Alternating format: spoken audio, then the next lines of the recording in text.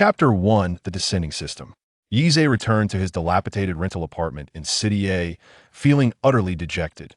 With a sigh, he glanced at the balance displayed on his phone and rose to prepare a bowl of instant noodles.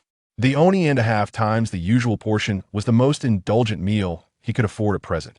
Alas, this was the last packet of noodles, and it seemed that he would soon be reduced to eating steamed buns. He could not fathom why. Despite graduating with a master's degree from a 211 university, he was met with disdain and an array of criticisms when seeking employment. One HR representative even candidly expressed a preference for graduates from regular universities over him, citing their ability to pay lower wages and thus reduce costs for the company. As Yize munched on his noodles, he opened the music app, hoping to unwind by entering a beautiful streamer's live room. Before he could navigate to his following page, the homepage featured a male streamer mockingly discussing the plight of university students in their job search. Didn't they say they were going to reform the workplace? How is it that I can't even enter the job market? Some people are so brazen as to declare that if I am not allowed into your company, they will rally their entire family to boycott your products. I want to say, does anyone even care? Yize was so infuriated that he could no longer enjoy his noodles. He set down his chopsticks and took to the comment section to express his grievances. Once he had vented his frustrations, he finally clicked into Yuzu's live stream. Yuzu had only begun streaming a few days prior, and her sweet demeanor captivated him. Upon noticing his presence, Yuzu greeted him with a beaming smile. "Welcome home, brother Distant Mountain and Clear Water." The phrase Distant Mountain and Clear Water was a poetic interpretation of Zay, hence Yize's online moniker. On the screen, Yuzu's silky black hair cascaded gently over her shoulders, and when she smiled, her eyes curved into crescent moons. The slight baby fat on her doll-like face, accentuated by her charming dimples, made her even more endearing. Seeing her smiling visage instantly alleviated Yize's earlier irritation, leaving him with a sense of delight that Yize had sent a few small gifts in Yuzu's livestream, the largest being a hot air balloon and a sports car. Fortunately, Yuzu was a small streamer, so a 1200 diamond sports car allowed Yize to play the role of the big spender in her realm. Early Ejuo, Brother Water has arrived. Yoho, hasn't Brother Water been absent for 3 days? Distant Mountain and Clear Water. I've been a bit busy these past few days. Yuzu felt a flicker of anticipation, wondering if Brother Water would bestow some gifts upon her today. With a plethora of streamers on the music app, competition was fierce, and her live room had remained lukewarm. As Yize beheld Yuzu's radiant smile and the lively barrage of comments in the live stream, he was compelled to shower her with gifts. However, upon reflecting on his balance, he abandoned the notion of recharging his account. Perhaps it was wiser to hold off. He had yet to secure a job. The funds he had previously used to gift were meticulously saved from his meager rations, but now there was little left to spare. He was nearly unable to afford even instant noodles. Yuzu, noticing that the usually generous Distant Mountain and Clear Water had not sent any gifts this time, let out a silent sigh. Keen fly. Someone who only sends a hot air balloon and a sport car each time, could be considered a big spender? Early Ejuo, are you talking about him? I haven't seen you send any gifts, either. Yoho. Did I just witness a stingy person criticizing someone for not gifting? Upon witnessing a few individuals engage in a heated argument, Yuzu, who had only recently begun her live broadcast, found herself rather flustered that moment. A level 42 Komodo entered the scene. As soon as Komodo laid eyes on Yuzu's adorable doll-like face, his eyes sparkled with delight. He had recently developed a fondness for the cute aesthetic. In the next heartbeat, a rocket shot skyward. Flaming arrow. Did you see that? Now this is a true big shot, arriving for the first time and sending a rocket without uttering a word. That single rocket must surpass the total gift from your water brother over an entire month, right? Iri Suada. Water brother, take him down. Yoho, I can't stand these online trolls. Water brother, I support you. Will start by sending a heart rabbit. Yoho sent Yuzu a heart rabbit 1. Yeja glanced at the balance displayed on his phone. How could he possibly participate in this? The funds in his account were insufficient even for a single rocket. Just then, an electronic voice echoed in his mind. Godly Wealth System, would you like to bind? Yeja paused momentarily. Being a frequent reader of novels, he was well aware of this system. He quickly responded, bind, ding.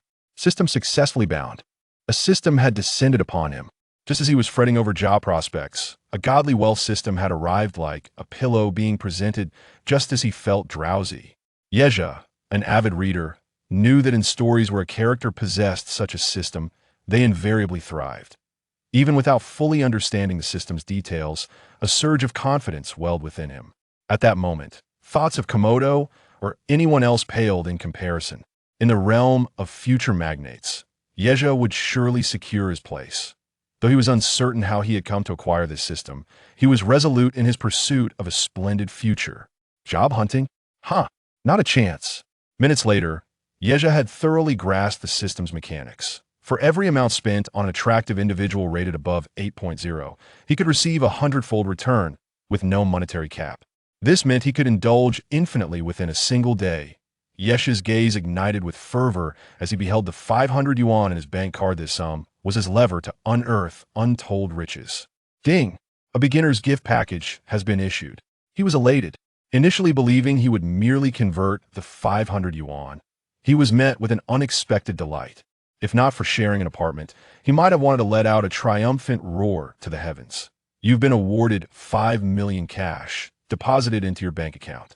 Yeja hurriedly accessed his bank app to check his balance. Upon seeing 5,500,000 displayed, his smile grew ever brighter. With eager anticipation, he awaited the next prize from the gift package, only to find the system remained unresponsive. Ah, where were the body enhancement liquids? TSK, how stingy. Nevertheless, having a cold, hard 5 million was not without merit. With this thought, Yeja exhaled a long, deep breath and turned his attention back to Yuzu on his phone. Name: Lin Yu. Age: 21. Attractiveness level: 8.5. Purity: 100 signifies flawless. Each person experience deducts 1 point. Yeja chuckled. Not only did Yuzu meet his standards of attractiveness, but she was also pure. His taste was impeccable. Having only observed this one streamer, she was already a perfect match. Gazing at the screen, where the relentless clamor of the fervent Komodo lickers persisted, Yize felt no trace of anger. In fact, a hint of amusement began to stir within him. He navigated to the recharge page of the music app, resolved to deliver a resounding retort to this capering monkey. Ding! A random quest has been triggered. The host must spend 3 million diamonds on the music app within 5 hours. Successful completion of the task rewards a random cashback of 1 to 100 times the amount spent, while failure incurs no penalty. Diamonds have been allocated. Yize clicked on the gifting interface, discovering that his diamond balance had indeed transformed into 3 million. Effortless earnings, how delightful. In the next moment, vibrant tiles rose in the live broadcast of Yuzu as a gift effect enveloped half the screen.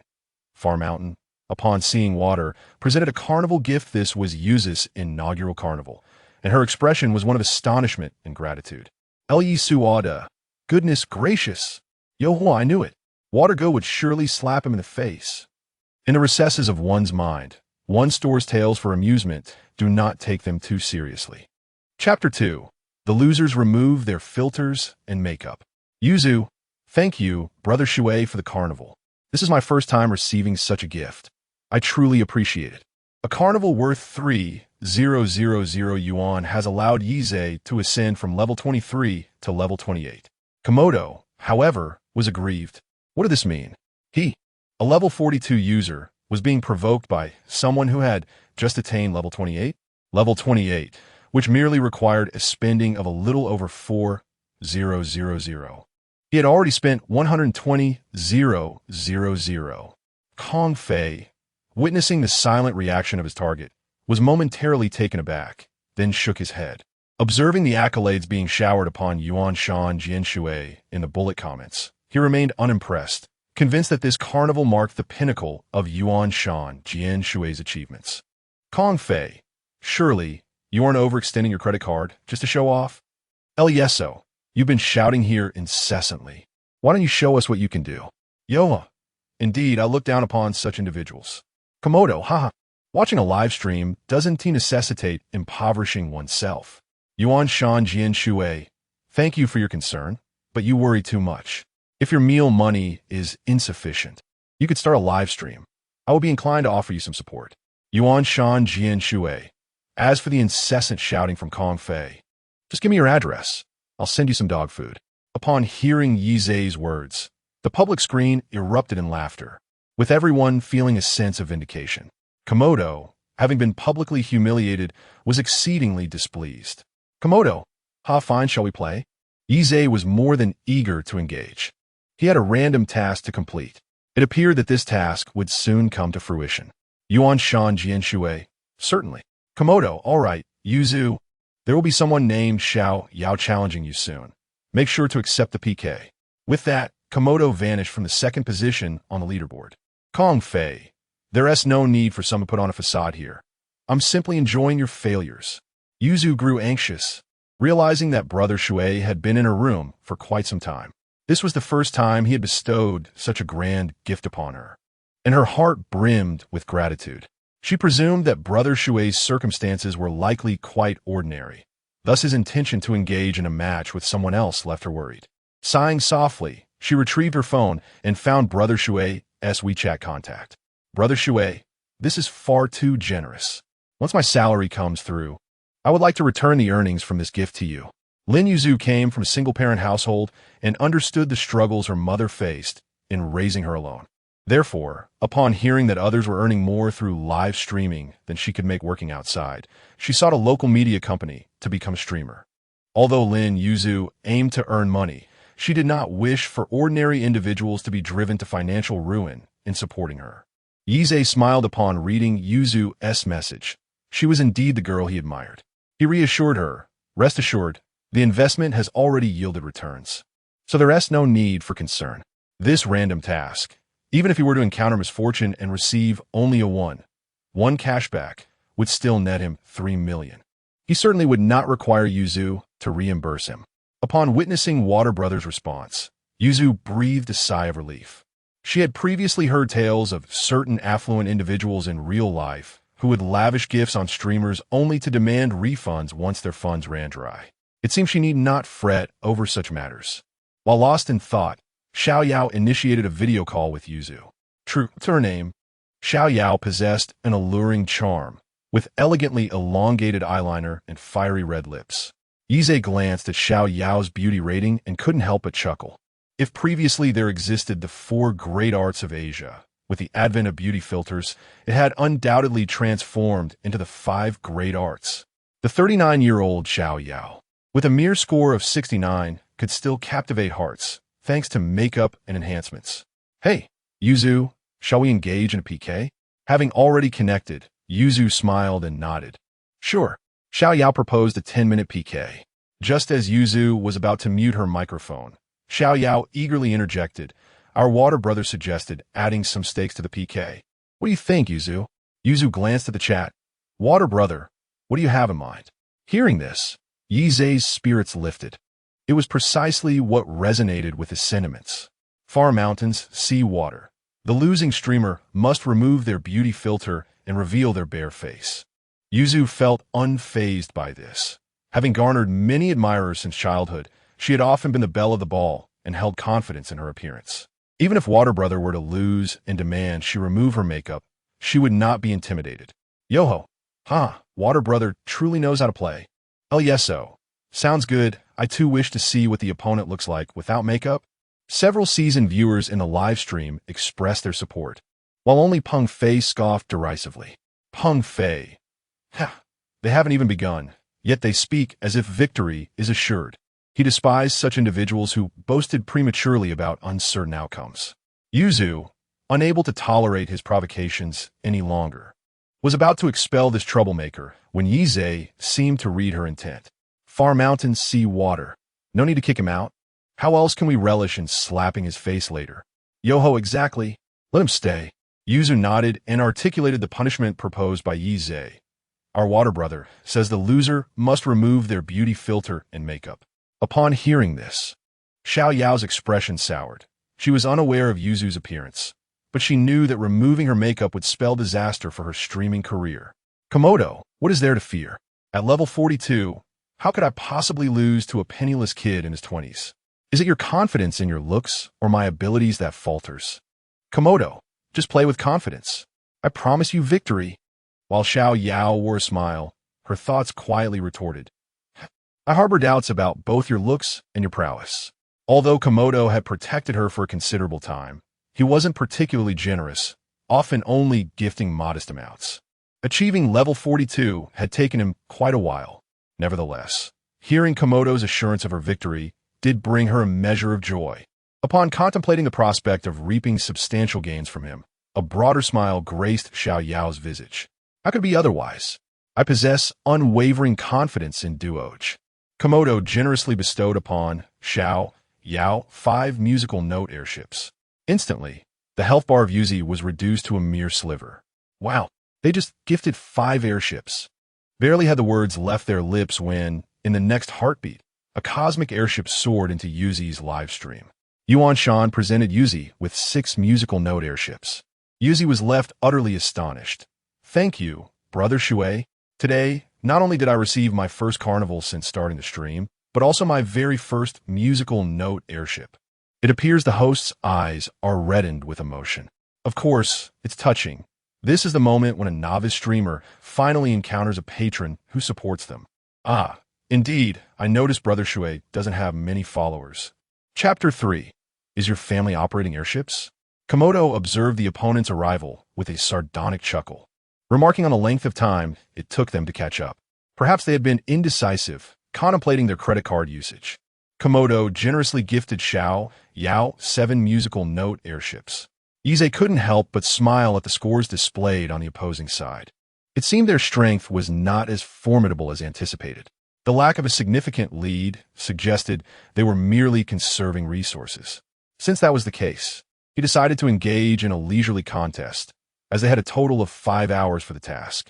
Yuan Shan presented 8 grapefruit musical note airships, and Yize, unfazed, consistently outperformed Komodo by 1 airship each time.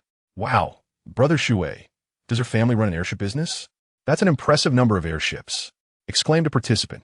Ah, this feeling is exhilarating. Another chimed in.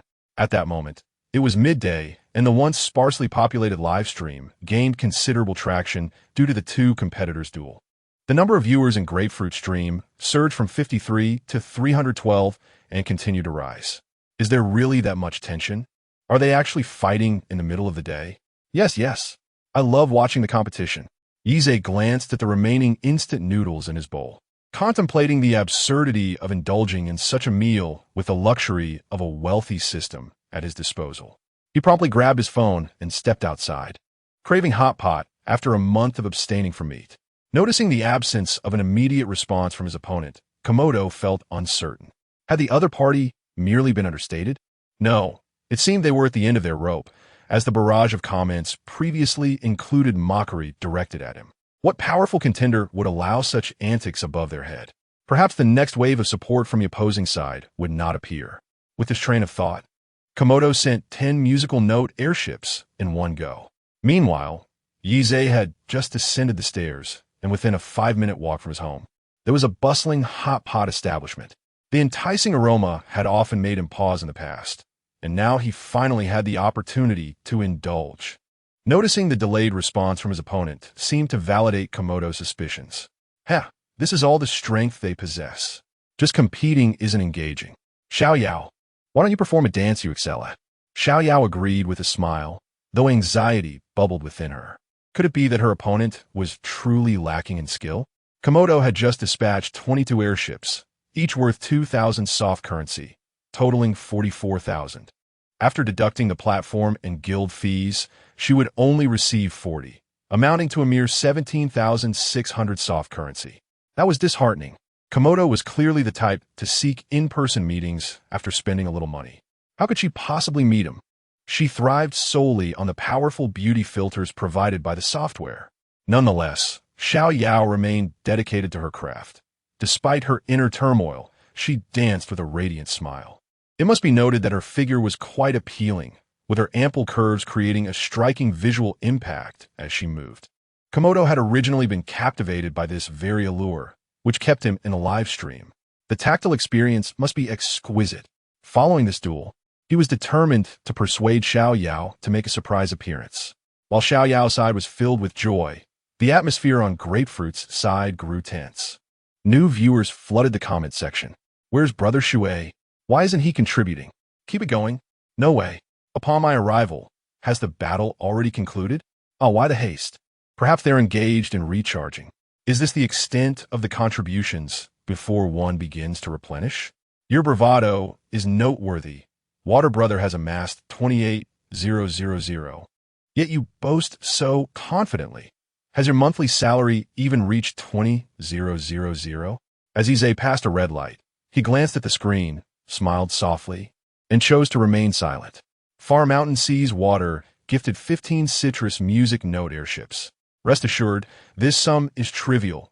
I was merely preoccupied moments ago, he remarked. I knew Water Brother possessed great prowess, exclaimed AI Air Yisuda. The previously inquisitive barrage of comments faded into silence, with the smiles of the viewers gradually dissipating. How infuriating! Why pretend to be affluent when one clearly is not? He furiously tore at the tissue before him, harboring a deep-seated disdain for the wealthy. Why is it that everyone else thrives while he toils away without reward? Komodo had established a dining establishment, yielding a decent income of over 60,000 a month. The funds he had just contributed were savings from the previous month. Gritting his teeth, he resolved to make an impression. This time, he would surely invite Xiao Yao over. At worst, it would equate to 2 months without earnings. Komodo gifted Xiao Yao 20 music note airships. Ize was already seated in the hot pot restaurant, having ordered the dishes, and raised an eyebrow upon seeing Komodo's additional 20 airships. Far Mountain Seas Water gifted 25 citrus music note airships. Goodness, 666. That's a total of 54 already, and still sending more. Are we truly able to witness the special effects today? Citrus chimed, "Thank you, Water Brother. Allow me to sing a song for you." Citrus sang an English song, her ethereal voice enchanting, and with Ize's headphones, it sounded even more delightful. Komodo was beginning to feel anxious. He had intended to appear impressive, but found himself hitting a brick wall. Xiao Yao was even more eager. The opposing team rarely responded immediately. They might have exhausted their resources. We have already contributed so much. Just a little more effort will suffice. Brother promised to ensure my victory, did he not? With that, Xiao Yao winked at the camera. Komodo, at a loss, poured the remainder of his scant funds into the endeavor. Komodo gifted Xiao Yao 20 music note airships. Wow, Brother Duo is incredibly powerful. To receive his support is truly a stroke of luck for me, Xiao Yao exclaimed.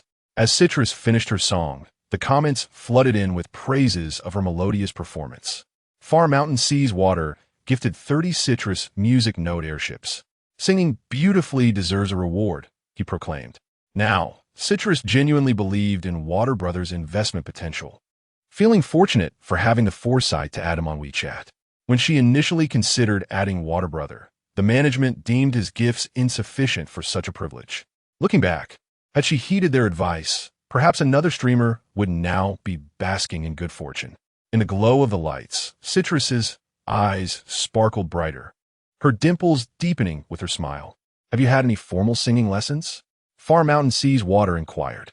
Citrus replied, none at all. I learned solely by following the music. Ah, what a thrill. It seems that Komodo has been refreshed. Indeed, what sheer delight. Brother Shui is impressive. Brother Shui is extraordinary.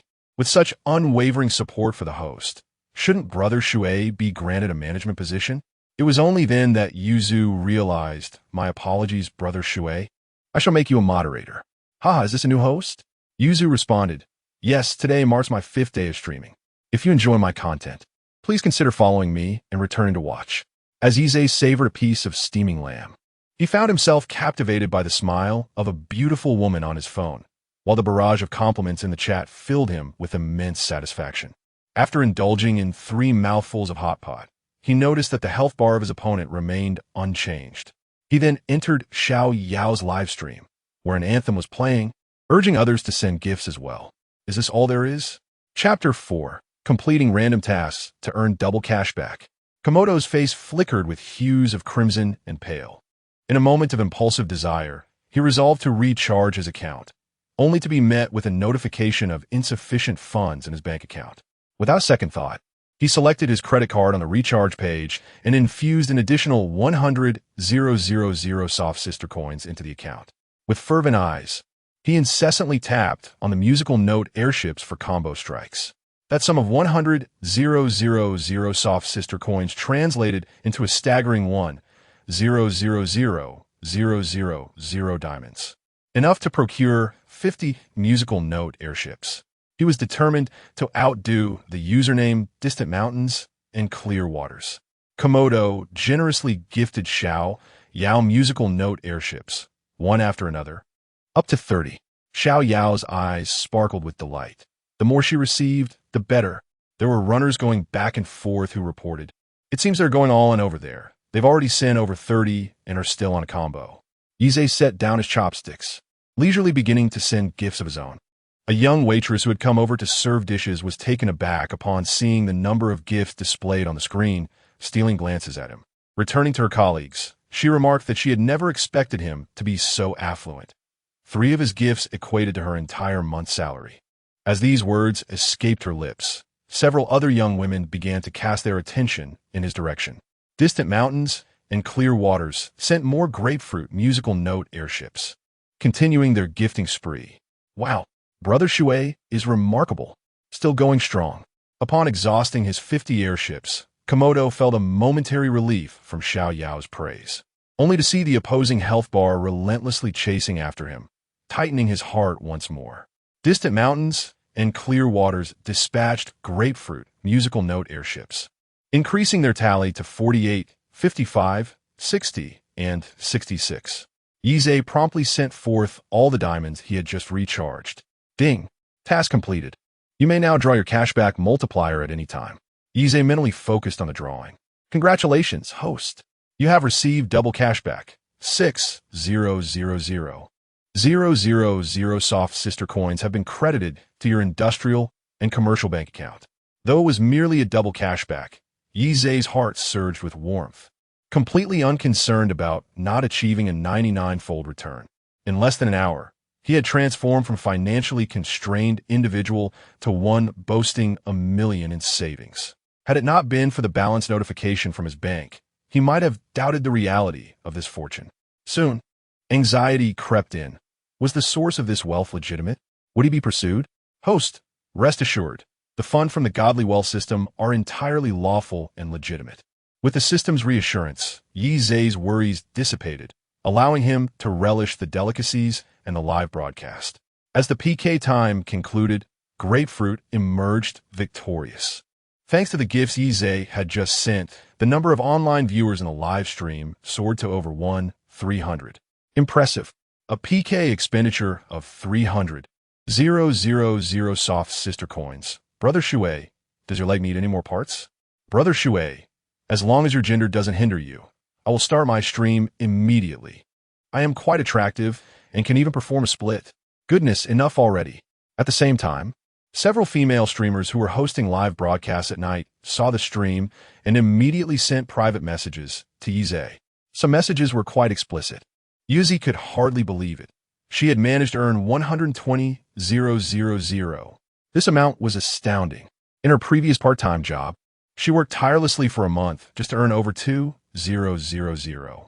With this 120,000, she could send 100,000 to her mother after receiving her salary, allowing her to rest at home without having to work.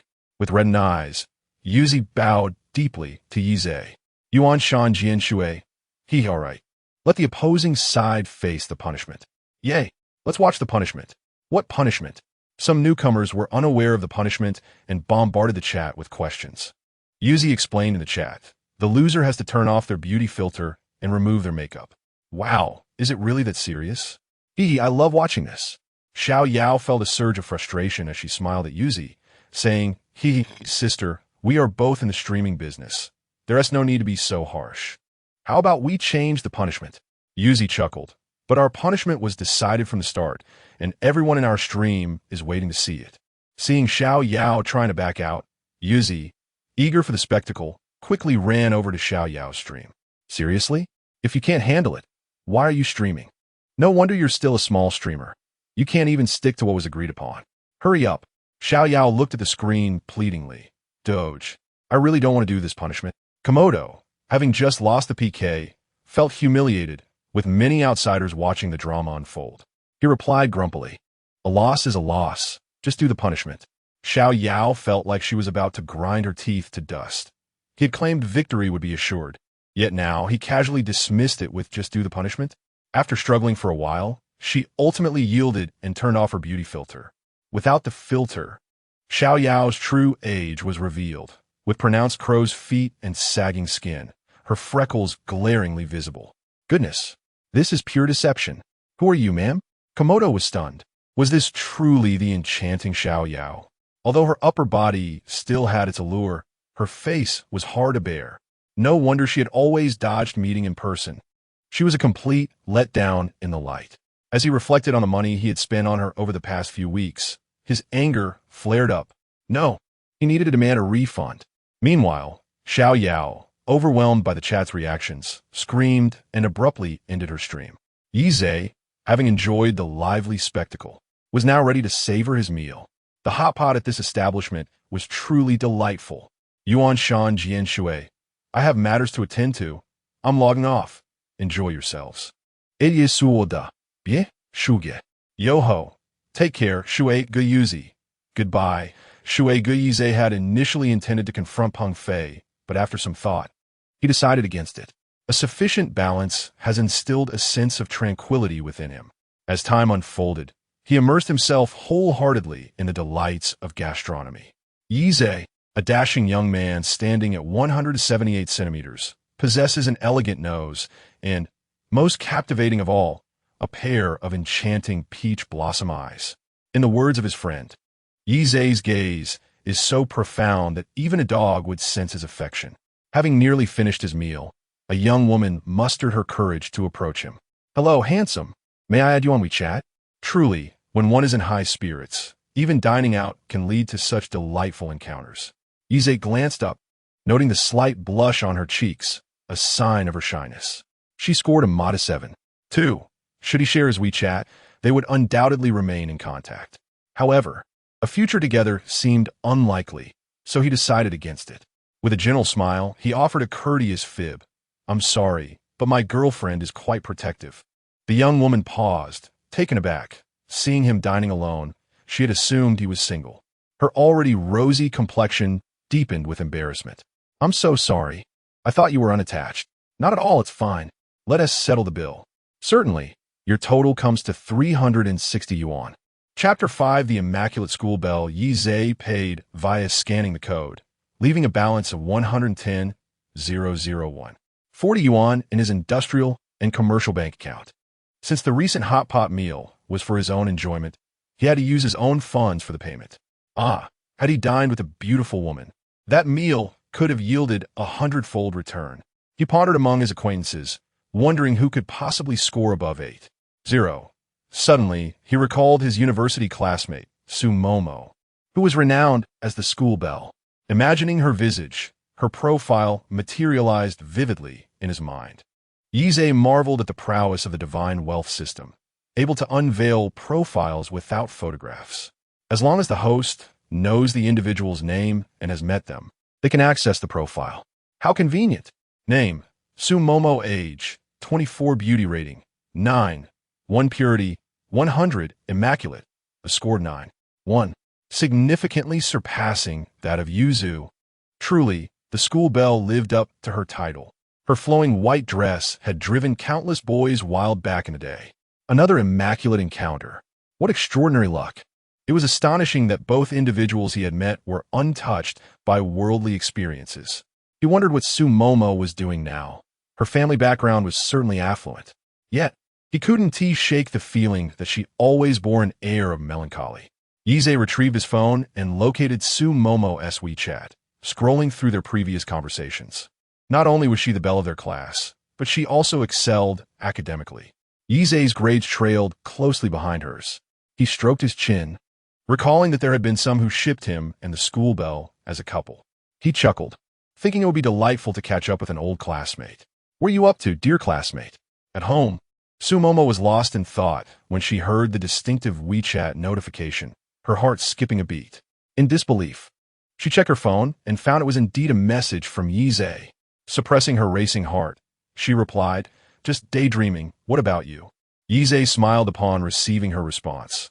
She truly embodied the essence of a young lady. While their classmates were busy seeking employment, she was lost in reverie. Since she was daydreaming, why not step out and enjoy some time together? They hadn't seen each other since graduation. The moment Su Momo read his message, her face flushed. Sure, where shall we meet? How easy it was to arrange a meeting with the school belle. The boys in her class would surely be envious. Yizhe contemplated. Since the Belle's family was well off, they should not indulge in extravagant spending right away. Glancing at the time, he noted that mealtime had long passed. Perhaps they could first enjoy some beverages? Yizhe recalled a tea house he had saved in his favorites and sent her the address. He had envisioned taking a girl there when he first saw its charming musical note-themed promotions. Su Momo replied with an enthusiastic okay and happily went to change her clothes. The tea house was not particularly close to Yizhe, and even by taxi, it would take him an hour to arrive. In the past, he would have never considered spending money on a taxi. However, now that I possess 11 million, what is the cost of taxi? As Yizhe stepped out of the vehicle, he immediately spotted the demure Su Momo waiting patiently at the entrance. Why didn't you go inside to wait for me? Su Momo tucked a strand of hair behind her ear and smiled softly. I just arrived as well, and I figured you would be here soon, so I chose to wait outside for you. Then let us enter, he suggested. Upon entering, the two selected a private room adorned with miniature mountains and flowing water, along with various artworks, creating an ambience of exquisite elegance. Yizhe inquired about Su Momo's preferences and ordered several set meals. Su Momo slightly lowered her head, her sleek black hair cascading gracefully. Today, she wore a delicate yellow dress that accentuated her fair complexion. Ah, a beauty is indeed a beauty. This color, which would be disastrous on an ordinary person, suited her perfectly. It has been a while since we last met. Our campus belle has become even more enchanting. Su Momo's cheeks flushed with a hint of crimson, and she playfully glared at him. You tease me as soon as you arrive. Yizhe felt his heart flutter at her glance. He remembered how many had once paired him with Su Momo during their school days. Yet back then, he was solely focused on his studies and paid little mind to such notions. His aspirations revolved around earning a decent living post-graduation, ensuring a comfortable life for his parents. Now, with wealth in hand, he could boldly invite the campus beauty out for leisure. Perhaps it was merely his imagination, but today, the sorrow that once lingered on her face seemed to have dissipated significantly. Yizhe cleared his throat. Ahem, I speak only the truth. While everyone else is busy seeking employment, why do you remain idle at home? Su Momo sighed inwardly. Since childhood, her parents had viewed her merely as a tool for future alliances. They had groomed her towards becoming a socialite, ensuring she mastered the arts and etiquette. Unlike other children who enjoyed leisure, she was expected to conduct herself with grace, destined to become a lady of high society. Although her family was not impoverished, they were hardly on par with the elite. Thus, her parents had cultivated her to meet affluent suitors, eagerly awaiting the right moment to introduce her. This existence suffocated her, yet she felt powerless to resist. Even her affection for Yizhe remained unspoken, as she knew her family would never approve of him. Given his ordinary background, she buried her feelings deep within, convinced that her paths with Yizhe would diverge forever. Little did she know the joy that surged within her when she received Yizhe's WeChat message today. I need not work. I merely have to be a decorative vase. It was then that Yizhe realized the truth behind the ethereal beauty that was Su Momo, understanding why she exuded not only purity, but also a tinge of melancholy. Was this not tailor-made for him? Yizhe was destined to become increasingly affluent. Once he surpassed the Su family, her parents would have nothing to say. With this thought, a roguish grin crept across his face. Su Momo, sitting opposite him, felt a twinge of embarrassment, unsure of how she had divulged her family matters to him. Just as she was about to apologize, she caught sight of Yizhe gazing at her with his captivating peach blossom eyes, filled with affection. Then, amidst the thunderous rhythm of her heart, Su Momo heard him say, Momo, shall we be together? Tell me, what did you say? Yizhe rose and sat beside Su Momo, gently taking her hand. You heard me correctly. Shall we be together? Even a fool could discern the affection the campus beauty held for him. and this unexpected delight was something he was determined to seize. It was akin to a bank vault opening before him. Sumomo's face flushed crimson as she stammered. But I know what you're about to say. Rest assured, I possess a remarkable talent for investments and have garnered quite a fortune.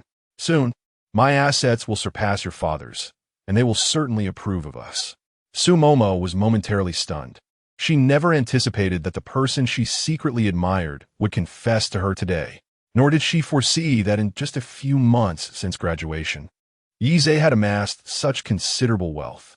Her father had managed a company for many years. Although their liquid assets were not substantial, the total wealth was considerable. If this were a dream, it would surely be a beautiful one. Sumomo discreetly pinched her thigh to confirm the reality of the situation before she heard Yize exclaim, "Ouch! Are you trying to harm your future husband?" Sumomo flustered, "No, I thought I was dreaming." Yize chuckled, stroking her soft hair. "This is no dream. So will our campus beauty agree to be with me?" Chapter 6 AZ, please allow me. Sumomo gently closed her eyes, taking a gamble on this occasion. Even if Yize lacked financial abundance, they could forge their own wealth together in the future. She nodded earnestly. "Yes, all right." Yeshe, elated, planted a kiss on her forehead. "Hello, my girlfriend." Sumomo felt a sweetness blossom in her heart. "Hello. Did you forget the suffix?" Then she timidly murmured, "Boyfriend." Yize erupted into hearty laughter, playfully ruffling her hair. Sumomo gazed at him, a silly grin spreading across her face. Yize could hardly believe the bountiful gains of the day. Not only had he acquired the system, but he had also become the boyfriend of the school's beloved goddess, the cherished white moonlight in everyone's hearts. More importantly, without the system, he would have remained oblivious to the fact that their pure-hearted campus beauty secretly harbored feelings for him. The tea had grown cold. What would Momo like to play? The faint hint of worry that had clouded Sumomo's brow dissipated entirely as she looked at Yize with sparkling eyes and said, "I want to go to the arcade." Yize raised an eyebrow. "Don't you wish to try something else?" Sumomo shook her head. "I just want to go there. I've never been, and I've spent my spare time learning various skills." "All right, if Momo wants to go, then we shall go." He drained his cup of tea, wrapped an arm around Sumomo, and proceeded to settle the bill. "Hello, your total expenditure is 480 yuan. Ding. This expenditure of 480 yuan has yielded a rebate of 48,000 yuan, which has been credited to your industrial and commercial bank card." Yize beamed at the text message notification he received, a smile stretching across his face. Nearby the tea house lay a large shopping mall, the entire basement level dedicated to an arcade. Upon arriving, Sumomo eagerly surveyed her surroundings, filled with wonder at this novel experience. Yize scanned a code at a nearby machine, purchasing 500 yuan worth of game tokens. As the tokens cascaded from the machine, the system chimed again. Ding. This expenditure of 500 yuan has yielded a rebate of 50,000 yuan, which has been credited to your industrial and commercial bank card. Yize couldn't help but hum a cheerful tune, and Sumomo beheld this unfamiliar side of him for the first time. At school, Yize was either buried in books at the library or drenched in sweat on the basketball court. She had been fond of him then. Even though he wasn't the most handsome boy in school, his earnest dedication was particularly captivating. With a large box of game tokens in hand, Yize turned to find Sumomo in a daze. He playfully brushed her nose. "Haven't you daydreamed enough at home?" Sumomo's cheeks flushed crimson. "No. Shall we play our way through from here?" Good Sumomo linked her arm with his, obediently following him towards the machines. Yize reveled in the soft sensation of her arm, feeling a wave of tranquility wash over him. The first game they played was a driving competition, where the two raced against each other. Unlike driving a real car, Sumomo found herself trailing behind Yize. She playfully said, please let me." As they rode the motorcycle, she couldn't help but admire the perfect curves of Sumomo, who bent down gracefully. Fortunately, she wore a long dress today, alleviating any worries of an accidental exposure. Upon reaching the claw machine area, armed with a basket full of game tokens, they successfully snagged an entire cart of plush toys. Sumomo selected a few of her favorites, generously gifting the rest to couples around them. After their playful escapade, Yize planned to take her out for dinner. Yizhe led Su Momo to an aerial restaurant he had long wished to try, renowned locally for its unique dining experience. Here, there was no menu. Diners were served whatever the chef decided to prepare. The online reviews were abundant, praising the authenticity of dishes from various cuisines. Su Momo discreetly observed Yizhe's expression, relieved to find no hint of discomfort. She had feared that his earlier comments at the tea house were mere pleasantries, perhaps masking a strain on his finances for her sake. They settled into a window-side table, Yizhe feeling quite content as he gazed at the scenery outside. Since you don't have work tomorrow, how about we meet up? I have a gift for you. Yizhe intended to present Su Momo with a car, making her return home more convenient and sparing her from the pressures of her indifferent and materialistic parents. Su Momo pondered for a moment before nodding in agreement. As their conversation flowed, their dinner arrived, an extravagant seafood feast. The server first brought out a seafood tower as an appetizer, filled with fresh delicacies airlifted from abroad. It was Yizhe's first visit to such an upscale venue, and he was experiencing such fresh seafood for the first time. Yet he remained unfazed. After all, he had read about it and seen it on television. Besides, Su Momo was providing a live demonstration right across from him. Before long, the soup and main courses were served. Yizhe ordered a bottle of white wine, but Su Momo waved her hand. I've never had wine before. Is it because of your family? He inquired. Su Momo nodded. All right, we shall save it for another time, Yizhe replied. It seemed essential to win over her parents' approval swiftly. Otherwise, there would be many restrictions to navigate. He was unfamiliar with the lives of socialites from prominent families. But as a self-proclaimed affluent individual, his happiness was paramount, just as it was for his beloved. The dinner unfolded with joy for both. Yizhe felt he was earning while spending time with Su Momo, and she was delighted to be with someone she once thought unattainable, her eyes sparkling with mirth. Ding! This expenditure of 888 yuan has yielded a rebate of 800 yuan, which has been credited to your industrial and commercial bank account. Upon hearing the system's notification, Yizhe's spirits soared even higher. After their meal, aware of Su Momo's strict household rules, he took a taxi to escort her home. Upon returning to the old building where he rented an apartment, he contemplated that perhaps it was time to consider relocating. He glanced at the balance in his bank account, 432 yuan. Counting the digits one by one, he marveled at the staggering sum. Over 17 million. He had never encountered such wealth before. His emotions remained tumultuous for an extended period, prompting Yizhe to take a refreshing cold shower. Initially, he anticipated an evening filled with restlessness, yet to his surprise, he succumbed to slumber the moment his head met the pillow. The following day, upon rising, Yizhe noticed a WeChat message from Su Momo. A delightful little kitten nestled within a box cheerfully greeted him with good morning, melting Yizhe's heart, compelling him to respond with a warm good morning in return. Su Momo replied almost instantaneously, You're awake? Yes, you've risen quite early. My biological clock is set early, so I tend to wake up sooner. Yizhe pondered this and realized it made sense. Her mother must have insisted on her being the epitome of a perfect daughter, leaving no room for lingering in bed. Have you informed your family? Shall I take you out later? Yes, she replied simply. They agreed? Yes. Su Momo's response was succinct, omitting the details of her family's admonitions.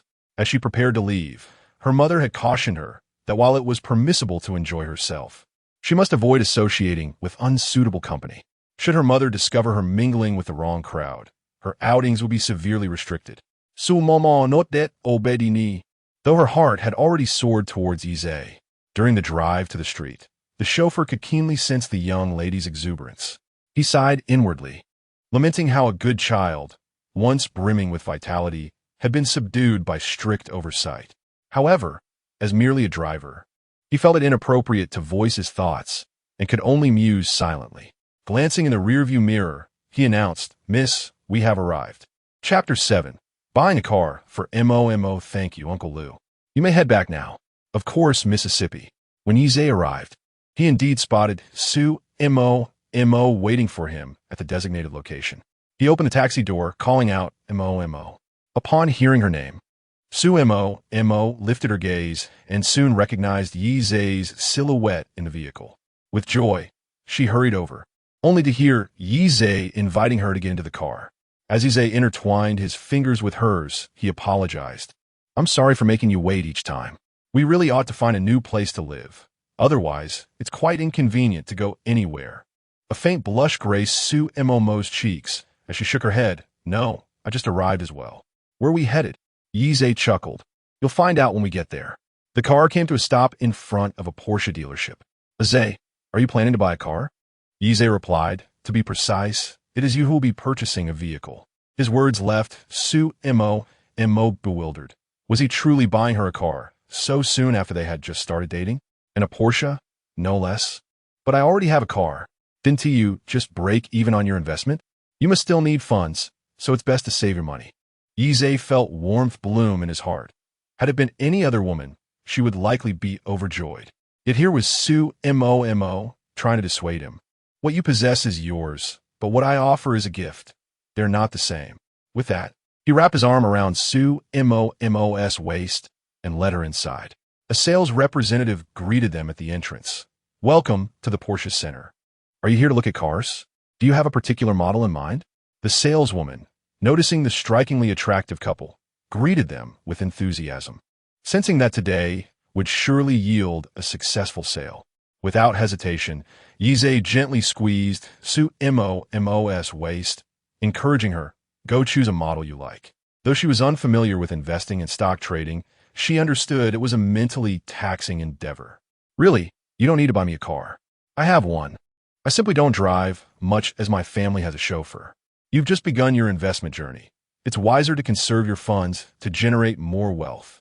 Yi Zhe sighed and replied, I've already set aside enough money for living expenses. Just trust me. Recognizing that there was no turning back from this decision, Su Mo began to browse the options. Even though their voices were low, Wang Min, nearby, overheard their conversation with clarity. Her intuition had proven correct. Anyone capable of parting with such a significant sum for daily expenses surely intended to purchase a car. Wang Min eagerly suggested, since you are choosing, I believe the Panamera suits your demeanor perfectly. Su Mo indeed found herself enamored with that model. Her current vehicle, a BMW Mini, had been a gift from her father for her coming-of-age ceremony. However, to ensure he could keep track of her whereabouts, she had rarely driven it. Yi Zhe had infused new vibrancy into her mundane existence. Noticing the sparkle in Su Mo's eyes, he encouraged, then let us go with the Panamera. Wang Min paused momentarily. She had anticipated that they would make a purchase, but the ease with which they decided on a Panamera was beyond her expectations. What are you waiting for? Go select the specifications, Yi Zhe urged. Wang Min returned to her senses. All right, please follow me. She instructed the other employees to assist her in fetching 2 cups of coffee from the Starbucks on the first floor before leading them to select the configuration. The first step of choosing a color proved to be a stumbling block, as none of the available hues appealed to Su Mo. Yi Zhe also found the options rather mundane. I recall that the Panamera allows for customization in iceberry pink. Wang Min chuckled. Indeed, iceberry pink can be customized, but it comes at a premium. Yi Zhe waved his hand dismissively. Price is not a concern. How expensive can a Panamera truly be? After all, I am now a man of considerable wealth. Furthermore, the more one spends, the greater the returns. Surprisingly, the seemingly delicate Su Mo did not favor the iceberry pink hue. Yi Zhe was pleasantly surprised to see her begin to express her preferences. It occurred to him that he had never witnessed Su Mo donning pink attire or accessories. Just as they were both in a quandary, Wang Min suddenly recalled something. Please follow me. We happen to have a Province Purple vehicle on display today. Currently, our Porsche Center is the only establishment in the nation with this Province Purple model, and it features all top-tier configurations. Upon hearing the mention of purple, Su Mo's eyes sparkled with delight. It was her favorite color. She turned to Yi Zhe. Shall we take a look at this purple? Yi Zhe smiled and agreed. Let's go see. Wang Min led them to a car draped in cloth, and Su Mo felt a surge of anticipation mingled with apprehension, fearing disappointment, as the purples available on the market were often too deep and garish. When Wang Min unveiled the cloth, A subtle yet elegant shade of purple emerged before them. Sumomo's eyes instantly lit up. She felt this color resonated perfectly with her. Yet, she was also aware that such a unique hue would undoubtedly come at a cost. This purple is our factory color at Porsche, exceptionally distinctive. Merely for the color, an additional 186,000 is required. This is the only one in a city. Ise inquired, "Do you like it?" Sumomo hesitantly nodded, "Yes, I do." They both examined the various accessories inside, each one tugging at Sumomo's heartstrings. Ise directly asked Wang Min, "How much is this car?" After applying discounts, this vehicle will still amount to 3.7 million. Ise felt quite satisfied.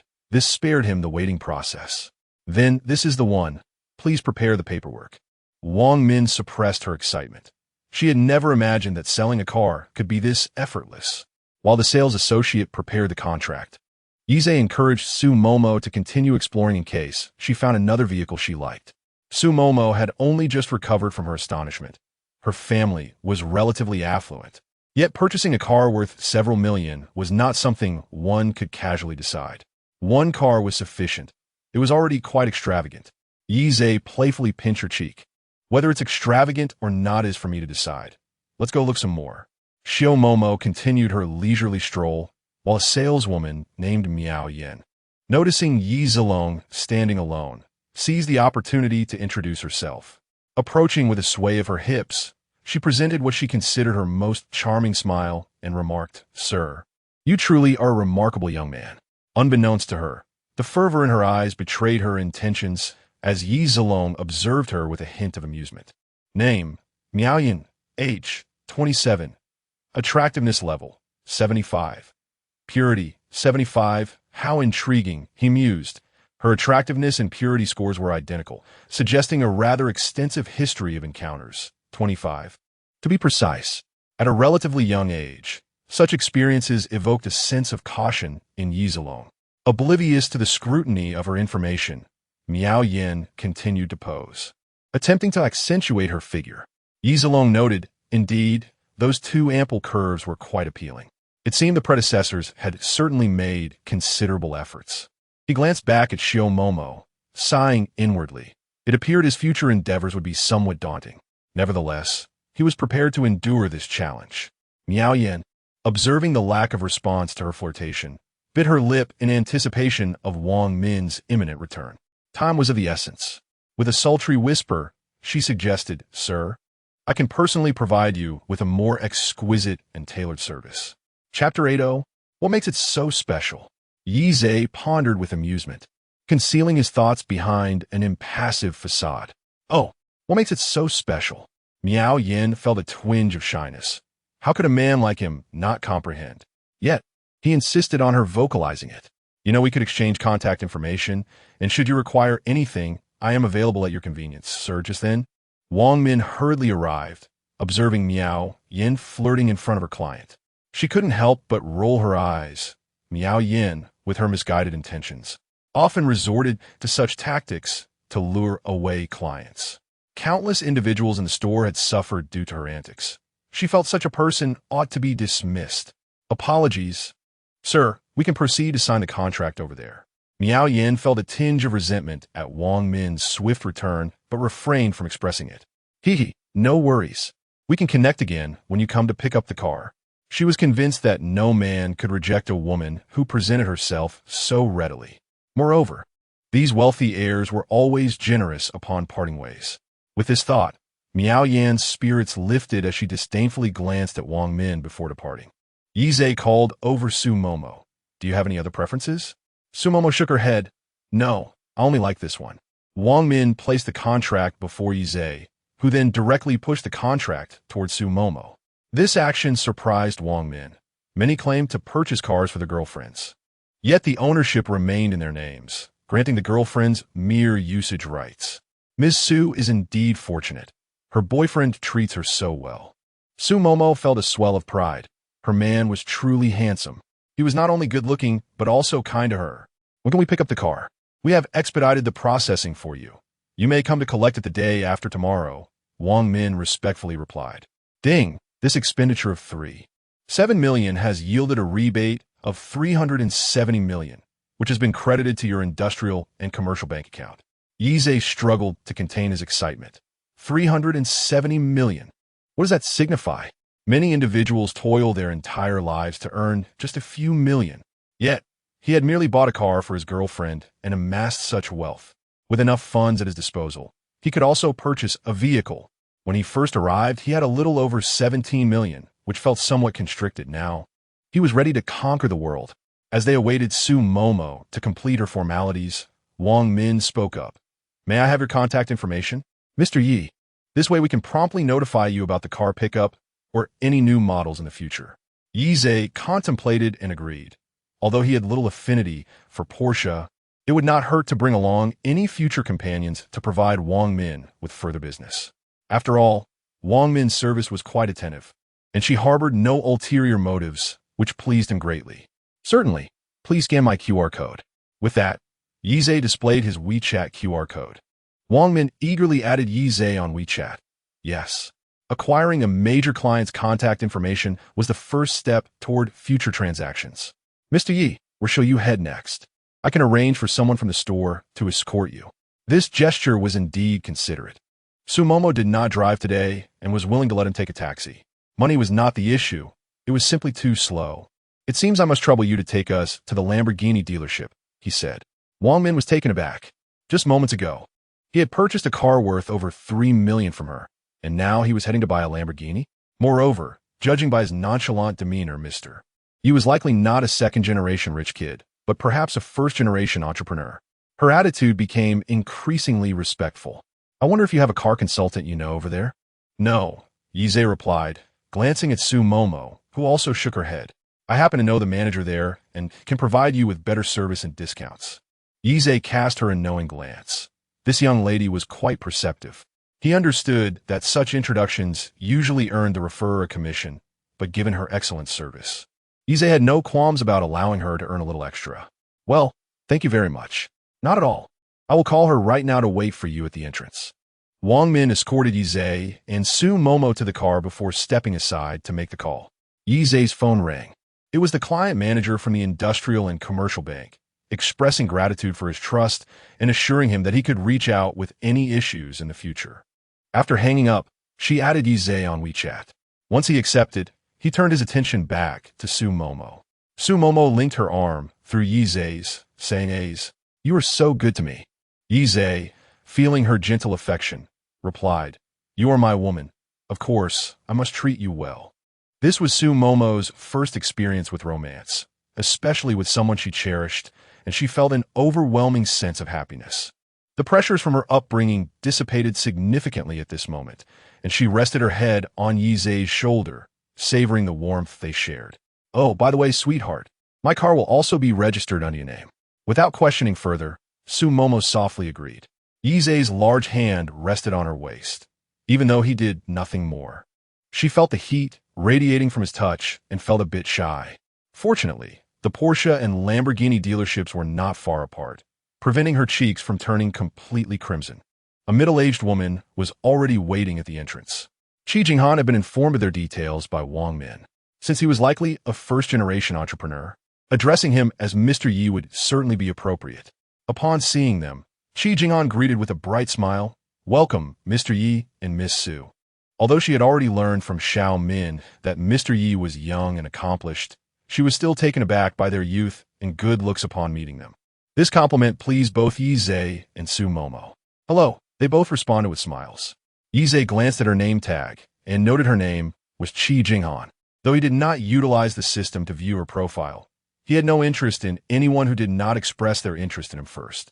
After all, he couldn't possibly scrutinize every woman he encountered. "Welcome to our dealership. May I ask if there are any specific models you're interested in? Do you have any recommendations?" Mr. Yi, being so young and accomplished, surely would not settle for an ordinary vehicle. "I suggest the flagship model from our showroom, the Lamborghini Rivuelto." With that, Qi Jinghan led the two to the second floor, which was remarkably tranquil, the expansive space across the way quite open. In the center stood a row of elegant sofas, where Qi Jinghan guided them to sit and poured them freshly brewed tea. Yize felt a sense of satisfaction.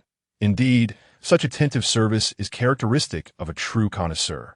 With a press of a button on her remote, the wall opposite the sofas illuminated with graceful lines of light, gradually parting to reveal the centerpiece of the day. Mr. Yi, this is our flagship model, the Lamborghini Rivuelto. The striking design of the sports car captivated Yi's gaze. For this was truly the vehicle a man should drive. Yize rose and approached the car, with Qi Jinghan gracefully following at his side. The Rivuelto, adorned with a captivating Y-shaped design, is particularly suited for a young and accomplished executive such as yourself. Chapter 9. Unrequited Love, with a staggering 6.5-liter V12 engine. It boasts an impressive 1.015 horsepower. The acceleration from 0 to 100 kilometers per hour takes a mere 2.5 seconds, while reaching 200 kilometers per hour requires just 7.5 seconds. The top speed is 350 kilometers per hour. Despite being a plug-in hybrid, it features an innovative electric four-wheel drive system with a new torque distribution mechanism, offering superior power distribution during turns. In terms of design, the bold removal of the cover over the V12 engine area lends a distinctive flair to its appearance. As Ize settled into the vehicle, he admired the exquisite brown interior, complemented by 3 screens that exuded a sense of advanced technology. He felt an overwhelming satisfaction, realizing that the previous Panamera paled in comparison to this magnificent machine. Not only Ize, but even Su Momo found herself enamored with it.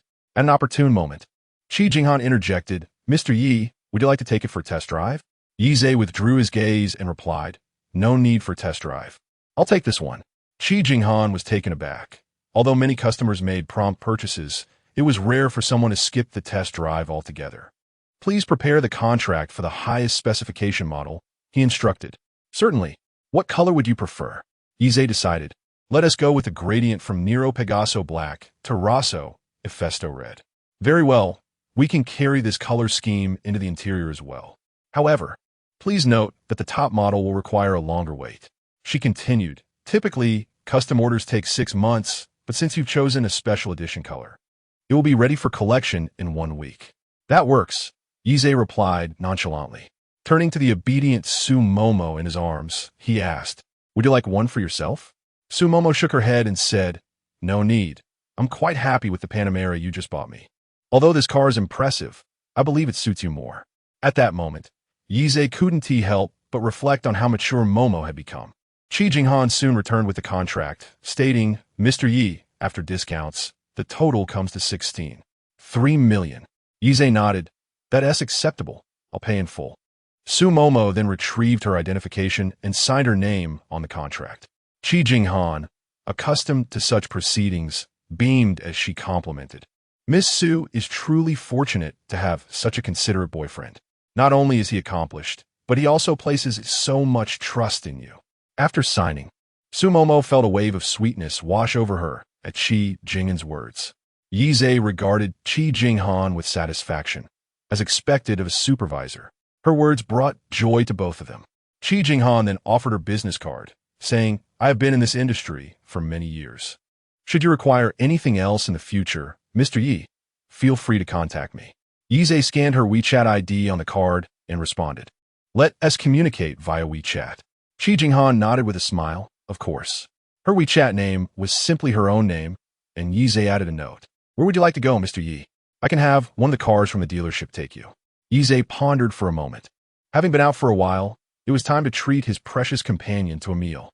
"What would you like to eat?" Su Momo pondered for a moment, expressing her desire to savor the delicacies at the food street behind the school.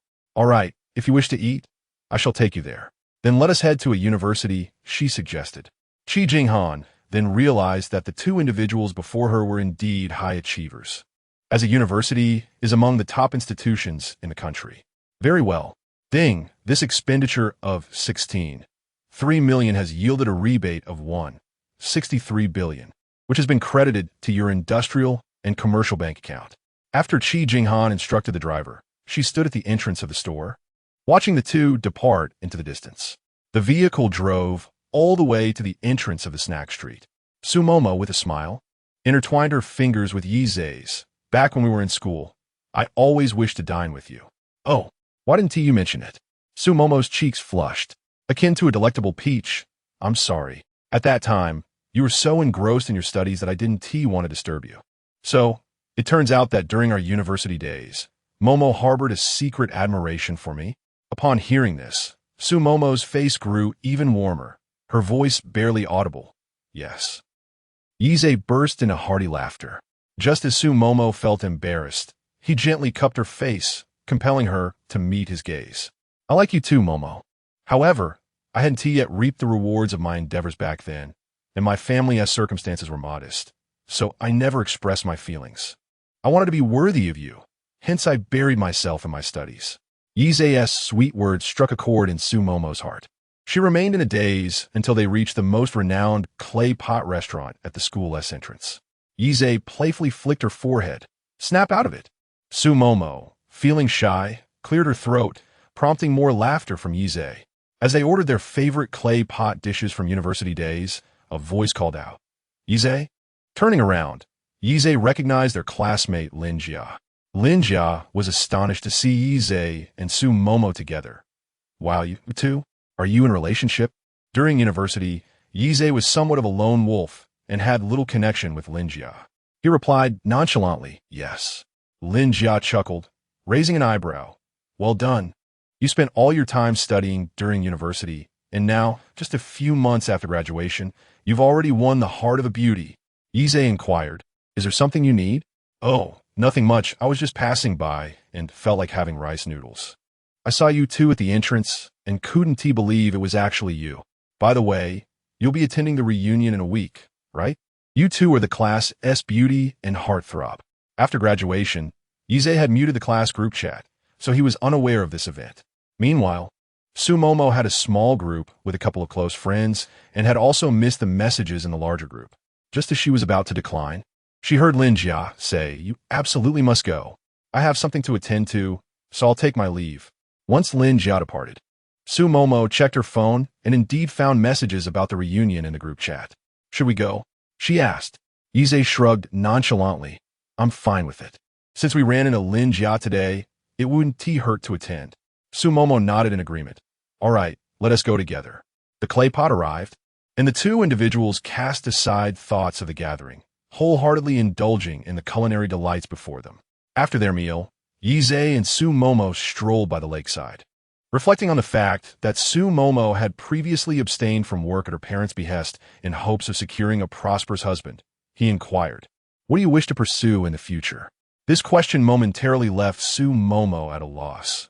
Previously, she had felt defeated in her resistance. But now her partner was unparalleled, and her family had come to terms with their relationship. For a fleeting moment, she had not contemplated this matter. The breeze of late August tousled Sumomo's hair, leaving her somewhat bewildered. Sensing her confusion, Yize's soothing voice reached her ears. It's perfectly fine not to know right now. Since you are my woman, there is no necessity for you to work. However, I sincerely hope you discover joy in life. If you express a desire to ride horses, I shall build you a stable to enjoy. There is no rush. You may take your time to ponder. Rest assured, as long as you find pleasure in it, I will always be your support. His words warmed the heart of the campus Belle, and mustering her courage, she rose on her tiptoes to place a gentle kiss upon Yize's lips. Aze, you are truly wonderful. Chapter 10. Where did you get your boyfriend? This was Sumomo's first kiss, as well as Yize's inaugural kiss. Yize, naturally, would not let this moment slip away. He embraced her waist, deepening the kiss until Sumomo felt her legs weaken, at which point he finally released her. Sumomo nestled her head against his shoulder, exclaiming, how fortunate I am to be with you. Yize's large hand gently caressed her silky hair. After walking for a while, Yize hailed a taxi to escort her home. It wasn't that he didn't wish for her to stay out with him overnight. Rather, the time had not yet come. Upon arriving home, Sumomo found her mother, Fu Chunlan, seated on the living room sofa. You're back? Yes. Why have you been going out so frequently these past few days? Who had you been with? Sumomo anticipated this inquiry and, recalling the warmth Yize had shown her over the past few days, decided to speak the truth. I've been out with my boyfriend. Fu Chunlan erupted in disbelief. Standing up abruptly, you went out with whom? My boyfriend. Boyfriend? Where did you find a boyfriend? Have you grown bold? Did I not tell you that you're destined to be a wealthy lady? How dare you casually date behind my back? Fu Chunlan's neck turned crimson with anger. Sumomo, however, had heard enough. Though she had always been the obedient daughter, a hint of rebellion stirred within her at that moment. She tossed the paperwork for the Porsche that Yizhe had just gifted her onto the sofa. Here, take a look for yourself. My boyfriend, on our second day of dating, gifted me a Porsche. Her words rendered Fu Chunlan momentarily speechless, as she skeptically picked up the contract. Indeed, it was a Porsche, the top-tier model, signed to her daughter's name, 370,000, paid in full. Their family's business was not particularly large, and Sue's father's liquid assets barely amounted to a few million. It was inconceivable that he would casually buy his daughter a car costing 370,000. Are you satisfied now? Fu Chunlan's expression softened slightly. How'd you meet him? A classmate from university. Fu Chunlan, however, remained unconvinced. A classmate? I know everyone in your class. There hasn't been any mention of a child from a wealthy family. Sumomo replied wearily. Well, he isn't from a wealthy family. He invests for a living. Fu Chunlan's eyes brightened. He invests? That is quite impressive. But did you ask him for this car? Sumomo looked at her expressionlessly. No, he offered to buy it for me. Fu Chunlan's smile widened. Ah, he certainly knows how to win affection. What car does he drive? He drives a Lamborghini Revuelto, worth over 16 million. As Sumomo spoke, she ascended the stairs, seemingly recalling something and turning back to add, paid in full. This time, Fu Chunlan truly smiled. Very well. Anyone who can pay in full for a car worth over 16 million must have considerable wealth. However, we cannot discount the possibility that he might be merely putting on a fade to impress you. After a moment's hesitation, Sumomo slammed the door shut, interrupting Fu Chunlan's words. Fu Chunlan, feeling disgruntled, returned to the sofa, muttering, that ungrateful girl. She wouldn't have found a golden son-in-law if it weren't for my excellent upbringing. Now that she has a partner, she disregards her mother. A few minutes later, however, Fu Chunlan organized the car purchase contract and her spirits lifted. No matter how aloof she acts, she is still my daughter. She will ultimately be responsible for my retirement, and any issues with the family business will still fall on her shoulders. Satisfied, she glanced at her reflection in the mirror, pleased that there was no need for further grooming, before heading out to play mahjong with her friends. Meanwhile, Sumomo soaked in the bathtub, her brow furrowed. This home was suffocating. If things remained this way, she might resign herself to her fate. Yet, everything had changed now that she had A's. Contemplating her bank balance, she realized that the allowance given to her over the years was meager, and her savings would barely cover an 80-square-meter apartment. She began to dream of a home with A's. Upon returning home, Yizhe rubbed his head, having forgotten about the house hunting. He surveyed the untidy rental apartment, quickly gathered some essentials, and stepped outside. I might as well stay in a hotel tonight, he decided, initially intending to choose the nearest hotel. He suddenly slapped his thigh in realization. What am I doing adhering to proximity? My budget is now focused on achieving small goals. Of course, I should opt for a 5-star hotel. Yizhe hailed a taxi and arrived at the renowned Guamao Grand Hotel in City A. The receptionist's eyes sparkled when she saw him enter. His enchanting peach blossom eyes and prominent nose certainly enhanced his appeal. Good day. How may I assist you? I would like to book a presidential suite, he replied. Certainly. How many nights will you be staying? After a moment's consideration, Yizhe decided to rest comfortably for a night and recognized that house hunting could take a few days. Let us start with a week, he said. The receptionist was taken aback. The presidential suite was priced at $88,800 per night, and he was booking for an entire week.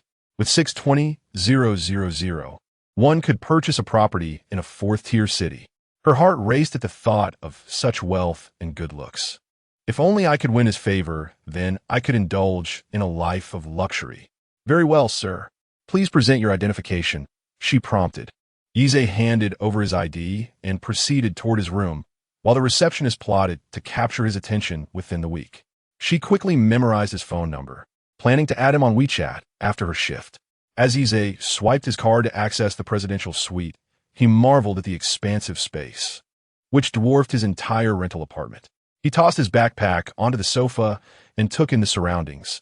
A grand bathtub, a dedicated office area, living in such an environment instantly brightened his mood. It was almost unimaginable that he could now afford a presidential suite without concern for costs. He sent a message to his landlord regarding the lease termination, noting that only 3 days remained on the rent and he would no longer need it. As he had left all his belongings in disarray, the landlord decided not to retain the deposit, regarding it as payment for cleaning the premises. The landlord, feeling quite pleased, agreed, for the deposit amounted to 2 months' rent. Hiring someone to tidy up would hardly cost a fortune. The remainder would thus be his personal savings. A little cleaning, and the place could be rented out again in no time. Yizhe, suddenly affluent, yet retaining his former sensibilities, occasionally found himself glancing at the balance in his bank account, which brought him immense satisfaction upon counting. At that moment, the tub was filled with water, and the hotel had graciously provided bath bombs. He casually tossed in one infused with rose petals, ready to indulge in a luxurious floral bath that evening. The items in the room were included in the accommodation fee, allowing for free use.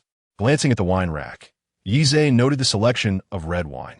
While he wasn't particularly knowledgeable about it, he surmised that with such an expensive rate, the wine must be of commendable quality. He poured himself a glass, intending to savor it while soaking in the bath. Chapter 11. The frustrated receptionist. Yizhe luxuriated in a warm bath, his gaze wandering to the mesmerizing nightscape outside. Nestled on the 80th floor, the hotel offered a breathtaking view of the precious land below, leaving him momentarily lost in thought. Once he purchased a home, he planned to return to his hometown to visit his parents. Ideally, he would bring them to live with him. If that were not feasible, he would find them a new residence. Their current home was far too antiquated, with drafts seeping in during winter, rendering the space uncomfortably cold. Sipping from his glass of red wine, he leaned back against the tub and sighed contentedly. Just then his phone chimed, prompting a smile as he anticipated it might be the campus bell missing him. Upon checking, he realized it was merely a friend request. The profile picture featured a candid shot of a girl, piquing his curiosity enough to click accept. Before he could inquire further, a message appeared. Hello, I'm a receptionist who just checked you in. My name is Zhu Ting. Understanding dawned upon Yizhe. This was the receptionist with a fiery gaze from earlier. Intrigued, he opened Zhu Ting's profile. Name, Zhu Ting. Age, 25. Attractiveness level, 79. Purity, 90. What a pity. Her attractiveness was just shy of the mark, and her purity had already been compromised by 10 others, placing her beyond his consideration. He leisurely replied, What is it? Zhu Ting felt a flutter of anxiety. This was her first time privately adding a guest on WeChat. The potential for reprimand or exposure weighed heavily on her. Glancing in the mirror, she steeled herself. I wonder if the handsome guy has a girlfriend? Alas, he does. Zhu Ting slumped onto her bed, disheartened. Of course, a young, handsome, and wealthy man would have a partner. But wait, what of it? As long as he wasn't married, she still had a chance. If the handsome gentleman required special services, he could always reach out to her. As long as I can please him in bed, what is to stop him from wanting me? Pondering this, she sent a flirtatious emoji. The only response was a red exclamation mark. Incensed, Zhu Ting hurled her phone onto the bed. How dare he act aloof? He is not even that remarkable, and he wants to accept my advances? Unbeknownst to Yizhe, he remained blissfully unaware of her inner turmoil. After soaking long enough, he dried off and exited the bath, only to have his phone buzz once more. This time, it was a message from Sumomo. Yizhe, what are you doing? Just finished bathing. Do you want to see? Yizhe teased, suspecting she would shyly decline. To his surprise, a video call request arrived almost instantly. He answered wife. The single word flushed Sumomo's cheeks. But we're not married yet. It makes no difference whether married or not. You are still mine. Yizhe stated with confidence. Under the soft, yellow glow of the light on her end, Sumomo appeared even more innocent. Did you miss me so soon after parting? Sumomo nodded, her large eyes blinking earnestly. Yes, I missed you.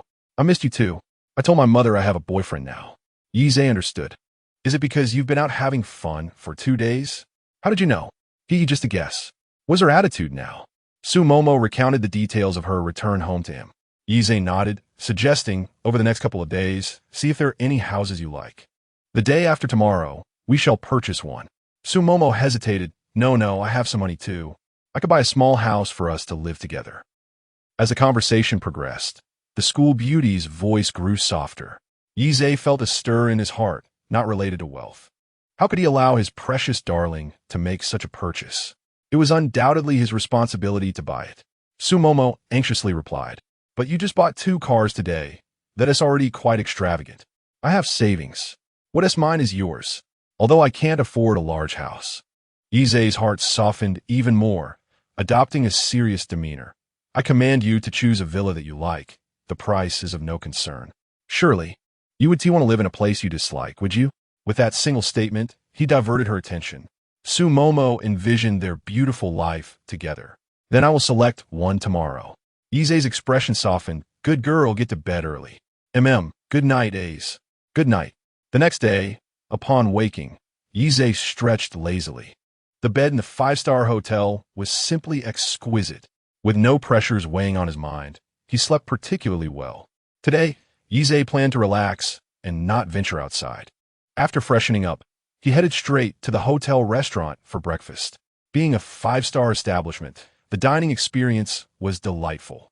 After his meal, he returned to the sumptuous bed.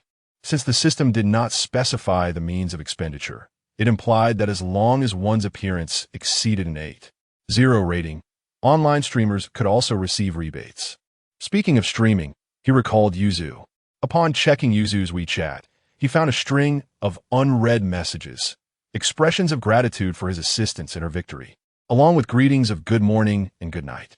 Yizhe scratched his nose, realizing he had set his phone to Do Not Disturb on the first day at the tea house with Sumomo to avoid constant notifications. When would she go live? Lin Yuzu, just finishing her early class, was ecstatic upon receiving the message. Water Brother had finally replied. Since that battle, her streaming audience had surged, growing from just a few dozen to over 1,000 viewers online. Although still far from the major streamers, she remained immensely grateful. With over 1,000 viewers, even if only 20-cent gifts, it was a significant improvement from before. The company had begun to take her seriously, assigning her a new manager. The first thing the new manager said was to maintain a good relationship with Water Brother. As long as he could return, she would earn more, alleviating her mother's burdens. "Water Brother, have you finished? I just got out of class. I'll be online for a live stream at the company in 40 minutes. Okay." Seeing Water Brother's response, Lin Yuzu felt a surge of excitement knowing he would watch her. After greeting her close friends, she made her way to the bus station. With merely 40 minutes to spare, Yizhe casually scrolled through the notes application, only to find that several appealing ratings failed to exceed an 8. The beauty filter on this software is truly remarkable. Is it so rare to encounter beauties rated above 8.0? He clicked into a live broadcast room named YU001, where 5 young ladies appeared on screen, with the one in the center clad in a striking purple bodysuit. Yizhe examined her profile through the system. Name, Dong Shi. Age, 24. Beauty rating, 8. 9. Purity, 98. This was the first lady he encountered after more than 10 minutes of searching who met his criteria. In the lower right corner of the screen, each gift was accompanied by a corresponding dance. When gifts were sent, a designated performer would take center stage to dance. In the absence of gifts, the performers would revert to a robotic state. Yizhe typed on the screen, "What is the name of the girl in the purple outfit?" The MC replied, "The one in the center is our Linger."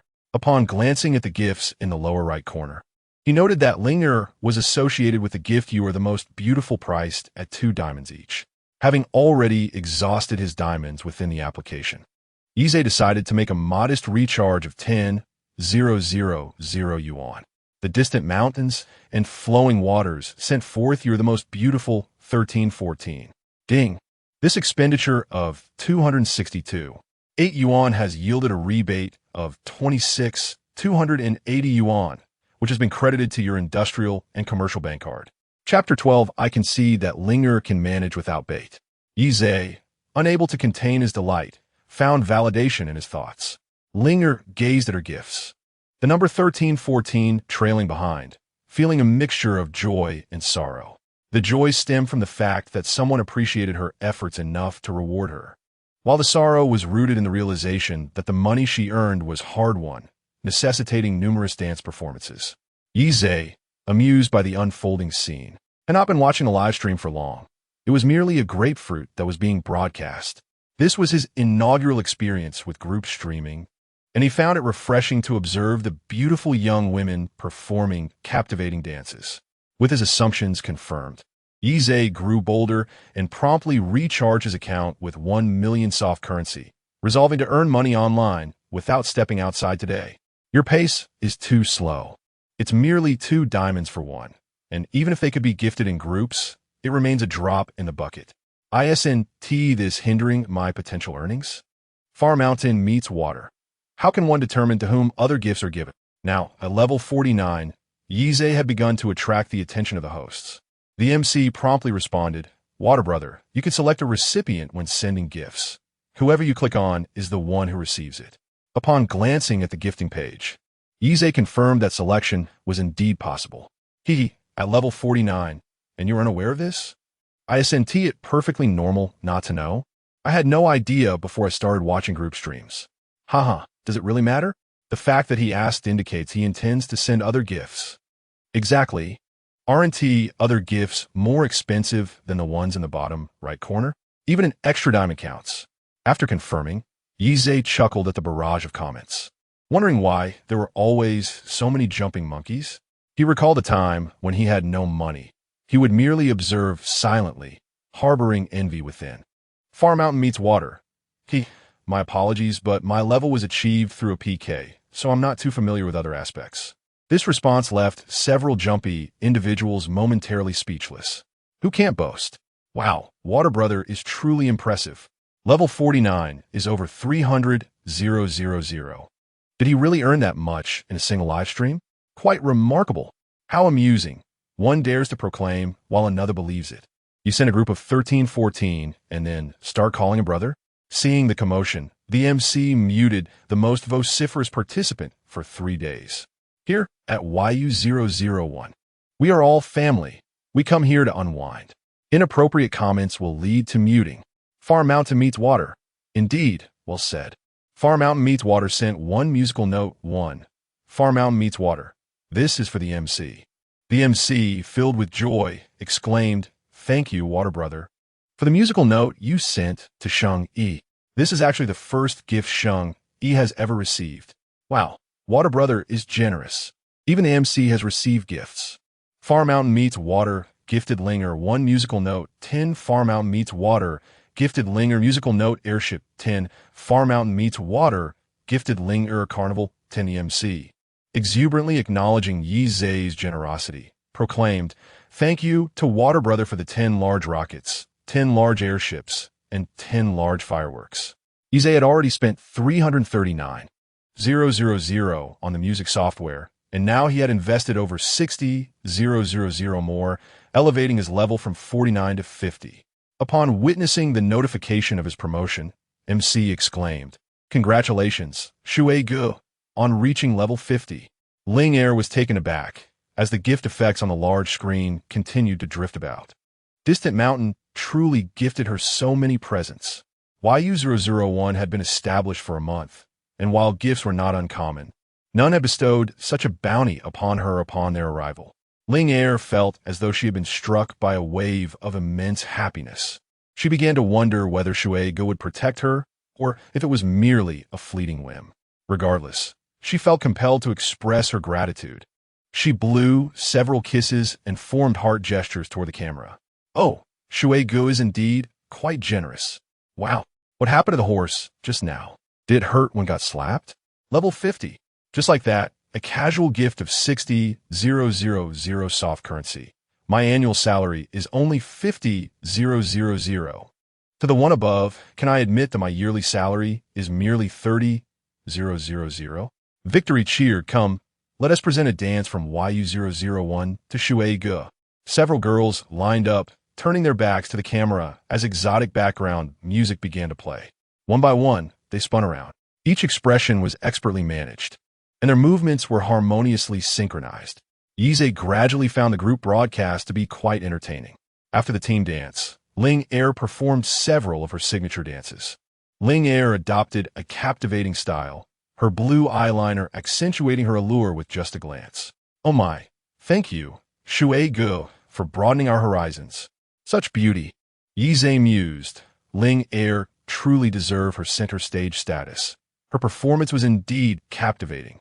After dancing 10 routines, Ling Er finally paused. Although her body felt slightly fatigued, her heart raced with excitement. The adrenaline caused her fingers to tremble slightly. The other girls in the group were enviously awestruck, yet they harbored no jealousy toward Ling Er. In reality, there were no filters, and Ling Er was genuinely beautiful. It was only natural they could not compete. Delighted, yes, gifted Ling Er ten carnivals. This time, she could not contain her excitement and let out a squeal. 10 of them. That amounted to 30,000 soft currency. As the pillar of the group, her contract with the guild entitled her to 45. This meant that from those 10 gifts alone, she would receive 13,500 yuan. Now, a big brother dance for Shui Ge. The remaining 4 girls arranged themselves in 2 rows as Ling Er retrieved a grand sign from an unseen corner and gracefully walked between them. Each step was imbued with a bewitching sway. Wow, Ling Er. All right, I admit Ling Er doesn't even need bait to lure me. As the background music played, Ling Er and the other girls began to dance together.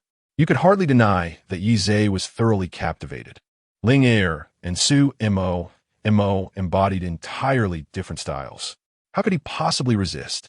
Suddenly, a notification chimed on WeChat, and Yi Zhe clicked to check it. Yuzu, water brother, I've arrived at the company.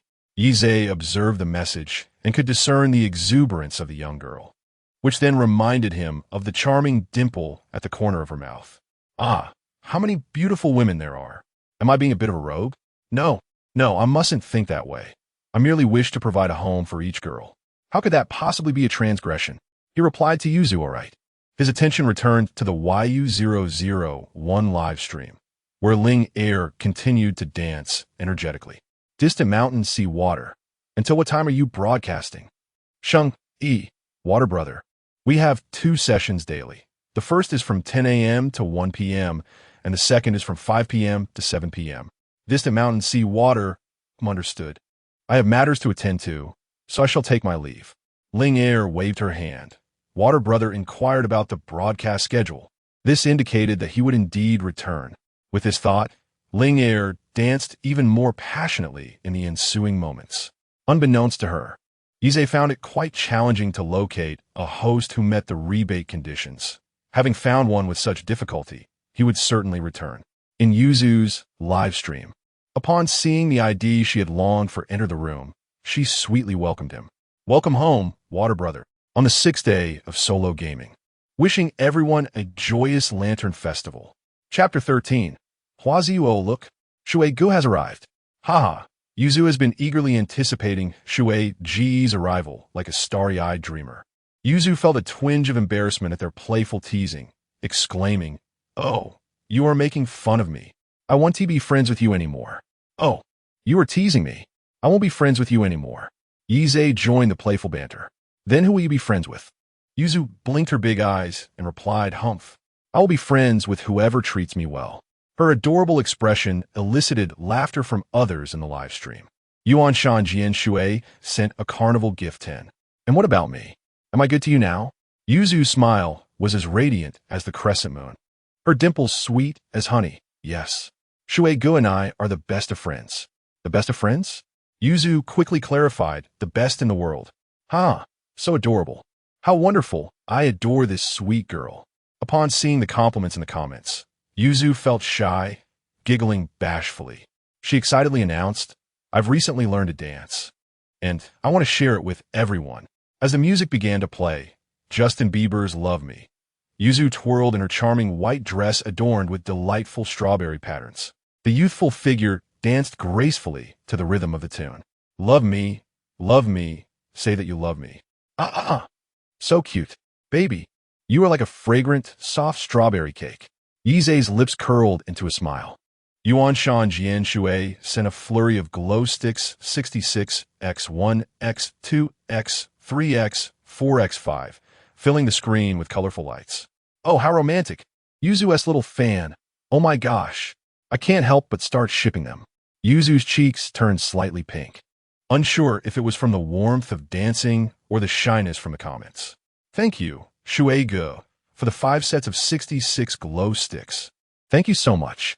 Due to the heightened attention on Yuzu, the management had been closely monitoring her interactions in the live stream. Observing the positive rapport between Yuzu and Shuei-go, the operator felt pleased, sensing that Yuzu might become the leading figure of the guild in the future. As for how far she could go on the entire platform, it would depend on Yuan Shan Jian Shuei's financial support and affection for Yuzu. Are we just chatting, or are we going to engage in a PK? Yuzu tapped her head. Oh dear, I think I forgot something. The operator instructed me to do 3 PKs in one live session. But I always seem to forget because I've never won against the opponents. Ha, such a scatterbrain. As a streamer, how could you forget about PKs? I really adore Yuzu. If only I could shrink her down. I could keep her in the palm of my hand. Yuzu exclaimed, wow, you would be so lucky. You would have a tiny, adorable Yuzu to keep you company. Yizhe was utterly captivated by her charm. Have you remembered? Why not hurry up?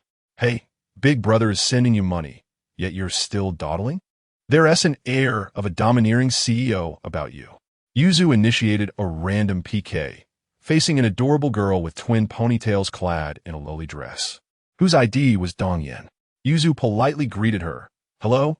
What type of streamer are you? What looks like mine, I am, of course, a beauty streamer. Yuzu paused for a moment, then chuckled, oh, what a coincidence, I'm also a beauty streamer. Dongyan replied, great. Then this PK will be our beauty contest. The loser must call the winner a great beauty 10 times. How does that sound? Yuzu agreed and initiated a 10-minute PK, marking the official start. It seems I must exert myself to have the other party acknowledge Yuzu's beauty, thought Yuzu. I am truly infatuated. Yuzu shyly interjected, please don't tease me. Oh dear, the little girl is shy. A user named Yoho gifted Yuzu 28 hot air balloons, while AI Air Yisu presented 52 heart bunnies. The opposing team's health bar quickly diminished, prompting Yoho to curiously check the other side. Upon observing, he realized that this time, little Yuzu might not necessarily win. Although the numbers were equal, the opposing team had a client at level 61. What does level 61 signify? It means he had spent 2 million on this platform alone. Water Brother had just reached level 49 yesterday and was now at level 50, indicating he had already spent tens of thousands today. It was uncertain if he had any resources left. Yoho, there's a level 60 big brother on the other side. AI Air Yisu, level 60, that seems quite formidable, but I still choose to believe in Water Brother. I believe in Water Brother too, looking forward to Water Brother achieving more glory. Yizhe felt a warmth in his heart. The atmosphere here was quite pleasant, and Yuzu already had her supporters. He must not let them or Yuzu down. The opposing team had surged ahead with 2 million points, leaving Yuzu with a mere sliver of health. Yizhe decisively chose to send the most expensive gift, the Carnival. Far Mountain Seas Water gifted Yuzu Carnival 1, 2, 3. 15. Yoho. Wow, last time it was airship bombardment, and today it's a rain of lavish gifts? AI Air Yisu, see. I knew Water Brother certainly had strength. The barrage of comments erupted, and excitement filled the room. The Music Note software features hourly rankings, with a higher ranking yielding greater exposure. As Yizhe continued to send carnivals, Yuzu's ranking on the hourly list rose higher. The number of viewers in the live stream also surged, quickly escalating from over 1,000 to 2,000, then 3,000. It's worth noting that this was not the prime evening viewing time when people typically finished work. The audience for live streaming was generally sparse. The grapefruit continuously welcomes the new fans entering the live stream. A user named Far Mountain Seas Water gifts 30 grapefruits. 36. Is it really pouring money in broad daylight? I almost doubted my eyes. The streamers on both sides, one with grapefruits of silver rank and the other with gold, have already escalated this much. Well, the streamer S rank is irrelevant. It all depends on who has the strongest benefactor.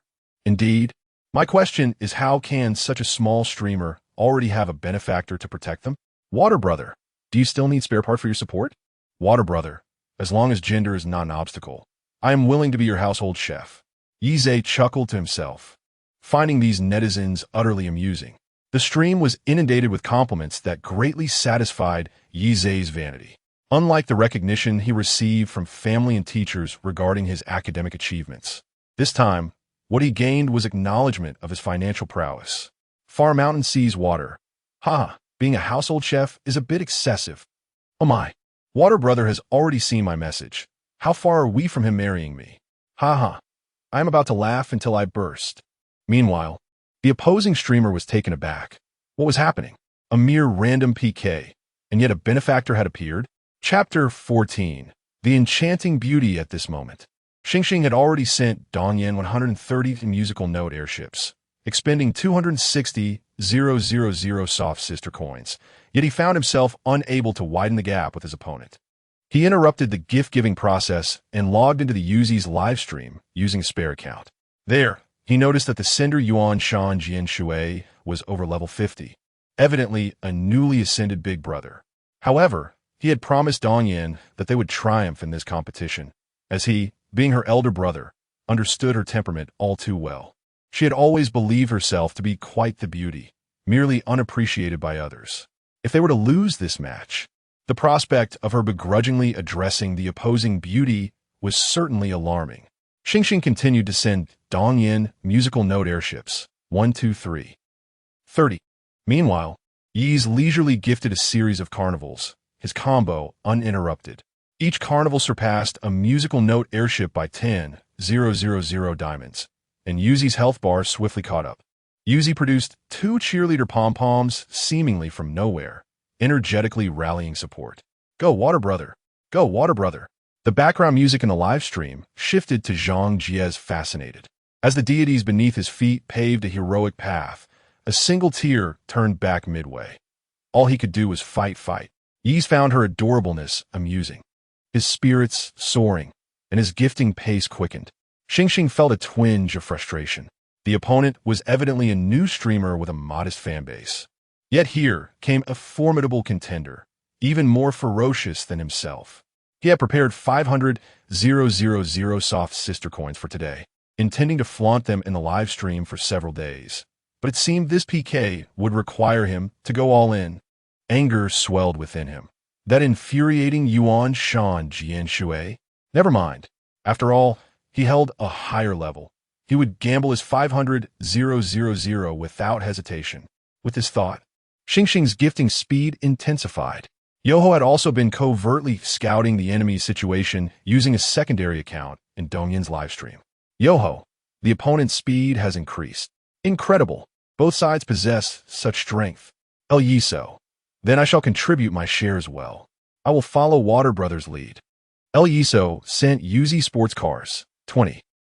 30. Yuzi seized the moment to address her audience. For those who adore me in the live stream, feel free to send small gifts too. Let us not leave Water Brother to fight alone. We are a family. Others followed suit, showering gifts. Dongyan's expression darkened. Humph, the opponent is quite formidable. With merely 1 minute remaining in the PK, Xingxing had dispatched 250 musical note airships, leaving his 500,000 entirely depleted. Xingxing, indeed, they possess strength. I have exhausted my funds for today. Dongyan, am I truly going to lose? Can anyone in the live stream lend a hand to Little Yin? Xingxing felt a pang of sympathy, yet he was merely a young heir with a modest allowance. Once it was done, it was beyond remedy. There was no alternative for him. He could hardly ask his friend for a loan. After all, he was the one who usually lent money to others and had never borrowed from anyone, nor did he intend to break his principles for Dongyan. Dejectedly, Dongyan sat on the stool, her heart filled with reluctance. Yet, at that moment, there seemed to be no other recourse available. Wow! The opposing team sent 250 airships and then stopped. They have exhausted their resources. Yuan Shan observed the generous gifts bestowed upon them, culminating in an intriguing count of 220 to 250. As the countdown concluded, due to the abundance of gift givers, Yuzi emerged victorious in this round. Joyfully, she tossed aside the bouquet in her hands, exclaiming, "Yay, we won!" Yuzi gestured for the opposing team to activate their microphones, and Dongyan reluctantly complied. "You have won," she said, to which Yuzi replied, "Of course." Because I have the best shui gu in the world. Dong Yin scoffed softly. Yuzi, undeterred by her reaction, reminded her. You mentioned a punishment, and now it is time for you to fulfill it. Having acquired a planet, Dong Yin had been dominating lower ranks, having not tasted defeat in quite some time. Frustrated, her nails nearly digging into her palms, she noticed the impatience of those waiting on her public screen. Finally, she spoke. Big beauty, repeating the phrase 10 times in quick succession before ending the call. Yuzi then lowered her head and retrieved a microphone, standing up to bow deeply to the camera. Holding the microphone, she cleared her throat and proclaimed, to earn the title of the most exquisite big beauty. I must first thank my parents for giving me such beauty. Next, I'm grateful to the Infu software and my guild for providing me a platform to showcase myself. Most importantly, I owe my deepest gratitude to my unparalleled Shui Ge. Without him, even with beauty and a platform, I would be at a loss. She blew a kiss to the camera. Lastly, I must thank all the family members in the live stream for their support. Without you, I wouldn't have persevered to this day. I love you all. Yizhe found himself unable to suppress a smile at her whimsical demeanor and sweet words. Perhaps even Lin Yuzi herself was unaware of the significant transformation in her character. The burdens of wanting to earn quickly and provide a better life for her mother, who had raised her alone after her father's passing, seemed to dissipate slowly with Yuan Shan's generous donations. A newfound vivacity began to blossom within her. Yuzi initiated 2 more random PK matches, this time encountering streamers whose audiences numbered fewer than 30. Yizhe easily triumphed in both contests with just 60,000 diamonds. Yuzi cheered, yay. This is my first 3 consecutive victories. I am so happy. Yuan Shan. There will be many more victories to come. Yuzi beamed brightly, all right. In gratitude to Yizhe and the viewers, she serenaded them with several songs. Yizhe was filled with joy as he recharged a total of 1.01 million soft sister coins today, leaving him with a small remainder. He generously gifted all his remaining diamonds to Yuzi, who expressed her heartfelt gratitude once again. Today, Yuan Shan Jian Shui rewarded her with 950,000 soft sister coins during her live stream, from which she would receive 40, amounting to 380,000. Lin Yu felt an overwhelming sense of hope for the future. The guild to which Lin Yu belonged was merely a small one, and its owner, Wang Peng, was also an avid fan of live streaming. Initially, he had only intended to start a company for fun, but he was momentarily taken aback when he received a call from one of his employees. What? A streamer had emerged from his guild? Haha, what delightful news. He had always believed that whatever he undertook would be a success. He attentively listened to the report from his subordinate and pondered for a moment. In that case, let the operations supervisor take charge of her. Is her current contract set at 40? Indeed, Mr. Wang. Once she finishes her stream, we shall revise her contract. Starting from the tips received today, her commission will be calculated at 45 moving forward. Understood. Little did Lin Yu know, a much greater surprise awaited her. As she diligently continued her live broadcast. Chapter 15. Triggering a random task once again. Ding. This expenditure of 1,010,000 yields a rebate of 100,000, which has been credited to your industrial and commercial bank card. After watching the live stream for quite some time, Yizhe felt a bit fatigued. A glance at the clock revealed that mealtime had long passed, which explained his growing hunger. He descended to enjoy a lavish lunch costing 500 yuan, followed by a pleasant chat with Sumomo before indulging in a refreshing nap. Upon awakening, Yizhe, feeling somewhat restless, resolved to visit the hotel gym for a workout. With newfound wealth, he recognized the importance of prioritizing his health, determining to incorporate fitness into his routine. Just then, the system's voice echoed in his mind. Ding. Random task activated. Accumulate 1.5 hours of exercise in the gym. Task success rewards a villa in Suihua Garden. Failure incurs no penalty. Yizhe's eyes sparkled with excitement. He felt an overwhelming urge to embrace the system in gratitude. What a fortuitous turn of events. He was indeed in need of a residence. Otherwise, he wouldn't have been staying at a hotel. He was familiar with Suihua Garden, a renowned villa district in City A. comprising 12 uniquely styled villas, each crafted by the esteemed designer Sun Jian. It was no small feat to have him design a home. The more Yi Zhe contemplated, the more invigorated he felt. After a brief warm-up, he began his session on the elliptical machine, a device gentle on the knees, allowing for sustained effort. Though lacking in muscle, his weight was perfectly proportioned, preventing him from appearing frail. With a bit more muscle, he would be even more perfect. After 45 minutes on the elliptical, his shirt was thoroughly soaked with sweat. He then transitioned to the strength training area. While anaerobic exercises proved more arduous than aerobic ones, the sense of accomplishment derived from them was unparalleled. As he was working on his back, a voice nearby interrupted him. "Your form is incorrect. It should be done this way." Yi Zhe turned to see a well-built gentleman demonstrating the correct posture on a nearby machine. The kind-hearted man not only showed him the proper technique, but also observed him as he practiced, offering corrections along the way. Yi Zhe was immensely grateful. Incorrect form in anaerobic exercises could easily lead to injury. It seemed prudent to consider hiring a personal trainer for future workouts, with a companion to motivate him.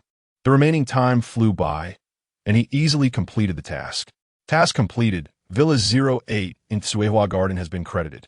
At last, he heard the notification confirming the task's success, and he found himself disinterested in continuing his workout. Given his current stamina, he had reached his limits. After thanking the kind gentleman, he hurried back to his presidential suite for a shower, eager to explore his newly acquired villa. Once again lamenting the inconvenience of not having a car, he summoned a taxi to Tsuehua Garden. During the ride, the driver glanced at him through the rearview mirror. "Ah, young man, off to see a friend?" Yi Zhe cast a fleeting glance at him and replied coolly, "I'm going to see my own house. The car is in for maintenance." The driver, having misjudged the situation, fell silent, somewhat chagrined. It is not entirely his fault. Although he emerged from the National Trade Hotel, he bore no signs of luxury upon his person. The journey was marked by silence. Yuzu, contemplating the absence of classes today, engaged in a continuous 6-hour live stream, even dining while conversing with her fans. The viewers praised her for savoring her meal, suggesting that if all else failed, she could pivot her career to become an eating broadcaster. Just as Yuzu was about to depart, she was intercepted by the operations director, who escorted her to the office. Confusion washed over her. Had she committed some error today? Why the formality? Yuzu began to reflect on her actions. The operations director, observing her serious demeanor, chuckled softly. "No need for anxiety. I called you here for 2 matters. First, you will now report directly to me. Should any issues arise, you may address them with me directly. Naturally, the resources from the guild will significantly favor you moving forward." Upon finishing, the operations director produced 3 contracts. Secondly, the boss holds you in high regard. We have amended your contract. Your personal commission will increase from 40 to 45. Yuzu immediately grasped the reason behind this change. She took the contract, scrutinizing it thoroughly, and noted that aside from the commission, no other terms had been altered.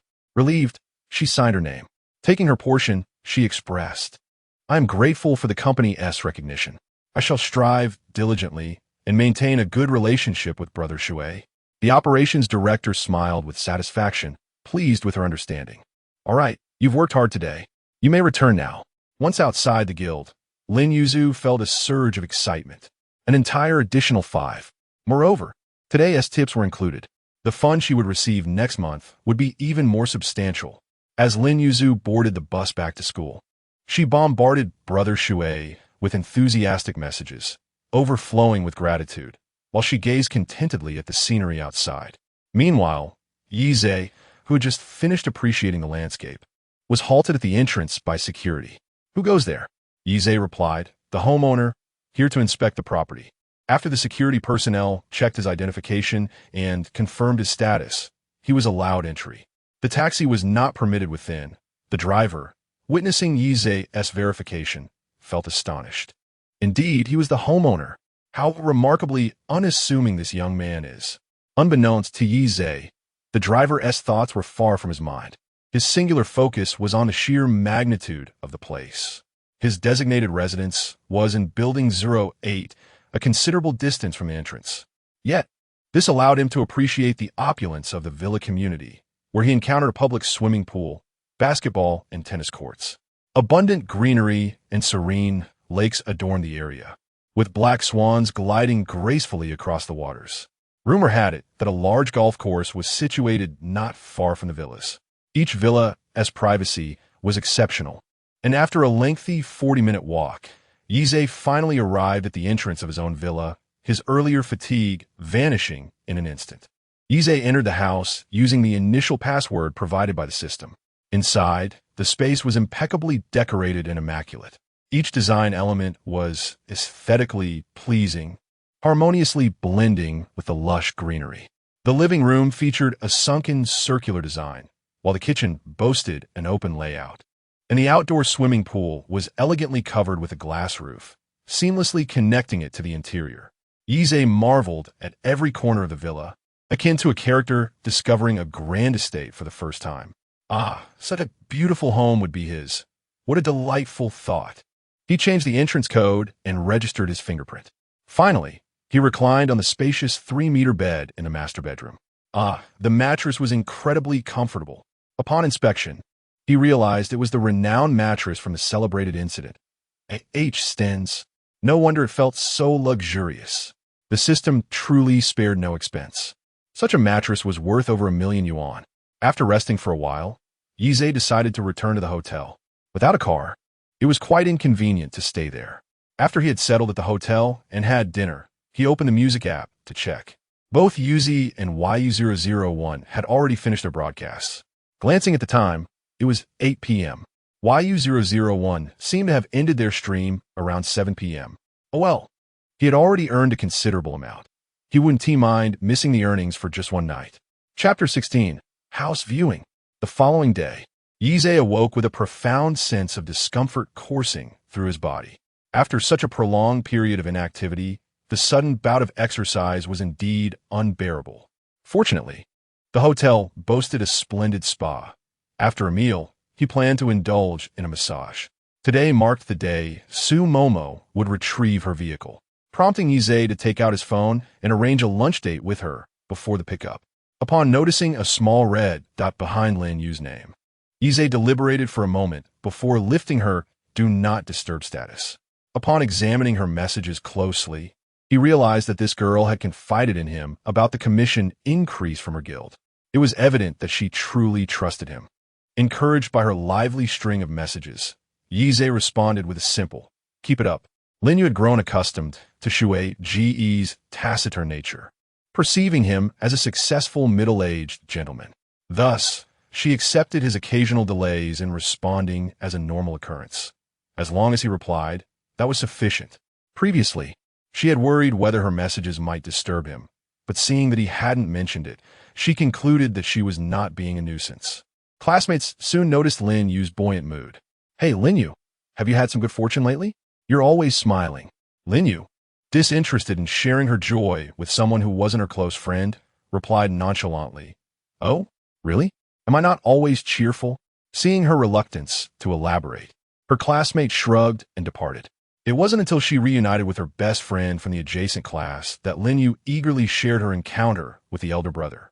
She patted her friend on the back, exclaiming, "Though I haven't received my salary yet, I've decided to treat you to a lavish lunch to celebrate." Her friend rejoiced, "Yay, our Yuzi has finally made it. I'm so happy for you." Meanwhile, Yize reclined on the bed, relishing the gentle ministrations of the masseur behind him. Ah, this comfort was truly sublime. This was what life was all about. The spa prioritized the privacy of its guests, ensuring that only Yize and the masseur occupied the room.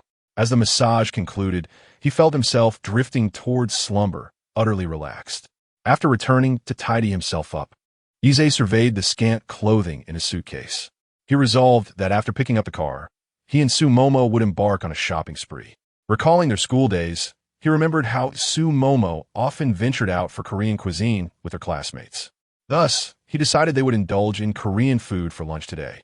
As Su Momo prepared to leave, her mother bore a smile, albeit with a hint of resignation, likely due to the sight of her daughter's affluent partner. She directed the driver to take her to the designated location before departing. This time, Yize arrived before Su Momo, a rare occurrence. She donned an elegant black A-line dress, adorned with pearl accessories. The black fabric accentuated her fair complexion, making her skin appear even more luminous.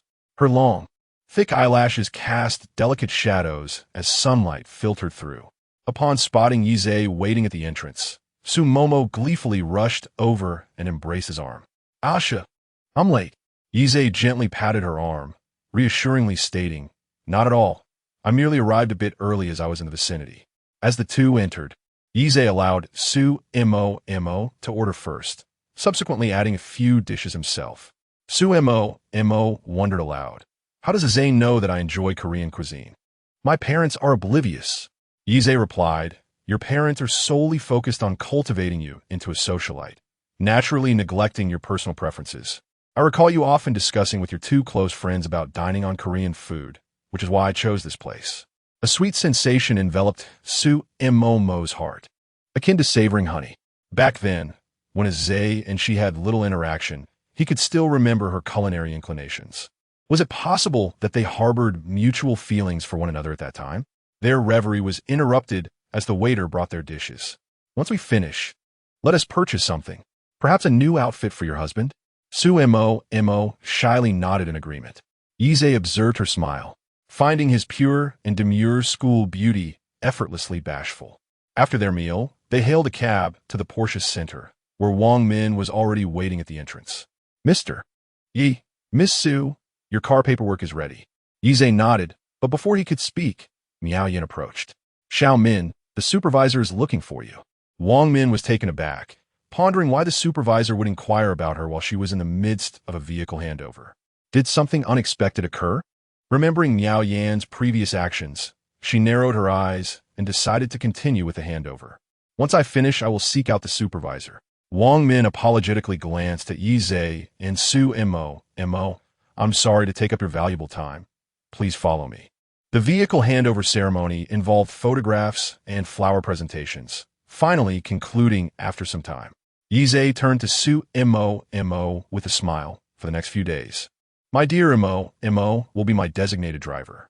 Sumomo replied, "But I haven't driven in ages." "No worries, you have the fundamentals. You will readjust in no time.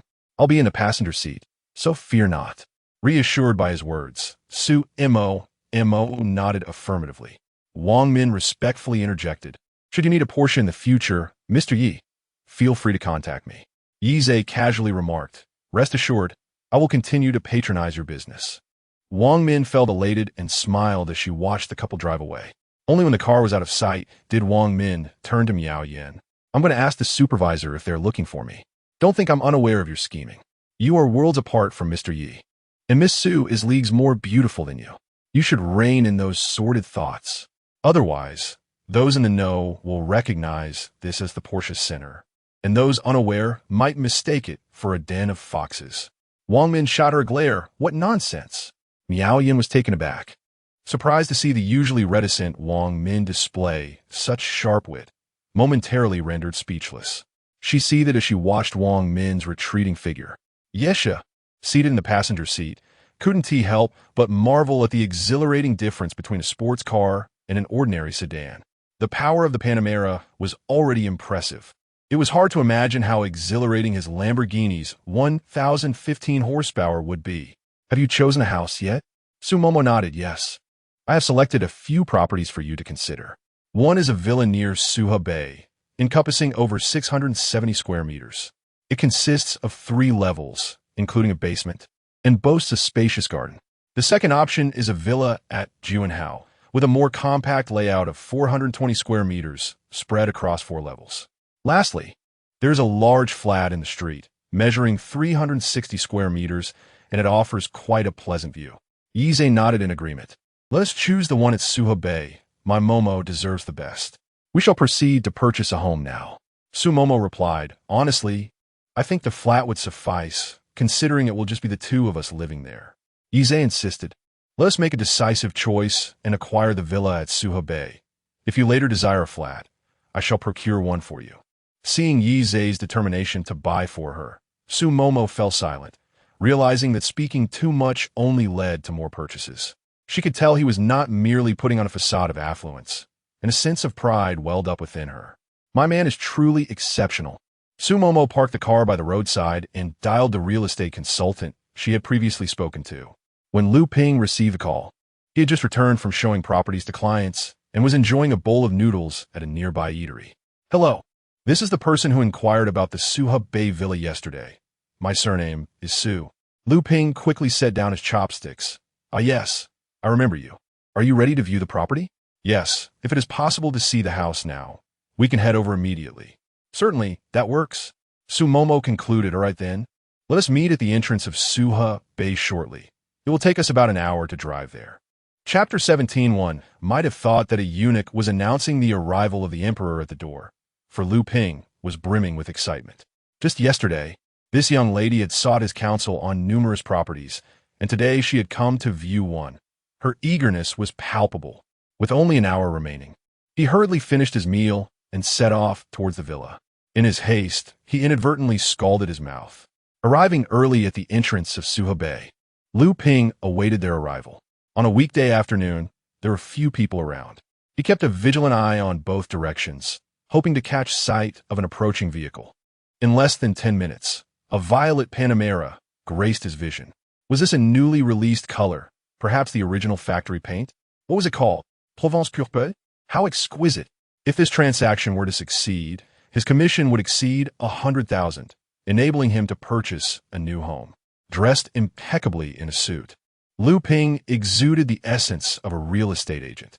Sumomo parked alongside him and lowered her car window. Yize, hello, we're here to view a property. Lu Ping promptly smiled and approached. Greetings, I am Lu Ping. You may call me Xiao Lu. Allow me to escort you inside. After a brief exchange with the security guard, they were granted entry. Yize, let us get in the car. Lu Ping nodded enthusiastically. Indeed, let us go. Upon reaching the villa, Lu Ping introduced the property, explaining that it had originally been purchased by a local tycoon for his daughter. The renovation had demanded considerable effort. Yet shortly after its completion, the daughter had fallen for a foreigner while studying abroad and had resolutely chosen not to return. After some time, with the economy in decline and funds becoming tight, the decision to sell was made. The more Su Momo observed, the more her satisfaction grew.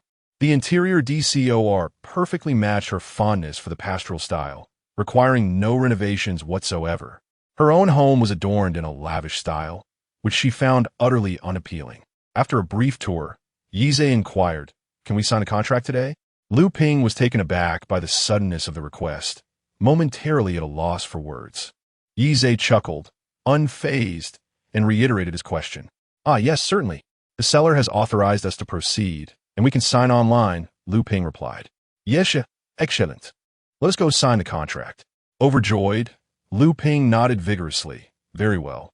I shall take you both to the office for the signing.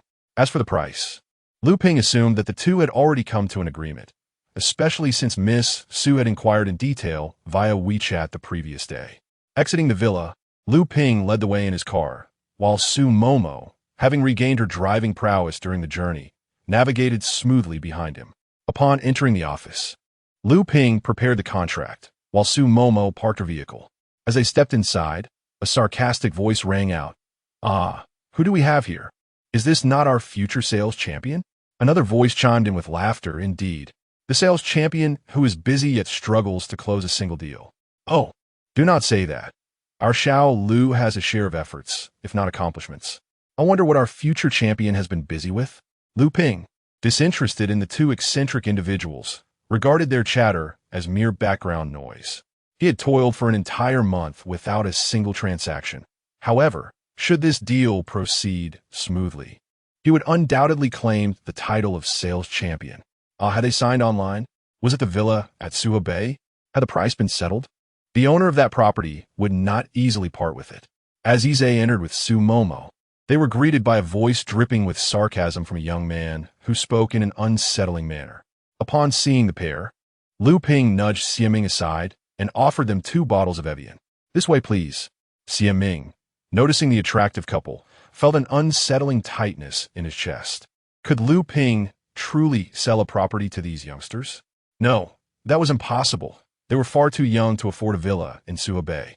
Even if they were wealthy second-generation heirs, it was unlikely they could casually produce over 100 million. With this thought, Xianming straightened his posture. He began, but Yize shot him a sidelong glance that sent a chill down his spine. Despite their youth, their gaze was piercing. He hesitated, chastened, and closed his mouth. Yize took a sip of water and remarked, that feels much better. Upon entering, I almost thought a eunuch was announcing the emperor's arrival. A moment of silence enveloped the room before laughter erupted. Xianming, infuriated, exclaimed, "What are you laughing at?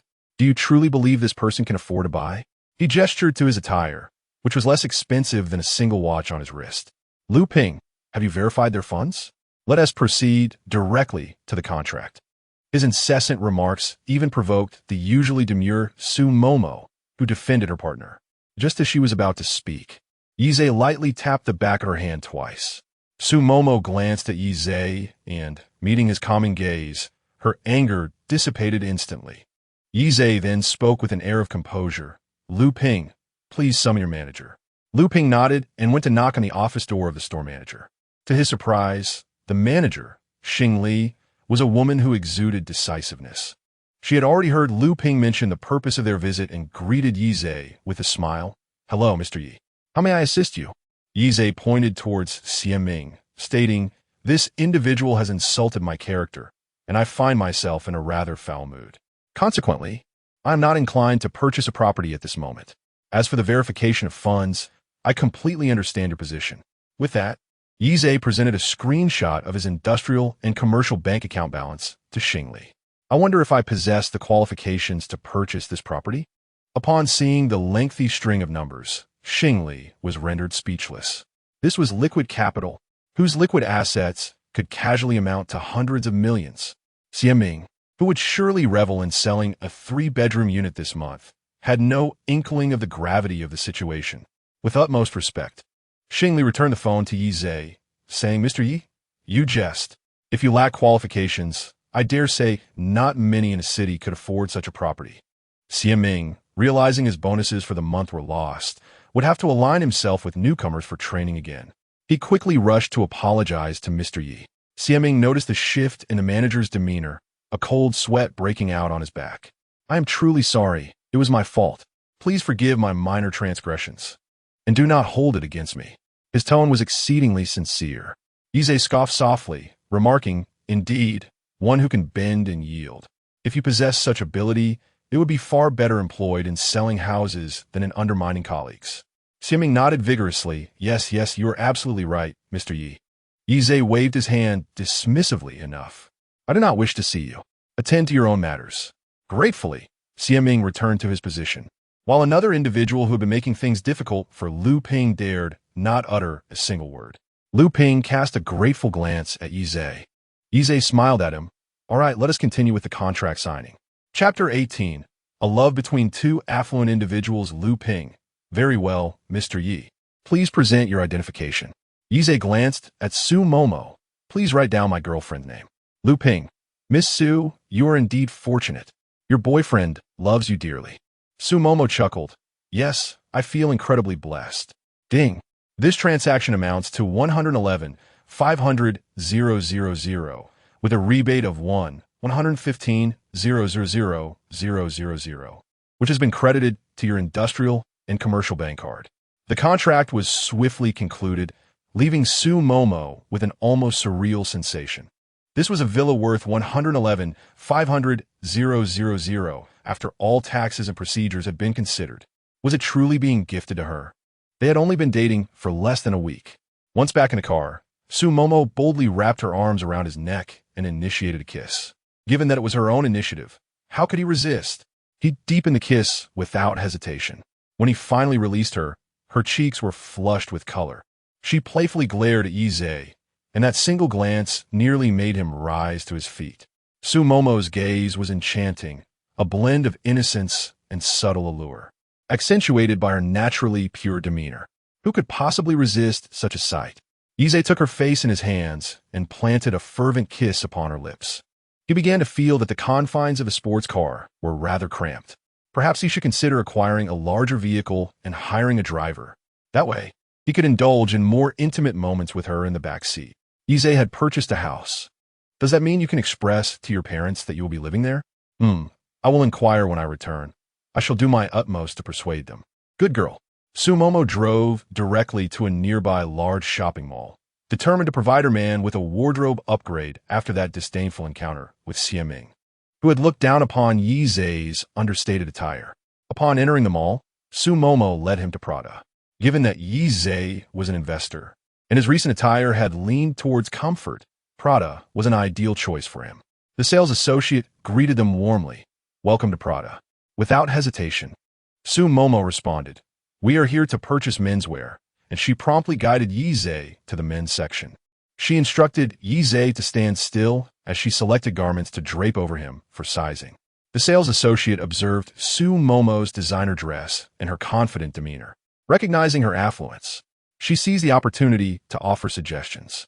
After a lively exchange, they settled on a few pieces. Sumomo turned to him. Yize, why don't you try these on? Yize obediently made his way to the fitting room. The first outfit comprised a black short-sleeve shirt adorned with a small logo on the left chest, paired with 5-pocket denim jeans. Yize's physique was quite commendable, with broad shoulders and a narrow waist, exuding youthful vigor. The second ensemble was a denim short-sleeved shirt matched with denim shorts, complemented by a pair of white Prada downtown sneakers. Yize purchased 5 sets of clothing, 2 pairs of athletic shoes, and a black handbag for Sumomo, who nodded in satisfaction. As they approached the checkout, just as Yize was about to pay, Sumomo snatched his phone away. You've already gifted me a villa and a car. Allow me to cover this small expense, she insisted. With his phone no longer in his possession, Yize had no room for reluctance. In truth, he was more than willing. Well done, Momo. It's not merely about taking. This endears her to Yize even more. The total expenditure reached 196,000 yuan, and Sumomo left, content and leading him away. After their departure, 2 sales associates gathered to chat. I thought he was just a man living off a woman, but it seems that's not the case. What happened? One inquired. At the checkout, the handsome man attempted to pay, but the beautiful lady insisted. You've already given me a villa and a car. Let me handle this small sum. The other associate gasped, covering her mouth. Are you serious? It doesn't seem fake, especially since the handsome guy was composed the entire time they were here. It was only when she took his phone that he couldn't pay. Incredible. Is this a love story between 2 wealthy individuals? Unbeknownst to them, this was actually Yize's first visit to Prada. He simply felt secure with money in his pocket, which naturally afforded him a calm demeanor. They then visited Rolex, where Sumomo bought Yize a green submariner. She circled him, assessing, this is about right. Still, we need more clothes.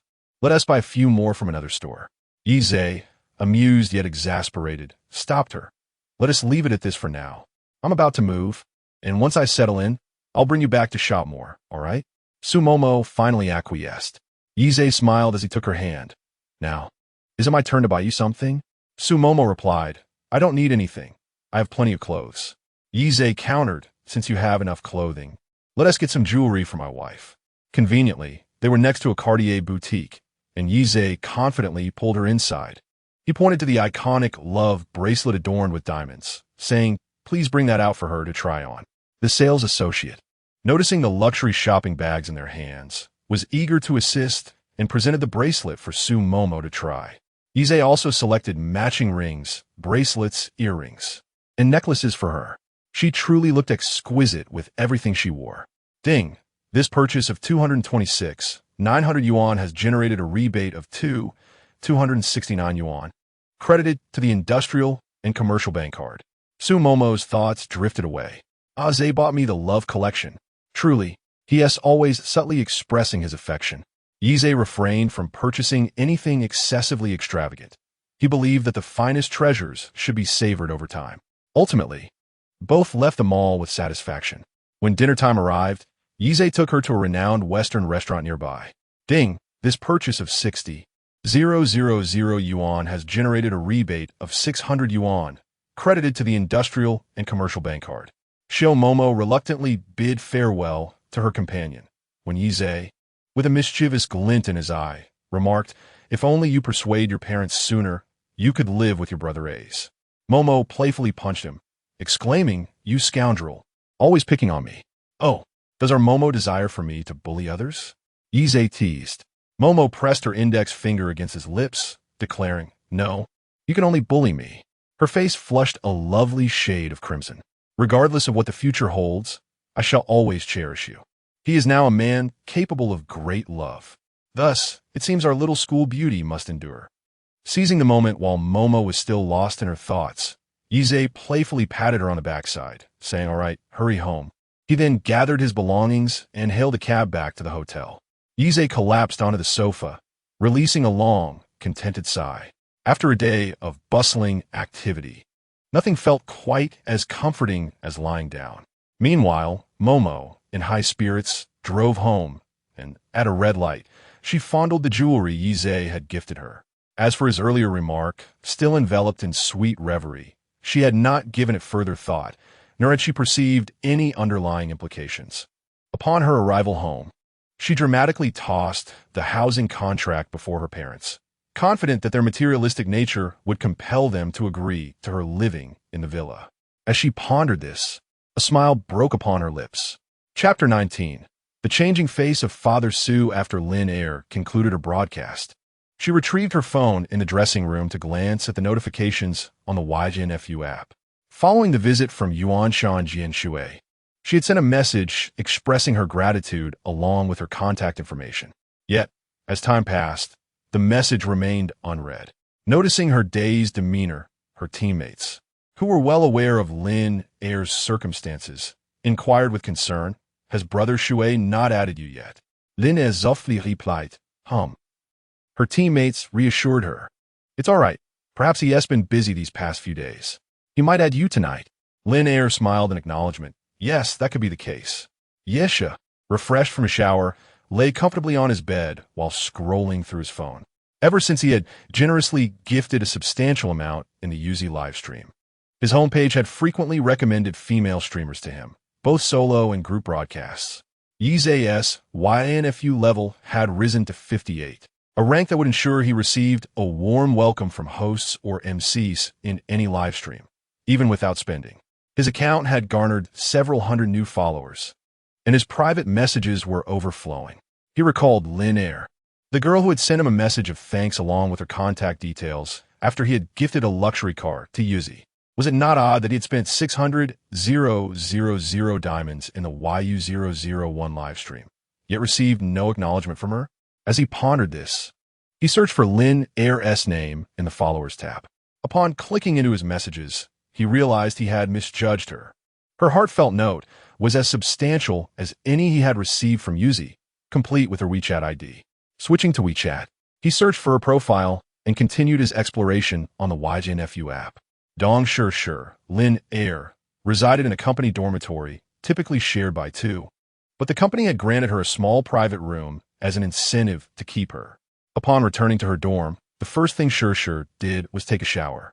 Afterward, she sat on her bed, massaging her aching feet, sore from hours of wearing high heels during her broadcast. Standing for extended periods necessitated a daily massage to relieve the tension.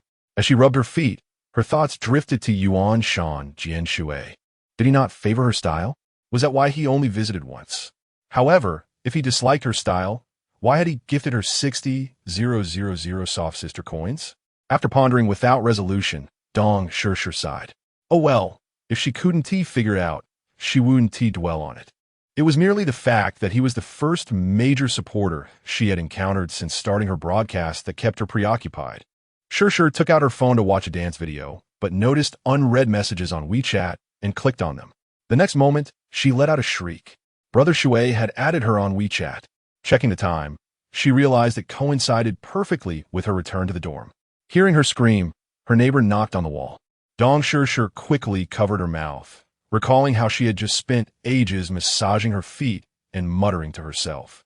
After washing her hands and face anew, she finally connected with Water Brother on WeChat. Water Brother, you finally added me. Yize, engrossed in his phone, replied almost instantly, Yeah, I've been a bit busy lately. Dong Shi was overjoyed, and Water Brother further elucidated, indicating that he would indeed return in the future. The current streaming hours were quite early, and many people had already signed off by the time they returned from work. However, this was a necessary phase, requiring the accumulation of fans across various time slots. It would take a few more days before they could join the larger crowd in vying for the evening traffic. I thought Water Brother wasn't fond of my type.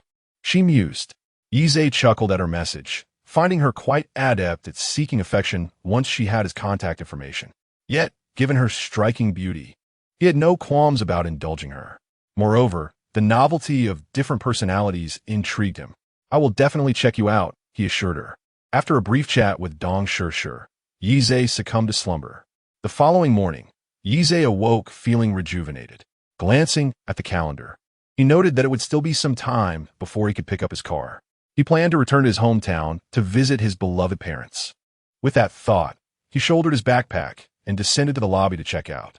Coincidentally, the receptionist was the same young lady who had facilitated his check-in. What was her name again? Ise quickly referenced the system. Name, Zhu Ting, age, 25, attractiveness level, 79, purity, 89. My, what a surprise. The last time he checked, her purity had been 90. It appeared this young lady harbored considerable ambition. Upon seeing him clad in Prada and sporting a luxury watch, Zhu Ting felt a surge of resentment. She had not anticipated being so easily disregarded by him. What a detestable man. With that thought, she glared at Ise with fervor. He found her expression amusing. Though he dismissed it, undoubtedly, there would be many more like her in the future. Ise checked his flight details and saw that there was a flight departing in just 2 hours, making it the perfect time to head to the airport. Meanwhile, Sumomo, after finishing her meal, informed her parents of her plans to stay elsewhere. Su's father exploded in fury. After all the effort I've put into raising you, you turn around and act so indiscreetly? You've only just started dating, and now you want to move out? I heard from your mother that he gifted you a Panamera, but that hardly justifies your decision to stay away. Su's mother interjected, attempting to calm the situation. Oh dear, let's discuss this calmly. Look at how upset you're making yourself. What if this stress affects your health? Sumomo felt a tinge of disdain, despite the chaos that must have unfolded between her parents. They still pretended to be a loving couple in her presence. She had long foreseen this development. Without further ado, she leisurely placed the contract for the villa she had purchased the previous day on the table. What is this contract? A contract for a Panamera. Is it truly worth your while to bring it to me for another glance? Sumomo replied helplessly. The car's contract is with my mother. I do not possess it. Su's father promptly retrieved the contract from the table, revealing a housing agreement. Ah, have you purchased yet another property? So easily swayed by a mere house? Upon hearing the word house, Su's mother perked up. You bought Momo another house? Su's father gazed at Sumomo. Surely, acquiring a house would quell your desires. Before he could utter the words of finality, his eyes widened in astonishment at the sale price inscribed on the contract. The name Rebate was glaringly evident. A location where properties are anything but affordable. Chapter 20. Using my dignity as a doormat upon seeing the sum on the contract. Mother Su gasped in astonishment. Over 100 million for a villa? A trace of smile finally graced Sumomo's face. Indeed, the property at Rebate. No wonder it demands such a price. It is several times more splendid than the Su family's current residence. Su's father squinted slightly, pondering how generous this young man was, having been in a relationship with his daughter for only a short while before presenting such a lavish gift.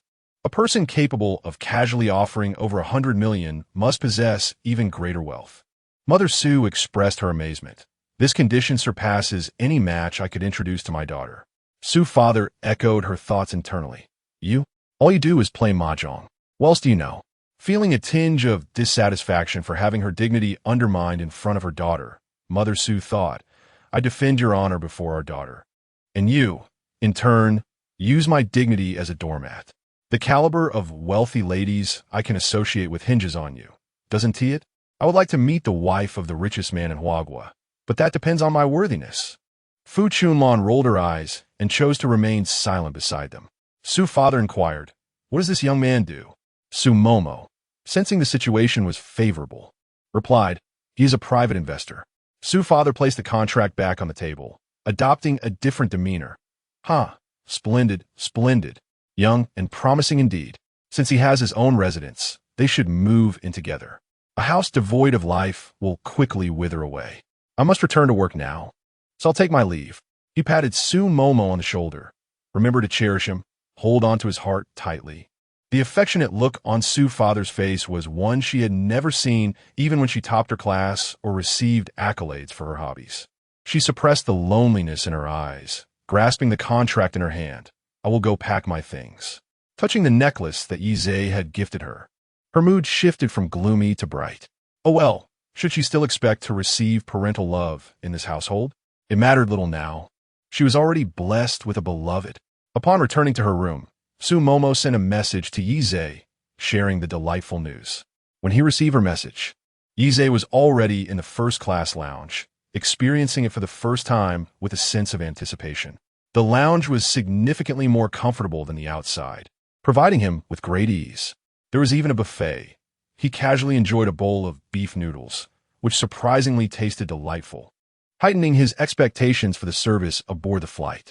Noticing the exuberance in Su Momo's tone, he could easily discern her jubilant spirit. Congratulations on breaking free from your cage. Love you, darling. This is all thanks to your efforts. Yizhe raised his eyebrows, noting, has Momo changed her address? It seems that shedding her shackles has made her considerably more vivacious. Working hard, my darling, moving by yourself. I'm already at the airport. Where are you headed? Back home to visit my parents. I'll wait for your return at home. A warm wave surged through Yizhe's heart.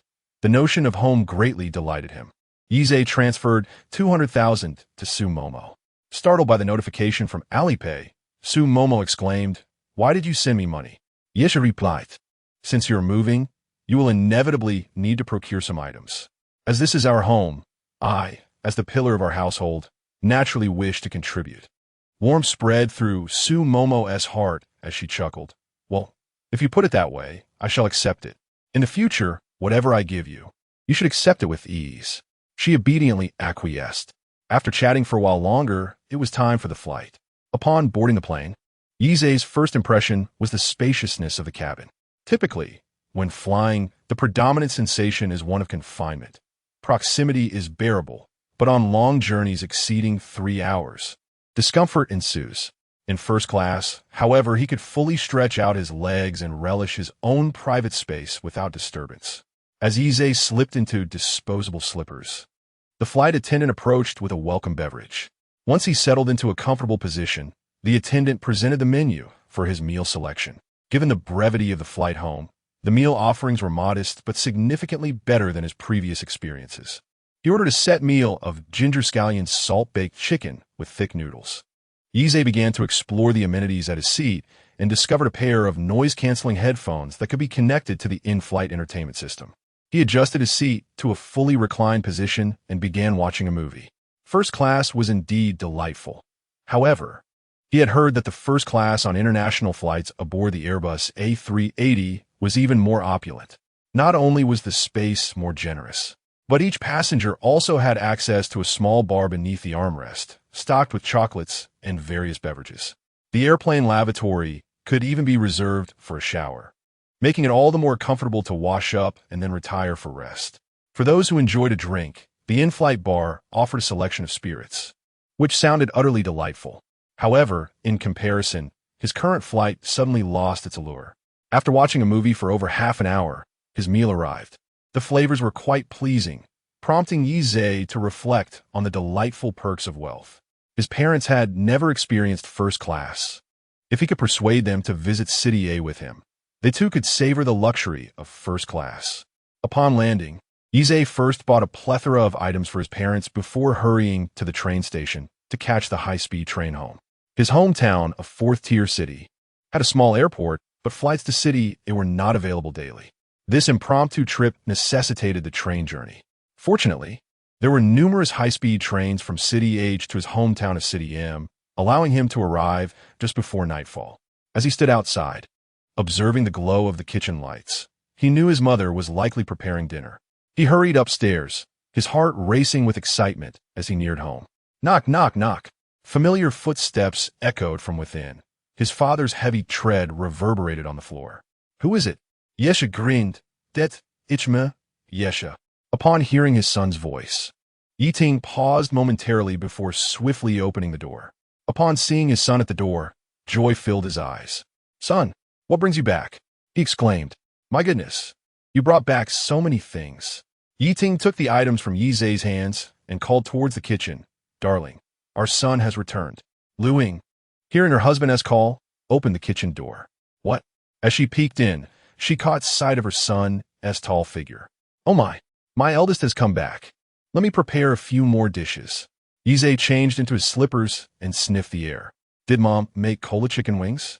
Yiting chuckled, teasing, "Ha, you've always had a nose for good food." Yi Zhe grinned. "What can I say? Mom's cooking is irresistible." "Are you not job hunting? Why the sudden return? Is it difficult to find work in City A? If it's tough, you can come back. Even if you aren't working, your parents can support you. Besides, my son is exceptionally talented, a graduate of a prestigious university. How could he not find a job?" While Yiting continued to speak, Yi Zhe felt a lump in his throat.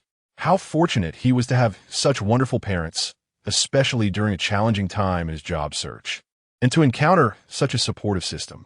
Chapter 21. The Art of Folding. Yi Zhe embraced his father affectionately. "Hey, what are you pondering? With such wonderful parents like you, how could I possibly bring shame upon you? That is simply out of the question. I have returned home in splendid fashion." Yiting, listening to his son, assumed that Yi Zhe was merely trying to spare him worry. In the past, when he was at school, Yi Zhe had always chosen to share only good news. Yi Zhe refrained from elaborating further, deciding instead to discuss matters over dinner later. He changed into comfortable home attire and made his way to the kitchen, wrapping his arms around his mother's waist from behind. "Mom, aside from chicken wings, what other delectable dishes have you prepared?" Lu Ying gently swatted his hands away. "Quickly step outside. The kitchen is filled with smoke. There are fruits in the refrigerator. Wash them and have some. You'll soon discover what's for dinner." Yi Zhe obediently complied and stepped out. After a brief moment, without checking his phone, he discovered dozens of unread messages waiting for him. Messages from Su Momo, Yuzi, and Ling Er. Among them, Su Momo had sent the most, detailing her choice of rooms and her purchases, practically reporting every step she took. Yi Zhe felt a bit overwhelmed. It seemed that the ever-enthusiastic Momo had become increasingly clingy upon escaping her confinement. Perhaps this is what one might call a sweet burden. Reflecting on this, he realized that he and Su Momo were indeed each other's first love. He patiently responded to the messages from the campus Belle, offering suggestions where she seemed uncertain. Su Momo pressed her hand to her racing heart, overwhelmed by her affection for A's. After finishing his replies to Momo, he clicked on Ling Er's profile. The moment he entered, a picture appeared before him. Yi Zhe opened it to find a full-body shot. He gasped. Ling Er was clad in a form-fitting black leather dress, accentuated by her fiery red lips and sultry, smoky makeup. Her figure was nothing short of remarkable, ample curves above and a stunning peach-shaped posterior below, all of which emphasized her slender waist. It was a sight to behold. Ling Er messaged, "Brother, how does this outfit look for my livestream today?" Yesha replied, "It looks great." Meanwhile, Yuzi had sent a picture of her dinner. Yi Zhe responded, "You've eaten quite early." Yuzi replied almost instantly, "Has Water Brother eaten yet?" Yi Zhe replied, "Not yet. It's still being prepared." Yuzi continued, "Then later, could you show me what Water Brother is having for dinner?" "Of course," Yi Zhe answered. Noticing that his mother seemed to be preoccupied, he silenced his phone and returned to conversing with Yiting. Yi Zhe shared numerous amusing anecdotes from a city, which fascinated Yiting immensely. Yiting had previously worked in a shoe factory, but after it closed down, he transitioned into the fast-moving consumer goods industry through a recommendation. His usual routine involved driving a truck, delivering beverages to various supermarkets and snack bars, negotiating partnerships. The more drinks he managed to secure orders for, the higher his earnings became. In his youth, he had traveled to N-City, and with Yi Zhe attending university in a city, he and his wife had only ventured out twice to accompany their son to college. Observing his father's curiosity brought Yi Zhe joy. The more intrigued he was, the better it would be for Yi Zhe to take them along. As the father and son engaged in lively conversation, Lu Ying called out that dinner was ready. Come over and serve the dishes. Yi Ting and Yi Zhe responded in unison. All right. The table was laden with Yi Zhe's favorite dishes: cola chicken wings, Peking-style shredded pork, 3 delicacies from the earth, mapo tofu, and spinach egg drop soup. Lu Ying, having removed her cooking apron and tossed it into the kitchen, joined them for the meal. Yi Zhe took out his phone, snapped a picture of the sumptuous spread, and sent it to Su Momo and Yuzi. Upon witnessing her son's actions, Lu Ying's eyes sparkled with excitement. Son, have you started dating? Yi Zhe rubbed his nose, marveling at his mother's keen perception. How did you figure that out? He chuckled. Well, you should consider who your mother is. Yi Ting, overhearing, leaned in. Do you have any pictures? Let us parents take a look. Yesha, who had always been focused on his studies, had parents worried he would grow up to be a bookworm. To their surprise, he had found a romantic partner shortly after graduation. Yi Zhe retrieved a photo of himself with Su Momo to show them. Yi Ting and Lu Ying exclaimed, "Oh my, this girl is truly beautiful. You are quite fortunate." Yi Zhe rolled his eyes. "I am more than a match for her." Yi Ting and Lu Ying exchanged glances and burst into laughter. "Let's eat before it gets cold," Yi Zhe urged. At the dining table, they continually piled food onto Yi Zhe's plate. Before long, his bowl was overflowing. Yi Zhe sighed. "You may eat as you please. I am 24 now. Why do you still treat me like a child?" Lu Ying replied matter-of-factly, "Of course. You will always be my son, no matter your age." Yi Zhe suddenly recalled a video he had seen earlier. While browsing online, I came across a video from our province. It was about a son returning home from university for summer break, and his parents advised him to say that the adults weren't home if he encountered anyone collecting water fees. Lu Ying and Yi Ting chimed in unison. Exactly. Children should never open the door to strangers. What if a bad person comes? All right, I know, but I must say, having parents who care feels wonderful. Yi Zhe smiled and resumed his meal. Lu Ying urged, "Eat slowly. No one is competing with you. If you run out, I will make more." Yi Zhe swallowed his food and said, "I'm fine, really. You should eat as well." 20 minutes later, Yi Zhe took on the task of washing the dishes and prepared some fruit from the refrigerator. He called his parents to the living room table. "Take a look at the gifts I bought for you. I hope you like them." Yi Zhe had purchased a set of gold jewelry and branded clothing for Lu Ying. Previously, his aunt would often boast about the gold bracelet her husband had bought her. Now that he had the means, he felt compelled to pamper his mother. Lu Ying exclaimed, "Oh my, where did you get the money? Aren't you still job hunting? I appreciate the thought, but you should return it later." Yi Zhe feigned seriousness. "Mom, I threw away the receipts. I can't return them. If you don't want them, they will have to be sold to a gold shop for recycling, which would mean losing money." Lu Ying, feeling a pang of concern, gently tapped his forehead. "You rascal. This is such a loss." Ultimately, she had no choice but to accept the gifts. Though she verbally expressed her disdain, the upward curve of her lips betrayed her true feelings. Yi Ting observed his partner, adorned with jewelry and trying on clothes, a pang of envy swelling within him. Yi Zhe, catching a glimpse of his father's expression, couldn't help but chuckle inwardly. "Oh dear Dad, after purchasing gifts for Mom, I found myself short on funds for you." Yi Ting interrupted him, saying, "Oh, it's perfectly fine. Just take care of your mother. Your well-being is all that matters." While he soothed his son with words, Yi Ting's gaze remained fixed on his partner as she admired herself from various angles in the mirror. Yi Zhe burst into laughter. "How could I possibly favor one over the other? You have a gift too?" Yi Ting queried. "I have one." "Of course." Yi Zhe revealed the latest model of a trifold wallet he had bought for both of them, along with a Vacheron Constantin Overseas black watch for his father. Yi Ting was instantly astonished. "Oh my, this trifold, no matter how you fold it, always presents a face." Chapter 22. Let us enjoy life with my son. Hey son, make sure to download the software I need later. After admiring the phone, Yi Ting was utterly astonished upon seeing the watch worth over 200,000. "Son, pray tell, where did you acquire such funds? You haven't, as rumored online, used a credit card to purchase gifts for your parents, have you?" Lu Ying, having overheard, approached. Her earlier joy now replaced with concern. Yi Zhe reassured them. "Rest assured, what recent graduate possesses such a high credit limit on a credit card?" Yi Ting found himself in agreement. Yi Zhe cleared his throat before delving into the matter at hand. "During my university years, I developed a keen interest in stocks and funds. The money I've earned recently is from my ventures in the stock market over the past few years. I recently sold off some stocks, and thus I bought you these gifts. My intention for returning was to take you to City A. Fortunately, his parents were not well versed in the stock market, lacking any real understanding. Moreover, having never told a lie since childhood, they held unwavering trust in him. Otherwise, he might have found it challenging to convince them. Exchanging glances, Lu Ying and Yi Ting said, "Perhaps we should refrain from going. We have relatives and friends here, and we wouldn't know anyone there." Yi Ting added, "Indeed, Dad has finally managed to establish a market presence, and earnings are quite stable now. We wouldn't want to complicate matters for you."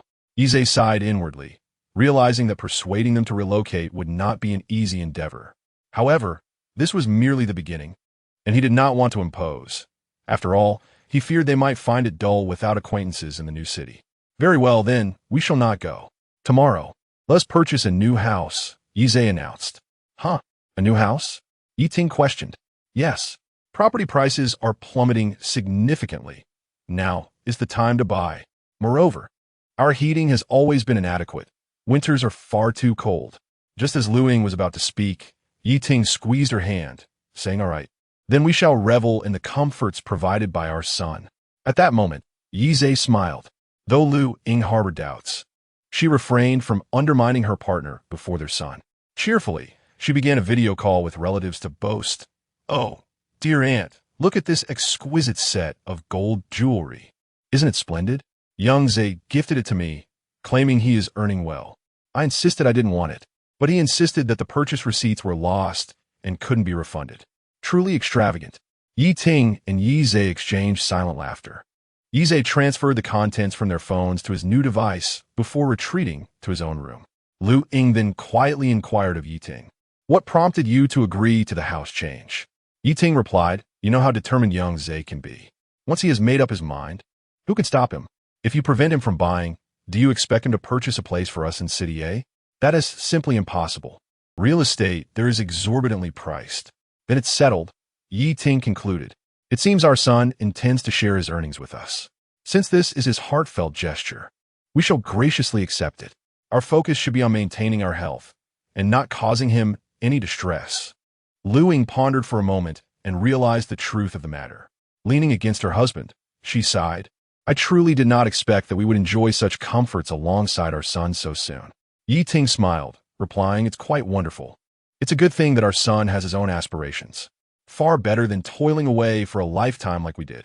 Having resolved a significant matter in his heart, Yizhe felt a wave of relaxation wash over him.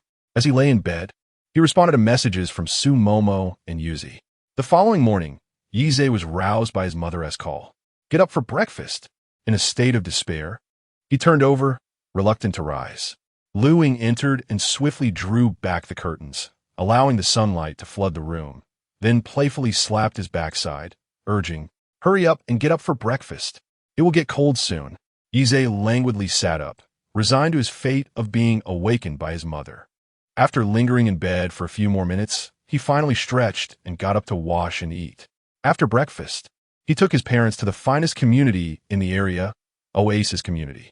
Although M City had its own villa districts, the items they purchased yesterday were already quite conspicuous, and the management in the villa area was subpar. Conversely, Oasis Community boasted the best property management in the locality and was, apart from villas, the most expensive housing in M City. However, as it had been a year since the units were delivered, they could only look for any second-hand houses available. Yizhe led them into a nearby real estate agency. A male agent approached them with enthusiasm. "Hello, are you looking to choose a house?" Yizhe nodded yes. "Do you have any properties in Oasis Community?" Zhou Xian replied, "Yes, sir. Right this way, please." Lu Ying exclaimed, "Oh, my son, are you planning to buy a house here? This is quite expensive." Yi Ting added, "Indeed, the price per square meter is 6,000, while here it's 12,000. Even for second-hand houses, it's not cheap." Yizhe quietly confided to his father, "I intend to buy here.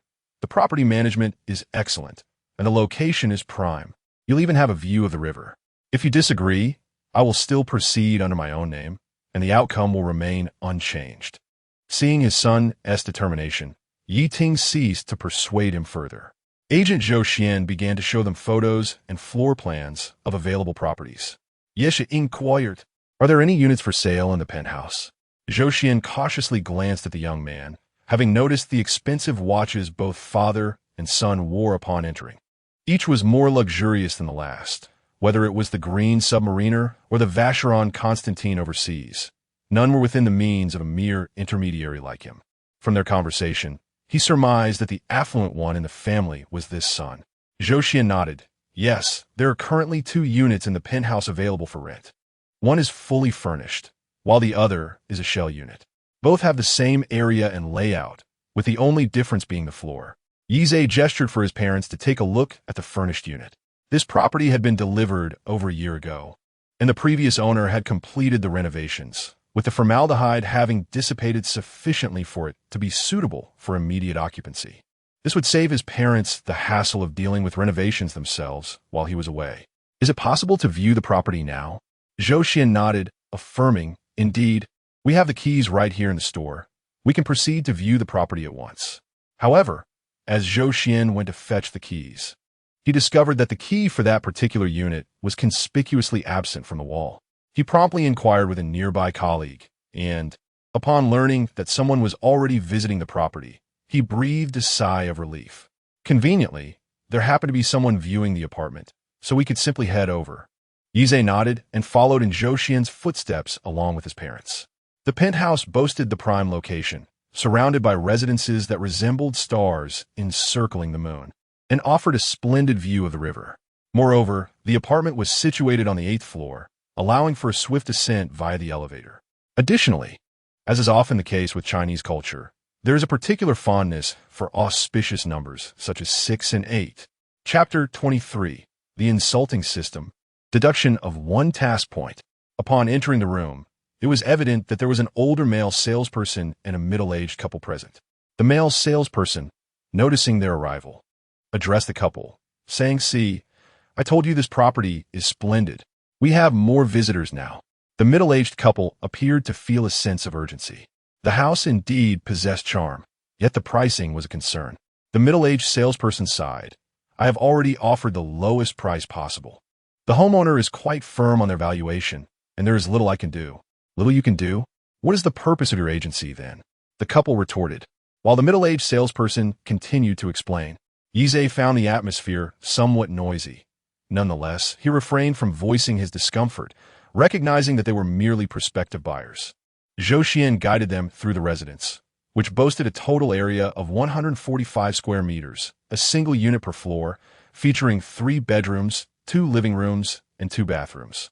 The decor was in a refreshing new Chinese style. After their tour, not only was Yizhe satisfied, but Yi Ting and Lu Ying were equally pleased. Yizhe glanced at Zhou Xian and inquired, Are you familiar with the neighbors upstairs and downstairs? Zhou Xian nodded. The couple downstairs is young, warm, and approachable. The upstairs neighbor is a solitary aunt, with whom I have conversed. She is quite amiable and has a penchant for calligraphy and flower arranging. Yizhe nodded in acknowledgement. Although it was a single unit per floor, encountering unreasonable neighbors or children running amok could pose difficulties. Very well. Please call the homeowner to arrange the contract signing. The middle-aged couple had been deliberating for over a month. They genuinely liked the property, yet the price exceeded their budget. Upon hearing that the young couple was ready to make a decision, they became anxious. What is this? You're just going to finalize it? Did you not realize I was here first? Yizhe raised an eyebrow. Oh, is that so? Why, you did arrive first. It seems the pricing is a bit beyond your means. Purchasing something, of course, goes to the one who pays promptly, the couple retorted. Who said we were backing out? Yizhe replied, Oh, so you have reconsidered? The price no longer matters? The middle-aged woman was momentarily taken aback by his words. She truly desired the house. Yet the price was indeed steep. If they purchased it, there would be little left for the couple. Stifling a breath, she found herself at a loss for words. Gasping for air, Yizhe let out a soft laugh and said to Zhou Xian, Let us go. We shall return to sign the contract. As they reached the doorway, Yizhe glanced back and said, I apologize, but this will soon be my home. Please exit once your tour is concluded. Yi Ting and Lu Ying exchanged glances, sensing a change in their son. Nonetheless, they found some comfort in the fact that a little edge in the external world could be beneficial. With this thought, they smiled with a sense of pride. The group returned to the real estate agency, where Yi Zhe and his parents awaited the original homeowner to finalize the contract. Yi Ting and Lu Ying still possessed striking looks, and Yi Zhe had inherited only a fraction of her charm. Observing his parents on the sofa, engrossed in their new mobile phones, Yi Zhe suddenly recalled something and glanced at his mother's appearance. Indeed, my mother's beauty scores a remarkable 9.10. Does that imply that spending on her could yield returns? Yi Zhe tentatively transferred 100,000 yuan to his mother. Ding! This expenditure of 100,000 yields a rebate of 10 million, credited to the industrial and commercial bank account. Wow, it truly works. Lu Ying, upon receiving her son's transfer, was taken aback. Why did you send so much money to your mother? Yi Zhe chuckled. Hee, just a little filial piety from your son. Lu Ying cast him a resigned glance. You, with a little money, are so extravagant. Now that you have a girlfriend, you should be saving up for a future with her. Yi Zhe replied.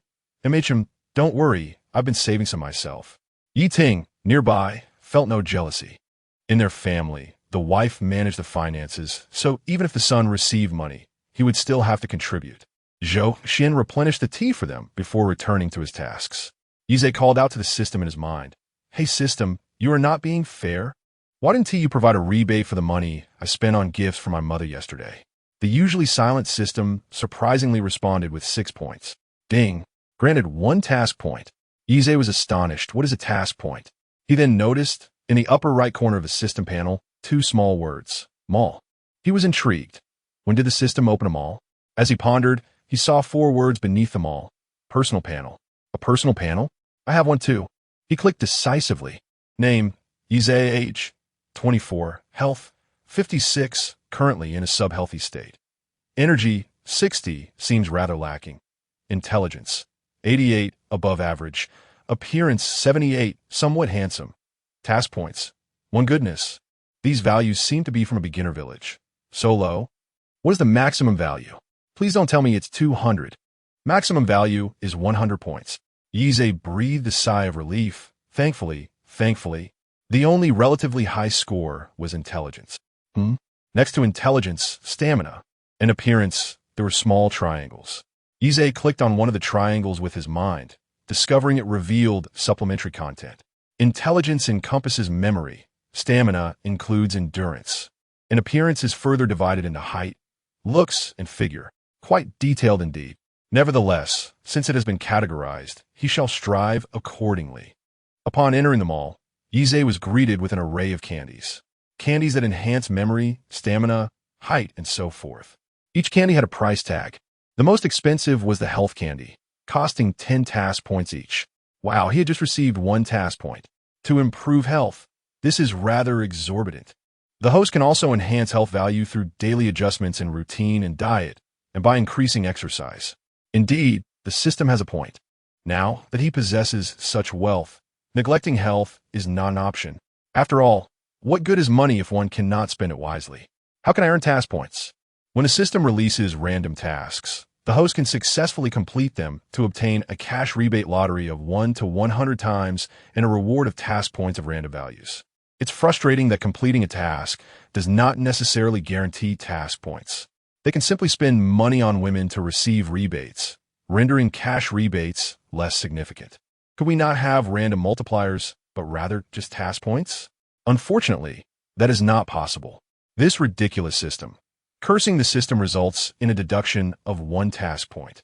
Outrageous! I can't believe this. Cursing the system again leads to another deduction of 1 task point, leaving a balance of -1 task points. Yi Zhe was exasperated but dared not curse any further, feeling utterly frustrated. He closed his eyes, attempting to alleviate his anger through deep breathing. Lu Ying noticed her son's continuous deep breaths and asked, "What's wrong, dear? Did you have a quarrel with your partner?" Yi Zhe abruptly opened his eyes and shook his head, saying, "No, I just saw a video online that made me angry." Chapter 24. Why does money keep increasing when spent? Lu Ying chuckled and scolded you. At your age, can you still let a video get to you?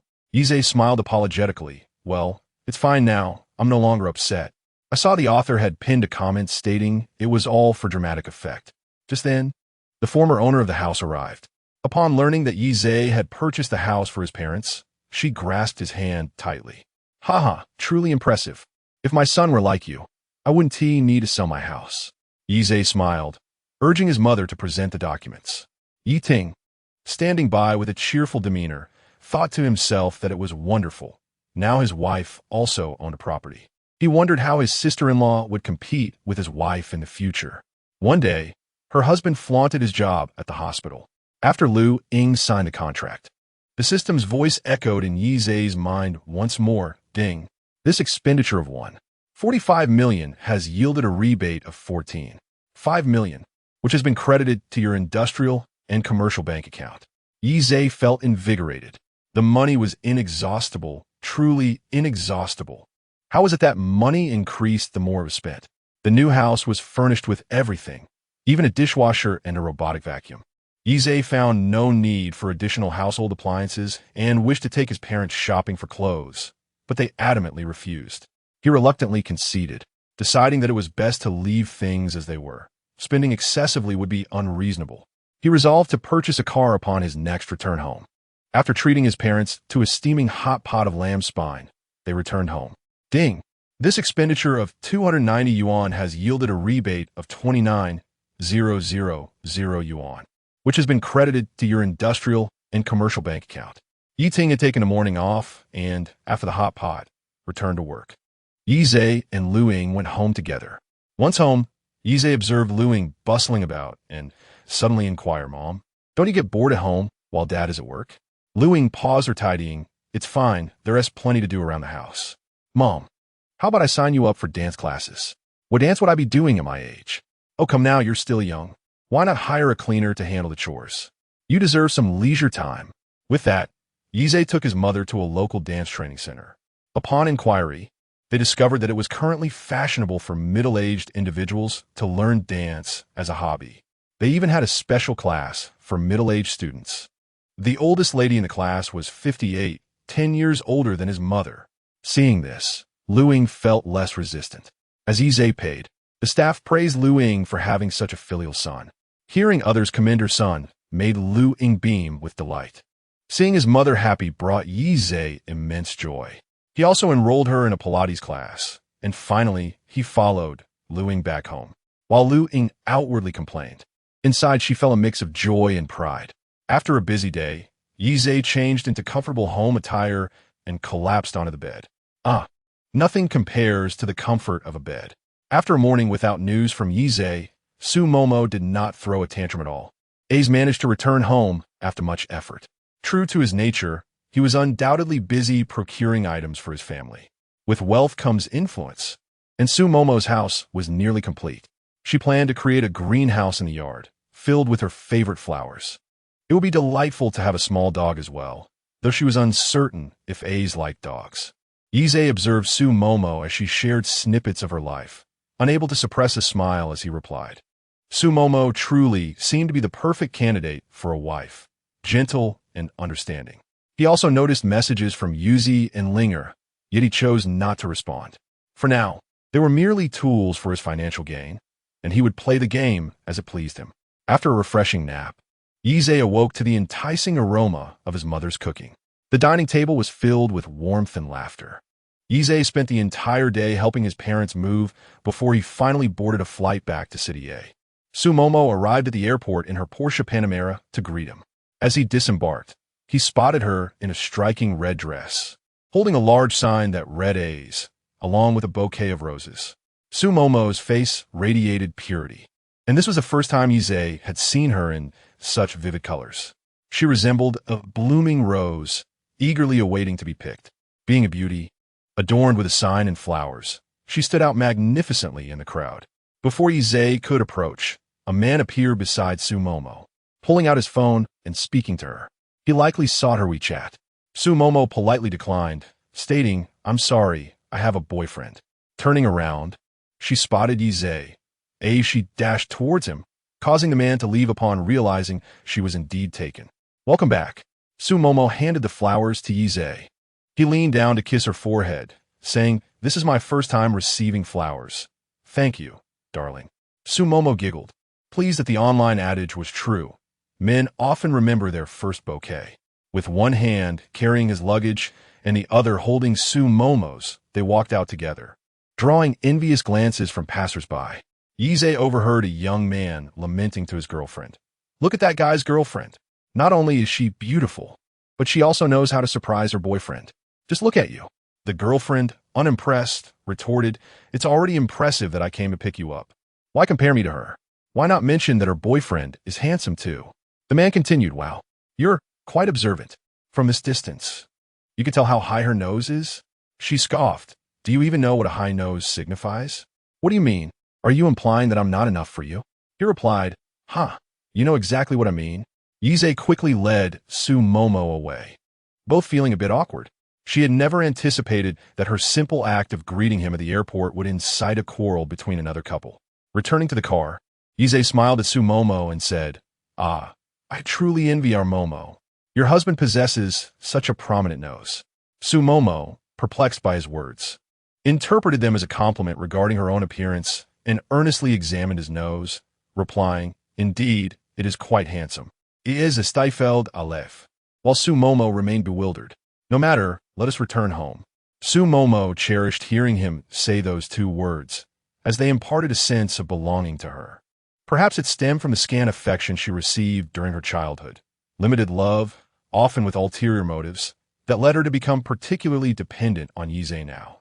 Upon arriving at Suha Bay, Yize noticed the changes in the household, and a sense of warmth enveloped him. He feigned a look of confusion, saying My room is next to yours? If you haven't had the chance to prepare my room, it's perfectly all right. I can stay in the guest room tonight. Su Momo nervously tugged at the hem of her skirt, stammering, Why you mean we will share a room? Chapter 25, Unexpectedly. You are coveting my beauty. Yize thought it amusing, yet he stifled his laughter. He exclaimed, We are in the same room, are we not? I never anticipated that you would set your sights on my beauty. Su Momo's face flushed crimson, her shyness rendering her hands uncertain of where to rest. And her speech became a stutter. No, I did not. Yize feigned a look of grievance. So my wife does not fancy me, Very well. I shall take my leave now. Su Momo grasped his arm, pleading, Don't go. Coveting. Unable to contain himself any longer, Yize burst into hearty laughter. It was only then that Su Momo realized he had been teasing her all along, and she stomped her foot in frustration before retreating to her room. Yize chuckled for quite some time, finding her adorably amusing. She wouldn't allow him to share a room with her, yet he couldn't resist the temptation. Su Momo left the door ajar, and Yize approached from behind, wrapping his arms around her. Are you upset? I simply found you too endearing and couldn't help but tease you. No, I could never be angry with you, Ace. Yize playfully pinched her cheek. Good girl. After their meal, the two chatted for a while, and Yize announced, I'm off to take a shower. Today, he was determined to capture this rose. It was also his first time, and a flutter of excitement coursed through him. Su Momo responded softly, In the bathroom, she thoughtfully arranged the toiletries she had prepared for him. After his shower, Yize emerged wrapped in a towel. Su Momo had already tidied his belongings, hanging his clothes in the wardrobe. She lowered her head, avoiding his gaze, and hurriedly said, I'm going to shower now, before darting into the bathroom. The bed linens were adorned with charming green floral patterns, and he chuckled, settling in a bed to play on his phone. This time, he managed to catch the live broadcast of YU001. As soon as he entered, he was greeted by MC Shengyi's booming welcome. Welcome back home, my water brother. Linger immediately spotted Yuan Shan Jian Shui entering the live stream. Last time, he was at level 49. Now he had ascended to level 58. Biting her lip, she realized there were other streamers vying for attention. Yuan Shan Jian Shui, sending a carnival. Shall we dance a few times? MC, is water brother trying to charm Linga? One carnival can make her dance 300 times. Yize pondered for a moment. 300 dances for one carnival seemed excessive. Yet a playful approach wouldn't require him to go to extremes. Yuan Shan Jian Shui, no need for that. Let us make it one carnival for 100 dances. Linger felt a surge of excitement. Would she receive a shower of rewards again? Although 100 dances for one reward was quite meager, receiving multiple rewards would still be exhausting. It seemed the time for massages would need to be extended. Yuan Shan Jian Shui gifted Linger 10 carnivals. Wow. Thank you, Water Brother, for the 10 carnivals. So cool. Water Brother arrives with a shower of rewards. Congratulations to Water Brother on reaching level 60. OMG. Is this the romance that belongs solely to Water Brother? Haha, Linger is going to be spoiled. Heartbroken for Ling for just a moment. Ling would be delighted if Brother Shui could embrace her. Usually, she would dance for 2 diamonds, but now she dances 100 times for 30,000 diamonds. Indeed, is Tan Huazi. Ling felt a surge of joy in her heart, first sending a flying kiss to Yi Zhe, then adopting a tearful demeanor as she began to dance. Su Momo emerged from her shower, her fair skin glowing with a delicate pink hue from the steam, causing little Yi Zhe to spring to his feet. Yuan Shan Jian Shui, Sheng Yi, help me keep count. Let me know if I've completed it next time. Sure thing, brother. I promise to accomplish the task. With that, Yi Zhe exited the musical software, tossing his phone aside and pulling Su Momo into his embrace for a kiss. 40 minutes later, Yi Zhe lay comfortably on the bed, feeling refreshed. His first experience was accounted for here. No wonder in films, men who have been busy often indulge in a cigarette afterward. Even he, a non-smoker, felt the urge to light one. Su Momo struggled to rise and take a shower, but Yi Zhe held her tightly. We'll go together shortly. Complying, Su Momo nestled back into his arms. On my first day home, I showed you the meal my mother prepared, and she discovered I was in a relationship. And then? Yi Zhe gently stroked her hair. Then, I showed them our couple photos. Upon hearing this, Su Momo immediately felt anxious. What did they say? They said I am unworthy of you. This made Su Momo beam with happiness. It is I who am unworthy of you. Yi Zhe's hand glided through her hair, touching one of her little buns. Although not large, it felt delightful. He busily continued his ministrations, not pausing for conversation. Momo in a red dress is also beautiful. Su Momo suppressed her bashfulness. Do you like it? Rather than saying I adore how you look in a red dress, I prefer that you can be your true self freely. In the future, you need not worry about your parents. Do as you wish. If you wish to work, then work. If you want to open a store, I shall invest in it. If you desire to start a company, I will support that too. In short, I hope you will always be happy. Su Momo was moved to tears, recalling a phrase she had previously encountered. Perhaps her past unhappiness was merely a prelude to being with A's. Motives. He lifted her up. Come, let us take a shower naturally. In the bathroom, Yi Zhe did not spare her either. An hour later, he emerged holding Su Momo. Observing the crimson blooms on the sheets, Yi Zhe turned to lead her to the adjacent room. Yet, it was Su Momo who blushed and insisted on changing the sheets before they embraced and fell into a deep slumber. The following day, Yi Zhe felt utterly invigorated. Being cautious not to wake Su Momo, he washed up in the guest room as bathroom. Sipping hand-brewed coffee, he gazed at the sunlight streaming through the window. Life is as easy as flipping one's hand. He, in high spirits, prepared a simple breakfast of sandwiches for the two of them before ascending the stairs to awaken Su Momo. Su Momo, upon seeing Yi Zhe in his loungewear, felt a wave of shyness wash over her. Descending the stairs to behold the breakfast he had made, a twinge of guilt surfaced within her. I should be the one making breakfast for you. Oh dear, does it really matter who cooks? Moreover, you were quite exhausted yesterday. Indulging in a leisurely sleep is only natural. Su Momo's heart brimmed with sweetness. Will you accompany me to pick up the car later? Yes, of course. By the way, we should hire a housekeeper to take care of you. Su Momo replied, I thought since I am not working, tidying up my own home would be a delightful task. So I didn't hire anyone. That simply won't do. There will be many evenings when you will be quite busy. It will be best to find a housekeeper. Su Momo felt another wave of shyness, yet this time she did not refuse. All right, I will take a look shortly. Just have the property management assist in finding someone suitable. Sound good? Chapter 26. Hiring a bodyguard. As soon as Xing Li spotted the purple Panamera, she promptly approached it. Mr. Yi, Miss Su. Yes, and nodded in acknowledgement. Please, this way. We have prepared a vehicle delivery ceremony for you. Yi Zhe waved his hand dismissively. No need for that. We shall depart directly. Momentarily taken aback, Xing Li chose not to take offense. For individuals of such wealth, time is undoubtedly their most precious commodity, rendering a trivial delivery ceremony inconsequential. Very well, this way please. After a brief inspection of the vehicle and confirming it was in order, Yize drove off with a flourish. The Lamborghini and Panamera cruised down the streets in tandem, radiating an undeniable charm. Yet, in a city renowned for its traffic congestion, the drive was hardly exhilarating. Nevertheless, Yize remained thoroughly satisfied. With a car at his disposal, he was now at ease. He took Su Momo to his villa in Suiwa Garden. The security personnel recognized him and granted them passage. Once they left, the guards murmured, "I told you. How could anyone living here not own a luxury car? Last time, this young man arrived by taxi. Now he has swapped for a Lamborghini. I know that car. Worth over 10 million. A fortune he could never hope to earn in several lifetimes. Wow, that car is truly spectacular. The engine design is quite innovative." Su Momo was astonished. She had assumed Yize would reside with her indefinitely, completely unaware that he possessed his own residence, one even larger and more opulent than hers. Upon entering, her eyes sparkled as she took in the surroundings. "Aze, your house is magnificent. No wonder it was designed by Master Sun Jian. Go ahead and choose a room.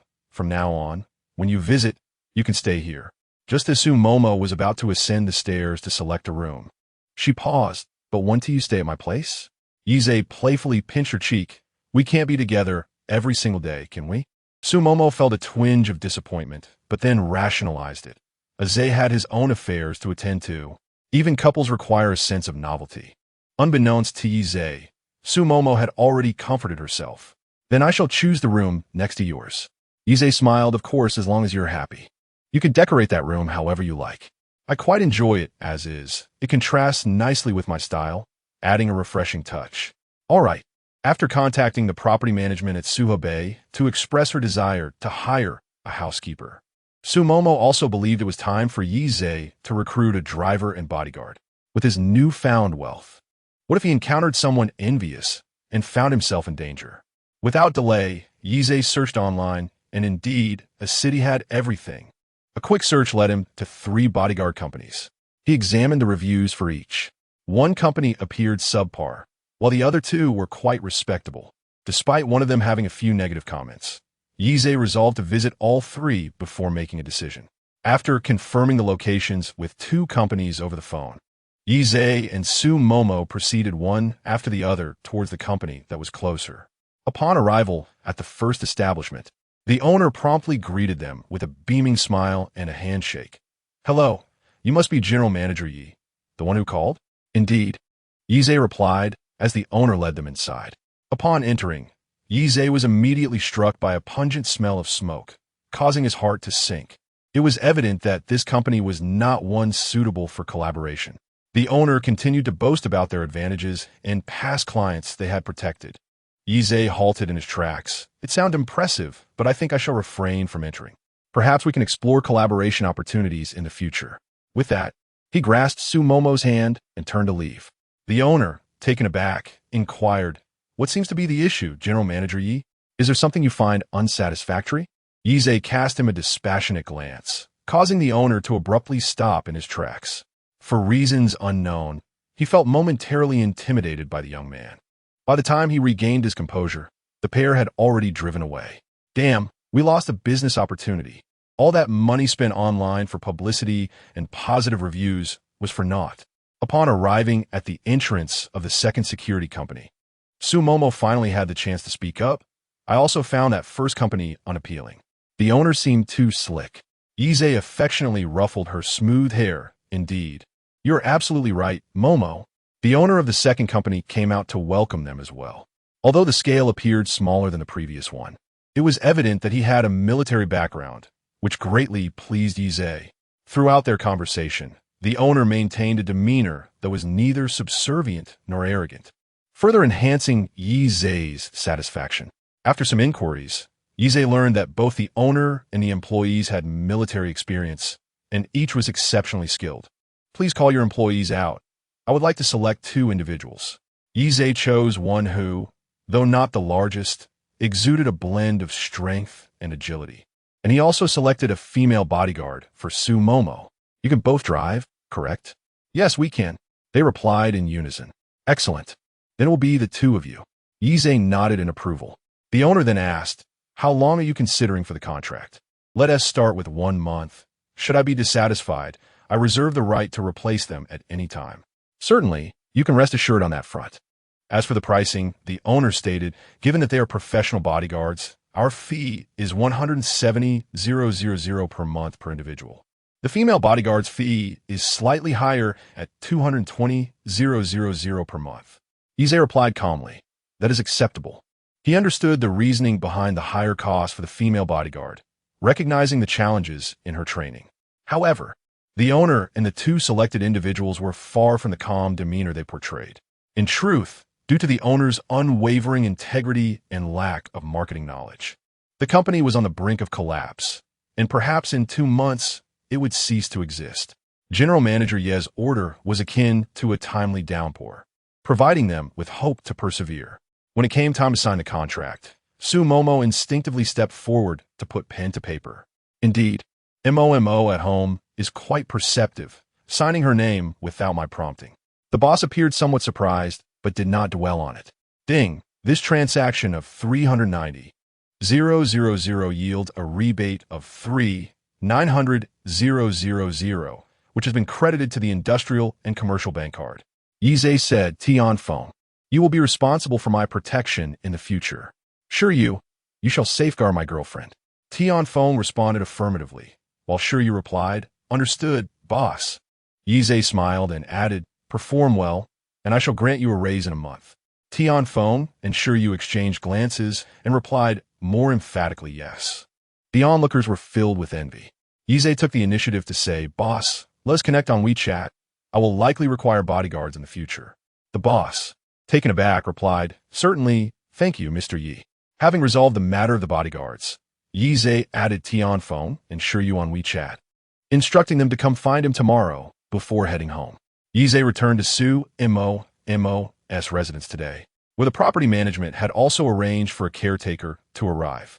The individual was a seemingly honest and diligent woman, surnamed Qian. Both Yize and Su Mo were quite pleased.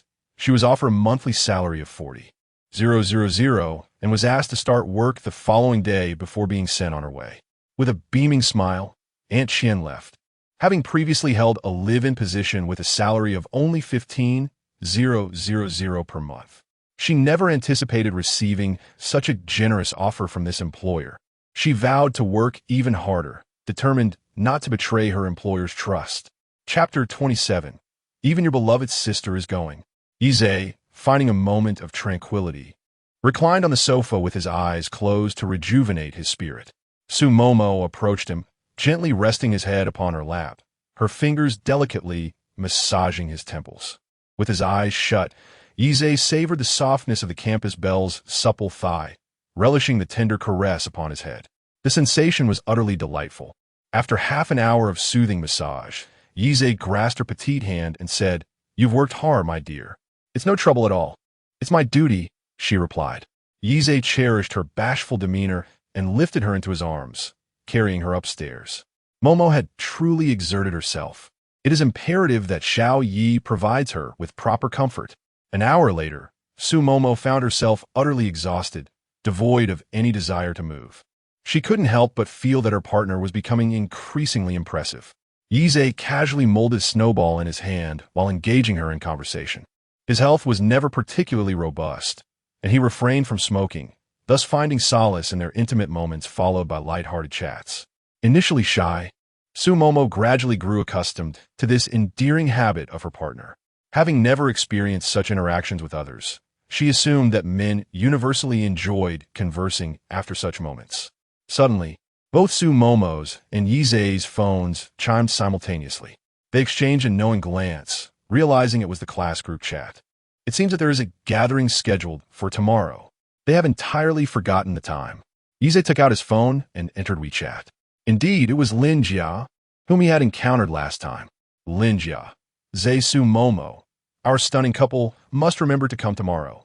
Lin Jia's words were akin to casting a stone into tranquil waters, instantly stirring a tempest within the class group. Wang Jie exclaimed, "What on earth is happening? When did the campus belle and the class heartthrob get together?" Lu Chuha, as you mentioned, one is the campus belle and the other is the class heartthrob. What is so surprising about their union? Wang Duo. No, Lin Jia. How did you come to know that? Lin Jia. The other day, as I passed by the snack street near the school, I happened to encounter the two of them dining together. He Luo felt extremely displeased. He had always held affection for Su Momo, only to find himself outpaced by Yize, who had remained silent throughout their university days. Yize, a diligent student engaged in work study. What kind of fulfilling life can he offer her? Perhaps he has yet to secure a job even now. Encountering classmates is always in the snack street behind the school. If I were to agree to him, wouldn't it mean indulging in a feast at will? Yize replied in the group. Yes, we will go. Wanduo et glim. Wow. Impressive, Yesha. You silently managed to win over the campus belle. With an air of superiority that far surpassed that of Yize, Hiluo proclaimed in the group chat, "Haha, since this is our first gathering after graduation, allow me to host. Coincidentally, I have recently inherited the family business." His words were met with enthusiastic applause within the group. As Hiluo read the flattery from his classmates, his sense of pride swelled even further. He continued, "Let us reserve the Wangfu Hotel for our gathering." At this utterance, the accolades poured in even more abundantly. Some may flatter him for future benefits, while others commend his magnanimity. The Wangfu Hotel stands as a local attraction, where the dining area once served as the genuine dining space for the prince. The picturesque scenery and unique ambience render the prices exceedingly steep. Yesha chuckled. Hiluo is quite willing to splurge since you went. Sumomo, taken aback, responded, You know he likes me? Ha! It was hard to miss his relentless pursuit of you back then. Sumomo sighed. Indeed, it was quite bothersome. At first, I rejected him gently, but he feigned ignorance. When I finally stated my refusal plainly, he remained undeterred. However, to my knowledge, there is another girl who likes you as well. This revelation left Yize dumbfounded. Another girl who likes me? Besides you, there are others harboring feelings for me. What is wrong? You can't mock me. Yize Poulet had collusive. I'm not mocking you. I'm merely expressing that I'm fond of you. Sumomo buried her face in his shoulder. I adore you as well. But how come I was unaware of others' affections for me? We girls are perceptive. Zhang has always been sneaking glances at you. Zhang Yesha pondered briefly. Are you referring to that girl who acts like a tomboy? Precisely. Oh my, this is the first I've heard of it. Sumomo absent-mindedly traced circles on her chest with her finger. Back then, you were so engrossed in your studies that you were oblivious to everything else. Fortunately, with your nature, she likely wouldn't have had the chance to enjoy your company. Yize felt a tingling sensation as her finger grazed him, capturing her mischievous hand. Since you're still so spirited, let's engage in something amusing. The next morning, Yize and Sumomo received a call from their bodyguard. Since they were merely attending a class reunion that day, they requested for him to come the following day instead. On phone ensured you marveled at their own fortune to be accompanying such a wealthy and carefree master. Yize looked at Sumomo, who was assisting him with his clothes, and stretched his waist. I can't stay here any longer. I must return home. After indulging, I find myself quite overwhelmed by your blossoming beauty, much like a rose flourishing under my care. Ugh, this low health is certainly affecting me. Let us drive separately. I'll head back after we finish our meal. All right. Dressed in a new LV outfit gifted by Sumomo, Yize drove his Lamborghini Revuelto towards the Wangfu Hotel. Hiluo had just parked his BMW X5 when he heard a classmate call out to him. Hiluo? Today. Hiluo donned a custom-tailored suit that cleverly concealed his shortcomings. However, due to the exorbitant cost of the suit, he owned only two. He felt confident that Sumomo would regret her choice of accompanying that impoverished lad.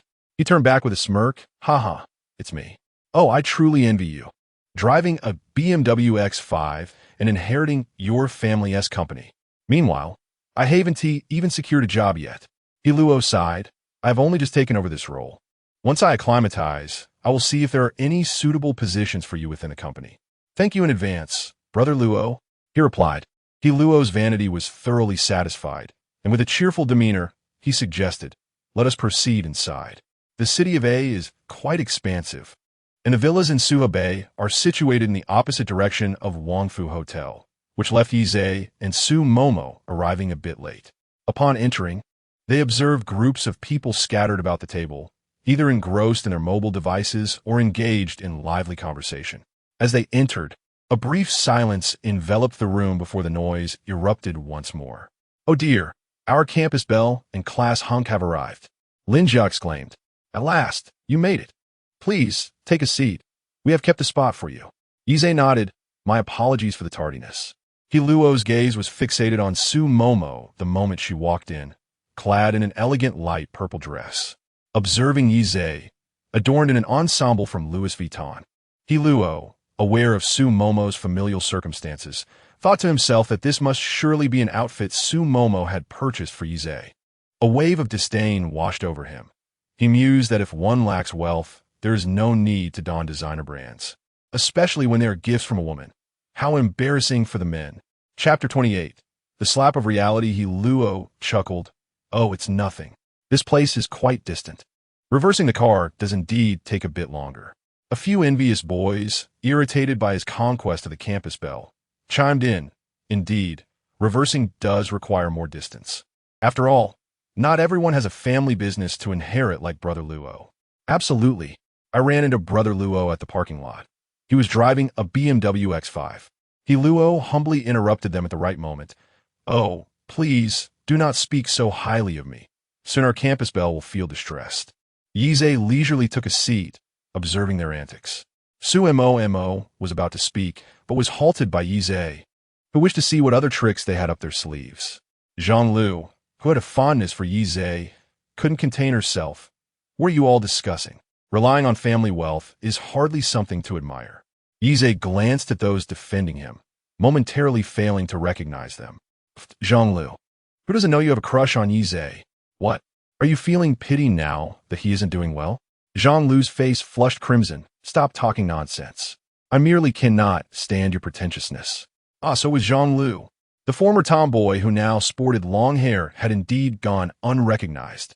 Others, equally disdainful of Hiluo's pretentiousness, joined in. "Exactly. You mentioned reversing. Well, Yizhe is also decked out in LV. Hiluo remarked. Montag. Next time you buy clothes for Yizhe at LV, you can use my membership for a discount." "Oh, so it was indeed the campus Belle who bought it?" Yizhe replied nonchalantly. "You know, this outfit was indeed purchased by my dear Mo. Clothes from a girlfriend are truly delightful." Hiluo felt increasingly vexed by this. Just then, the waiter began serving the dishes, and the previously tense atmosphere softened. Hiluo inquired. "It has been a few months since graduation. I wonder where Yizhe is currently employed?" With a smile gracing his lips, Yizhe replied, "I'm not working." One of the boys who had just supported him chuckled. "This is the first time I've heard someone describe being a homebody so refreshingly." Yizhe was still enjoying himself when Su Mo could no longer contain her excitement. Elegantly tucking a strand of hair behind her ear, she remarked, "You know, I truly feel fortunate to be dating a Zhe." Linjia, the class's sweetheart, asked, "What do you mean?" Wang Duo added, "I also believe Yizhe cannot be a homebody. After all, his academic performance is so exceptional." Su Mo continued, "Oh, I must say, a Zhe is simply too low-key. This is the first time I've seen someone present a Panamera as a token of love to their girlfriend." As she spoke, Su Mo placed the Panamera key on the table. Suddenly, those who had just mocked Yizhe were left dumbfounded. This was no mere lighter. It was indeed the key to a Panamera. Yet, how could they possibly believe it? They awkwardly responded, Mo, is this a gift from your father?" Su Momo smiled, nestling against Yizhe's arm as she playfully said, "Darling, I wish to drive your Lamborghini Revuelto when we return. I want to experience the thrill of a car with 15 horsepower." Yizhe chuckled, taking a sip of his drink. "Haha, if you want to drive it, go ahead. When we picked up the car, I said we could each have one, but you declined." Su Momo continued her charming antics. "Oh, I was just thinking that since you gifted me a villa in Suha Bay, I didn't want you to spend more." Those in the class who were close to Su Momo knew she was not one to boast. "Ha. Congratulations, Momo. You've captured the class's hidden tycoon." Su Momo shyly replied, I didn't expect it either. When Ace took me to sign the contract, I was utterly astonished. Zhang Lu felt a pang of disappointment, realizing that the boy she admired was already so exceptional. The distance between them felt even greater now. Well, the school beauty-s family was quite affluent, so their pairing seemed fitting. She downed her drink in one go, wondering why it tasted so bitter. Hiluo and a few who had just mocked Yize looked pale, especially Hiluo, who stared at the BMW X5 key in his hand, feeling like a fool. Others gazed at Yize in astonishment, Su Momo's words resonating like thunder in their hearts. The Panamera, Lamborghini Revuelto, and the villa in Suha Bay, each was an unattainable dream for them. What was Yize doing? Indeed, he had just claimed he wasn't working. Nonsense. A lifetime of labor wouldn't suffice to purchase a property in Suha Bay. The prices there were in the hundreds of millions. Not to mention, one would be hard-pressed to afford it, even through entrepreneurship. How long had it been since graduation? And he could afford such an extravagant home already. Su Momo felt disdain for the fickle crowd. However, she was pleased that no one misunderstood Ace. Yize smiled nonchalantly, an individual investor. Wow, Yize was truly remarkable for his age. Indeed, just moments ago, a few thoughtless individuals had mocked him, yet he simply chose not to engage in their folly. What was that saying? Ah, yes, do not argue with a fool. One boy immediately approached with a drink to apologize. Ah, it seems I underestimated you. Please don't hold it against me. I raise a toast to you. Yize glanced at him, driving, no drinking. The boy awkwardly chuckled, dismissing his embarrassment. Ha, understood. I'll drink. Yize didn't spare him a second glance. Others began to ignore Hiluo, showering Yize with compliments. Some even inquired about paying tuition for him to teach them investment strategies. The food here was delightful, but the company was rather distasteful. Yize stood up. You all continue eating. I have some matters to attend to, so I shall take my leave. Su Momo also rose to her feet. Upon reaching the doorway, Yize turned back and remarked, Oh, by the way, the meal was exquisite. My heartfelt thanks to Hiluo for the gracious hospitality. With that, he wrapped his arm around Su Momo's waist and exited. Hiluo's face fluctuated between shades of green and white, a clear indication of his distress. A few individuals who shared a close rapport with Su Momo also departed. Zhang Lu picked up her bag and followed suit. Seeing so many people leave, some within the room, driven by curiosity, decided to follow suit. They were eager to catch a glimpse of the magnificent Lamborghini Revuelto. When they finally beheld Su Momo stepping into that grand vehicle, their excitement surged. Several quickly whipped out their phones, capturing the moment to share in their class group chat. Lu Chuha exclaimed, Wow, this car is incredible. The roar is absolutely exhilarating. Wang Duo added, The Panamera is stunning as well. Just the original purple paint alone costs 186,000. I thought Yize was merely climbing the social ladder, but it turns out he is a diamond bachelor. Hiluo, observing the messages in the group chat, realized the car was indeed real, and consequently, the house must also be genuine. He felt utterly embarrassed to continue dining there. Despite having spent a substantial sum on the meal, in the end, he was the biggest fool of all. Dejected, he settled the bill.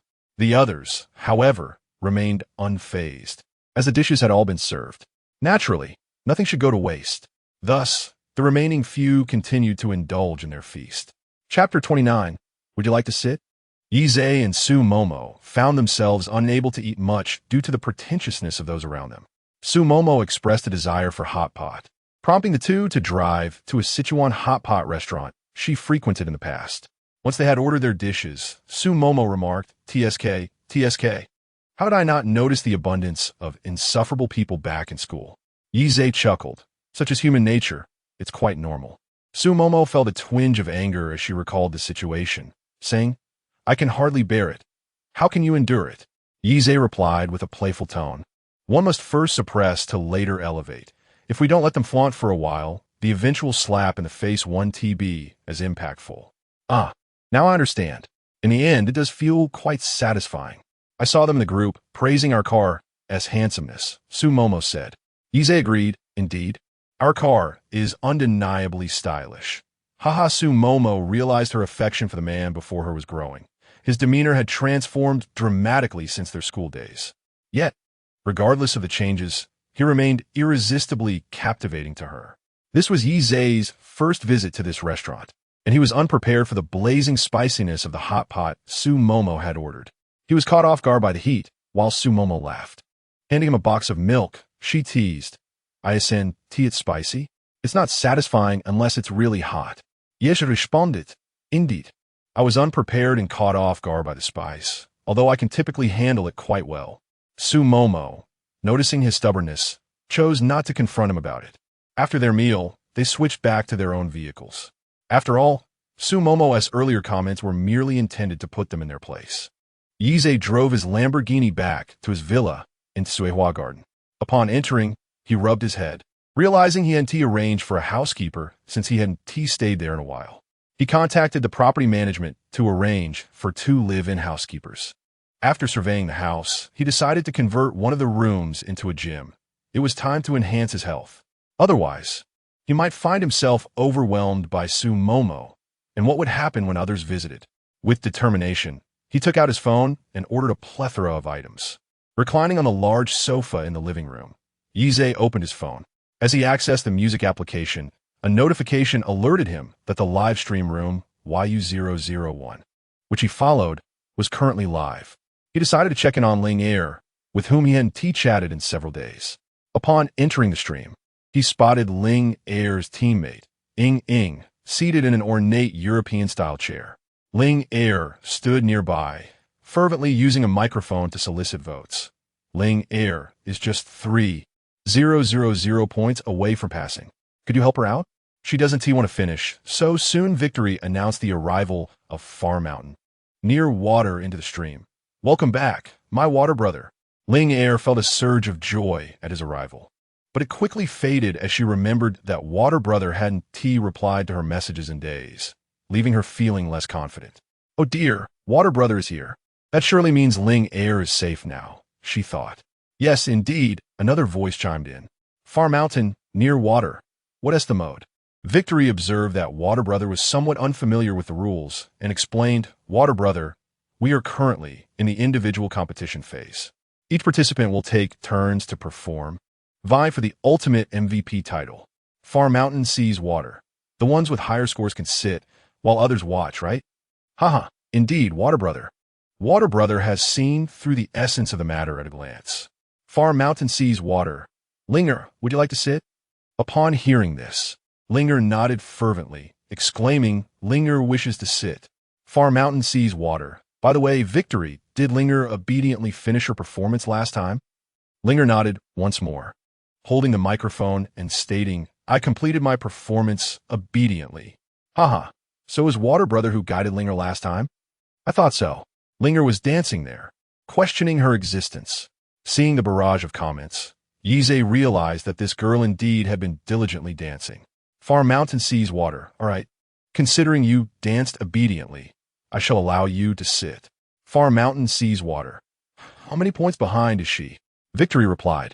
Linger is 3,000 points behind the next contestant and 20,000 points behind the first. Ing. Far Mountain sees water presented Linger with a carnival one. The enormous special effects obscured half the screen, and Linger's score successfully surpassed that of the leading Ing. A wave of immense joy engulfed Ling. A blend of feelings somewhat wronged, exhilarated and delighted. She was thrilled to finally rest in a chair, ecstatic that Water Brother had not forgotten her and had come see her. Yet, she felt a tinge of grievance, as Water Brother had not responded to her messages, leaving her in a state of anxious anticipation these past few days. Undeniably beautiful, yet the beauty enhancement features of the music app were formidable, complemented by the lighting adjustments made by the company. Thus, to the audience watching the live stream on their phones, she did not appear significantly more outstanding than others. Recently, she noticed that in group broadcasts, the acceptance of Sweet Girls was notably higher. Even without a senior brother, the Sweet Voice Girls had a multitude of fans supporting them. However, those who admired her were few, and the saying fame nurtures beauty rang true. In comparison, she had seemingly become an average performer in her group. A tumult of emotions overwhelmed her, and the typically strong Linger found her eyes moistening. Yi Zhe also noticed that Linger had reddened eyes. Far mountain sees water. What wrong? Are you feeling wronged upon seeing me? Ling'er had been striving to hold back her tears, but such is human nature. In solitude, one can endure even the greatest grievances, yet once someone sees through the facade and offers a word of comfort, tears may cascade uncontrollably. The moment she glimpsed Water Brother's comment, her tears flowed freely. Her teammates, waiting to perform nearby, quickly handed her a tissue. Ling'er, who typically embodied an enchanting and alluring persona, appeared somewhat pitiable in her moment of tears. Oh my heavens! A beauty is indeed a beauty. Even crying looks stunning. Ling'er feels wronged. She has never won a championship. With Water Brother's arrival, she found support. Thus it's only natural she feels wronged. The barrage of comments continued, weaving a narrative that finally illuminated Yi Zhe's understanding. In the distant mountains, one can see the water. Why cry? Just come and visit me often in the future. Oh my! Brother Shui has declared he will frequently watch her. I'm moved to tears. Ling'er truly deserves it. The time belonging to Ling'er has passed, and now it is the last contestant, Bing Bing, who is soliciting votes. Yi Zhe has just heard the rules and understands that in the individual competition format, whoever takes the microphone bears the responsibility for the performance on stage. Thus, he must patiently await his turn to support Ling'er once more. He minimized the live stream to the upper right corner and opened WeChat to see what messages this girl, Ling'er, had sent him over the past 2 days. Indeed, the initial air of superficiality had dissipated. She had begun to share more moments of her daily life and even playfully questioned why he had not replied to her messages. As Yi Zhe scrolled through her messages, he could distinctly sense her despondency and anxiety. The last message read, Brother Shui, have you found another host you prefer? Even if you don't send gifts. Would you come on my live stream and see me often? Chapter 30. It's not about the level, but about the money in your pocket, Yi Zhe replied to her. Don't overthink it. I've been extremely busy lately. Isn't it true that once I finish my tasks, I will come to see you? However, the only thing Ling, currently on stage, could do is wait until her broadcast ended to read this message. Upon returning to the live stream, Yi Zhe noticed that Ling'er had composed herself, though the corners of her eyes still bore a hint of redness, stirring his empathy. Ying had recently gained a level 67 big brother, who helped her secure the top spot each day. She had been fervently chatting with him on WeChat over the past few days. However, her big brother was rather impatient. With intentions that were all too clear, he wanted to meet offline. This left Ying in a state of distress. Their live stream had not been running for long, and their votes were limited. Thus, this Hong Kong brother managed to claim the top position with just a few thousand diamonds each day. It wasn't that she was overly proud. After all, what streamer hasn't met their big brother offline? Yet, the issue was that Hong Kong spent far too little. After the platform and guild took their shares, the amount she received was hardly substantial. How could she possibly meet him offline? Moreover, just from his voice, it was evident that Hong Kong was no spring chicken. So, when she saw Shui Gu arrive, she felt a surge of happiness. It was time to show Hong Kong that the top spot was not easily won. Just as she was about to invite Ying out, Hong Kong noticed her first place being snatched away, and his anger flared up. Hong Kong, has Ling'er's big brother arrived? Is he here to compete for the top spot? Seeing the two men clash, Ying felt a rush of joy. Yuan Shan Jian Shui, apologies, but today's South first place is reserved for Ling. Hong Kong, is a level 60 so bold? Yuan Shan Jian Shui, it's not about the level, it's about the money in your pocket. Having it gives me confidence. Wow, the two big brothers are squaring off. Let them go at it. I love this. Hong Kong's level is high. I have faith in him. I'm rooting for Shui Gu. Hong Kong only spends a little each day, while Shui Ji's level keeps rising despite his busy schedule. I too believe Shui Gu is more formidable. Seeing the barrage of comments supporting Shui Gu, Hong Kong's frustration intensified. Hong Kong, young man, you may be young, but your words carry weight. Yuan Shan Jian Shui, indeed, Brother Kong has a keen eye. I am indeed a young man, so my words remain quite refreshing. Yuan Shan Jian Shui, perhaps Brother Kong is older, hence his words are heavier. Ling'er couldn't help but chuckle at Shui Ji's reply. The moisture still lingered on her eyelashes, and her laughter carried an enchanting allure. Yes, is scheidently marveled. Indeed, Beauty could be perilous. Ying also wanted to laugh, but after all, Ankang was her big brother, and he was about to shower her with gifts. She couldn't risk undermining her own prospects. Ankang was infuriated. Ankang, I hope the money in your pocket is as formidable as your words. Ankang generously bestowed 5 musical note airships upon Ying. After delivering the 5th airship, her total score surpassed that of her rival, prompting her to rise. Observing her standing, Ying promptly took a seat. Wow, 5 cosmic airships. The individual competition has barely commenced, and we're already launching with airships? Yize remarked, having sent numerous airships to Yuzu, finding the effect somewhat monotonous. At that moment, he noticed a permanent outfit featuring musical notes, Dragon Seeker, Ranger. These included the Urban Ranger for 10,000 diamonds, the Dragon Seeker Ranger for 20,000 diamonds, and the Imperial Dragon Ranger for 30,000 diamonds. Only by sending these exclusive gifts to reach a cumulative score of 27,000 could one unlock this outfit, which would remain effective throughout the gift's validity. With such a splendid effect, Yize was determined to utilize it. He couldn't believe any man could resist the allure of that Grand Dragon effect.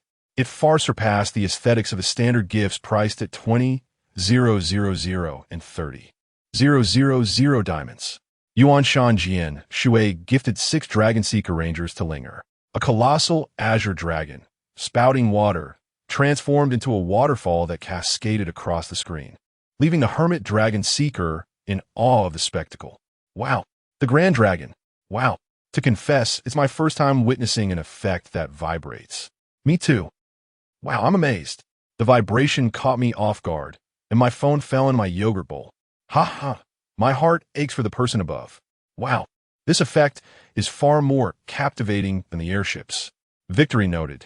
This effect also scores 20,000 points, equivalent to that of the airship. However, since Water Brother sent more than Ankang, Linger remained in the lead. Ying stood again, returning her seat to Linger, her heart brimming with joy. Yes, this is how it should be. Let the competition begin. Otherwise, what significance does it hold to secure first place with scores of 40,000 or 50,000? Ankang, noticing the barrage of compliments regarding the Grand Dragon effect, felt a surge of frustration. How infuriating. They could all talk about how impressive the Grand Dragon effect was, as if they could afford to send airships too. Ankang had established a kitchenware sterilization company, delivering disinfected and sealed dining utensils to various restaurants. Today, he successfully negotiated with several large hotels, feeling quite pleased, but he intended to flaunt this at YU001 only to be consistently thwarted. His irritation escalated, leading him to impulsively recharge and send gifts. Ankang sent 10 musical note airships to Ying. Linger stood up once more. Yuan Shan Jian Shui gifted 11 Dragon Seeker Rangers to Linger. Yize promptly responded again. Yuan Shan Jian Shui, Linger, why don't you just stay seated? Are you two not tired of constantly switching seats? Linger and Ying exchanged glances, realizing the logic in his words. It would be better for the two gentlemen to determine a victor before they rose again. Thus, Linger obediently returned to her seat.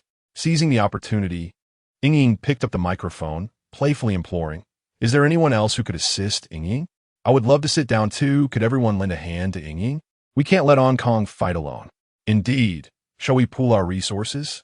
I'll contribute a sports car for Ying. I can only afford to offer a single heartfelt gesture. Alas, Huaziyu, I lack the means.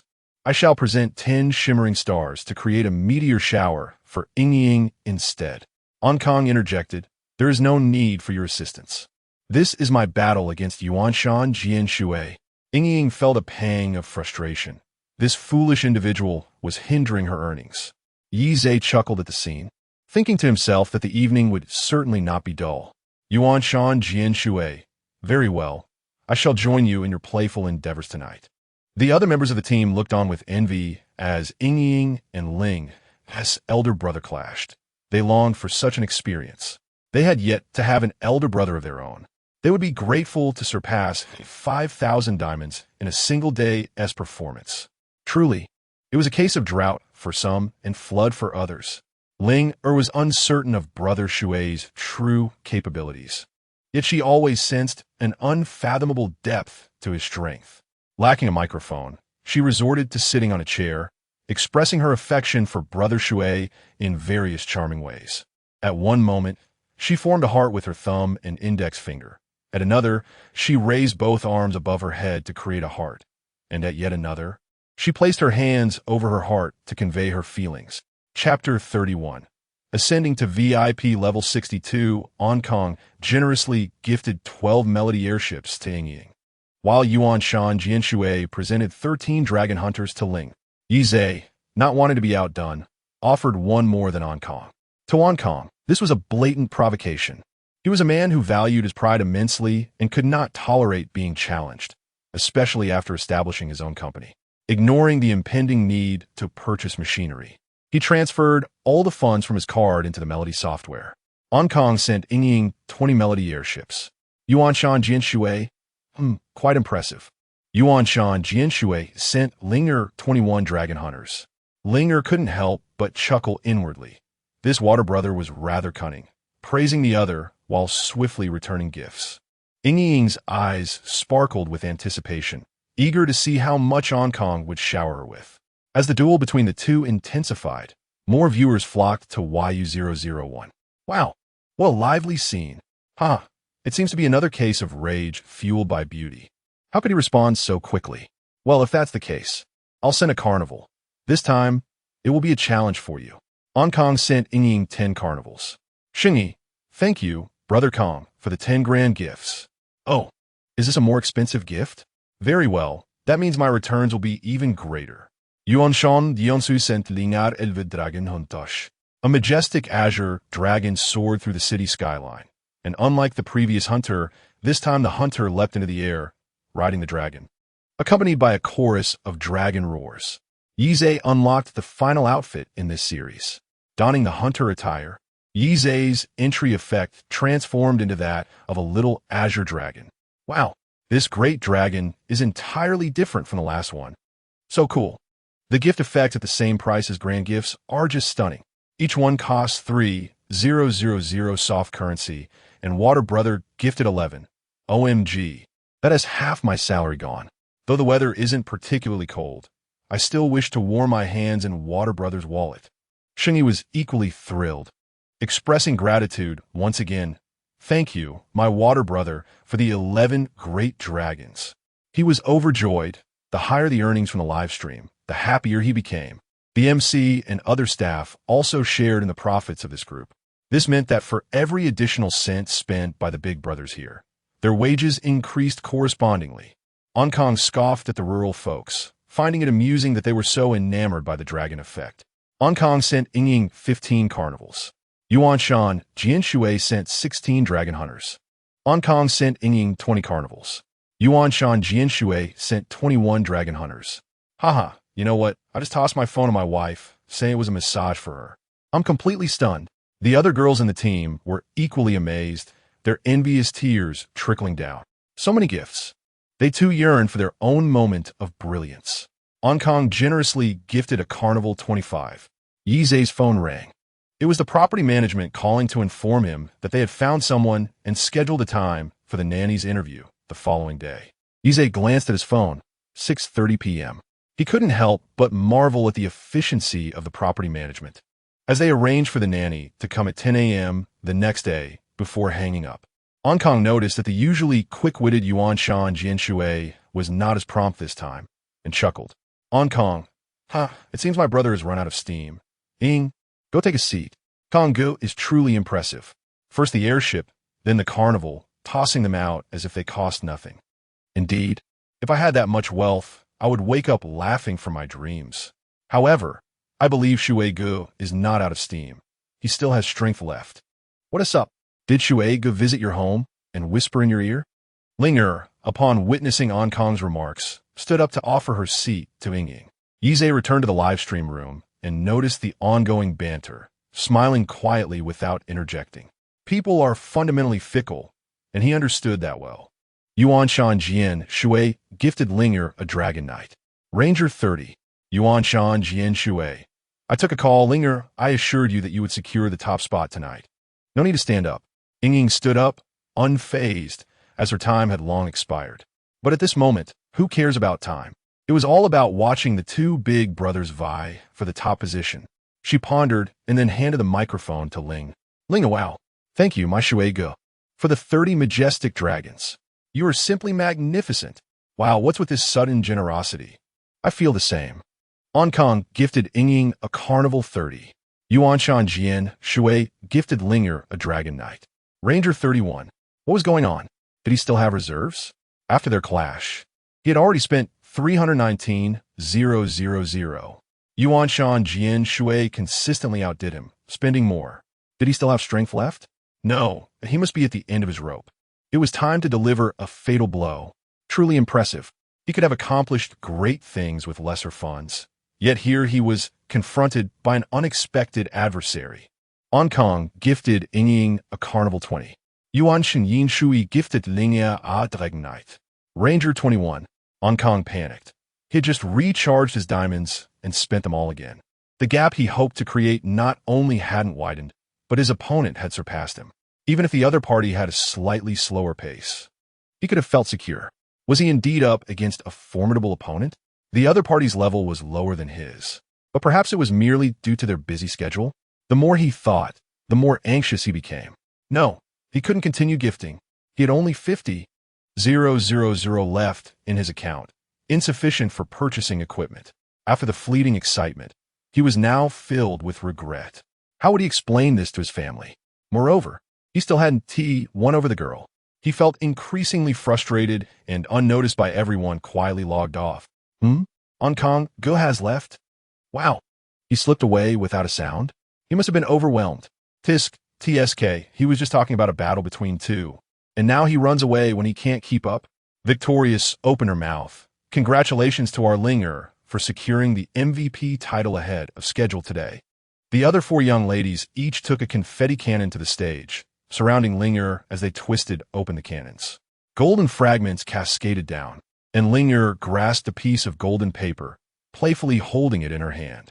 There was not a trace of defeat on her radiant face. How wonderful it was to avoid dealing with that old man. Ha! She felt an overwhelming urge to laugh joyously.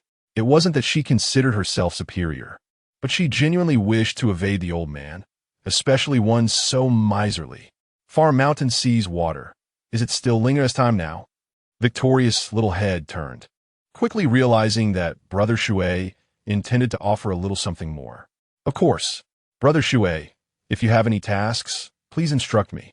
Far Mountain Seas Water gifted Linger a Dragon Guardian and 2 Rangers. Far Mountain Seas Water, level up. Linger's score surpassed the impressive milestone of 5 million, and Yize's level ascended to 62. Victorious exclaimed, "Congratulations to our Brother Shui for advancing 2 levels in YU001. You are now a distinguished VIP at level 62. Linger felt an indescribable sensation within her. She had never dared to dream that she could exceed 5 million points.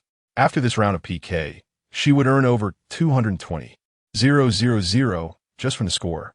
Now that the misunderstanding had been dispelled and she understood that Brother Shui had not ignored her out of dislike, she was determined to hold onto him tightly. Chapter 32. Could it be the reincarnation of a monster? Level 62. Who knows how much it costs to reach level 62? I just searched, and level 62 costs a staggering 3 million soft sister coins. Goodness, 3 million spent just on watching a live stream? The world of the wealthy is beyond my comprehension. What is there to not understand?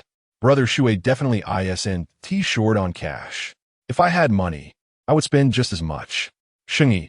Alright, the time is now in Wanzi's hands. Wanzi, you're 99 million points behind the previous contestant. Wanzi's hair seemed ready to explode. What? How much did you say? Shengyi. 99 million points. Wanzi, listen to yourself. Are you even speaking human language? Haha. Wanzi is on the verge of tears. How is she supposed to catch up? Wanzi, on the brink of despair, continued to solicit votes. Are there any fans of Wanzi out there? We don't need to catch up entirely. We just need some points. Otherwise, While they're battling fiercely, I won't even be able to pull out a single luxury car, and that would be quite embarrassing. Upon her heartfelt plea, it indeed bore fruit, and soon someone sent her an airplane. Subsequently, several viewers showered Wanzi with small gifts. As the countdown reached 0, it was also the moment of her elimination. The other two sisters were eliminated as well. Yize had no particular business today, so he remained in the live stream room. This was his first time participating in this mode, and he was curious to see if there would be any rewards for obtaining MVP. Surely, it wouldn't just end with securing first place? Then he noticed that only Linger remained on stage, and the backdrop displayed the word solo. Xingyi, for the next segment, let us welcome today as MVP contestant, Linger. She will present a solo performance for everyone. As the lights dimmed, a single spotlight shone down upon Linger. She danced beneath this solitary beam like a sprite in the midnight hour, her alluring figure captivating all. Indeed, Linger was an embodiment of grace and allure. Her figure appeared neither overweight nor undernourished. Why then was there such tremendous capital behind her? This left Yize utterly perplexed. He recalled Sumomo, who also came from a wealthy family. Why was her presence not as striking? In comparison to Linger, the campus Belle resembled a dumpling. Alas, it seemed that transforming a dumpling into something grander would require one to toil diligently. After watching the solo performance, Yize exited the YU001 live stream room and continued his quest. He browsed through several live streams, but found none that satisfied the system's criteria, until he stumbled upon a live stream titled Where the Lights Flicker. The room was modestly populated, with only 200 viewers. Two young women stood on stage, one on the left and one on the right, with a PK health bar displayed above. However, unlike other live streams, both ladies were completely unadorned. Yize glanced at the upper left corner and noted the words, "No beauty filter" beneath the stream's title. Wow, they truly dared to be different. Not only were they barefaced, but they even had the beauty filter turned off. This piqued Yize's immense interest. He had never encountered such a bold live stream before. After merely 2 minutes of observation, Yize quickly grasped the dynamics of a live stream. Two individuals would engage in a dance duel, and the one with the higher score would earn the privilege of applying makeup at the table in front of the camera. The one with the lower score was left to continue in their natural appearance. Following a round of competition, the victor remained on stage while the defeated individual was replaced by another contestant for a fresh duel. Yize couldn't help but exclaim how skillfully these participants played the game. He decided to linger in the live stream, curious to see if any captivating individuals would appear, as the allure of the hosts was immediately apparent. As he awaited the arrival of the third contestant, his eyes sparkled with delight when she appeared. Even without makeup or beauty enhancements, her beauty was striking. With delicate willow-like eyebrows, slightly drooping eyes, and a gaze reminiscent of autumn waters, she possessed an ethereal charm. Her slender frame boasted fair and supple skin, standing there like a fragile flower, seemingly swaying with the slightest breeze.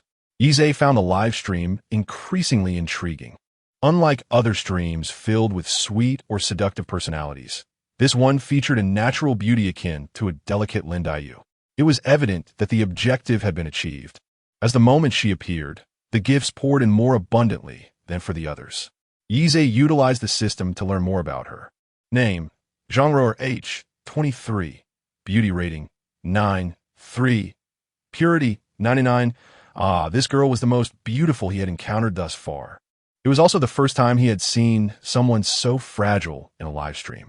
Despite the same song playing and identical dance moves performed by the competitors, Zhang Rower exuded a sense of tenderness that stirred sympathy. With this in mind, Yize eagerly anticipated her appearance after makeup. Having garnered enough votes, Rower approached the camera to begin her skincare routine. Now closer to the lens, everyone in the live stream could admire her exquisitely fair skin. Wow, Rower's skin is truly enviable. If I looked like Rower, I wouldn't even need makeup when going out. You only say that. If you really looked like her, you'd be more diligent in your appearance than anyone else. That's true. I kept feeling she looked familiar. ISNT that my wife. This comment made Yize chuckle. Far mountain sees water. If it took you this long to recognize her, she must not be your wife. He, who rarely commented, joined in the banter. Exactly. I recognized her at a glance. This is definitely my beloved. A flurry of comments followed suit. Amidst the chatter, Rover triumphed with an impressive score of 2,700. A new round of competition commenced, yet Rower chose to remain in front of the camera, embarking on her makeup routine. With her score continuing to lead, Yize joined the ranks of gift givers. Far Mountain Sea's water sent Rower a dragon guardian, and the unique effects exclusive to the great dragon erupted within the live stream, sending ripples of excitement throughout. Since the inception of the live broadcast at the enchanting lantern-lit venue, the greatest gift has finally arrived, causing MC Xiangxing to become utterly exhilarated. A heartfelt thanks to Brother Shui for presenting Ruer with a magnificent dragon. Only then did Ruer lift her gaze, casting a languid glance at the camera, her lips curving into a subtle smile. That single glance left the audience in the live stream spellbound, as if 1,000 unspoken words resided within it. The brilliance of her smile was simply unparalleled. Oh my goodness, who could possibly withstand this? Though she is not of the seductive type, how can she be so captivating? Could she be a reincarnated spirit? At that moment, as Ruer was applying her foundation, she chanced upon those words and shot a playful glare at the camera. I am utterly enchanted. I can't believe it. I truly despise myself for not being wealthy. I would willingly offer my heart and soul to her. Goodness, your words are rather gruesome. Seeing the audience so stirred, Yize thought to himself, very well, let me fulfill your desires. Subsequently, the dragon's special effects reappeared within the live stream. Faraway Mountains gifted Ruer a dragon rider. 10 Rangers. Chapter 33. Oh, you seem rather reluctant. A heartfelt thank you to my dear Shui Ge for the 10 magnificent dragons. Zhang Ruer was pleasantly surprised to find a notable patron had graced her livestream today. Her niche style did not attract a vast audience, and given the unique format of their broadcast, many viewers were more inclined to spectate and jest. However, today not only was the atmosphere lively, but a distinguished guest had also arrived. Upon entry, he generously gifted 11 dragons. This dragon tamer, she recognized, was valued at 30,000 diamonds. Much like the carnival, she was determined to seize this opportunity. Ruer rose gracefully and bowed deeply towards the camera, drawing the gaze of all viewers to her delicate waist. Yesha marveled. Her waist was truly slender, perhaps even more so than Momo's. He thought to himself that he must win this delicate beauty over. He was eager to discover just how slender her waist truly was. At that moment, Yuan Shan generously gifted Ruer 10 dragon tamers. Ruer stood once more, this time adding a heart gesture with her fingers. This Shui Ge is quite affluent. He has already gifted 21 dragons upon arrival. TSK. I turned off the special effects. I'm certain Shui Ge will send more soon. I fear my hands may go numb from the excitement. You're quite astute. My hands are already tingling. A sudden thought has crossed my mind. Donji. Your thought is perilous. Congratulations to our Ruer for 2 consecutive victories. After 3 consecutive wins, a solo dance will be gifted to everyone. Ruer is just 1 victory away from solo performance. With 8 consecutive wins, she could even change into a new outfit. The gameplay was indeed varied, piquing Yize's interest even further. As the next PK match commenced, Xiao Rue made her debut on stage. She was entirely different from Ruer, yet equally charming. Yize glanced at her profile. Name, Sierra H. 22. Aesthetic rating, 7.9. Purity, 93. Alas, she fell short by a mere 0.1 points. Otherwise, she could have been yet another source of revenue. Thanks to Yize's generous gifting of 21 dragons, the viewer count in the live stream had surged from over 200 to more than 1,500. With the growing audience, the number of gift givers also increased. In contrast to Ruer's delicate demeanor, Xiao Rue exuded vibrant energy, earning her considerable admiration. Surprisingly, without Yize's intervention, both contestants exchanged blows with fervor. At that moment, a mysterious Level 72 patron entered the room. Level 72. That individual had spent an astonishing 11 million on the Yinfa software. For context, Yize had only spent 31 million, This person had invested several times that amount. Welcome to the live stream, the esteemed level 72 patron, Mr. Shun. Mysterious user 278734. What is the name of the girl on the right? On the left is our Ruer, and on the right is our Xiao Rue. Mysterious user 278734. Xiao Rue is quite impressive. Upon hearing the compliment from the level 72 patron, Xiao Rue's heart soared with joy, akin to fireworks bursting into bloom. Is she about to welcome her own elder brother? In the next moment, the mysterious individual revealed the answer. Mysterious person 278734 gifted Xiao Rue a carnival one. Carnival. It was Xiao Rue's first time receiving a carnival, and she was so elated that she leapt into the air. Witnessing Xiao Rue's exuberance brought even more joy to the mysterious figure. On Roer's side, apart from Yize, her fans were all in their teens and 20s, and the gifts they bestowed combined did not amount to even a single huazi. With her score lagging, Roer decided to rise and dance afterward. Far mountain sees water, sending you gifts with a heart. Upon seeing this, Roer inwardly scoffed, sending me gifts with conditions. However, she obediently formed a heart gesture for Yize. It seemed that Yize perceived her inner disdain and continued to tease her.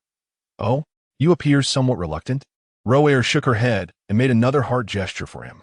Before others could speak, the mysterious person interjected.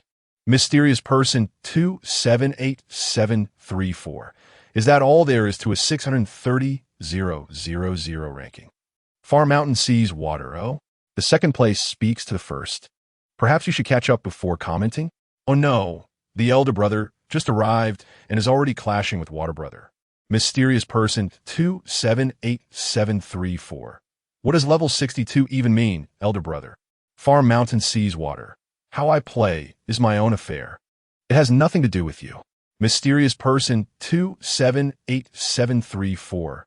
Fine, let me show you what true strength looks like. Far mountain sees water, please.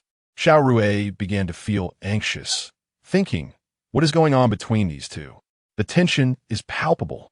Both elder brothers are newcomers. Losing either of them would be a detriment to the live stream.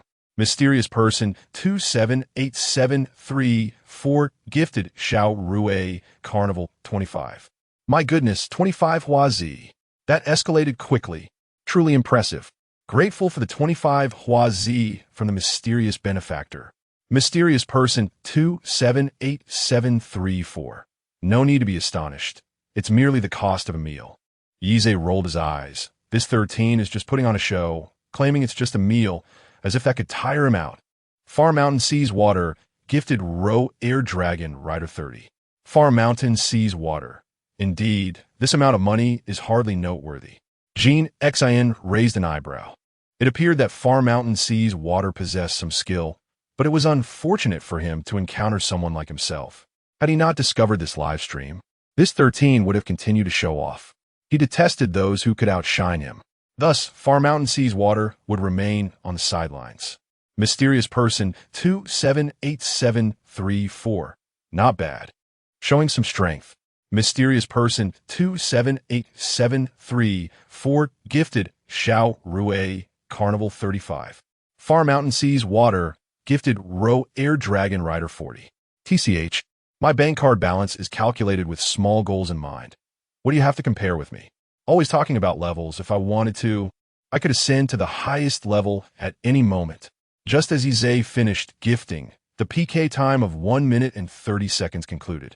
Congratulations to Roe Air for her third consecutive victory. Next, let us welcome Roe Air to present a dance. In that moment, her eyes, filled with tenderness like flowing water, sparkled with starlight, and a radiant smile blossomed upon her face. That smile, playful as a child's, animated her entire visage. Two utterly contrasting temperaments harmoniously blended upon her face. How captivating! Yet, I remain curious about her true character behind closed doors. Jean Xin was quite displeased. The time was far too brief. It felt as though his abilities were being undermined. Mysterious person 278734. The time is too short. When will Xiao Rue take the stage? MC Xiansheng, with a charming smile, replied, Just wait for 4 more girls, and then it will be our Xiao Rue. Mysterious person 278734. Can't we continue? Xianqing mused. I would indeed prefer for you both to continue, but one cannot disregard the opportunities of the other girls. For now, it is not feasible.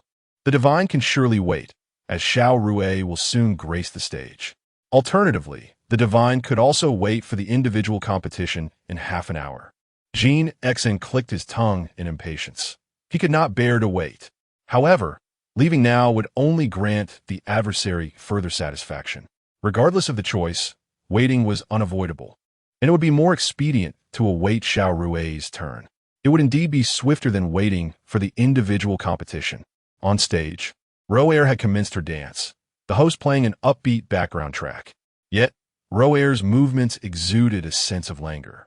Chapter 34. As long as the money is right, I will assume any position. After the dance, the next segment was the PK round. By the time Xiao Rue returned to the stage, Roer had already completed her makeup. Yi Zhe, not particularly well-versed in the art of cosmetics, found it intriguing, as it was indeed the first time he had witnessed such a makeup style, whether on the street or in a live broadcast.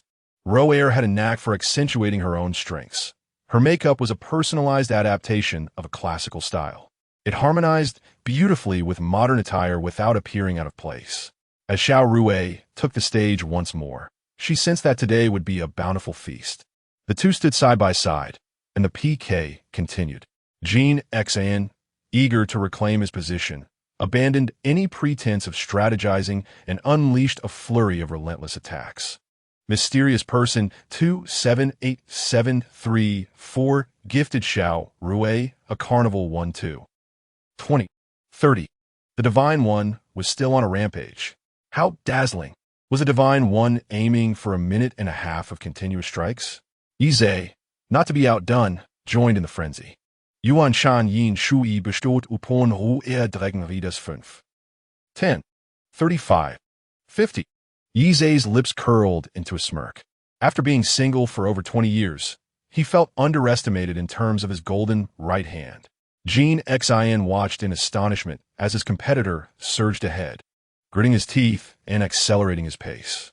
During this minute and a half, both participants relentlessly clicked from start to finish. Their fierce competition attracted a massive audience, with online viewers surpassing 10,000. Wow, what's happening? Arda Long and Hua Zi having a clearance sale today. Just a dime each? Fraud.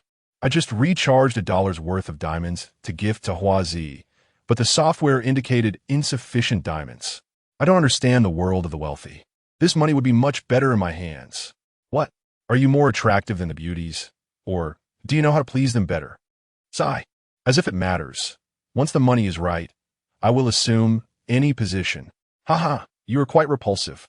At the moment time expired, Jean Xin had sent a total of 270 Hua Zi, while Yi Zhe had contributed 300 Dragon Riders. Thank you to the Divine One for the 270 Hua Zi. Thank you to Shui Ge for the 300 Dragon Riders. Wow, Shui Ge is a professional dragon keeper. How wonderful. It has been ages since I witnessed such an intense PK. I thought it was a guild competition. Turns out it's just a small internal PK. Mysterious person 278734. Did you use an auto-clicker? Yuan Shan Jian Shui. Do I need an auto-clicker to defeat you? I'm doing just fine. While Yi Zhe spoke confidently, he was taken aback internally. What? An auto-clicker exists? Why wasn't I informed earlier? Goodness. Clicking manually is exhausting. However, today he wouldn't be able to use it. He hadn't had time to download it during Roer's winning streak. Perhaps he would explore it after her broadcast ended. This time, without Yi Zhe having to prompt, Roer eagerly began showering hearts incessantly. Mysterious person 278734. How infuriating. You wait until Xiao Rue comes back. In the distance, the mountains meet the water, and the words spoken resonate with the sentiment of the infamous wolf who declared, I shall return.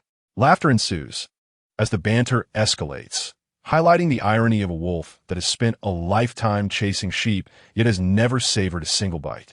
Frustration boiled within Jean Xin, yet a moment's reflection brought a smirk to his face. If one refuses to utilize the clicking device, then he shall employ it himself. Let us see how they fare against him. Following her victory over Xiao Rui, Ro Air celebrated her 8th consecutive win and prepared to change her outfit. As the audience patiently awaited her return, Ro Air stepped off the stage to change, allowing other contestants to showcase their skills. Xiao Hui, unimpeded by Ro Air's prior presence, seized the opportunity for her first 2 consecutive victories of the day. Jean Xin felt a wave of satisfaction wash over him. His chosen contender must emerge victorious. When Ro Air returned, clad in an exquisite ancient costume, her appearance brightened Yi Zhe's eyes once more. She truly astonished with her transformation.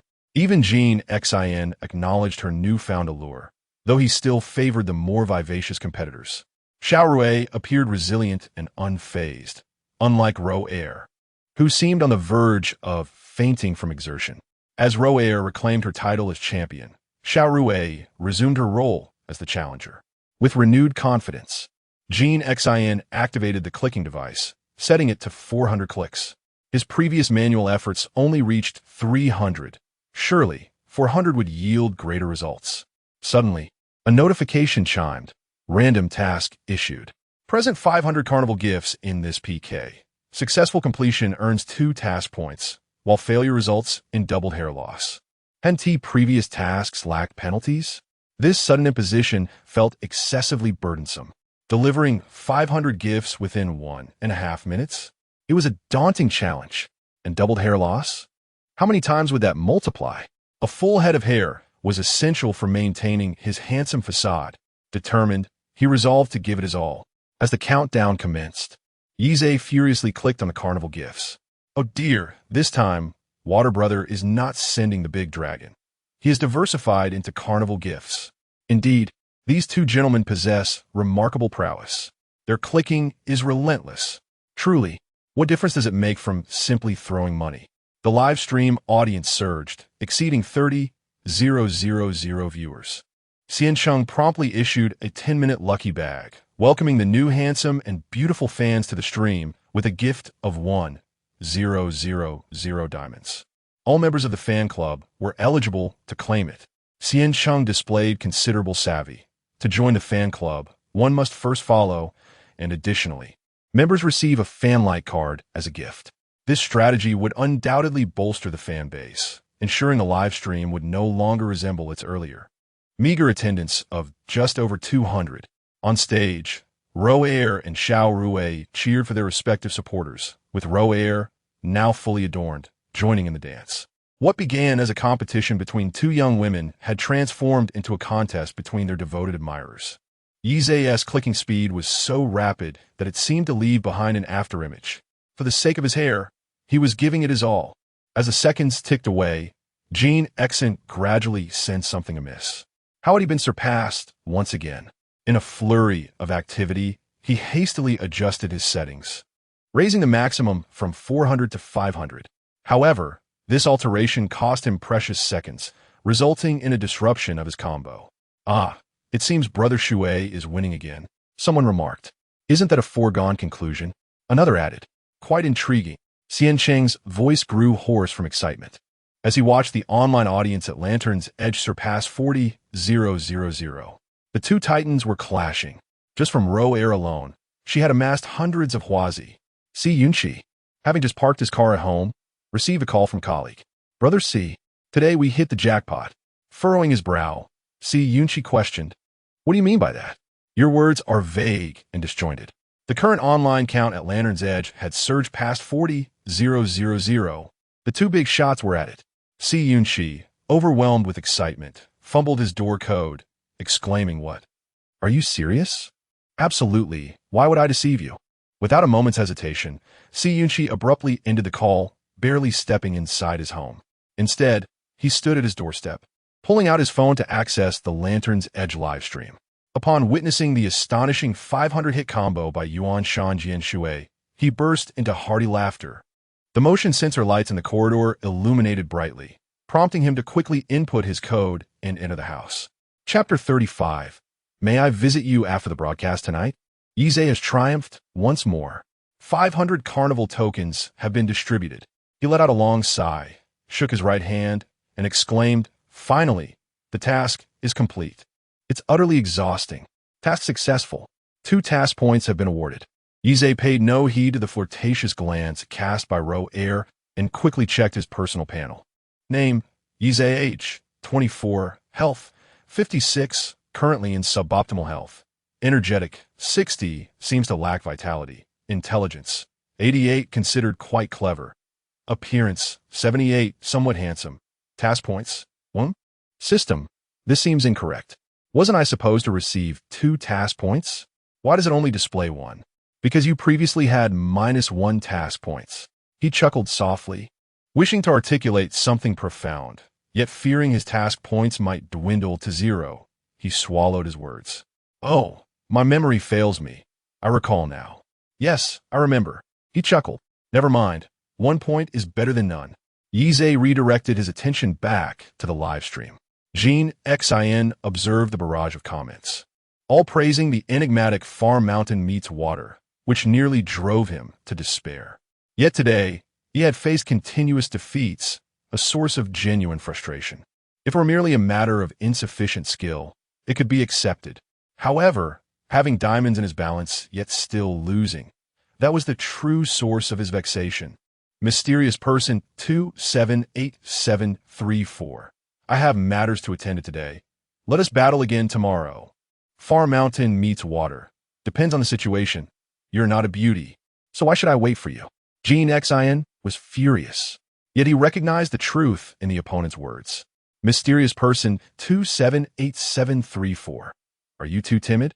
Far Mountain meets water. Do you truly think I am afraid? I simply choose not to engage with you.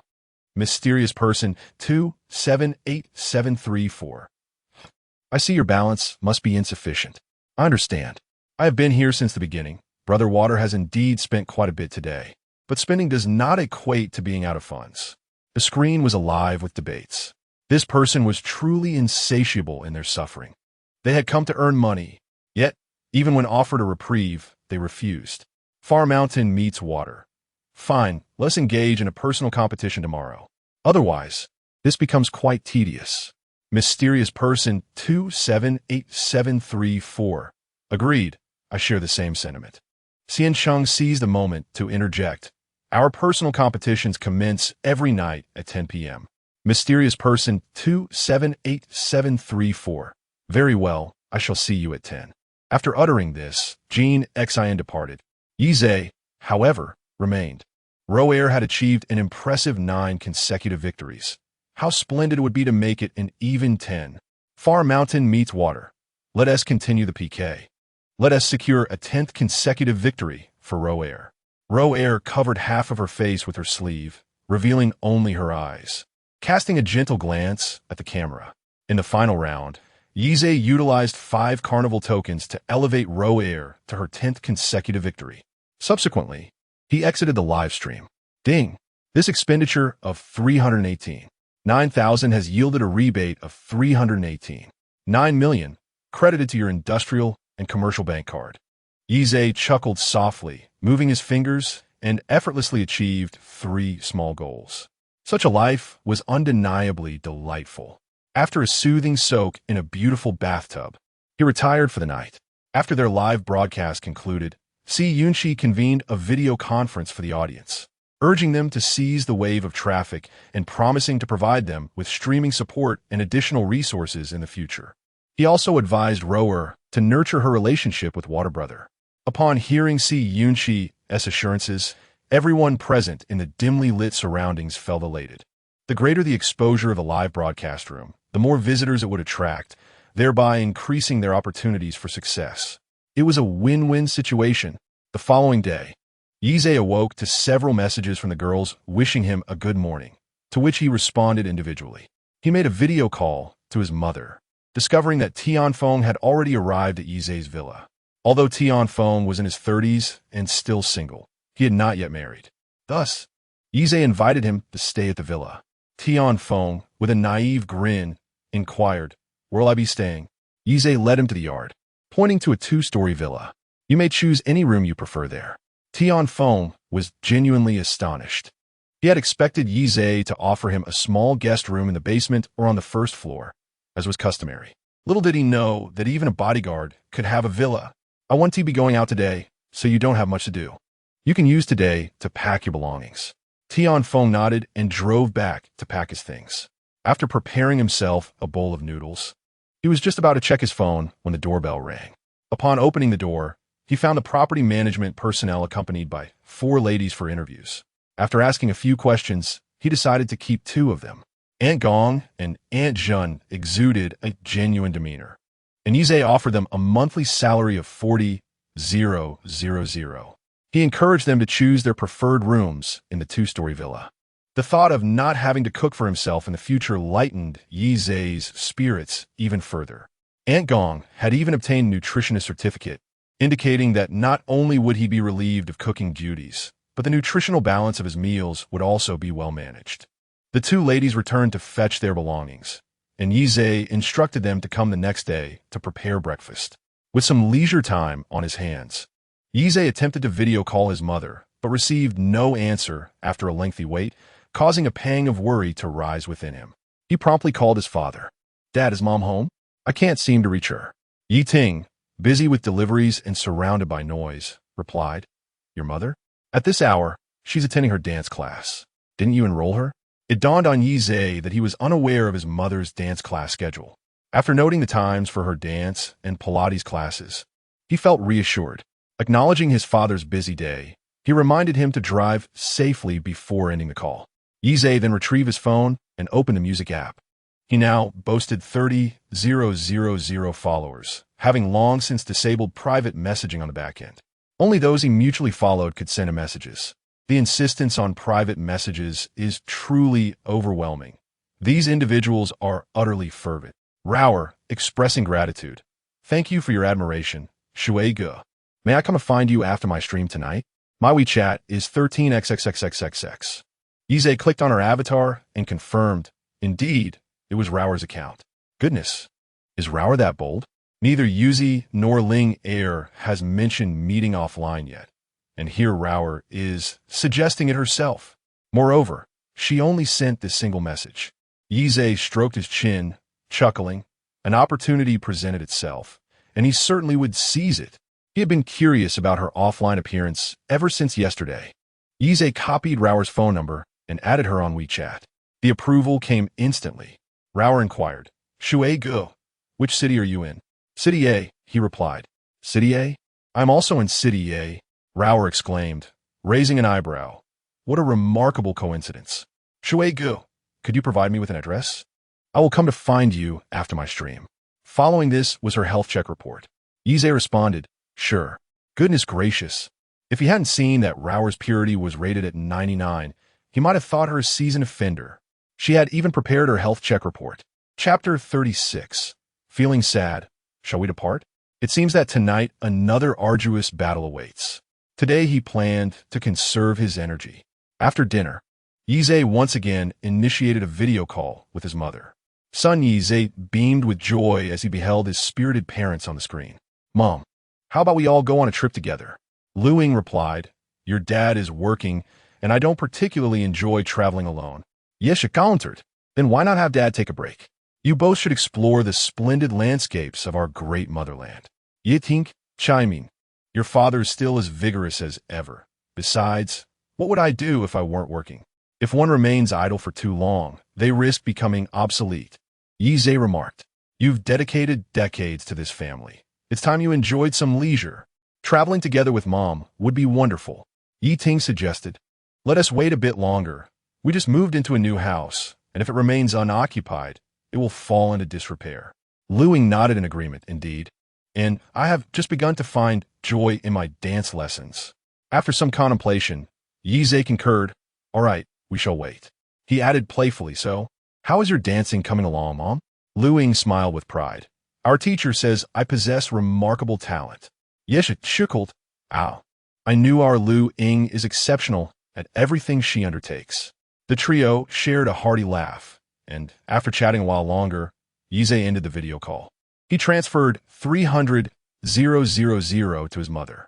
"Mom, here is some pocket money from your son." Recognizing that her son was now earning, Lu Ying merely accepted with a smile and praised him. However, She had little need for spending, and she intended to save it for her son's future. She had read online about the volatile stock market. What if her son faced losses later? At least, her savings could provide a safety net for a resurgence. Yize then sent 200,000 to his father, Yiting. Dad, here are some private funds for you, but don't tell Mom. Yiting chuckled, pleased that his son considered him for a personal allowance.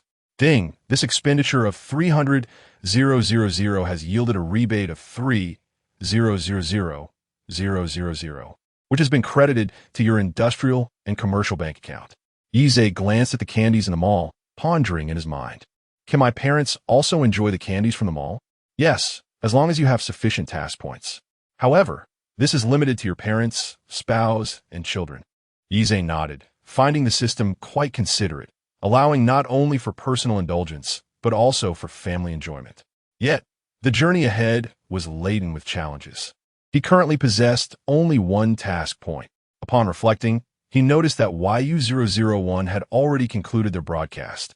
With time still remaining before his appointed meeting with the mysterious individual, Yize entered the live stream of Yuzi.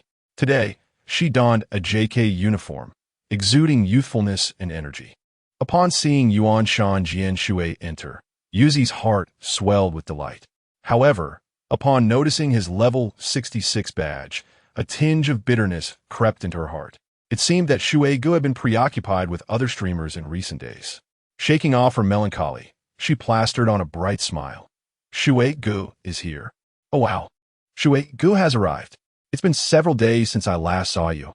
El Yiso, haha, indeed. We all miss you. Yuzu chimed in, yo. Both Yoho and El are your devoted fans, eagerly awaiting your return every day. Yoho, huh? Are there really few of us who admire Brother Shui? Far Mountain sees water. Ah, I see now, it's only the two of them who miss me. Yuzu doesn't tea. Far Mountain sees water. Since Yuzu doesn't care, I shall take my leave. How about you two start a live stream? Yo-ho-oh, what a delightful surprise. El Yeso, haha if you say that. I'll take it seriously. Brother Shui, Yuzu hurriedly interjected. How could that be? I miss you too. Far Mountain sees water, oh? Just how much do you miss me? Yuzu's face turned crimson. I miss you a lot. Ha. Teasing the child has been delightful. Laughing wealth. Yuzu, you're simply adorable. Ah, it seems the host only longs for Brother Shui and not for us. I'm feeling a bit sad. Should we leave? Oh dear, all you do is bully me. Ha. This is too funny, truly charming. We went to leave, just teasing you. Far Mountain sees water, gifted Yuzu a dragon of honor, 20 in total. Thank you for the 20 magnificent dragons, Brother Shui. This is my very first time receiving such a gift. Wow, impressive. This grand dragon is worth 30,000 diamonds. Just like the carnival, isn't it? Indeed, you are correct. No wonder if I were Yuzu, I would be looking forward to Brother Shui's arrival as well. Yuzu, preoccupied with rummaging through her belongings, didn't notice the comments. She pulled out several confetti tubes. Look, I bought these confetti tubes myself. It just arrived today, and I haven't seen their effects yet. Since Brother Shui just gifted me something, let us open a few together and see how they look.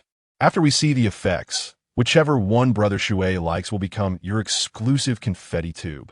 She then produced a silver confetti tube. This one is the feather confetti tube. With a loud pop, white feathers cascaded down gracefully. What do you think? Is this one beautiful? Yoho, it's quite ethereal. El Yeso, it's lovely. But I believe it would be more fitting for you to give it to your older sister. Far Mountain sees water. I concur with L's opinion. Yuzu, all right. Let us proceed to the next one. The next is the ribbon confetti tube. With another pop, the ribbons soared into the air, gently drifting down. Far Mountain sees water.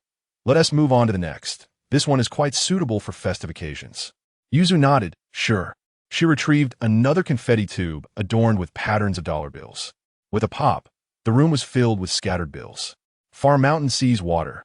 This one works. I'll choose this as my confetti tube. Yuzu joyfully sat down, great. I'll place an order for a whole box after I finish the stream. The rest shall be for the other brothers and sisters. Yoho haha whole box? With Brother Shui's generosity, that one tea be enough. El Yeso, that is a valid point. It's always wise to purchase more. Far Mountain sees water. Yes, by more. I'll reimburse you.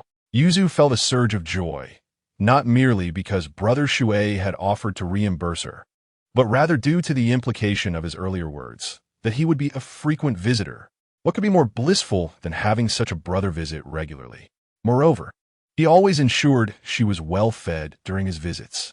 At times, she couldn't help but fantasize about the prospect of Brother Shui's continual support. Perhaps she could save enough money after graduation to open a quaint little shop or engage in pursuits she truly cherished. She shook her head, recognizing that such thoughts were premature. For now, she needed to focus on the present. Yize lingered a while longer, but as the clock struck 10, he gifted Yuzu 30 more carnival tokens. Far Mountain sees water. You may continue your broadcast. I must take my leave. Yuzu, but I haven't yet set off the fireworks for you. Far Mountain sees water. Let's save them for next time. Chapter 37. Rower Shines. Rower is supreme upon entering the luminous live broadcast room. Yize discovered that the enigmatic individual had arrived early. Mysterious person 278734. I thought you wouldn't dare to come. Far mountains and flowing water. I merely arrived on time. Upon seeing far mountains and flowing water enter, Rower proactively blew him a kiss. Xiao Rui also sent a kiss to the mysterious figure.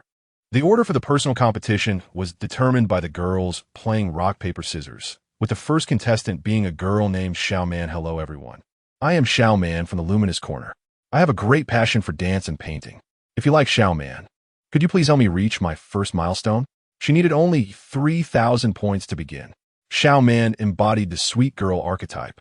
Though her sweetness differed from that of Yuzi, Yize discerned that this was merely a fade created through adorable attire. Her aura was evidently more suited to a mature, sophisticated woman. As the 3-minute countdown concluded, Xiao Man barely managed to reach her goal. The second contestant was a tomboyish girl, receiving gifts primarily from other girls. However, lacking support from higher-tiered patrons, she left prematurely without even achieving 3,000 points. Finally, it was time for Xiao Rui to shine, and the moment for the mysterious figure to showcase his prowess had arrived. This time, compared to the previous 1.5-minute PK, there was more ample time, 3 minutes sufficient for Gene Xion's gifts to multiply. He configured the auto-clicker to send 720 gifts, equating to 4 gifts per second, testing to see if the opponent could surpass this. Should they manage to exceed, he would simply increase his contributions. Mysterious person 278734 gifted Xiao Rui, Carnival 123. 30. Wow. Here comes the shower of gifts again. I'm exhausted from expressing envy. This battle is bound to be intense. ISNT it. Absolutely. After losing yesterday, the mysterious figure is sure to seek vengeance. But is it really necessary to spend so much just for pride? What do you know? They have money to spare and care about their reputation. Besides, to them, this expenditure is trivial. Si Yunqi watched as the carnival gifts rained down in rapid succession, his smile unwavering. He hoped the 2 prominent figures would exert their efforts to generate impressive results, but ideally without scaring off any participants. Xiao Rui, the mysterious figure, is so dominant. It's all carnival gifts. Oh my goodness, a combo of 300 already, and still going. Mysterious figure, you are my savior. Haha, Xiao Rui, you crack me up. Classic quotes are coming out. Yize calculated the timing and realized the opponent was sending gifts at a rate of 4 per second, totaling 720. When his turn arrived, he decided to send 900 gifts. Mysterious person 278734 gifted Xiao Rui, Carnival 658. 700. 719, 720.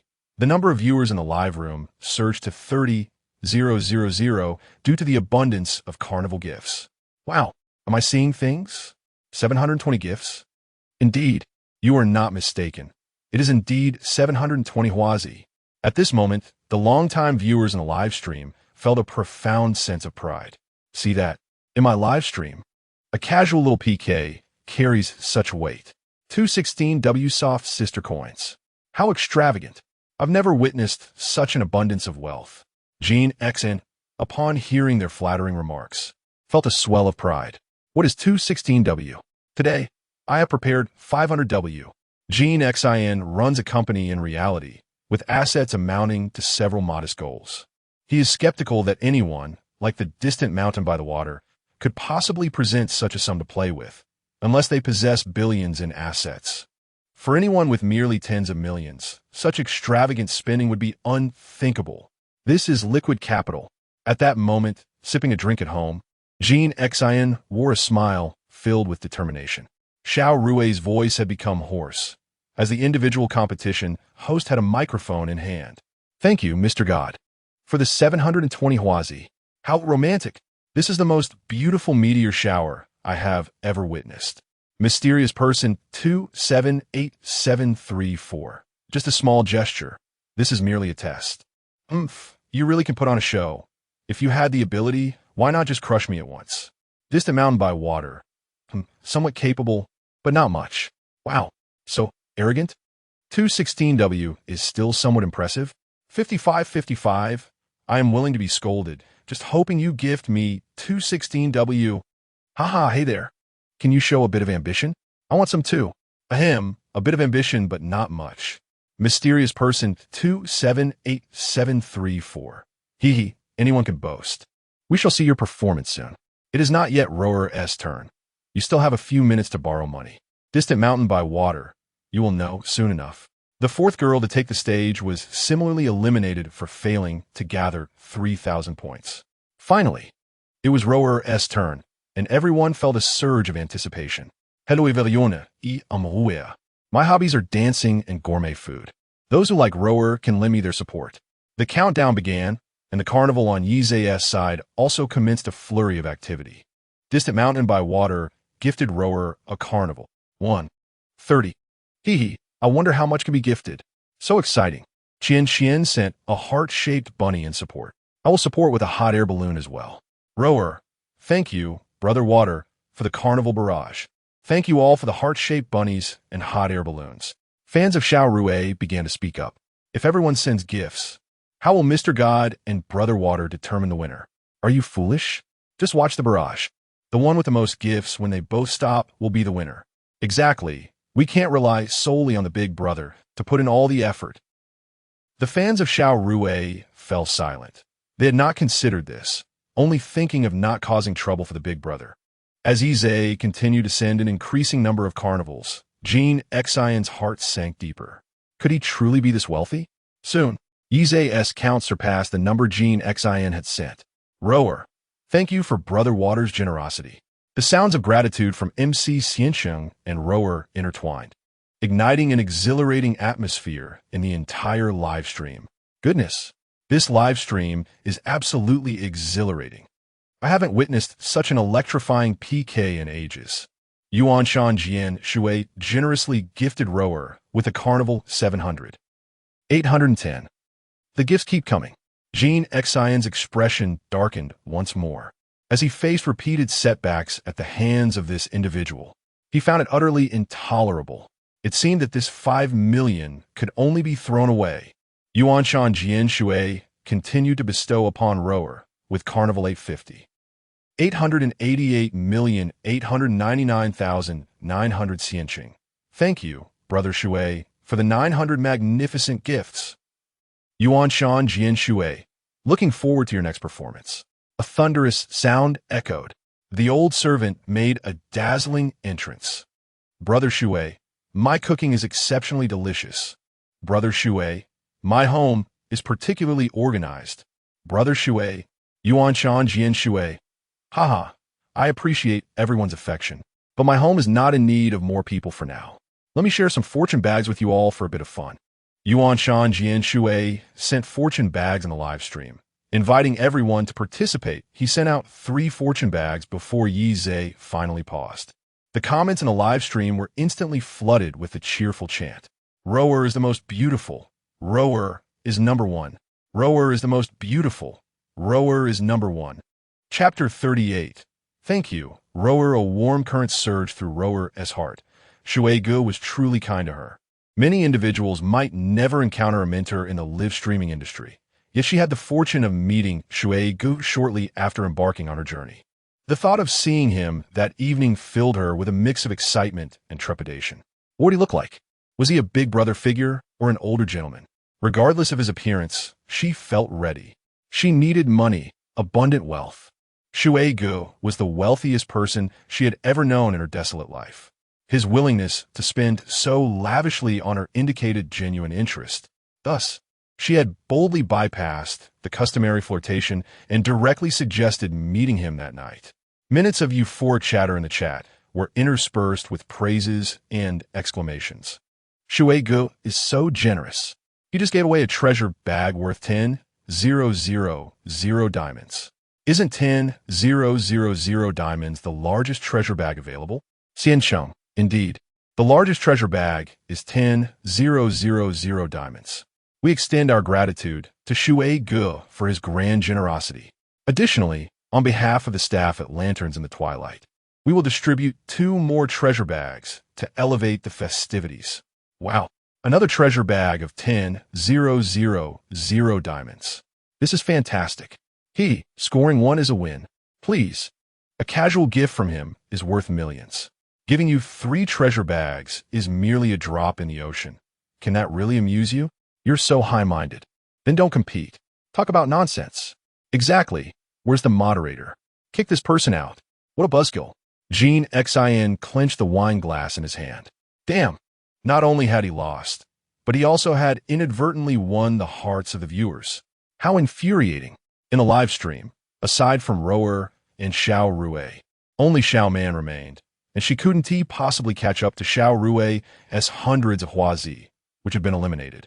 This was truly a battle belonging to Yi Zhe and Jean Xin. The warm-up is over. The main event begins. Flies are rubbing their hands.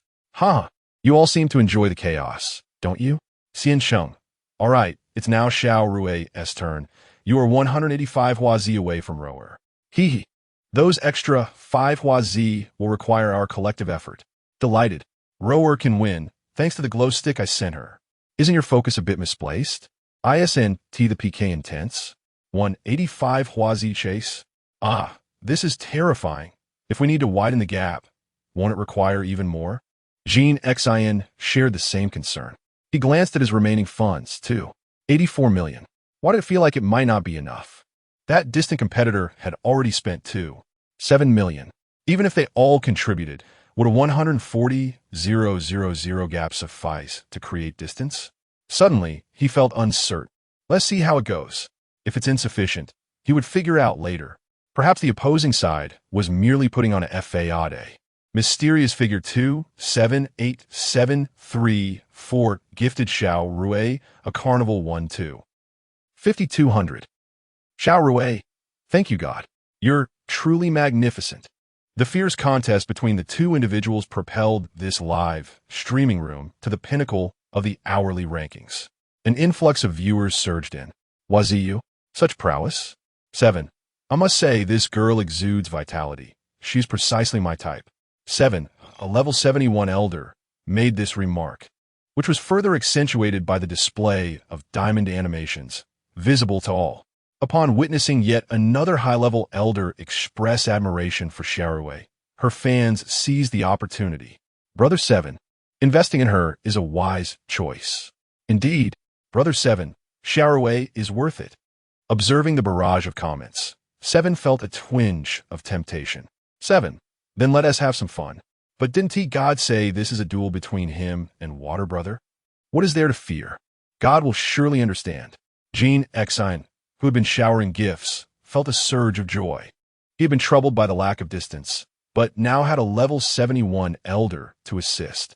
Mysterious person 278734. Welcome. He quickly typed 2 words amidst the flurry of activity. See, I told you God 1T object. 7 gifted a carnival event 1-2. 10. Xiaorui's fans erupted with joy, while Rower's fans were less than pleased. They had been promised a battle between 2 elders, and just as it was heating up, a formidable ally emerged. This was decidedly unfair. Can we not invite reinforcements? You can invite 2. Didn't you all contribute last round? Just as tensions were escalating between the 2 factions, Yi Zhe interjected. Yuan Shan Jianshui, no worries. Bring a few and let us have at it. Wow, Water Brother is so domineering. From now on, I am a devoted follower of Water Brother. I shall be Water Brother's leg accessory. 7. Having gifted the 80th Carnival event, chuckled upon reading Yuan Shan Jian Shui's comment. Although he held a high level, he rarely watched live streams, as his gifts were usually more than sufficient for the streamer to relish for quite some time. He had encountered boastful individuals before, but they often lacked substance. 7. I hope you prove to be different from those I've met before. Yuan Shan Jian Shui. Rest assured, I will broaden your horizons. 7 resumed his generous gifting. Mysterious Person 278734 gifted Xiaorui Carnival 820. 910. 931. 945 7 gifted Xiaorui Carnival 219. 255 Xiaorui squealed with excitement. Thank you to God for the 945 Wazis. Thank you to Brother 7 for the 255 Wazis. You two are the shining lights illuminating Xiaorui's splendid path tonight. Wow, the two elders collectively gifted 1,200 Wazis. God is incredible. Brother 7 is incredible. Though it's not my money, I am thrilled watching this unfold. Rower felt a pang of uncertainty. Xiaorui's family had accumulated far too many points, and just moments ago, Water Brother had already gifted 900 Wazis. She was uncertain whether Water Brother could withstand the challenge. Considering it was 1 against 2, Rower took the microphone from Xiaorui's hand and inquired, Xian Cheng, how far are we from Xiaorui? Xian Cheng replied, we are a total of 1,025 Huazi behind. Rower wiped her eyes with her sleeve, acknowledging the audience. Everyone has heard it. We are quite distant from the first place. Rower understood the magnitude of this gap. Thus, she felt it was acceptable not to secure the top position today. This month, I will subsist on instant noodles. I shall donate the remainder of my food budget to support Rower. I have exchanged my ticket for the cheapest Zhongnan Hai to save money for you. Indeed, we haven't even begun to compete. We cannot concede so easily. Rower's display of vulnerability ignited her fans' protective instincts, prompting each individual to contribute their share. With misty eyes, Rower expressed, I am deeply touched. I sincerely thank you all. Yize shifted into a more comfortable position, a smile gracing his lips. He found Rower quite impressive. Just a few words from her had everyone eagerly reaching into their pockets. Yize was increasingly looking forward to her appearance later that evening. What would she be like in real life? The countdown initiated by Xian Cheng read, all right, the time for Rower begins now. Who would emerge as the champion of tonight's individual competition, Rower or Xiaorui? Press 1 if you believe Rower will win. And press 2 if you think Xiaorui will claim the title. Chapter 39. A flexible performer, the barrage was incessantly filled with the numbers 1 and 2. While fans enamored with Rower showered her with extravagant gifts, hot air balloons, heart-shaped rabbits, heartfelt notes, airplanes, and cruise ships. However, due to Xiaorui's 1,200 Huazi, the special effects had yet to conclude, leaving Rower's gift animations still unseen. Yize configured the auto-clicker to 7 clicks per second, ensuring that within 3 minutes, he could secure first place with precisely 1260 Huazi. Yuan Shan Jian Shui sent Rower a carnival gift, and the barrage exploded with excitement. Thank you, Brother Shui, for the carnival combo. Si Yunqi had been monitoring the flickering data from the office, witnessing the continuous barrage of Yuan Shan Jian Shui's gifts. He felt a surge of confidence. Brother Shui's prowess undoubtedly surpassed these displays. Now, he could only hope that Xiaorui's 2 older brothers would bolster their efforts, prolonging the competition. When Si Yunqi initially proposed a format devoid of beauty filters, others in the company were perplexed. In this group, only Rower and Xiaorui possessed the striking appeal to captivate an audience. Rower, however, was not the quintessential type favored by the masses. It was through Si Yunqi's steadfast resolve, amidst pressure from his superior, that he forged ahead to establish this livestream. Though he had anticipated this moment, witnessing it unfold filled his heart with exhilaration. The viewers, both casual observers and dedicated fans of Rower, were equally electrified. Yuan Shan Jian Shui's combo had surged past 1,000. At that moment, Yize lounged on a sofa on the first floor, leisurely enjoying grapes he had washed himself. The convenience of an auto-clicker was delightful. Had he been clicking manually, his fingers would surely be cramping by now. With the arrival of 2 ants tomorrow, he wouldn't even need to wash fruit himself. Contemplating this, he considered hiring a housekeeper, though he feared his mother would dismiss the idea outright. Perhaps he should let them gradually accept that their son had come into wealth. If my observations are correct, Brother Shui must be sending gifts at a rate of 7 per second. 7 per second? That means in 3 minutes, it totals 1260, right? Goodness. If that's the case, Rower will indeed reclaim first place. Jean Xin could no longer remain seated. Did he really need to send 1260 Huazi himself? Hadn't he just sent 900 Huazi in the first wave? Now, he was genuinely humbled. The other party must be far wealthier in reality. He even felt a twinge of regret. Why did he have to provoke them? He wondered about Brother Shui's business, which afforded him such riches. Would it seem absurd if he approached Brother Shui, seeking to connect? Unbeknownst to him, his reference to Shui had already shifted to a more familiar tone. Seven felt no particular sentiment. He was merely there to enjoy himself. Recognizing the other party's genuine strength, he deemed it unnecessary to provoke them further. After all, one should always pick the softest fruit to squeeze. As the 3-minute countdown concluded, Rower's complexion flushed a delicate pink, a reflection of her gratitude and excitement. Yize mused, if her body could also blush with excitement, it would undoubtedly be even more enchanting. The chat was filled with praises for Shui Ge, with fans expressing their admiration and astonishment at his generosity. Shui Ge single-handedly gifted the equivalent of 2 big shots. Such extravagance. This is the taste of the affluent. Rower's eyes sparkled as she bowed deeply in gratitude. Jean Xin recognized his own limitations. He knew he could not compete, and that attempting to feign prowess would be futile. A mysterious figure in the chat suggested that Shui Ge check his private messages, prompting curiosity about the intention behind the request.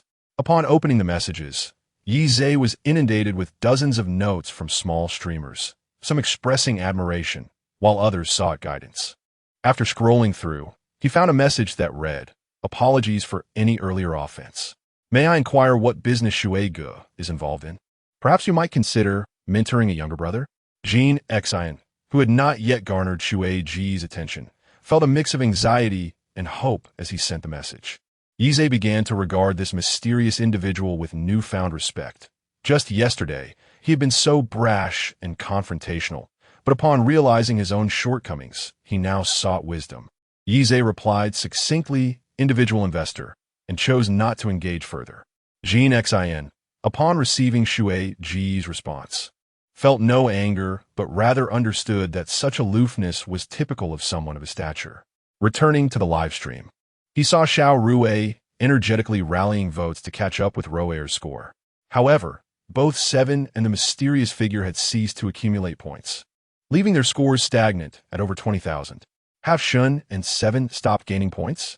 One wondered. Perhaps they've chosen to conserve their resources? Despite their inactivity, both remained in the live stream. The mysterious figure commented, "I can't compete. Shui Ge is truly impressive and I am in awe." Seven added, just playing casually. With such high-caliber players, it's better not to waste votes. Si Yunqi and Xiao Rue were momentarily taken aback by the swift conclusion of the competition, but soon felt at ease. Xiao Rue expressed her gratitude before bowing out of the competition, content with her earnings from the previous days. She acknowledged Shui Ge's formidable prowess and understood the decision of the 2 big shots to cut their losses. Si Yunqi observed the surge in follower count in the live stream due to Shui Ge's presence, realizing that as long as Rower could maintain Shui Ge's interest, the revenue would surely flourish. Thus, when Rower requested a day off from work, he felt a sense of satisfaction.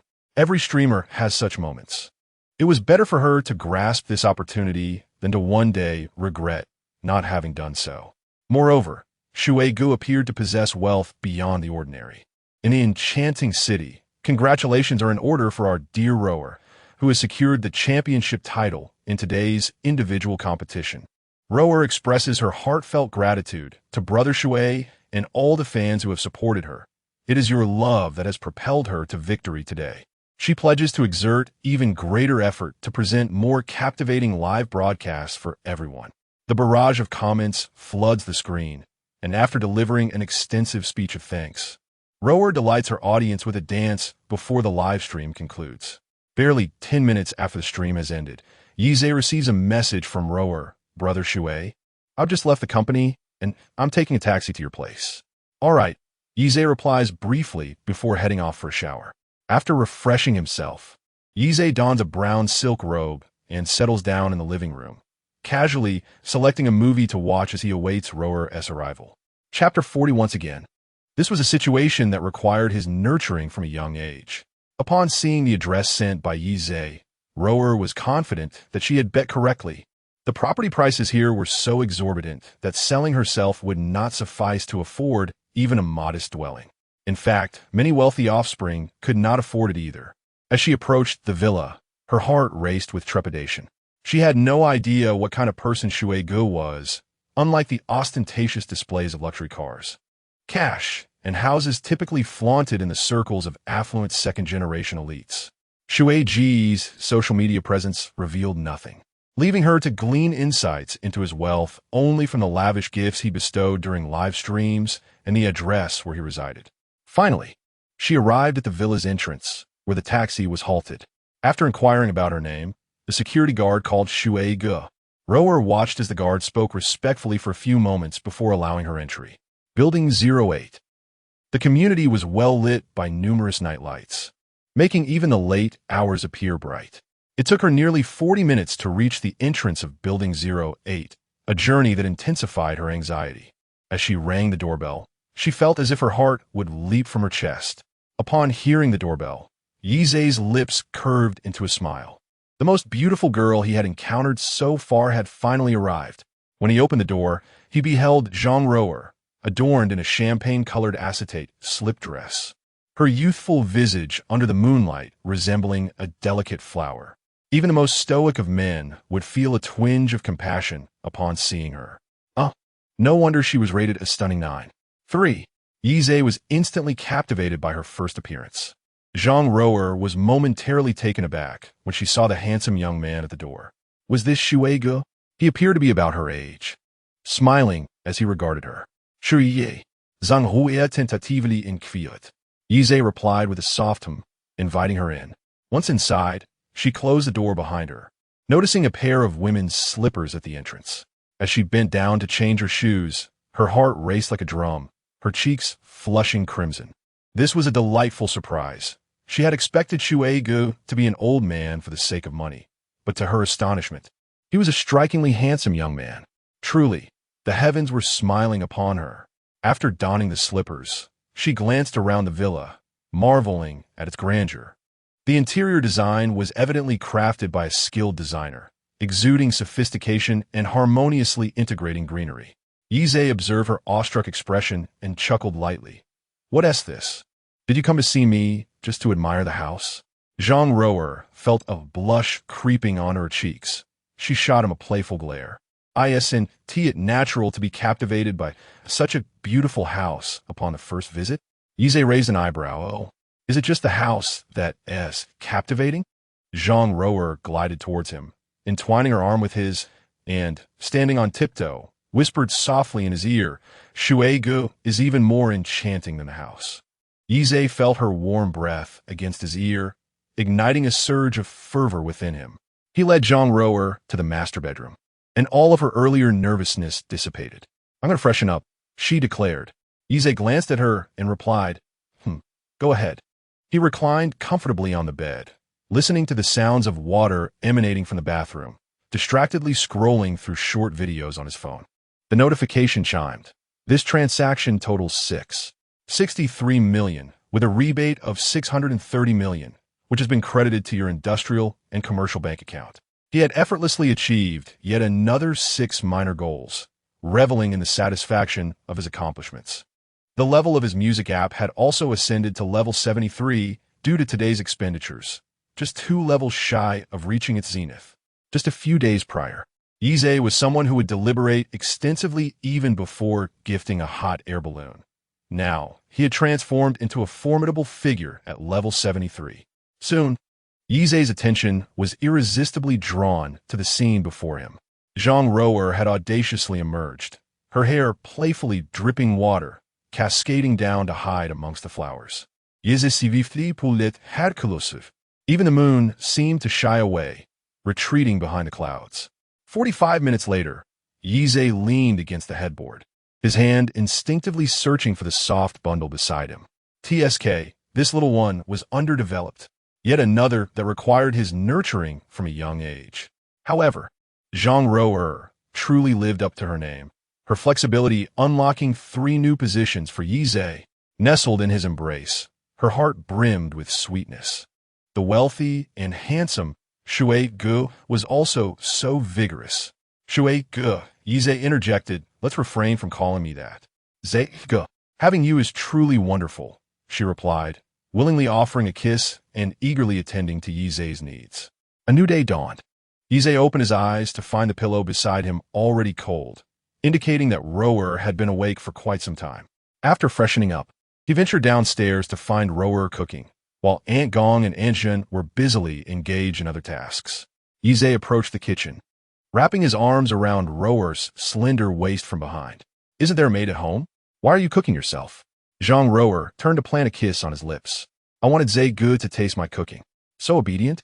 What reward do you desire? I seek no reward. I simply wish for you to savor my culinary skills. She replied. Yize raised an eyebrow, remaining silent. He did not take her words to heart. It was merely a tactic of allure. If there were no ulterior motives, she wouldn't be so eager to please. However, now that she was already his, a little kindness would be no burden. Moreover, for Yize, this was a mutually beneficial arrangement. Messages from Su Momo, Juzi, and Ling pinged in, and Yize reclined on the sofa, replying to them. Before long, he felt a gentle pair of hands kneading his shoulder. Zhe Gu, shall we eat? Zhang Roa noticed Zhe Gu chatting with other women, and her heart tightened. Yet, upon reflection, she realized that a wealthy man like Zhe Gu could not possibly be devoted to only her. She had already achieved a great deal by being with him, so she obediently chose to ignore the situation. Yize squeezed Zhang Rower's hand and stood up. All right, let me see what delicacies my darling has prepared for me. As he approached the dining table, he was pleasantly surprised to find a spread of morning tea and a pot of chicken soup. What time did you wake up? Zhang Rower settled beside him and ladled a bowl of chicken soup for him. It's not late. You should give it a taste, she urged, her eyes sparkling with anticipation. As the savory broth filled his mouth, its rich yet delicate flavor enveloped his palate. It was exquisite and not overly heavy. It's delightful, he remarked, prompting Zhang Rower to exhale in relief as she joined him in savoring the meal. Yize sampled several other dishes, each one remarkably delicious. After finishing their meal, Zhang Rower intended to wash the dishes, but Yize halted her. What is this? Are you looking to take on the role of a maid here? He teased. A faint blush crept on Zhang Rower's cheeks. No, she replied shyly. Well, then don't worry about it. Let the housekeeper handle it, he chuckled. Leaning closer, Zhang Rower whispered softly in his ear, Zhe Gu, I took a day off from the company today. Oh, isn't this a critical time for your career? Is it all right to skip work? He inquired. It's fine. Nothing is more important than you, Zhe Gu. Yize gazed at her fair complexion and mischievously pinched her cheek. All right then, let us go. I'll take you shopping.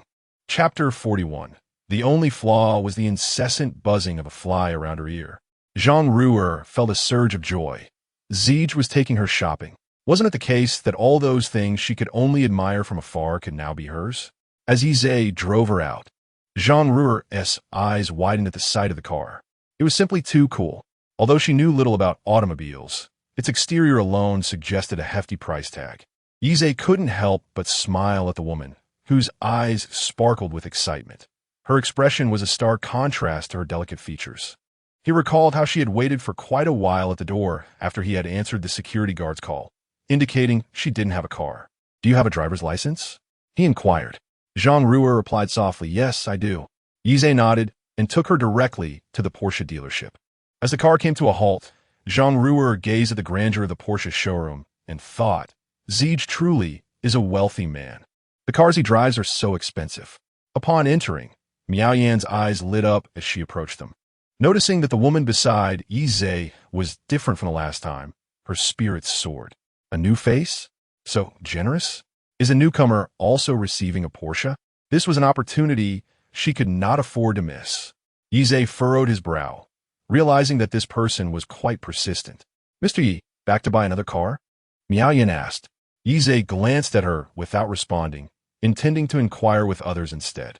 Just then, Wang Min emerged from the manager's office. Hearing the mention of Mr. Yi, she hurried over. Regardless of whether he was her client, it was always beneficial to make an appearance. Moments later, a familiar voice called out, "Where's Wang Min?" Wang Min recognized that it was indeed the extravagant Mr. Yi and quickened her pace. Miao Yin chimed in. "Wang Min is occupied. Mr. Yi can consult me regarding purchasing a car." No sooner had she spoken than Wang Min's voice rang from behind. "Mr. Yi, I'm here. What kind of car are you looking for this time?" Upon seeing Wang Min arrive, Yize nodded at her. Wang Min noticed that the woman beside Mr. Yi was even more attractive than the last one. She did seem a bit delicate, but given Mr. Yi's affluence, he could surely take good care of her. Yize instructed, "Take her around. See what type of car she likes." Wang Min nodded in understanding. "Miss, what type of car do you prefer?" Zhang Ruer was momentarily taken aback, and then a wave of immense joy washed over her. She had initially thought that Ziege was merely picking up a car, but to her astonishment, he intended to gift her one. As she stepped inside, her eyes scanned the prices of the cars on display, and she couldn't help but marvel at the exorbitance. Could it truly be that she, too, could own a Porsche? Suddenly, she looked up at Yize, her lips moving soundlessly. Although her initial intent in approaching him had been financial, he had already demonstrated such generosity before she had even spoken. A surge of unfamiliar emotions stirred within her. Notijin her silence. Yize playfully pinched her cheek. "What's wrong? Are you so overjoyed that you can't speak?" Zhang Ruer nodded in a daze, eliciting hearty laughter from Yize. "All right then. I brought you here to buy a car, so you want to have to spend over half an hour next time to reach my place, will you?" Zhang Ruer felt a sweet thrill in her heart. Zhe Ji's promise of next time signified that she was truly destined to be his woman, which only heightened her excitement.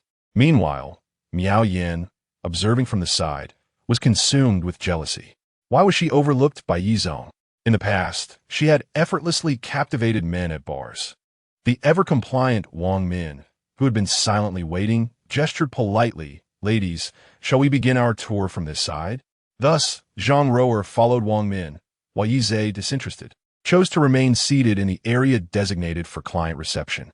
Unwilling to concede defeat, Miao Yin trailed after them. A sales associate, well acquainted with Wang Min, prepared a pot of tea and brought it to Yize, coincidentally encountering Miao Yin, who was delivering snacks. Yize's disdain grew stronger as he addressed the tea server. "Is your supervisor in the store?" "Yes. How may I assist you?" She replied. "Please summon her," he instructed. "Certainly." Miao Yin, perched at the corner of a table, chimed in, "Zegu, you can always call for me if you need something," while casting a flirtatious glance. Yize, reluctant to demean himself, closed his eyes on the sofa, regretting not having brought Tian Feng along. The supervisor soon arrived, and upon seeing Miao Yin, she narrowed her eyes. "What are you doing here? You need to leave." Miao Yin, begrudgingly, exited. "Yizong, how may I assist you?" The supervisor inquired after a moment. After a lengthy pause, Yize finally opened his eyes. "The service at your establishment is commendable." The supervisor's heart leapt with joy, eager to respond, but was interrupted by Yize's however. "It is rather bothersome to have a fly buzzing around, and I would prefer not to see Miao Yin lingering near me in the future. Otherwise, I am certain other establishments would be more than willing to accommodate my patronage." The supervisor felt a bead of sweat trickle down her forehead, fully aware that the insufferable Miao Yin would not relent. She had heard from Wang Min that Yizong was a man of considerable worth. His return would signify his satisfaction with the service. The supervisor had no intention of letting this prized client slip away. Coincidentally, other sales associates had also been voicing their grievances regarding Miao Yin, and she had already made her decision. "Indeed, I understand your concerns. I will make the necessary arrangements immediately." Unaware of her impending dismissal, Miao Yin approached the supervisor, eager to re-enter the room, only to hear, "Miao Yin, you need to come with me." Zhang Ruer surveyed the array of vehicles, finding them all quite appealing. Yet her heart was set on the Cayenne Turbo GT4 0T. While sports cars exuded a certain allure, the practicality of the Cayenne was undeniably superior, offering ample interior space. The Turbo GT4 0T was the pinnacle of the Cayenne lineup. Wang Min led Zhang Rower to the VIP lounge to meet Yizhe. Upon their entrance, Yizhe waved at Zhang Rower, who obediently settled onto his lap. He wrapped an arm around her waist. "Have you made your choice?" Zhang Huya nodded, "Indeed." Upon noticing President Ye's gaze, Wang Min spoke up. "The lady has chosen the Cayenne Turbo GT4 0T. Yizhe acknowledged with a nod. Have you selected any preferred accessories?" Rower shook her head. "Not yet. Once I finalize the model, I'll come and find you." Yizhe replied with a smile. "Go ahead. Come back to me for the contract once you have made all your selections." Rower exclaimed joyfully, "Thank you, Zega." With that, she planted a kiss on his cheek and headed off with Wang Min to choose accessories. Wang Min, understanding the principles of sustainable development, did not merely recommend the most expensive options, but instead focused on which combinations looked the most appealing. Nonetheless, this still added an additional 860,000, along with a series of costs such as purchase tax and insurance. Ultimately, the price of Zhang Rower's vehicle amounted to $3.48 million. While Wang Min went to prepare the contract, Zhang Rower returned to the lounge to seek her benefactor. The supervisor addressed Miao Yin. "Pack your things and leave." Miao Yin gasped, "Supervisor, why are you firing me? My performance is not the lowest." "Because you have offended the wrong person, and besides, you have yet to secure any deals this month. It is simply survival of the fittest." Miao Yin, observing the supervisor's stern expression, panicked. "I am about to close a deal. Please do not terminate me." The supervisor remained unmoved. "You have received numerous complaints, whether regarding your performance or relationships with colleagues, all indicating that you are unsuitable for this environment. Spare me your pleas. Gather your belongings and depart. The company is dismissing you, and your compensation will not be lacking." Miao Yin realized there was no hope left. Tearfully, she began to collect her things and spotted Wang Min working on the contract. She yelled and rushed towards Wang Min. "You little wretch, it's all your fault." Chapter 42. The field is resilient, yet the oxen are exhausted. Wang Min was unexpectedly knocked to the ground, a surge of anger igniting within her. Other staff members hurried over upon hearing the commotion to separate the two. Even after being pulled apart, Miao Yin continued to shout, "Is it you, you little wretch? If it weren't for you, my supervisor wouldn't have dismissed me. Don't think that just because you've sold a few cars recently, you're something special." Wang Min stood up, adjusting her clothes, and swiftly delivered a resounding slap to Miao Yin. Her hand left 5 distinct marks on Miao Yin's face. The colleagues, witnessing Wang Min's assertiveness for the first time, were taken aback. Miao Yin, momentarily stunned by the blow, was about to unleash a torrent of curses when Wang Min deftly stuffed a cleaning rag into her mouth. "Hush, keep your voice down. You've scared away my customer. This isn't over," she declared, clutching the contract as she departed, leaving her astonished colleagues in her wake. Miao Yin, frightened into silence, wriggled free from her colleague's grasp and disdainfully discarded the rag onto the floor before rushing off to rinse her mouth. Fortunately, their location was far from the VIP lounge, sparing them the notice of Yizhe and Zhang Rower. The earlier incident did not perturb Wang Min. She smiled and addressed Zhang Rower. "Madam, your identification card, please." Zhang Rower hesitated. "My ID?" Yizhe interjected with a smile. "The car I'm gifting you. Who else's ID would it require?" I thought. Yizhe narrowed his eyes. "You didn't think I brought you here to purchase a car under my name while you merely had the right to use it, did you?" Zhang Huya felt exposed, her cheeks flushing with embarrassment as she bowed her head. "This amount is insignificant. As I stated, it will naturally be registered in your name." Zhang Rower was grateful for her swift decision to come. Such a generous benefactor was indeed rare. She handed her identification to Wang Min, who confirmed that Yizhe had completed the payment. Wang Min replied, "We have processed an expedited request for you. There's an identical new vehicle available in your city. You may come to collect it in 3 days." Yizhe nodded in satisfaction. "Yes, please exchange contact information. You can inform her when the vehicle arrives." "Certainly, Mr. Yi." Beep. This transaction has generated a rebate of $348 million, which has been credited to your industrial and commercial bank account. Listening to the system's notification, Yize, in good spirits, wrapped his arm around Zhang Roer's waist. Let us go. Now I can take you to the mall. Suppressing her excitement, Zhang Roer bestowed a passionate kiss upon him in the car. Throughout her life, she had been dubbed Sister Dayu, a nickname she disliked, yet despite her protests, it persisted. Gradually, she ceased to object.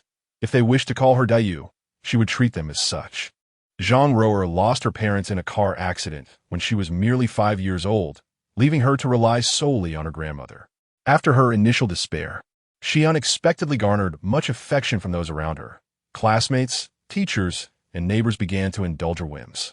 She found it perplexing that these individuals harbored such sentiments. Yet as long as it brought her benefits, she welcomed it. However, everything changed when her grandmother fell ill. She found herself in dire need of money, substantial money. Thus, when approached on the street with the promise of earnings through live streaming, she resolutely joined the current company.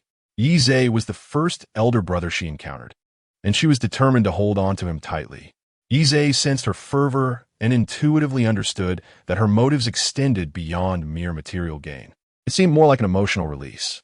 He gently patted Zhang Roer on the back, and when their lips parted, he noticed her eyelashes glistening with moisture. Yize sighed inwardly. Don't you feel like shopping anymore? Zhang Roer rested her head on his shoulder, replying, whatever you wish. Upon returning to the villa, Zhang Roer pulled him into the room, enveloping him in an intimate embrace. Following their passionate encounter, Yize tenderly caressed her back, refraining from probing too deeply, simply relishing the tranquility of the moment. Zhang Roer's skin was exceptionally fair, perhaps due to its delicate nature, which made it prone to leaving marks. Observing the faint traces on her porcelain skin stirred something within Yize. He felt himself responding anew. 45 minutes later, he carried the exhausted woman to the shower and brought her back afterward. Throughout, she remained astonishingly compliant. He took out his phone and transferred 500,000 yuan to her. Although she did not voice it, most worldly issues could be resolved with money. Upon hearing her phone chime, Zhang Roer lazily turned over and picked it up, leaning against Yize as she checked her messages. When she saw the transfer of 500,000 yuan, she thought she must have misread. Sitting upright, the blanket slipped from her shoulders as she rubbed her eyes and looked again, confirming it was indeed 500,000. A warm wave surged through her, and before she could fully comprehend it, tears began to fall. The sight of the delicate flower weeping made Yize's heart ache. Why are you crying? His simple words of comfort prompted her to weep openly. She collapsed into Yize's embrace, revealing her grandmother's situation, as she had initially intended to request an advance on her salary from the company. Yet, he had alleviated her urgent predicament without asking a single question. Yize's compassion deepened. Is 500,000 enough? Zhang Roer nodded vigorously. Yes, it's sufficient. It will cover the surgery. Afterward, I can await my salary. I love you. Go. As long as you don't reject Roer, I shall belong to you for life. With a chuckle, he replied, after dinner, we shall pick out your room here. Zhang Roer beamed with excitement. Really? Yize playfully smacked her bottom. What have I ever deceived you? The provision of a personal room signified his acceptance of her as his woman. And how could she not be elated? Hooray! Long live Zego! He exclaimed. Now, let us go downstairs for dinner. Tomorrow, I will accompany you to the hospital. Zhang Roer nodded, exclaiming, indeed, the meals prepared by Annie are exceptionally delicious. With a significant matter weighing off her mind, Zhang Roer found her appetite greatly enhanced, devouring an entire bowl of rice. The two aunties, witnessing their culinary efforts being appreciated, felt a warm satisfaction in their hearts. That evening, Yize declined her advances, opting for a peaceful slumber. As he drifted off, thoughts of the system's tasks lingered in his mind, yearning for the opportunity to earn task points to enhance his physical capabilities. Otherwise, he truly felt overwhelmed. Recently, the meals had prompted him to request more oysters and leeks from the Andes. The fields may be resilient, but the oxen had reached their limits. The next day, long before the system's report time, Yize awoke. The sleeping posture of this young girl was utterly abysmal. She clung to him like an octopus, causing him to dream of being constricted by a python throughout the night. Chapter 43. His infuriatingly unplaceable charm Zhang Ruer clung too tightly, and before Yi could fully liberate himself, she had already awakened. The moment her eyes fluttered open, a hint of confusion sparkled within them, which only lit up when they focused on Yi. She lifted her delicate face and smiled. "Zeej, good morning." Yi gently caressed her cheek, responding, "Good morning." As the morning sun streamed in, Yi descended the stairs, only to find Tianfeng busily hauling items in and out. Recognizing the fitness equipment he had purchased, he clicked his tongue, realizing he had forgotten all about it amidst his preoccupations. Tianfeng remarked, "Boss, you're awake. I noticed the equipment piled up, so I took the liberty of tidying it up." Yi nodded appreciatively. "Well done. You did the right thing. Would you mind teaching me some training techniques later?" Tianfeng grinned widely. "No problem, boss." Having a chauffeur for his supercar made it inconvenient to bring along a companion. Thus, a few days prior, he had contacted Qi Jinghan via WeChat to purchase a Rolls-Royce Phantom. Today, he could finally pick it up. After breakfast, Yi set out with Tianfeng and Zhang Ruer. He noted how frequently he had been buying cars lately, though he anticipated that this would be his last purchase for a while. After all, a vehicle was merely a means of transportation, sufficient as long as it served its purpose. On the way to the dealership, Su Momo called, and Yi readily answered. "Darling, where are you up to?" "I miss you. I'm on my way to pick up a car. A supercar ISNT, very practical for this trip." Su Momo replied, "Can I come find you?" "Not today. I have to head to the hospital shortly." Su Momo's voice fell slightly, as she longed to be close to him after he had liberated her from the shadows of her family's burdens. It had been 2 days since she last saw him, and she felt a profound yearning. "All right, you take care then." Yi detected the melancholy in her tone. Since Zhang Ruer would return her live stream after visiting the hospital, he suggested, "How about you come over tonight for dinner?" Surprised by the unexpected delight, Su Momo replied, "Sure, I'll wait for you." Tianfeng, keenly aware, recognized the conversation was about a woman visiting the boss, but as a bodyguard, he had nothing to contribute. However, he noted Zhang Ruer's gentle demeanor while speaking, hinting that the woman on the other end was quite significant. "If you're busy, I can go to the hospital by myself," she offered, turning to the driver. "Sir, please stop by the roadside. I need to get out." Yes, shunned, lamenting his infuriatingly unplaceable charm. "Don't be troublesome.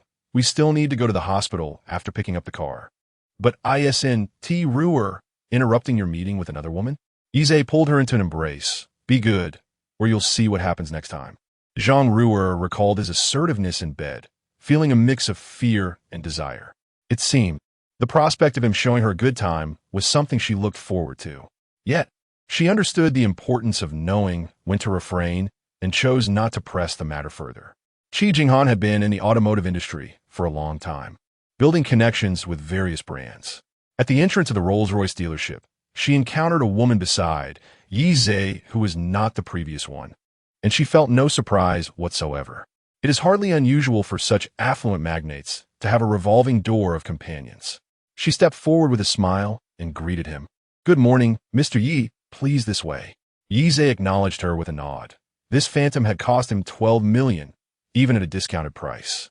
It was the only car registered in his name, thus he held a particular fondness for it. After swiftly completing the transaction, Yi and Zhang Ruer settled into the back seat, marveling at the unmatched comfort of the Phantom. Meanwhile, Tianfeng was a bundle of nerves. After all, this was a Rolls-Royce. It was a vehicle he would usually circle several times to admire and photograph. He drove cautiously, fearing any minor mishap could lead to exorbitant reparations. After a while, Yi observed the array of cars surpassing his own and reassured Tianfeng, "No worries, drive freely. It won't be counted against you." Only then did Tianfeng gain a bit of confidence in his driving. Upon arriving at the hospital, he felt his body stiffen from the tension of driving so rigidly. Stretching his limbs, he hurried to follow the duo into the hospital. The place was rife with medical disputes, and he thought to himself that if anything happened to the boss, he would surely be out of this line of work. Zhang Roer first settled the surgical fees before leading Yizhe to her grandmother's ward. Inside the four-person room, there was an elderly man barking orders at his busy wife, a young man engrossed in video games, and a middle-aged woman who wept frequently. The atmosphere was nothing short of overwhelming. Upon entering, Yizhe furrowed his brow. The elderly woman's health was already precarious, and this environment was hardly conducive to recovery. The noise made it nearly impossible to rest. Zhang Roer approached the bed, saying, "Grandma, I've come to see you." The grandmother opened her eyes, affectionately patting her hand. "Roer, you've come. You shouldn't tire yourself at the hospital." "I'm not tired at all, Grandma." The elderly woman then noticed the two unfamiliar men behind her granddaughter, her expression inquiring. "Roer, who are these two?" Zhang Roer stood and indicated Yizhe. "Grandma, this is my boyfriend Yizhe, and the one beside him is our friend." She was now indeed Yizhe's partner, and there was no fault in her words, yet she felt a flicker of anxiety looking at Yizhe. Yesha, unfazed by Zhang Roer's introduction, stepped forward to take the grandmother's hand. "Grandma, how are you feeling?" Upon hearing Yizhe acknowledge their relationship, Zhang Roer felt a wave of relief. The elderly woman, upon seeing her granddaughter with a companion, felt her pain lessen considerably. "I'm fine, really. You don't have to worry about me. I know my body best." After sharing a few more words with the elderly woman, Yizhe stepped out to communicate with the nurse about transferring her to a private room. Just as he made his inquiry, a patient was being discharged, allowing Yizhe to deposit an additional 500,000 into the grandmother's account for the move. When the elderly woman noticed the nurse preparing to change her room, she immediately objected. "I'm quite comfortable here. No need to change." Zhang Roer glanced back at Yizhe, who nodded in encouragement, and together they spent a considerable time persuading her. Upon hearing of her granddaughter's promotion at work, the elderly woman felt relieved, especially with the generous bonuses that had been awarded. In a quiet moment, Zhang Roer confided in her grandmother about her boyfriend, a wealthy heir who treated her exceptionally well, praising Yizhe profusely until her grandmother's worries dissipated. The elderly lady's tumor removal surgery was scheduled for 2 days hence, and the trio accompanied her until the afternoon before parting ways. Once outside the hospital, Zhang Roer found herself even more enamored with Yizhe, handsome, affluent, and remarkably considerate. If the hardships she endured over the past 23 years were merely a prelude to encountering Yizhe, she felt extraordinarily fortunate. Leaning against his shoulder, she pondered how to express her gratitude to him. Before she could formulate her thoughts, the vehicle came to a halt in front of the media company. Just before alighting, she bestowed upon him a sweet kiss, saying, "Thank you, Zego, I love you." Yizhe nodded in response. "Go on." He chose not to delve into whether Zhang Roer adored him for his wealth or for who he was. To him, it was inconsequential. He admired this young lady, recognizing the immense strength within her fragile frame, particularly the sacrifices she made for her grandmother's health care. Reflecting on his own circumstances before acquiring a systematic approach, he recalled feeling helpless in the face of family issues. Thankfully, his parents were in good health. Yizhe glanced at the time, realizing it was not during his mother's class, and decided to initiate a video call to her. Chapter 44. Blooming solely for you. After finishing her lunch, Sumomo began to prepare herself. Following a soothing bath, she indulged in her skincare and makeup routine. Adorned in a deep V French dress of vibrant green, complemented by golden and pearl accessories, her hair cascaded in elegant waves, exuding an enchanting allure. Yizhe was utterly captivated by her beauty. If Zhang Roer embodied delicate charm, then Sumomo transcended mere innocence, radiating a vibrant vitality now that a hint of sorrow had faded away. Seeing Yizhe lost in a trance, she couldn't help but burst into laughter. Standing on tiptoes, she placed a gentle kiss on his cheek, teasing, "Are you mesmerized?" Yizhe deepened the kiss, responding, "Indeed. Our Momo is simply stunning. Should I hide you away? Perhaps I could renovate my room, replacing your bed with a round one surrounded by golden pillars, transforming it into a birdcage." Sumomo chuckled. "Without your key, how could I escape?" "Yes," she replied, burying her head in his chest. "There's no need for that. I will always be yours, blooming solely for you." Yizhe felt a warmth in his heart as he embraced her, and led her to the car. Tianfeng drove them to a newly opened Mexican restaurant that boasted excellent reviews. The decor was reminiscent of primitive tribal styles, brimming with Latin flair. Upon entering, they spotted a group of young women posing for photographs. The striking combination of the handsome Yizhe and the beautiful Su Momo attracted quite a bit of discreet attention. Yizhe relished the scrutiny, thinking to himself that he was indeed a winner in life. He handed the menu to Su Momo, encouraging her to order her favorites first. With a modest appetite, she chose 2 beef tacos and a serving of chicken pozole before passing the menu back to him. Yizhe then selected a highly praised dish of Mexican chorizo and chilaquiles along with some beverages. This meal unlocked a new culinary realm for him. Previously, he would have merely passed by without entering. The delightful flavors of the food lifted his spirits. Initially, he intended for Tianfeng to join them, but Tianfeng graciously declined, feeling grateful just to accompany such an esteemed boss. The restaurant, clearly upscale, was not a place he wished to intrude upon. Noticing Tianfeng's reluctance, Yizhe did not press the matter, allowing him to find a place to dine nearby.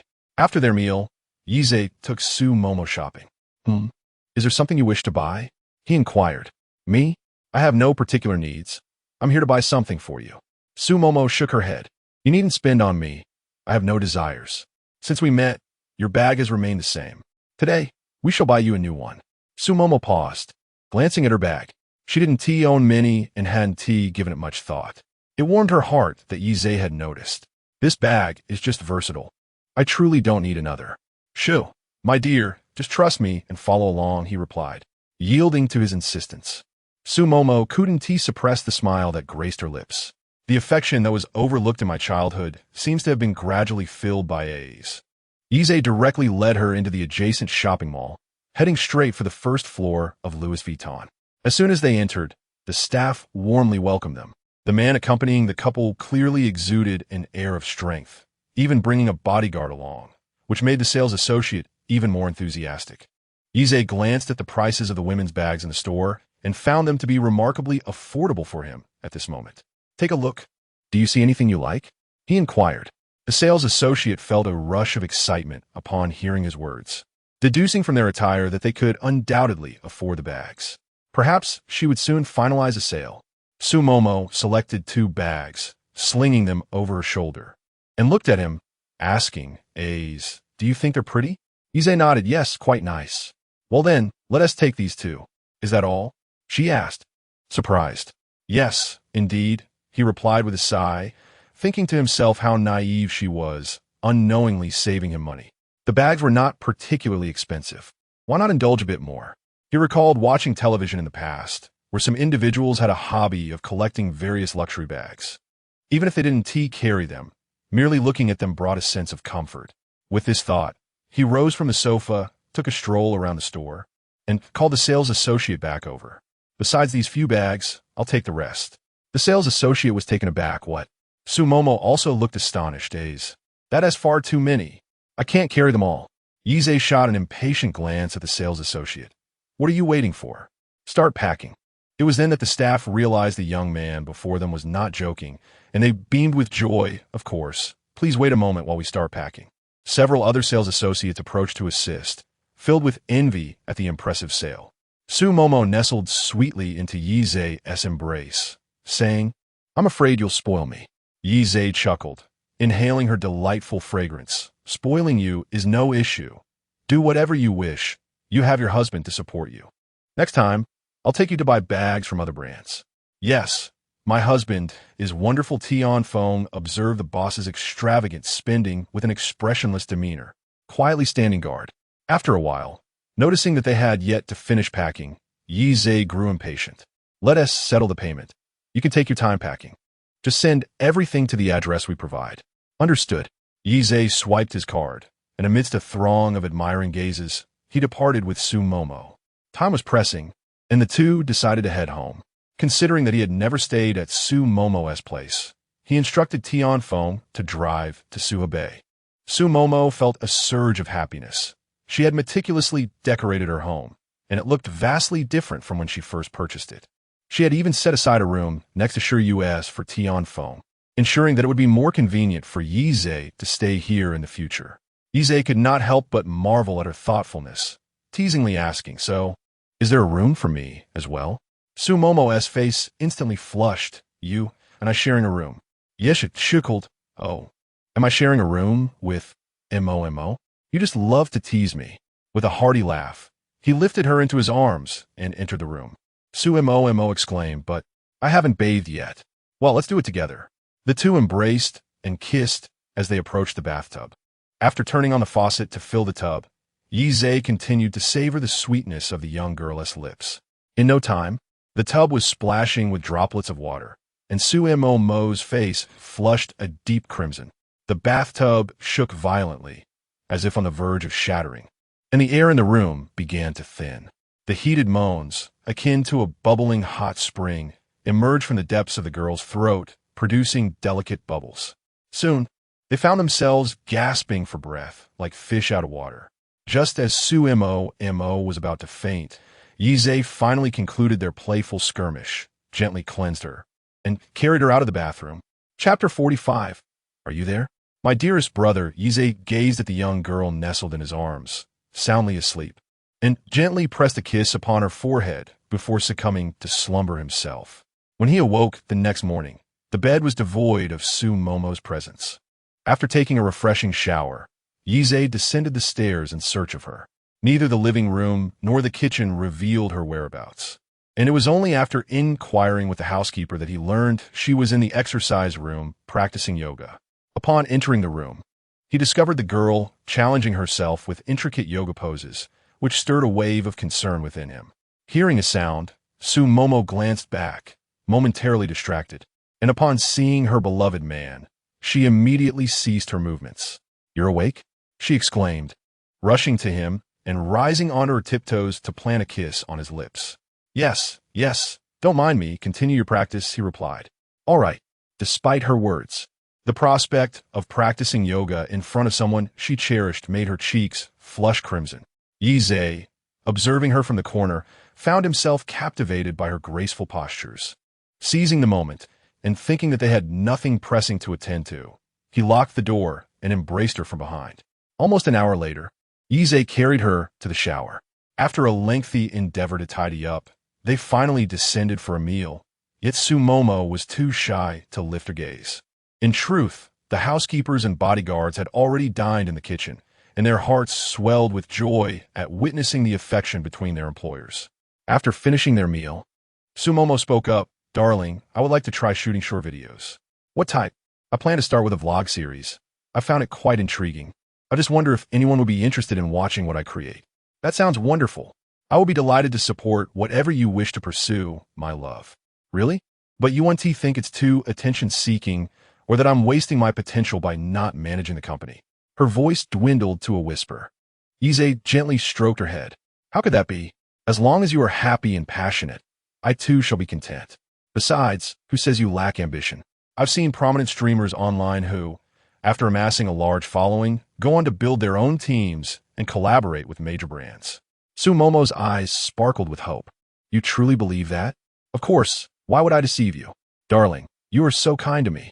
You can conveniently film in the villa, which you've painstakingly decorated. Who knows, perhaps after you film, everyone will rave about your aesthetic sense." Encouraged by his words, Sumomo felt a surge of confidence. "Should I hire an assistant to help with filming and scripting?" "No, I would prefer to try it myself first," Sumomo declined. "Very well then. Best of luck, my treasure."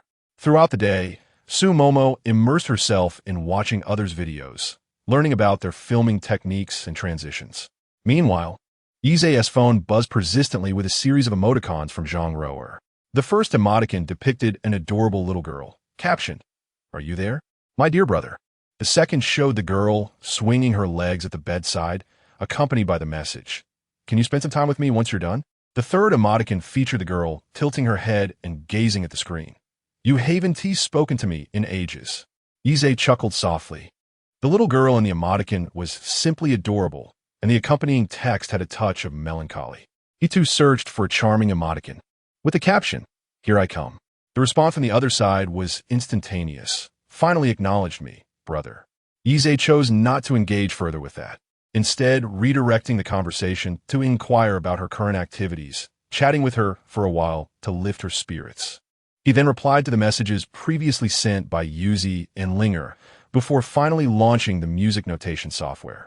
At this moment, Yuzi felt somewhat speechless. Ever since Brother Shuei's investment had yielded returns, the number of viewers in the live stream had increased significantly. With more people came an influx of oddities. Merely half an hour into the broadcast, a user named Qiancheng Sijin had sent 3 large rockets. Noticing that Yuzi was also from City C, he immediately commented in the chat, "Oh, what a coincidence, a sister from the same city." Yuzi smiled and replied, "Thank you for the rockets, Brother Qiancheng. Indeed, we are from the same city. So what if we're from the same city?" Another user chimed in. "Well, what else could it mean? This person is probably looking for a meetup. What? Just 2 large rockets, and he wants to meet up? Isn't that a bit unrealistic?" Qiancheng Sijin felt somewhat embarrassed by the remarks, but it was indeed his intention. He enjoyed the thrill of seeking out small streamers and had succeeded many times. Yuzi's follower count wasn't particularly high, and he believed winning her over would require just a little more effort than others. Qiancheng Sijin sent a carnival gift multiple times. Yuzi, still a university student and not yet in the workforce, understood from the chat what this person was insinuating. She suppressed her distaste, forcing a smile to thank him for the 3 gifts, though her signature dimples faded considerably due to the insincerity of her grin. "Ah, so you thought your earlier gifts were insufficient and decided to send more?" Another user quipped. "It's quite amusing, isn't it? Just like when a man says, 'I LL hold you, but 1T do anything else.'" Others joined in, echoing the sentiments. "I'll just brush against it. Definitely 1T go further. I'll just make a move, but 1T proceed." Yuzi felt a surge of frustration. "Come on, family. Let us not make jokes at my expense. A meal is out of the question. I've been dining at the school cafeteria."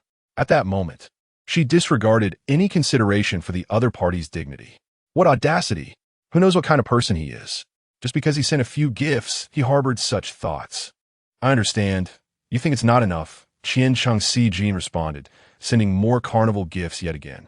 "How about this?" The moderators in the live stream began to deliberate on whether to ban Qiancheng Sijin. He was indeed bothersome, yet he was genuinely sending gifts to Yuzi. Never mind. Let us observe the situation for a while. A substantial amount of money is at stake, so it would be prudent to allow Yuzu to earn a bit more.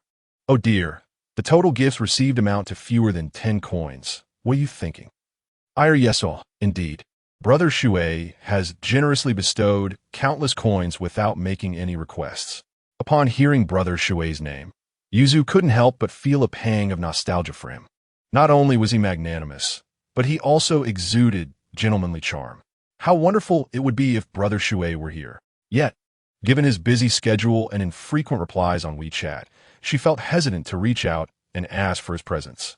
Just as Yuzu was caught in her thoughts, a magnificent display of effects soared into the sky. Amidst the familiar visual spectacle, she spotted the equally familiar ID. Far Mountain Seas Water. Brother Shuei has truly arrived. Far Mountain Seas Water has sent forth a Dragon Knight. Ranger 123. 20. Yuzu's eyes sparkled with delight as she exclaimed, "Brother Shuei, you have come." Chapter 46. Success rewards 1 centimeter. Failure reduces by 2 centimeters at this moment. In Yuzi's heart, Water Brother appeared to be the beloved figure stepping upon clouds of vibrant hues. The barrage of comments erupted in enthusiastic welcome for Yize, leaving him utterly bewildered. Far Mountain Seas Water. What is going on? Why are my brothers so excited? Do they miss me? The crowd began to share their exuberant sentiments in the comments, each voice adding to the chorus of anticipation. After observing for a while, Yize gradually comprehended the situation. To be honest, this was not an uncommon occurrence. Many streamers ultimately found themselves in relationships with their top supporters.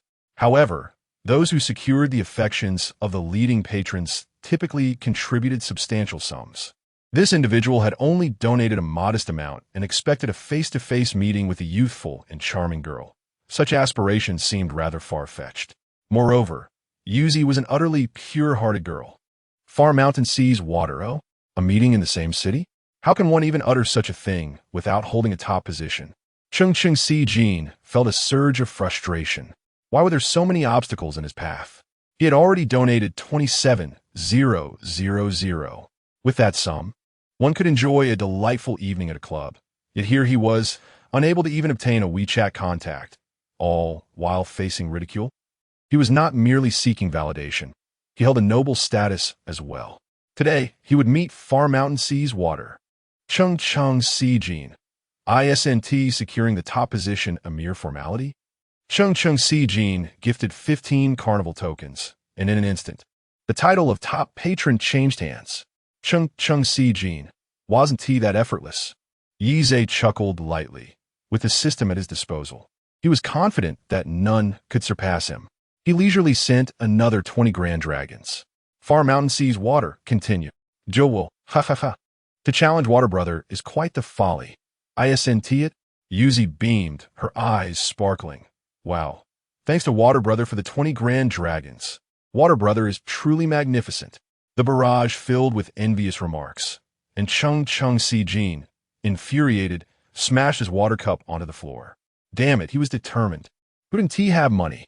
Not going to the club was simply about relishing the sensation of strangers adoring him in the live stream. He was eager to witness how these spectators would react once he emerged victorious. Chung Chung Si Jin sent 30 carnival tokens, and the grand carnival stage dominated much of the live stream space. Yuzi switched the background music to the intense PK theme. Nearby, Su Momo, hearing the commotion, instinctively moved to Yize's side. It turned out her man was engaged in a battle within a live stream, and the sweet smile of the streamer on her phone prompted her to compliment him. A twinge of jealousy stirred within her, and she playfully linked her arm with Yize's.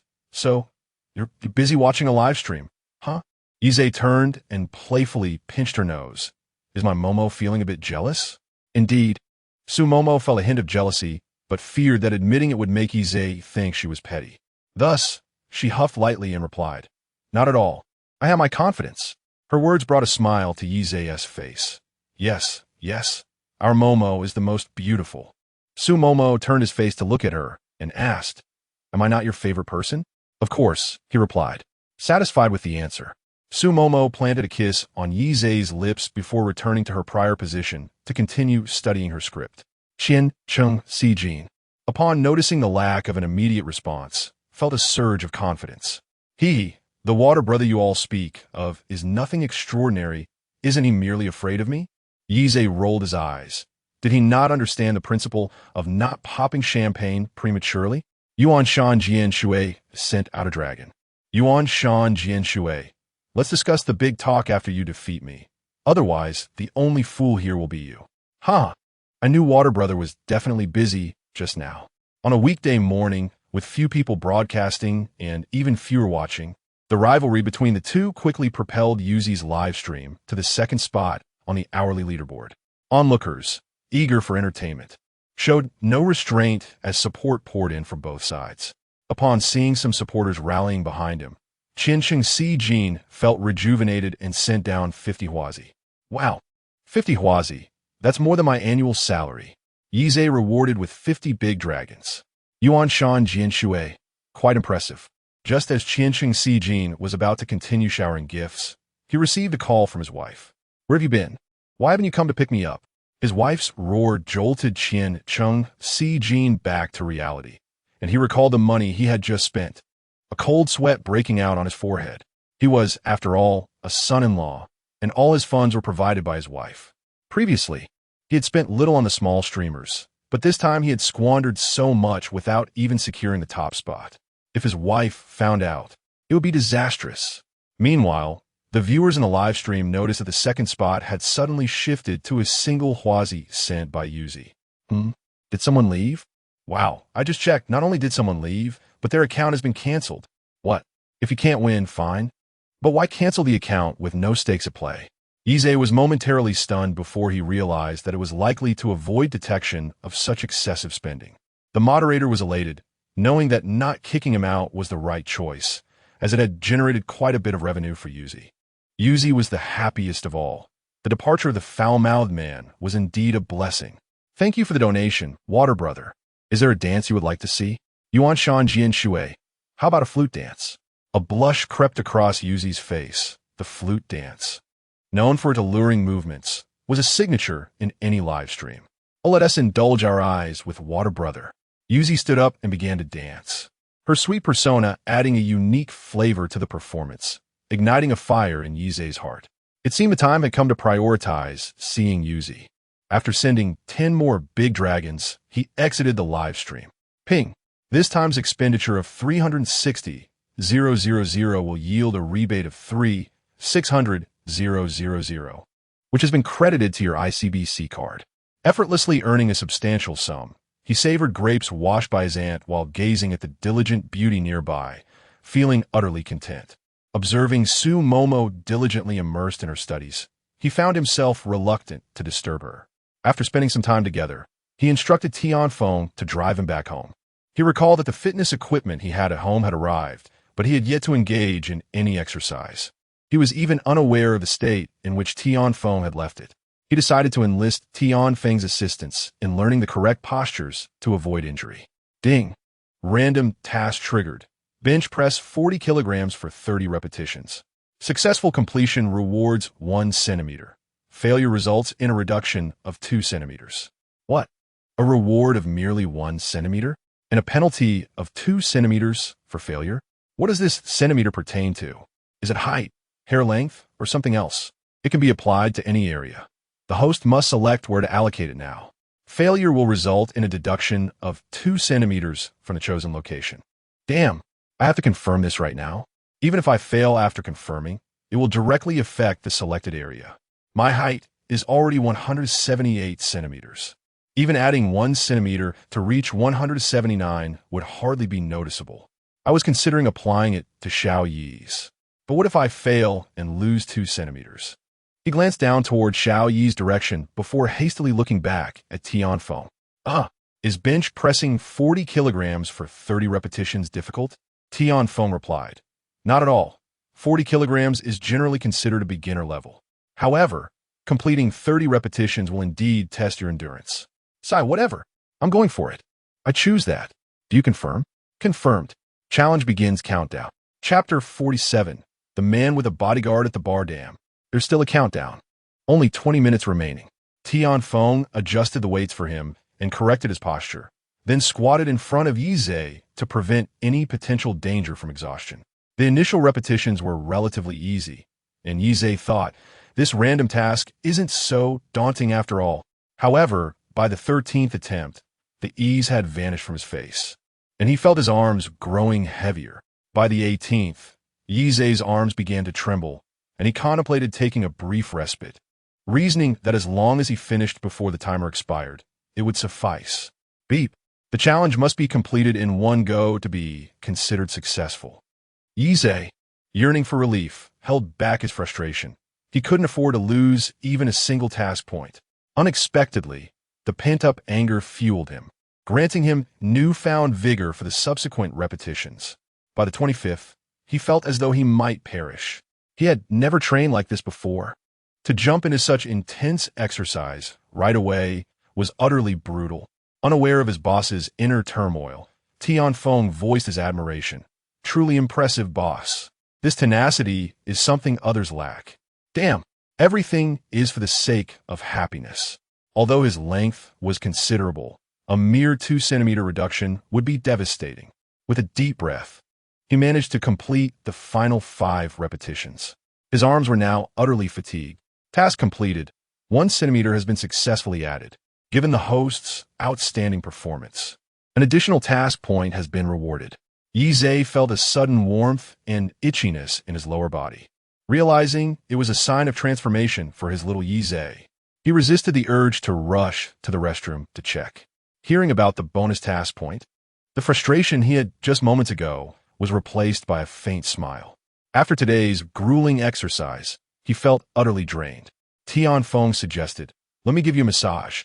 After such an intense workout, you won't be able to lift your arms tomorrow without one." Yizei wholeheartedly agreed, as he was indeed on the verge of being unable to raise them.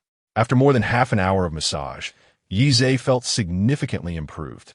To avoid such sudden onslaughts from the system in the future, daily exercise became essential. However, Training with Tianfeng every day would become rather monotonous. He resolved to seek out a beautiful female coach.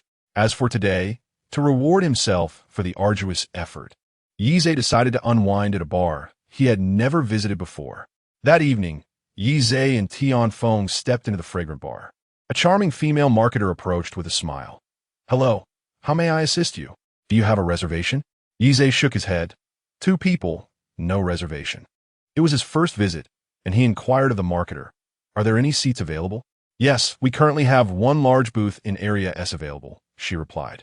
The large booth was typically used for group gatherings, requiring a higher minimum spend. Given that there were only 2 of them, it wasn't quite suitable. Nevertheless, this was the closest bar with a pleasant ambience, and he was too lazy to seek another. "All right, we'll take it," he decided. The marketer beamed as she led them to booth SS2. Here, one can behold the panoramic view of the entire bar, which is situated in a semi-enclosed manner, with the sofas offering a greater comfort than the scattered tables. Beneath the dim illumination of the bar, various neon lights and spotlights shimmer, creating an intoxicating atmosphere reminiscent of a lavish dream. The enchanting hostess presented the menu to Yize, stating, "Our minimum consumption here is 18,888 yuan. Yes, and nodded, well aware of the price levels in City A.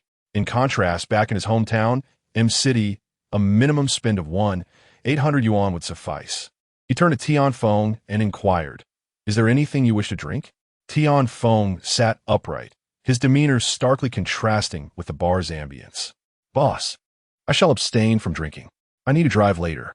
This place is chaotic, and I must remain vigilant." Yize chuckled, quite pleased with Tianfeng's attitude. The hostess cast a curious glance in Tianfeng's direction, realizing why his aura differed from the usual patrons. He was, after all, a bodyguard. She then glanced at Yize, and under the bar's lighting, his captivating peach blossom eyes appeared even more alluring. A handsome man accompanied by a bodyguard at a bar. How intriguing. At that moment, Yize was oblivious to the hostess's expression, as he was intently studying the menu. The myriad of drinks, many of which he had only heard of but never seen, was quite overwhelming. Given the high costs of the booth, he decided to order a Supreme Little Dragon set, priced at 38,888 yuan. This package included gold cards for Spade A, Purple Gold, and Green Gold. The hostess's eyes immediately sparkled with enthusiasm upon hearing his order. She was certain her commission for the night would be substantial. Noticing her flirtatious glances, he glanced at her profile. Name, Luo Xiao. Age, 22. Attractiveness level, 7-8. Purity, 88. Ah, indeed, her purity was rather lacking, and her attractiveness level fell short as well. Better to avoid such fleeting romances. After placing his order, he surveyed the bar's patrons. Having just passed the evening dining hour, the bar's atmosphere was already quite vibrant, with the band performing lively tunes. Soon, he spotted 2 women whose looks met his standards, one rated at 8.3 and the other at 8.6.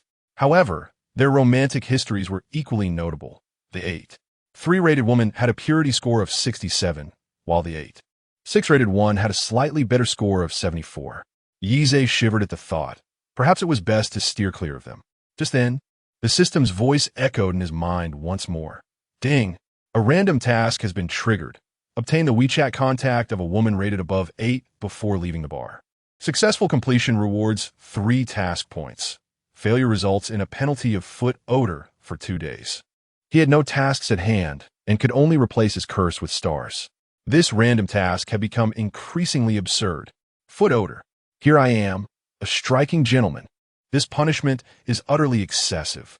He glanced once more at the 2 women rated above 8.0, pinching the bridge of his nose, finding it exceedingly difficult to approach them. The abrupt change in the bar's music interrupted Yize's contemplation as the bass reverberated, causing his heart to race in tandem. A row of alluring ladies made their entrance, gracefully brandishing the little divine dragon package.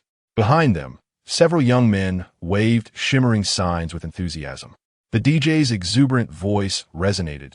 Congratulations to Mr. Yi from SS02 for winning the prestigious Little Divine Dragon set. Mr. Yi, handsome and debonair, exuded charm and valor, captivating the audience. The patrons in the bar joined in a chorus of cheers, filling the air with jubilant applause. As the alluring ladies completed a circuit around the venue, they placed the ace of spades on the table, and to everyone's astonishment, a cascade of golden confetti erupted from above the VIP booth. Men at nearby tables cast envious glances towards Yi Zhe, while women, enchanted by his striking appearance, flirtatiously tossed him coy looks. Yi Zhe felt an unprecedented exhilaration. This was a thrill he had never experienced before, observing the scene unfold. He couldn't help but muse on the allure that drew young gentlemen in novels to bars for a taste of extravagance. The emotional value of a mere 30,000 package was truly remarkable. Chapter 48. Today, I shall cover your expenses. It was Tian Feng's inaugural visit to the bar, a stark departure from his usual life, which revolved solely around exercise. Today, spurred by his boss, he experienced the intoxicating allure of such an extravagant atmosphere for the first time since retiring. He felt the weight of numerous gazes upon him, predominantly directed at his employer. Yet, he remained vigilant, his muscles tensing even further. At that moment, a group of young women approached Yi Zhe's booth. The leader, a striking woman with a daring short haircut, spoke up, "Handsome, I see there are just the two of you. Mind if we join you?" Drinking alone was rather dull. Yi Zhe smiled and replied, "Not at all. Please take a seat." The young women, upon witnessing his smile, erupted in excited squeals. "Ah, how can someone be so handsome? You look even more charming when you smile." Their flattery greatly pleased Yi Zhe. The short-haired beauty and a woman with flowing waves encircled him, while the twin-tailed girl settled beside Tian Feng, and the one in the green dress perched at the edge of the booth. Yi Zhe's gaze swept over the four women, and he noted that the girl in the green long dress stood out with her neighborly charm amidst the gaudy makeup of the others. Her bright, smiling eyes met his, and he inquired, "How come I didn't see you when you first arrived?" The woman with luscious waves and fiery red lips replied, "Some patrons left, and we just came in." The twin-tailed girl playfully added, "As soon as we arrived, we spotted the handsome man ordering the special dragon set and boldly decided to introduce ourselves." They had just entered. Among the four, the neighborly girl was distinctly more attractive and spoke less. Yi Zhe scrutinized their profiles, and indeed, only the neighborly girl met his standards. Name, Xia Ran. Age, 26. Attractiveness level, 8. 5. Purity, 99. She was actually 2 years his senior, yet her youthful appearance belied her age. And her high purity score was noteworthy. Just as he was pondering how to fulfill his mission, fortune smiled upon him with the arrival of this neighborly girl. The booth's atmosphere grew increasingly vibrant. The twin-tailed girl seemed particularly drawn to Tian Feng, boldly squeezing his arm. "Wow, big brother, your muscles are impressive." The short-haired girl chuckled. "Does it even need stating? His pecs are nearly bigger than yours." The twin-tailed girl shot her a glare. "Oh please, I embrace my modesty. I save fabric for the nation." Tian Feng, not accustomed to such feminine attention, flushed crimson, utterly at a loss on how to navigate the situation. The two women beside Yi Zhe also launched their own subtle assaults, either leaning in closely or covertly adjusting their clothing to reveal more. Only the neighborly girl remained passive, which piqued Yi Zhe's interest. He wondered how she had formed a friendship with these other women. Meanwhile, the beautiful marketing attendant nearby seethed with envy, lamenting that if the girls hadn't arrived, she could have enjoyed a few drinks with him. Yi Xiao, both affluent and handsome, couldn't help but ponder the implications of being ensnared by her charms.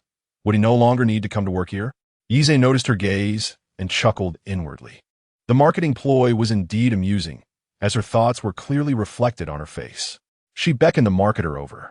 The latter paused momentarily, then her eyes sparkled. Could it be that Yi Xiao was genuinely interested in her? She had suspected as much. After all, she had her fair share of admirers. However, Yi Zhe swiftly shattered her daydream with a simple request. "Please bring me the drink menu again." The marketer's enthusiasm dimmed instantaneously, and she handed over the menu. Yi Zhe gestured toward Xia Ran, indicating that the menu should be given to her. "With so many of us, these drinks seem rather insufficient. See if there's anything you fancy. Don't hesitate. Today, I shall cover your expenses." Xia Ran glanced up at him, somewhat astonished. It appeared that this individual indeed possessed considerable financial means. Having just met, she felt hesitant to order anything extravagant, yet opting for something cheaper might come across as stingy. She pushed the menu towards him. Perhaps you should order. I am fine with anything. Yize raised an eyebrow, his interest in her intensifying. He addressed the marketer. Then let us have another set of Supreme Dragon. The marketer beamed with delight. The Supreme Dragon was priced at 888. Today's beverage commission would undoubtedly be the most lucrative in the past fortnight. Very well, Yi Xiao. I shall arrange that for you immediately. The group of young women erupted in cheers, showering him with flattery and praise. Ding! This consumption of 888 has yielded a rebate of 888W, credited to the ICBC card.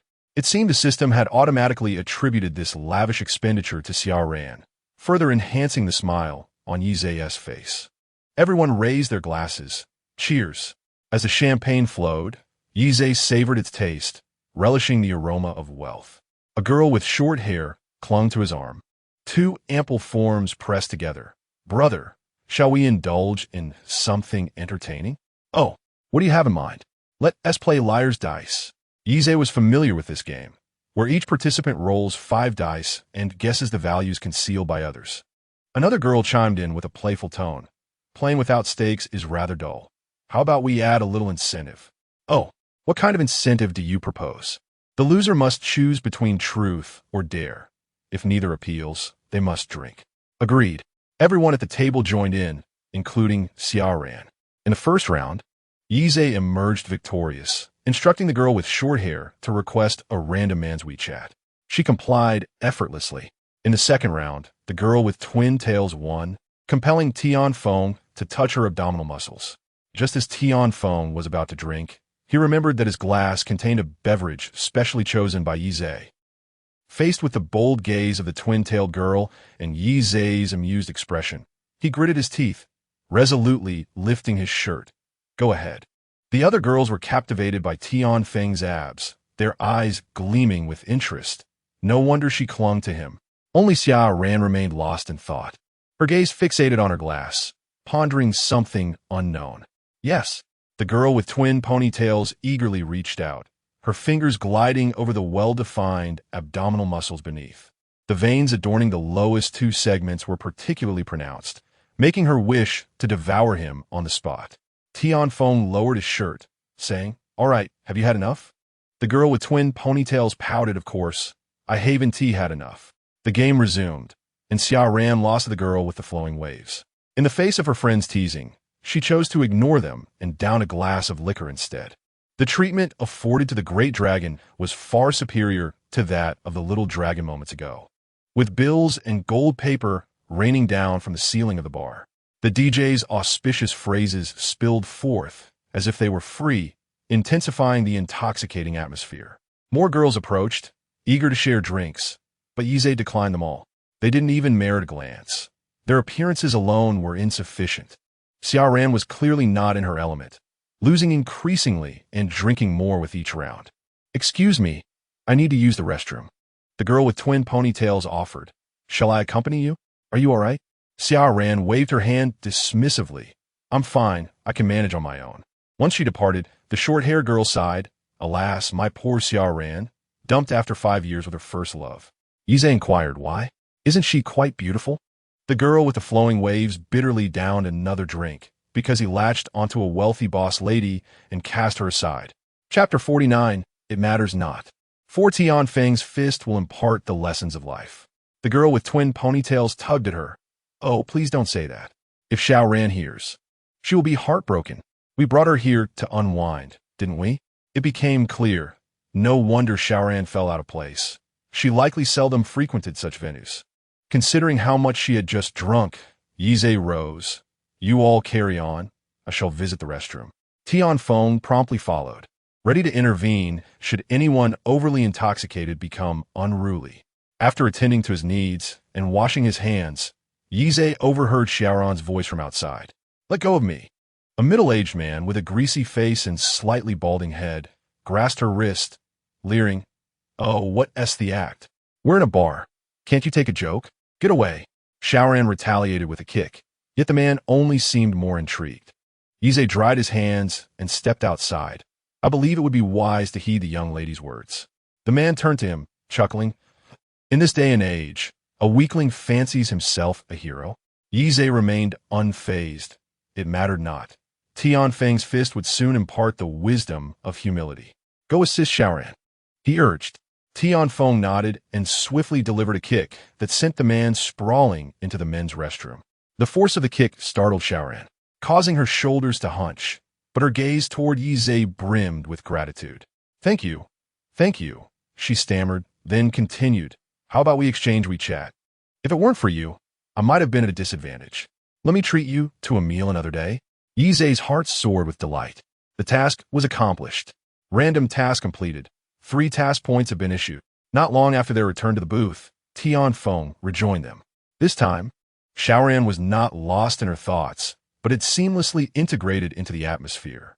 After an additional hour of revelry at the bar, Yize felt a headache brewing from the loud music and decided to head home with Tianfeng. Before departing, he generously offered the remaining drinks to a few young ladies. The following morning, perhaps due to overindulgence, Yize awoke with a slight headache. Fortunately, he had not embarrassed himself the previous night, merely suffering from a mild hangover. It appeared that his tolerance for alcohol was commendable. Knowing he had been out drinking, the ant prepared a light vegetable porridge for breakfast. Just as he was enjoying his meal, a call came through from Zhang Ruer. Brother. Yize detected a tremor in her voice and reassured her. What's wrong? Today is Grandma's surgery. Can you come keep me company? Yize pressed his head with his hand, realization dawning. Today was indeed the day of Ruer's grandmother's operation. Do not worry. I will head to the hospital now. Okay, I'll be waiting for you, brother. Yize hastened his meal and requested Tianfeng to drive him to the hospital. Upon sighting Yize, Zhang Ruer instantly appeared as if she had found her anchor. Brother, you're here. The once delicate flower now seemed on the verge of breaking, and Yize enveloped her in his embrace, stroking her hair. Yes, I'm here. I'll stay by your side. Rest assured, grandmother will be just fine. Zhang Ruer felt a wave of tranquility wash over her. The wait stretched on interminably, each minute seeming to elongate infinitely. Finally, the lights of the operating room extinguished, and Zhang Ruer hurried forward. Doctor, how is my grandmother? The doctor replied with a reassuring smile. No need to worry. The surgery went smoothly. She will remain for a few days of observation in the hospital. If all is well, she can be discharged and should take good care of herself. A heavy weight lifted from Zhang Ruer's heart, and a smile finally graced her face. When her grandmother was wheeled out, she was still asleep. Zhang Ruer had taken a leave of absence to care for her at the hospital. Observing Yize beside her, offering comfort and assistance, filled her heart with sweetness. He truly was her benefactor. Without his timely appearance, her newly established live stream channel might never have attracted a significant following. The longer the wait, the more perilous her grandmother's condition became. She might even have to rely on that man who once sought to provide for her. The thought of his age, reminiscent of her own father, and the sparse strands of hair atop his head sent a shiver down Zhang Ruer's spine. Yet, her Zhe was incomparable, wealthy, handsome, and gentle. She must hold on to him tightly. By the time her grandmother awoke, it was already afternoon. She approached and grasped her grandmother's hand. Grandmother, you're awake. Her grandmother smiled weakly. Ah, my dear, you've come. It must be because I needed to take leave. It's not your fault, grandmother. Without you, I might have ended up in an orphanage. Zhang Ruer insisted, shaking her head. Her grandmother then turned to Yize. Young man, thank you. After his visit that day, she had inquired with the nurses and learned that her medical expenses were covered by her granddaughter's boyfriend. Yize's parents had a strong relationship, and they naturally could not bear to see this situation unfold. No need to thank me, grandmother. The doctor said the surgery was very successful, and Ruer is excelling at work. From now on, you can simply enjoy your life, Yize replied. A deeper smile spread across her grandmother's face. Her eyes crinkling in a loving arc. Very well, you two take good care of each other. Zhang Ruer took leave to accompany her grandmother at the hospital, and Yize stayed with them until evening, bringing dinner before he departed. Hospitals are truly strange places. even if one is in good health. Prolonged stays can render one uncomfortable. Upon returning home, Yize indulged in a long soak in the bath. And only after emerging and reclining comfortably in bed did the discomfort dissipate. He opened his phone to reply to several messages and, upon seeing Ling Er's text, realized he hadn't visited her live stream in several days. Checking the time, he opened the music app, and indeed, YU001 was live. The MC, upon spotting Yize's ID, erupted with excitement. "Welcome back, my water brother." Hearing the MC's words, Ling Er in the audience wore an expression of disbelief, convinced she had misheard. It wasn't until her friend Maru nudged her that she realized Water Brother had truly arrived. If it weren't for sporadic messages from him, Ling Er would have thought she was on the verge of losing him.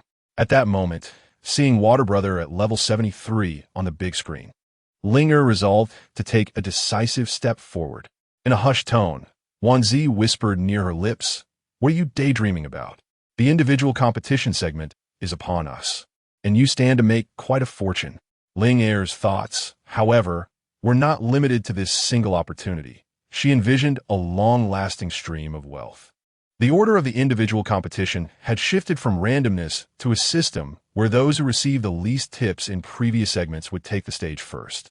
MC Shang Yi announced, "Let us welcome Wanzi."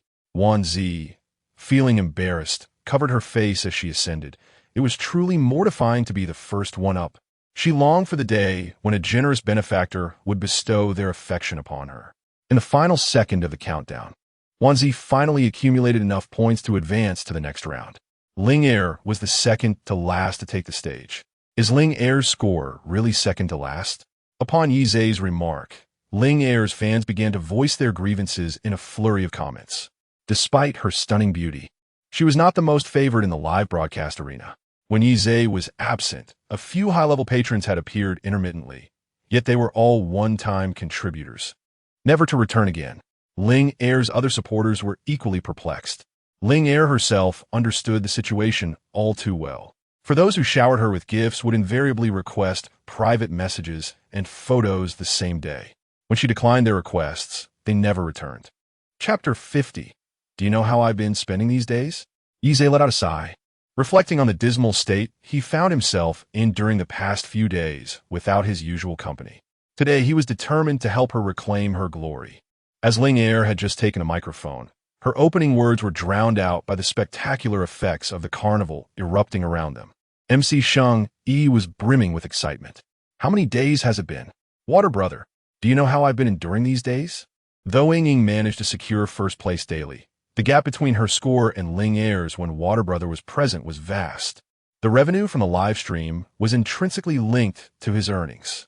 Thanks to Water Brother for gifting Ling Er 30 Huazi, Ling Er, foregoing any self-introduction, began expressing her gratitude towards Water Brother. The speed of the barrage of comments escalated. "Shang Yi, why are you so excited?" Indeed, I feel like Shang Yi is even more thrilled than the host. Shang Yi cleared his throat and chuckled. "Well, it's because Water Brother hasn't been around for several days." With ample time remaining, Ling Er continued to rally support with a microphone in hand. To all the family members who adore Ling Er, could you lend your support as well? Ling Er aspired to ride the wave of Water Brother's return and advance even further. You cast a vote. I cast a vote. And Ling Er will debut tomorrow. Charge. I'll send a giant rocket. Gifts, both large and small, poured in incessantly as Ling Er expressed her gratitude repeatedly. Ultimately, she secured the first position with a score of 1.03 million. Yize contributed 30 Huazi and then paused, allowing the momentum to build. His wealth had been amassed through initial investments in cars and houses, and he had now distanced himself from his former ostentatious behavior. His focus had shifted to savoring life's pleasures. He recalled the last time he exchanged support with Ying Ying's fans, planning to wait for her older brother to finish the first round before adding more. As expected, Ying Ying was the most popular member of the group, being the last to take the stage in the individual competition. A radiant smile adorned her face with Water Brother's presence. She could compete with her fans and earn even more money. As she stepped onto the stage, the barrage of comments noticeably increased. Old Iron. Today marks 1 month since Ying Ying Support Club was established. I will ensure you secure first place. Charge. Despite the fervent declarations on the screen, Ying Ying's fans were caught off guard by the sudden arrival of their competitor after several days of absence. It seemed the scores they had prepared were insufficient, and the elders of her fanbase began frantically sending gifts.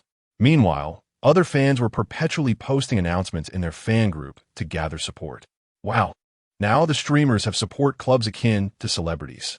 This adds an intriguing layer to the experience. Otherwise, sending gifts alone would be rather dull. On the screen, effects of large rockets, dragons, carnivals, and cruise ships continuously dazzled. Before long, Ying Ying surpassed Ling Air's score, claiming the top position.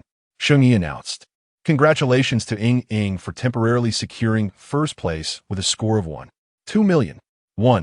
2 million, a figure Yize once deemed unattainable, now seemed rather modest. The rivalry between Ling Air and Ying Ying was once again delayed, awaiting the turn of the other three girls.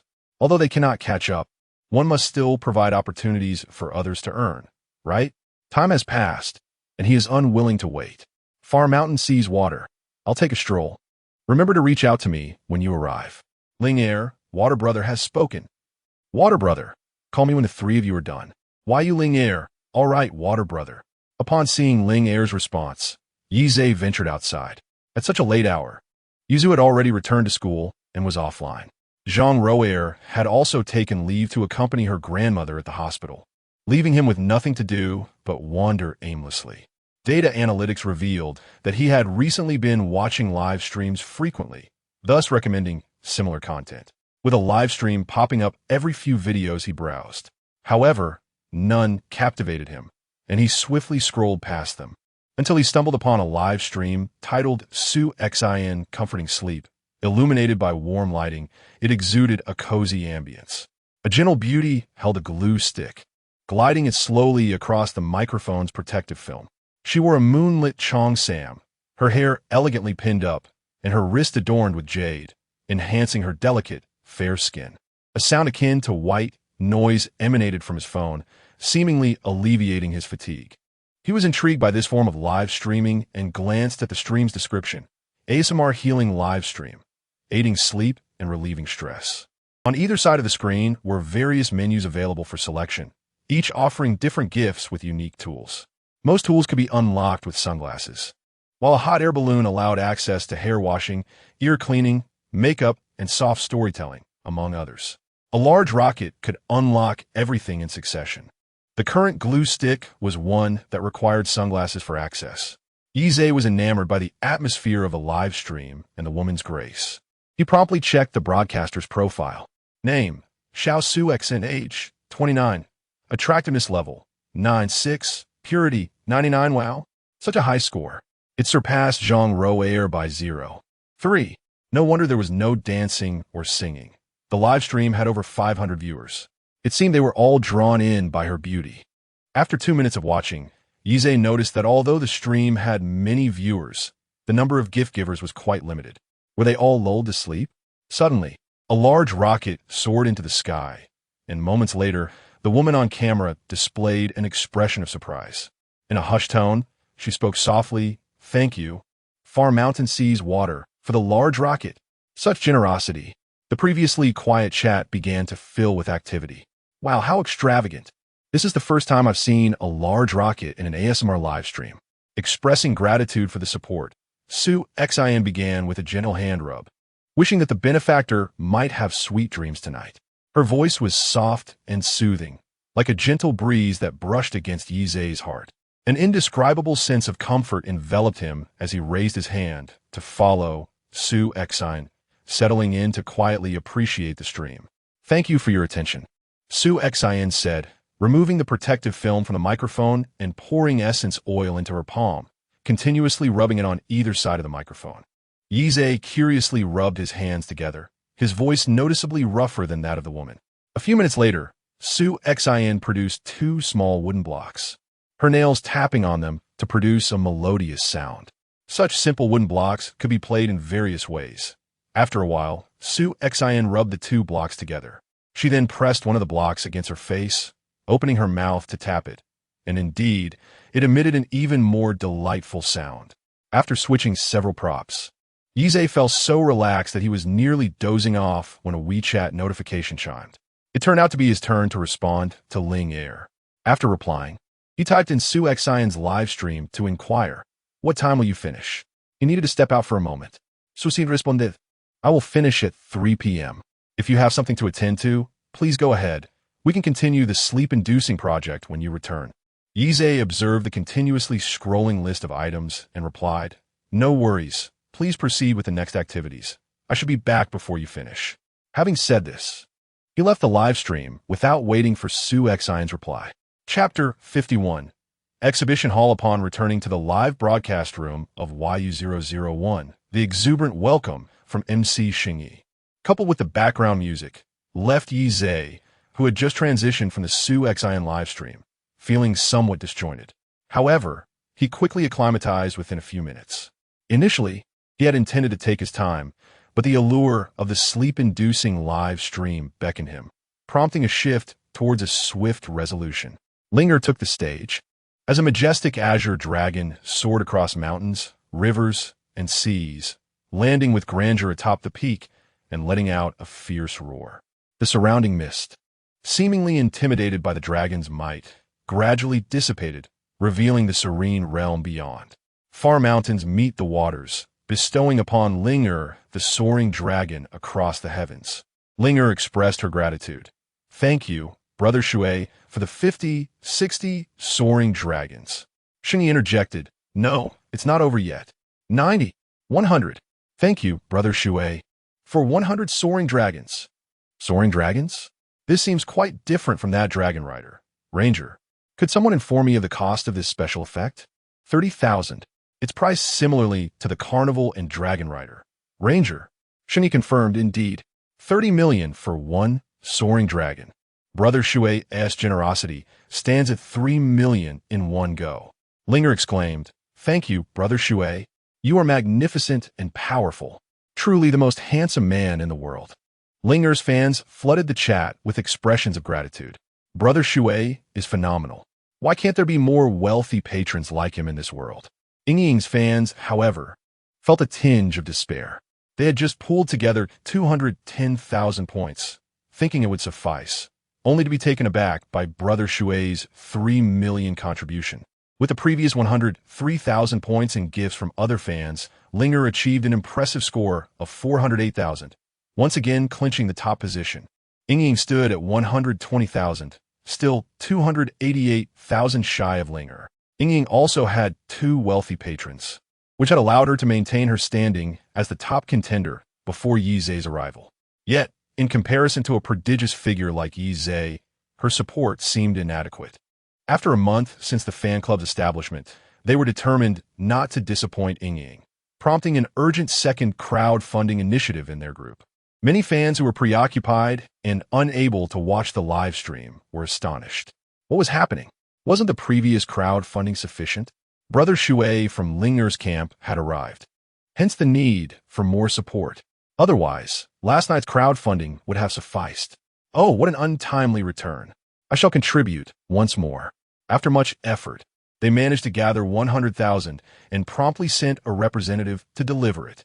Yingying was deeply moved. Thank you. Thank you to the winning army for your contributions. Thank you for your unwavering support and care for Yingying. The other 3 contestants had been eliminated, leaving only Linger and Yingying to continue their duel. Far mountains meet the waters, bestowing upon Linger the soaring dragon across the heavens. Linger expressed her gratitude. Thank you, Brother Shui, for the soaring dragons. There are far too many to display completely. She bowed deeply to Yize on stage. Far mountains meet the waters. He, rise, it's no great matter. Victory 200. Brother Shui has once again gifted 200 dragons. My goodness, casually tossing out 600,000 soft sister coins. Wait, Brother Shui, is your home truly a money-printing factory? Victory. Congratulations to Linger for surpassing 10 million points. An individual competition exceeding 10 million. I cannot believe it. How incredible. I thought it was a guild competition. Yize noticed a barrage of comments regarding a match he was unfamiliar with. Distant mountain sees water. What is a guild competition? Victory. Brother Shui, the guild competition is an event where all the teams under our guild compete. Distant mountain, seas, water. When will it take place? Victory. In just 4 days. Distant mountain, seas, water. All right, understood. Linger's lips could not help but curve upwards. And auspicious words poured forth from her mouth. The fact that Brother Shui inquired about the guild competition suggested that he might attend. His unwavering support today eased the heavy stone in Linger's heart, calming her previously restless spirit. With her mind at ease, tears flowed uncontrollably. Despite her efforts to hold her head high, they streamed down her cheeks. Yize sighed. This girl was not as delicate as Zhang Roer. Yet her heart was so sensitive. If she cried every time he visited, would she be moved to tears daily? As Linger, embodying her charming persona, wept. She indeed possessed the allure of a beautiful maiden shedding tears. Distant mountain, seas, water. Stop crying. Victory. Huh. Are you overwhelmed with joy again? Linger. Yes. I'm so happy that I can hardly contain myself. Linger wiped her tears and replaced them with a radiant smile. Ying Ying teased it. Linger, stop cooing. It's my turn to weep now. With your score so high, how can I possibly catch up? Saying this, she plopped onto the ground like a child throwing a tantrum, causing the audience to burst into laughter. Ying Ying's fans felt a pang of sympathy. As soon as Linger took the stage, Ying Ying had informed her fan group that she would no longer pursue the competition. It was simply too much, and they couldn't muster any more support. Yet for the sake of appearances during this round, as Ying Ying took the stage, she managed to score 30,000 points with a heart gesture, while another fan contributed a heartfelt message. The battle concluded. Linger's score of 10,080,000 rightfully secured her the first place. Distant mountain, seas, water. I'm leaving now. Linger felt a twinge of regret that Brother Shui departed so early. He had yet to witness her meticulously prepared dance. However, there would be future opportunities, so her heart felt less despondent. Yize eagerly arrived at Su Xian's live broadcast, barely paying attention to the system announcements in his mind. Fortunately, she had many projects, and by the time Yize returned, the 99 Diamond Project was just nearing its conclusion. Welcome home. The woman's gentle whisper truly evoked a sense of returning home within him. You is a generously gifted a carnival. Just as Su Xian was about to exclaim in surprise, she quickly lowered her voice, which made Yize chuckle. Despite being 5 years older than him, how could she still display such youthful charm? Thank you, dear boss, for the donation. This marks the first time Su Xian has received a carnival. Thank you. However, this inaugural carnival is truly unique. No number of expressions of gratitude can adequately convey the depth of my appreciation. This sincerity has also touched Yize. I have been in Su Xian's live stream for half a month, and today she has truly encountered a benevolent spirit. Haha, a kind-hearted deity perhaps? I hope this deity becomes even more generous and bestows more gifts upon Su Xian. Indeed, I would love to shower the host with gifts, but as a university student, my allowance is rather limited. Far mountains and clear waters. Then perhaps just illuminate an exhibition hall. Su Xian is utterly astonished. This individual, who has only just joined today, has already gifted 4,000 yuan. Since she is not affiliated with any agency, she will receive 2,000 yuan from this amount. Ever since Su Xian took on the role of a relaxation host as a side gig, today has been her most lucrative day yet. And now, this person named Far Mountains and Clear Waters has stated that they wish to illuminate an exhibition hall for her. Does the carnival host need to cycle through projects? You can select your preferred projects to have a custom video created and sent to your portfolio. Far Mountains and Clear Waters. No need for cycling. As for the custom video, let us discuss it once I have fully listened to everything. With that, they proceeded to illuminate the exhibition hall for Su Xian. Chapter 52. Endurance Candy. The distant mountains and flowing waters sent forth affectionate tokens. Small hearts, roses, large beers, luminous pearls, and floral boat rides. Each gift effect blossoming on the screen from small to grand. Su Xian, engaged in ear-picking, could not help but pause. captivated by the vibrant effects, silently sending heart gestures to Yize. She had a premonition that the earnings for this month would be quite impressive. As the exhibition hall illuminated one by one, Yize also ceased his gifting. Su Xin continued her task, gently reminding Yize that listening with headphones would enhance the experience. Upon glancing around his home, Yize realized he indeed lacked headphones, but it mattered little. The impact was negligible. As he listened, drowsiness overtook him, and he cast his phone aside, succumbing to sleep. An hour later, Su Xin spoke, but Yize did not respond. She understood he had fallen asleep and gently leaned closer to the microphone, whispering sweet dreams. The following morning, Yize awoke to find his phone had powered off due to a depleted battery. After charging his device, he proceeded to wash up and exercise. Tian Feng temporarily acted as his coach, guiding his movements with diligence, even in the absence of random tasks. Tian Feng praised his remarkable resilience. After exercising, as he prepared to shower, Yize recalled that his task points had accumulated to 5. He remembered that there were candies available in the system shop for just 2 task points. Excitedly, he accessed the system shop panel, only to feel a wave of disappointment wash over him. Indeed, 2 task points could be exchanged for candy, but they were merely stamina and endurance candies. Yize pulled up his panel once more. Name, Yize. Age, 24. Health, 56, currently in a subhealthy state. Energy, 60, seems somewhat lacking. Intelligence, 88, classified as intelligent. Stamina, 58, below passing level. Appearance, 78, somewhat handsome. Task points, 5, both health and stamina were rather low. He felt his body and concluded that he was faring decently. Yize decided to redeem an endurance candy first, as it would ease any future fitness-related random tasks. More importantly, with an increase in women around him, his stamina had become crucial. Without hesitation, Yize confirmed the exchange for the endurance candy. In the next instant, a yellow candy appeared in the palm of his hand.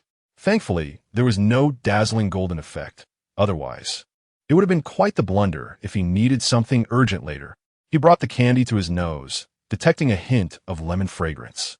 Placing it in his mouth, the lemon-flavored hard candy swiftly dissolved into a liquid, vanishing down his throat.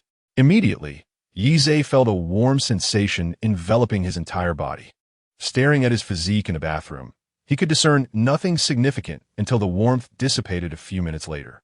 He brushed his damp hair back. Indeed, it is merely endurance candy, not a confection that alters one's appearance, so it is perfectly normal that its effects are not visually evident. The stamina attribute has increased from 58 to 60, leaving only 3 task points remaining, and Yize felt a renewed anticipation for the forthcoming quests. He even contemplated improving the health of his parents in the future. However, he was aware that haste does not yield results, and this matter could not be rushed. After drying himself with a towel, he stepped outside. His phone had been fully charged, and he opened the music application. At 3:10 a.m., Su Xin had replied to him. He hurriedly skimmed through the lengthy letter of gratitude sent by the woman, and it was not until he reached the WeChat ID at the end that a smile returned to his lips. He opened the WeChat page, searched for the ID, and noted it down as distant mountains and water. He then responded to several messages from women, and Ling Er also sent him a flurry of thanks on WeChat. However, this time she added a sentence at the end. The company has granted a 3-day holiday. Does brother have any fun places to recommend? Yize could not help but chuckle, surprised that Ling Er had reached out even before Yize. Indeed, Ling Er no longer wished to remain passive. She was tired of waiting so long to see Brother Shui. Thus, she decided to take a gamble. If Brother Shui turned out to be an old man, she would accept it without complaint. She had come across a humorous anecdote online, stating that whenever someone saw a pairing of Beauty and the Beast, they felt they could also achieve it. Yet, upon encountering the reality, they realized that not everyone could attain such wealth. Regardless of Brother Shui's true appearance, she had received unimaginable riches from him, and she had mustered the courage to express her thoughts after adequate mental preparation. Once she sent the message, she felt a wave of anxiety as she awaited his reply, hardly able to sleep. The moment she heard her phone ping, she jolted awake and saw Brother Shui's response. "I'm quite content in City A." Her heart raced. Yet her fingers flew across the screen. It would be a pleasure for Brother Shui to act as my guide. No problem. All right. I will book my flight for tomorrow and let you know. Okay. Thus, their meeting was firmly established. After this flurry of activity, Ling Er found herself unable to sleep, so she sat up to check the flight tickets. Su Mo had not said much today, simply wishing her a good morning and mentioning that today was her first attempt at filming short videos. Yize replied with a message of encouragement. Zhang Roer was still in the hospital, but the doctor informed her that her grandmother's condition was stable and she would be discharged after 2 more days of observation. Seeing that his grandmother's health was improving brought joy to Yize's heart. He transferred 100,000 yuan to her. Zhang Roer did not immediately accept the sum, but sent a message. There are still remaining hospital expenses. Why is brother transferring money again? Since grandma will be discharged, you need to focus on your live streaming and cannot always care for her. Use this money to hire a thoughtful and diligent caregiver. A warm current surged through Zhang Roer's heart. This man was always so considerate. Wasn't it said that wealthy individuals are often indifferent? Initially, she had assumed their relationship was merely transactional. Yet time and again, men intrude upon the sanctum of her heart. A delicate smile graced the face of the innocent flower. All right, thank you, brother. I'm good. Meanwhile, the charming Yuzu shared a photograph, showcasing a tabby cat lounging amidst the grass. Early in the morning, she was greeted by the sight of such adorable fluffiness.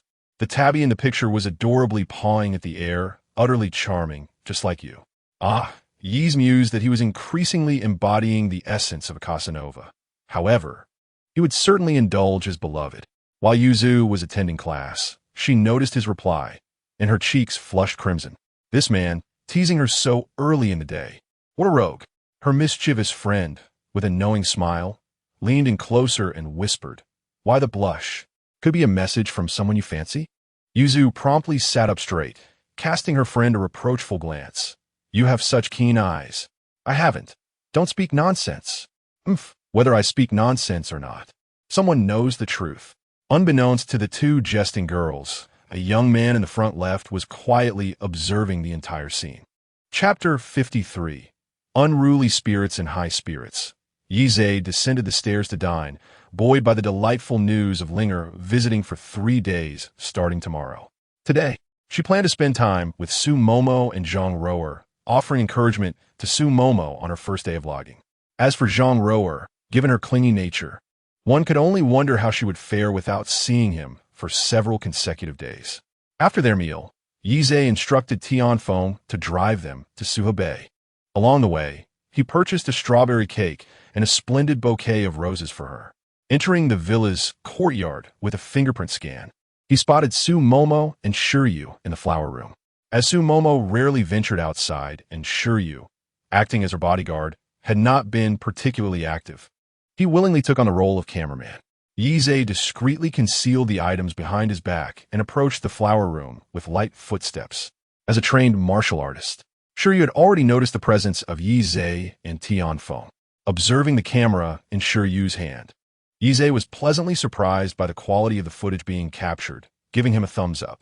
Just as Shiryu was about to speak, Yize gestured for silence. He aimed to surprise Momo without alerting Shiryu. Controlling the angle to ensure he remained unseen, he positioned himself behind Su Momo and exclaimed, "Surprise!" The young woman jumped in surprise, turning to see her beloved holding her favorite cake and flowers. Even though she possessed her own flower room, she felt a rush of emotion. Accepting the gifts, she inhaled the fragrant roses and exclaimed, "How wonderful that you could come. It's the first day of filming, and you're here to cheer me on." Su Momo nestled sweetly in his embrace, declaring, "You are truly amazing." Shiryu paused the recording, taking Yize's hand and guiding him inside, while Tianfeng and Shiryu assisted Su Momo by carrying the camera. Yize inquired, "Am I disturbing you?" Su Momo replied, "Not at all. Vlogs don't capture everything. They usually just include waking up, meals, exercise, and snippets of daily life. I can also film putting the flowers you gave me into a vase to decorate the house, as long as I'm not interrupting you," he reassured. After a moment of closeness, Su Momo resumed filming. Perhaps it was the comfort of Yize's presence, but this filming felt remarkably natural, with the autumn sunlight enhancing the beauty of the scene. He had a premonition that Momo would surely become a sensation. After accompanying Su Momo for lunch, Yize prepared to leave. Su Momo felt reluctant, yet understood that her man had his own matters to attend to, so she bid him farewell. Upon exiting Suhabei, Yize purchased some nourishing supplements suitable for the elderly and headed to the hospital. On the way, a WeChat notification chimed, revealing that Xiao Suxin had accepted his friend request. Apologetically, he thought, I was caught up with work during the day and only just checked WeChat. Working so hard? Daytime job and evening live streaming as a side gig? It seems this sister is in need of some funds. The prospect of her financial struggles intrigued him, for he currently possessed an abundance of wealth, an opportunity indeed. Yize perused her moments, noting the sparse posts, which consisted merely of her daily life. No witties. With such scant sleep, one must pay more attention to their health. I shall come to support you this evening. After exchanging a few light-hearted words, Yize's car had already come to a halt at the hospital entrance, and Xiao Su Xin resumed her work. Upon entering the ward, she found no trace of her. Only her grandmother was present. Grandma, where is Roa? Upon hearing her voice, Grandma turned around, her face illuminating with a gentle smile. Ah, it's Xiao Zhe and Xiao Tian. Come, find a place to sit. Roa has gone home to take a shower and to fetch me some clean clothes. Yize placed his belongings in the cabinet. Grandma, please remember to have Roa bring you something to eat. Grandma's withered yet warm hand enveloped his. Do not fret, my dear. Is work exhausting? Gulme, rest a while and chat with Grandma. All right.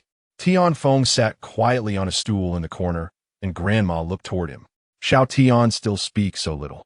Yize chuckled in response. Indeed, he does not talk much. He hardly speaks when he is with me. It matters not if he is reticent.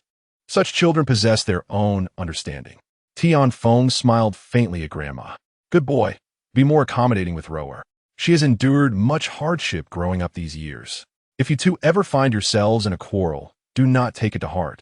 It is not her intention. Yize reassured, rest assured, Grandma. We have yet to raise our voices at each other. Once, my mother, after watching a humorous video online, playfully teased my father. While he was washing his hair, she stealthily approached with the shampoo and added a few pumps. Unbeknownst to him, he was puzzled as to why the shampoo would not rinse clean that day. It was only when my mother could no longer contain her laughter that my father realized she was playing a trick on him, which led to a hearty laugh. Zhang Roer hurriedly arrived at the hospital, and upon pushing the door open, she beheld this scene. The gentle autumn afternoon sunlight flooded the room, where Zhe Goose sat by the bedside, regaling Grandma with amusing tales that made her laugh heartily. This moment was deeply etched in Zhang Roer's heart, and many years later, the recollection of it would still soften her heart. What are you discussing that brings such joy? The two turned to her in unison. You're back? Zhang Roer nearly shed tears, struggling to suppress the lump in her throat. Yes, I'm back. She then playfully punched Yize's arm. Honestly, brother, you could have at least told me you were coming to the hospital. Had I known, I wouldn't have rushed back so anxiously. Yize took her small hand and placed it over his heart. Yes, it is indeed my fault.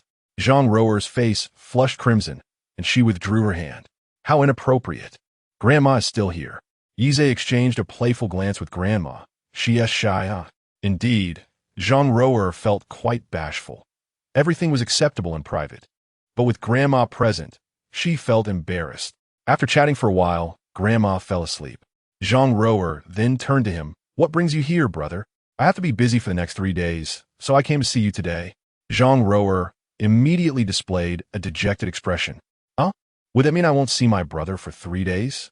Yize gently pinched her delicate nose and said, I will come to keep you company once I finish my tasks. Remember to find a caregiver for Grandma. Otherwise, it will be too burdensome for you. All right. Zhang Roer nestled in his embrace. Don't forget to pick up the car. Okay, brother. Tian Feng went to buy groceries at Zhang Roer's favorite restaurant, and the two enjoyed a moment of warmth that belonged solely to them. Yize stayed with her until 10 p.m. before heading home.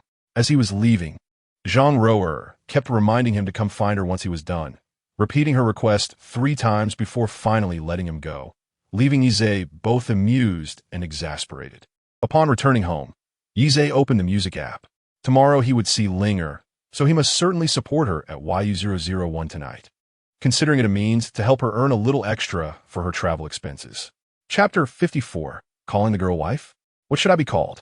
Today, Linger donned a striking red fitted dress, her eye makeup harmoniously complemented by a deep reddish-brown eyeliner and fiery crimson lips, making her stand out among 5 individuals at a glance. She was stunning, yet her beauty possessed an undeniable fierceness. This resulted in a polarized admiration.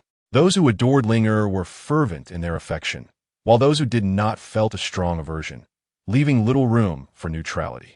This dichotomy also explained why her popularity on YU001 consistently lagged behind Ying's. Unlike Zhang Rouer, who exuded an aura that inspired protective instincts, Linger was a different story. Welcome, Brother Shui. Upon noticing Brother Shui's return to support her, Linger realized that her strategy of transitioning from online to offline engagement had indeed borne fruit, as it had prompted Brother Shui to frequently visit her livestream. Oh, new special effects to behold, not necessarily though. Yesterday, Brother Shui gifted so much. He might be less generous today. Impossible. I'm a dedicated fan of Brother Shui. Wherever he goes, he tends to shower gifts. Wait, what? Does the big guy have his own fans now? Yize was momentarily taken aback. He hadn't been paying close attention until he glanced at his profile, discovering that his follower count had surged to 100,000. He recalled it being around 30,000 not long ago. Yesterday's championship had garnered Linger an influx of followers, and even without making a move in the individual competition, Yize had already amassed 30,000 points. Ying's followers, having faced defeat yesterday, were eager to redeem her standing today. Initially, upon seeing the distant mountains and water enter the livestream, they felt a twinge of defeat. However, the comments in the chat made sense. Regardless of wealth, there were limits, right? Having scored so much yesterday, it was unlikely he could replicate that feat today. Yet, some voices in the group expressed differing opinions. With fans in tow, how could they possibly hold back? What is the harm in trying? Fine, let us give it a shot. We can address the outcome later. Having not yet visited Su Xian's livestream today, there was no urgency. As it was Linger's turn to take the stage, she was about to click on the carnival when she spotted new special effects. A dazzling Aurora pact worth 20,000 diamonds and a cloud dream priced at 30,000 diamonds. The next moment, the camera panned from reindeer and luxurious cruise ships, focusing on a couple beneath the breathtaking auroras. The auroras represented a cherished aspiration for many. Countless dreams revolved around witnessing them with a beloved partner. Linger gazed at the stunning effects, her heart ablaze with excitement. Wow, new gifts. Let me see what this is called. Aurora Pact. Thank you, Brother Shui, for the Aurora Pact. It's so beautiful, experiencing the world with Brother Shui. The special effects of this new gift are absolutely stunning. I can't get enough of it. Forgive my curiosity, but how many diamonds is this effect? 20,000 diamonds. Indeed, the Aurora Pact is a gift worth 20,000 diamonds. Thank you, Brother Shui, for bringing everyone to witness the auroras. Soon after, another special effect graced the screen. An airplane ascended from the ground, soaring past the Eiffel Tower in France, iconic structures of the Aegean Sea, and the myriad hot air balloons of Turkey. Linger exclaimed, "Wow, how incredibly romantic." Just after witnessing the auroras, I am now transported to 3 such enchanting cities. Thank you, Brother Shui, for the enchanting dream from the clouds. How delightful. 2 new gifts. No wonder this gift is so romantic. It costs a staggering 30,000 diamonds. Brother Shui casually bestows gifts worth 5,000 yuan.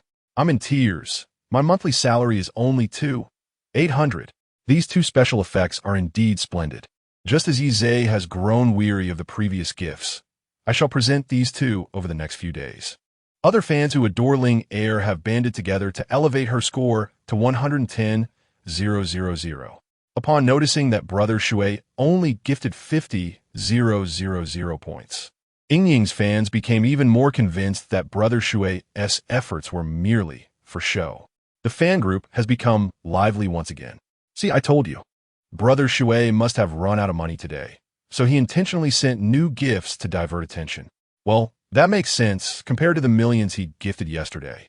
Today's 50,000 points indeed appear lackluster. Let us charge ahead. If we can surpass Brother Shui, it would certainly bring great pride to Ying Ying. As the next performer, Ying Ying stood slightly behind Ling Er. As Ling Er's countdown ended, she took the microphone and directly began soliciting votes. Ying Ying adorably gifted Ying Ying 5 cruise ships. A devoted fan presented her with 3 Aurora agreements. Another fan, who loves Ying Ying, gifted her 5 enchanting dreams from the clouds. Ying Ying's fans fervently showered her with gifts, and she squealed in delight, continuously expressing her gratitude alongside Shang-Yi. On the phone screen, gifts appeared one after another. Let's not forget, Ying Ying's fans are truly united. Not only united, but quite affluent. Unlike me, who can only afford to gift one romantic campsite to Wan Zi. Haha, that is still commendable. I can only manage to present Ling Er with 1 Porsche Panamera. Regardless of what is gifted, a small heart is still a token of love. As the 3-minute countdown concluded, Shang-Yi's voice had grown hoarse from his fervent shouts. Congratulations to Ying Ying for ranking first with a score of 530,000. Yize arrived late. Wan Zi and the others had already been eliminated, leaving a showdown between Ling Er and Ying Ying. TSK, I should have arrived earlier. It's been a while since I've had the chance to compete with Ling Er. No, wait, tomorrow she will become my woman. Perhaps I shall refrain from competing. I'll find someone else to engage with in a different livestream. Once again, it was Ling Er's turn. Dear fans, the gap between us and Ying Ying is quite significant, but we can strategize. Let us first surpass the trailing decimals. For those who adore Ling Er, consider gifting a shining star or a heart bunny. Ya Ling gifted Ling Er 20 shining stars. Ya Ling, huh? Lacking the means to take you to see the auroras or travel on a grand airplane, I can only bring you to witness a meteor shower. Ling Er, vow. Thank you, my beloved Yao Ling, for the meteor shower. Love you. Far mountains, sea water. Calling the girl wife? Then what should I be called? Haha. What else could it be? Call me hubby. Darn, I'm starting to ship this. TSK. Let us not get carried away with shipping pairs. What if Brother Shui turns out to be a rotund fellow? Laughter erupted as Ling Er observed the playful banter in the comments, responding with an unbothered smile. You are truly my dear brother. Yize chuckled heartily, well aware that Ling Er could not utter any ambiguous remarks within the confines of the live stream. He decided to let her be for the moment, planning to address the matter of her address when she returned the following day. Reflecting on how Zhang Roer had reacted upon their first encounter, he mused that Ling Er would likely refer to him as husband without needing any prompting. It was the perfect opportunity to test the newly added stamina effects on Ling Er. Yize located the gift for the Aurora Pact and commenced a series of strikes. Yuan Shan Jian Shui proclaimed, then allow me to treat everyone to the Aurora. Yuan Shan Jian Shui generously gifted Ling Er with the Aurora Pact multiple times, resulting in a total of 52. Ling Er flashed a heart gesture to Yize, exclaiming, thank you, Brother Shui, for taking me to see the Aurora 52 times. Oh my, he even sent 52. I must indulge in this as a form of respect. Come on, this guy is quite greasy, isn't he? Clearly has ulterior motives. Upon hearing this, Yize's fans immediately took offense. Are you overthinking things? Sending 52 has some special connotation? Exactly. If I send you 438 hearts, does that mean you're a fool? Seriously, what kind of manners do you all have? Resorting to personal attacks? Don't misjudge me. I'm not attacking anyone. Chapter 55, please support me. This time, Yize was genuinely astonished. He never anticipated that his fans possessed such formidable fighting spirit. Before he could utter a word, the disruptive individual was promptly silenced. Shang-Yi declared, we have expelled the troublemaker. Our live stream is a bastion of positive energy. Disruption will not be tolerated here. Both Yize's and Ling Er's fans rejoiced at MC's astuteness. Yuan Shan sent out lucky bags in the live stream, urging everyone to participate. Brother Shui is so generous. 5 lucky bags containing 10 diamonds each. Absolutely incredible. Haha, good fortune come forth. Please support me. Ling Er exclaimed, Brother Shui is so magnanimous. We shall not concern ourselves with such clowns. Sheng Yi also presented a lucky bag containing 5,000 diamonds in the live stream, representing YU001. Sheng Yi wished everyone a delightful time, hoping they wouldn't mind the modest offering, as it was personally funded by him. After the commotion subsided, Ling Er, with an impressive score of 15 million, surpassed Ying Ying to claim first place. Ying Ying's fans were left speechless, who claimed he was just boosting votes. Come on. Previously, he gifted items worth 30,000 diamonds. Now, with only 20,000 diamonds, he has sent just 52 items. How is that considered boosting? But how can you expect us to match that? They retorted. So what? If we all come together and pool our resources, we can achieve it. Having already amassed 530,000 points in the previous round, they felt it would be a shame to give up now. Thus, they resolved to give it another go. Time was of the essence, and there was no room for elaborate gifts. Everyone contributed what they could. Love you, Shining Star, Primera, sent in the plains. Ying Ying recognized the collective effort and felt deeply touched, her gratitude resonating even more fervently. As the 3-minute voting period came to an end, a countdown of 5 seconds began. Although it was labeled as 5 seconds, it was essentially 5 minutes. Merely an excuse to grant the streamer extra time to gather more votes and surpass the previous contender. Previously, Ying only utilized the countdown at the very end. Unexpectedly, it was employed in the second round today. Sheng Yi announced, countdown 5. Ying implored, are there any family members who adore Ying? Please lend a helping hand. Just 120,000 points to go. Eating, sleeping, loving Ying. It's all gone, not a drop left. I'm out of points too. Bun round and plump. I still have 2,000 points. Let us use them all. Bun round and plump gifted Ying 20 shining stars. Ying expressed her gratitude. Thank you, Bun, for the meteor shower. Sheng Yi continued, countdown 4. Only 4 seconds left. My dear ones, shall we strive a little harder? Ying relished the stage and was reluctant to conclude her performance so soon. Her fans were equally anxious. Oh dear. Is there a kind-hearted deity passing by? Ying is truly working hard and is so exceptional. 555, I don't want Ying to finish her shift. They shouted out 888 points. Yet it still fell short. Ying continued to persevere, while Yize rose to fetch a beer from the fridge. Ying had a remarkable ability to stir the emotions of the crowd. However, it seems that they are truly at their wits' end. Victory, countdown 1. Alas, Ying realizes that today is as it is, with no further changes anticipated, and she deeply bows. At that moment, a magnificent dragon soared into the sky. It was indeed the dragon ascending the heavens that Yi Zhe had gifted yesterday. For seasons generously bestowed upon Ying 5 dragon ascending the heavens. Victory, it's not over yet. Ying, grateful for the 5 dragon ascending the heavens from Brother 4 seasons. Ying's scores surged to 11, 828, 888, surpassing Ling Er by over 30,000 points. Hearing the commotion, Ying quickly looked up, leaping with excitement. Ah, thank you, Brother 4 seasons. I have truly received a ray of light. Long live Brother 4 seasons. Yize slowly revealed a smile, taking a hearty sip of beer. Exactly. This is what makes it interesting. Otherwise, it would be terribly dull. Ying was granted a new lease on life, and it was Ling Er's turn to take the stage. Yuan Shan Jian Shui gifted Ling Er 3 Cloudland Dream 123. Ling Er, thank you, my brother Shui, for the Cloudland Dream. Victory, the combos continue. Just how many will Brother Shui bestow? Let us anticipate together. Keep up with Brother Shui's pace. Since Brother Shui supports Ling Er so much, as one of his fans, I will lend my support as well. Ling Er, thank you to my beloved fans and Brother Shui as supporters. Without you, Ling Er might not have been able to stand on this stage. I am truly grateful to all of you. Yize, timing the countdown, gifted 52 Cloudland Dreams just before it concluded.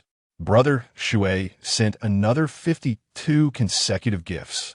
Congratulations to Linger for securing first place once again.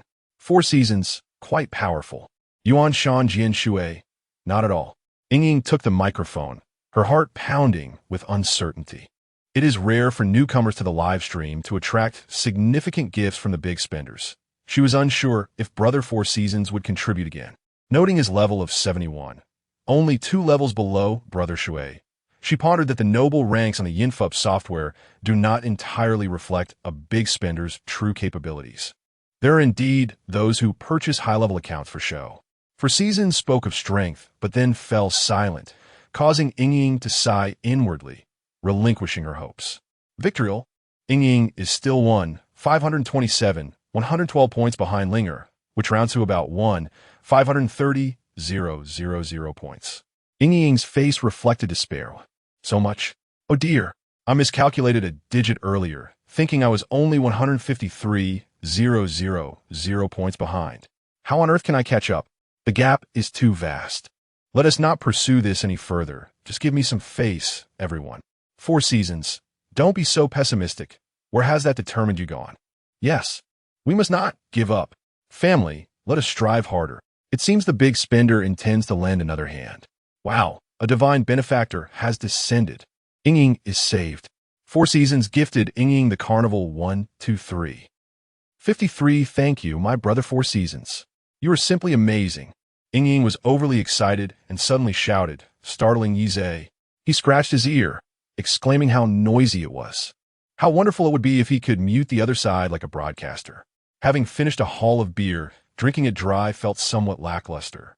Upon reaching for another drink, he discovered an array of snacks in the refrigerator. Salt-baked chicken gizzards, peanuts, Korean-style mixed vegetables, and a platter of assorted delicacies. Quite a variety. It seemed the aunt had noticed the beer in the fridge and prepared these snacks in advance. Indeed, she was thoughtful.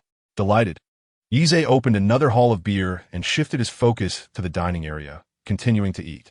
As Linger took the stage, Yize casually tossed a peanut into his mouth and began his enchanting performance. This time, he decided to bestow 66 gifts, a symbol of good luck. After all, it was rare to find someone he could spar with. He didn't want to scare them off by going overboard. Wow, Brother Shui still has goods. It seems Linger is destined to win tonight. Not so fast. I think Brother CG is quite capable too. Other fans gradually gathered 10,000 points. And Linger's score had already soared to 7 million points. Many lesser streamers might not earn such a bounty in an entire month. Yet, Linger had achieved this in just one day, and the personal competition was still ongoing. Chapter 56. Storytelling to lull to sleep at this moment. Within a villa in City A, Du Jingyu opened the homepage of the user named Far Mountain and Clearwater, only to find that there were no works displayed. This individual intrigued him. Since arriving, he had been observing the barrage of comments. Noting that the user Far Mountain and Clearwater had generously gifted 10 million to Linger the previous day. Astonishingly, today he had continued to show his generosity, spending over 4 million more. It was rather remarkable for someone who had only recently joined to already have a following. He wondered about the user's age and decided to probe further. If this person truly possessed significant prowess, a face-to-face meeting might be in order, as there could potentially be opportunities for collaboration in the future. The capabilities of one individual are limited. After all, why not earn together? Meanwhile, Yize was blissfully unaware of these thoughts, relishing his food and drink with great enthusiasm. Spring and All Seasons sent out a carnival gift, and the excitement continued. Oh, they're catching up. The exchanges are lively. Yize chuckled as he observed the interactions. It was indeed amusing that the gifts were reciprocated at the same level. Far Mountain and Clearwater sent Linger a Cloud Dream gift, and Spring and All Seasons followed suit with a Radiant Carnival. The back and forth continued, with increasing amounts. Eventually, Spring and All Seasons decided to refrain from further gifting. Du Jingyu had already gauged the user's capabilities and saw no need to invest further. The depth of Far Mountain and Clearwater's strength was inscrutable, and his participation in the stream seemed largely recreational. Spring and All Seasons, Far Mountain and Clearwater. Let us connect, shall we? Yize found this amusing. The current economic climate was indeed challenging. He had previously struggled to find a job. Now, with newfound wealth, he was drawn to the streaming world and had caught the attention of others, likely for reasons of camaraderie or potential introductions. However, Spring and All Seasons seemed to be more coveted than the mysterious figures in Rotor S Stream. Well, he decided to see what this individual had to say. Far Mountain and Clear Water. Sure. Yize responded with a singular word, exuding an air of sophistication. Spring and All Seasons. Good, brother, straightforward. The two mutually followed each other, leaving the audience in the stream bewildered. Wait, how did they go from competing to shaking hands? Indeed, the world of the affluent is beyond my comprehension. Perhaps this is the mutual admiration shared by the wealthy? As the two reached a cordial understanding, Linger emerged victorious. The supporters of Radiant were left in dismay, grappling with their inability to compete. The arrival of a wealthy patron who could hold their own and chose to reconcile was baffling. Why was it so challenging for Water Brother to help Radiant take first place? No matter, Water Brother would inevitably have days when he was absent. Even if he came daily, Linger would still have a day off each week. They consoled themselves with the thought that perhaps on Linger's rest day, they could secure a first place for Radiant. Linger descended to change her attire in preparation for the upcoming solo performance. Yize also received a message from Spring all year round. Greetings, I am Du Jingyu, engaged in the hotel industry in City A. If the opportunity arises, we can meet in person and socialize. We frequently organize charitable events and auctions within our circle. You are welcome to participate if you are interested. Charitable endeavors and auctions. This indeed piqued his interest. Although he maintained a carefree attitude towards life, now that he possessed the means, it was certainly possible for him to contribute positively to society. There remain numerous impoverished areas in the country, not to mention other regions. His hometown, City M, is rather underprivileged. In that locale, finding a weekend job that pays 3,000 yuan is a daunting task, let alone securing employment with private enterprises that offer social insurance. The salaries of civil servants are also quite limited.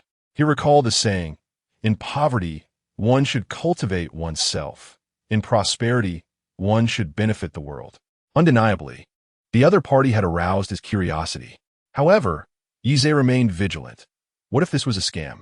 He conducted a search for Du Jingyu's name and discovered that he indeed operated in the hotel business, being the heir of the renowned Roma Hotel in City A. To his surprise, even the heir of a grand hotel enjoyed watching live streams. City A, Yize investor. Spring all year round. How fortuitous. We are from the same city. Would you be willing to exchange contact information? Yize replied, sure, please let me know, and I will add you. Du Jingyu was unperturbed and promptly sent him his WeChat ID. Linger returned, having changed her outfit, and Yize opted to watch her dance first. She performed a complete rendition of the Grand Pendulum Dance. With her enviable figure, the dance was even more captivating. To tantalize the audience, her outfit was quite form-fitting, accentuating her alluring curves. Indeed, this was a splendid spectacle. Tomorrow, not only would he indulge his eyes, but his hands would be gratified as well. Upon completing her dance, Yize gifted her a grand rocket. Distant mountains and waters. I'll pick you up after work. Thank you, Brother Shui, for picking up Linger. He expressed his gratitude once more to all the fans who adored Linger. After reiterating his thanks, YU001's live stream concluded for the day. Ding! This expenditure of 483 million returns a rebate of 14.83 million, which has been credited to the industrial and commercial bank card. Only then did Yize open WeChat and add Du Jingyu. The profile picture was a photo of himself, and the WeChat name was simply Du Jingyu. The posts on his moments were indeed focused on hotels and charitable activities. Du Jingyu chatted with him briefly on WeChat, agreeing to invite him to the next charitable event. After finishing 3 pints of white beer and satisfying his hunger, he ascended to his room for a quick shower. Comfortably reclining on his bed, he entered the live stream of Su Xin. To his astonishment, the number of online viewers surpassed that of the previous day, exceeding 800. Upon recognizing familiar IDs, Su Xin immediately welcomed them with enthusiasm. Hearing her gentle voice, Yize felt an overwhelming sense of contentment. In the distance, mountains meet water, sending forth dreams from the clouds. Ding! This transaction of 15,000 has yielded a rebate of 1.5 million, now credited to the industrial and commercial bank account. Su Xin was momentarily taken aback by the dazzling gift effect. It was her first encounter with such a present, and she had no idea of its value. With effects so resplendent, it must surely exceed 10,000 diamonds. Grateful for the generous gift from a boss, she wished him great prosperity. Upon entering, she was instantly captivated by the brilliance of the new gift effects. A gift costing 30,000 diamonds. Just like the carnival, he sent 5 at once. Mom, I saw a grand gift before bed. Will it allow me to win the lottery tomorrow? Su Xin noted the barrage of comments, realizing that this man was indeed extraordinary in his generosity. The first ethereal dream was bestowed upon her by the boss, for which she expressed her heartfelt gratitude. She wished him smooth sailing and abundant fortune. Alas, I wish for your first gift as well, but regrettably, your innocence is no longer intact.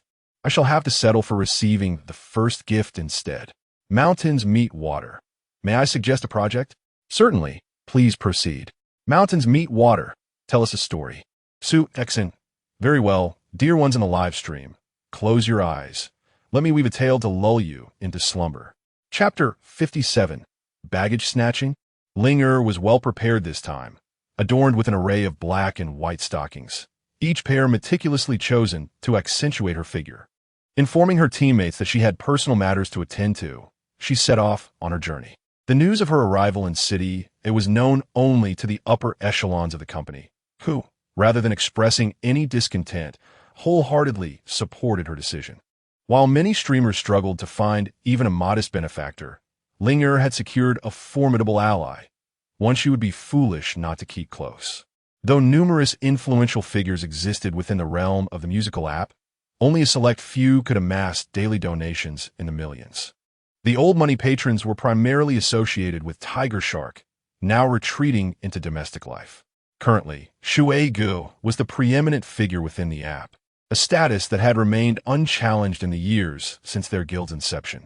At 9:30 in the morning, Tian Feng drove Yize to the airport to greet a visitor. Dong Shishir's flight was scheduled to arrive at 10:20, and Yize's timing was impeccable.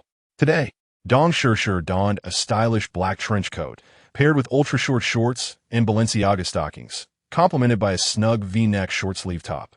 Her fiery red lips and sunglasses evoked memories of a classic film, Charlie's Angels. As she disembarked from the plane, her nerves intensified. Shuigu, I have arrived. Yize, uninterested in idle chatter, initiated a video call, ensuring she would recognize him upon their meeting. The moment Dong Shishir saw his face on the screen, her body tensed.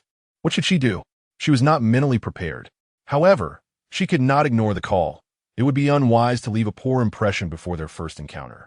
After a brief moment of hesitation, she took a deep breath and answered the call. The screen revealed a strikingly handsome face, particularly those captivating peach blossom eyes. Shuigu? Yize anticipated her reaction and chuckled lightly. What is the matter? Am I too handsome? Leaving you speechless? Dong Shishir felt her cheeks flush, but bravely replied, Ah yes. Shuigu, you are incredibly handsome. I am utterly enchanted. Yize laughed heartily at her response, assuring her that by evening, she would be expressing her admiration incessantly. All right, now that you know what I look like, it will be easier to recognize me when you retrieve your luggage. Understood, Shuigu. After ending the call, Yize patiently awaited her emergence. Meanwhile, Dong Shishir's heart raced with excitement. Oh my goodness, she had half expected to meet an older gentleman. Yet Shuigu was not only youthful, but also exceptionally charming. This was a stroke of good fortune. With such a handsome benefactor, who was also generous in gifting during her live streams, it was likely that she would not be the first streamer to meet him offline.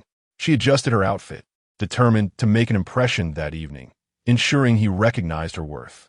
Thanks to her previous 2 relationships, her conversational skills had been finely honed, and she was confident she could leave Shuigu satisfied.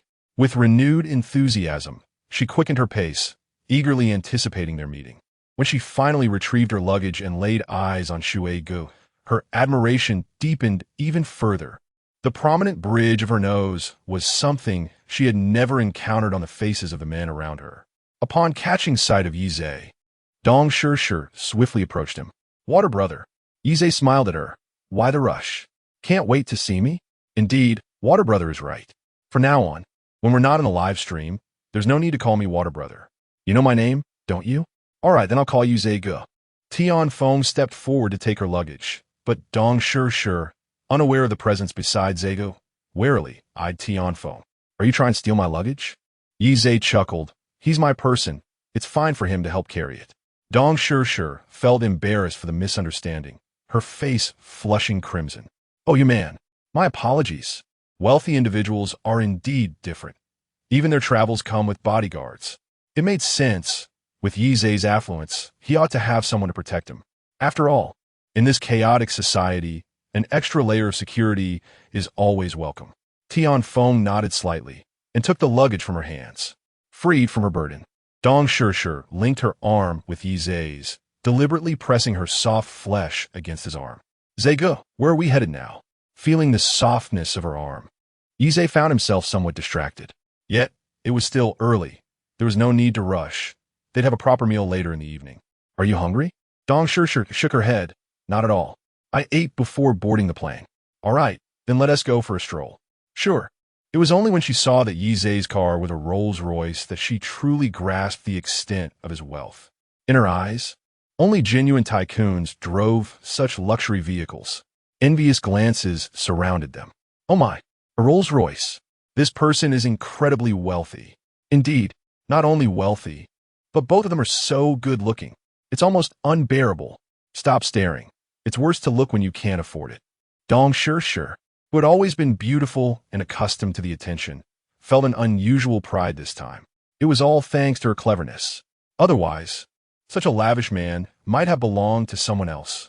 Once inside the car, she felt somewhat awkward, glancing around and touching everything.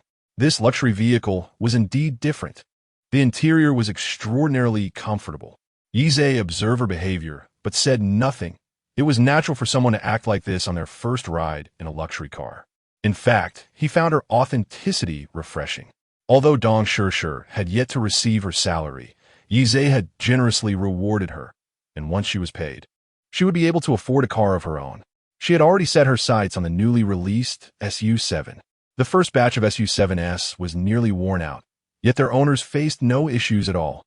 She had not driven since obtaining her license and needed a vehicle as safe as this. However, the only downside was the lengthy waiting period. The three arrived at the International Trade Center, the premier luxury shopping destination in City A, where the ambience was undeniably opulent. Moreover, with fewer people around, the service was notably superior. In the past, Yizhe would never have visited such a place. However, he now finds himself capable of venturing anywhere. As Dong Shirshir stepped into the mall, she was immediately dazzled by the opulence surrounding her. So, when Zege suggested a shopping spree, was it merely an invitation to indulge in luxury goods? With a smile illuminating his face as he observed her starry-eyed wonder, Yizhe remarked, "Feel free to explore. Buy whatever catches your fancy without concern for the price. After all, the more you spend, the more I profit." This bold declaration instantly captured Dong Shirshir's heart. Ecstatic, she leaped with joy, exclaiming, "Really? Wow, Zege, you are so cool."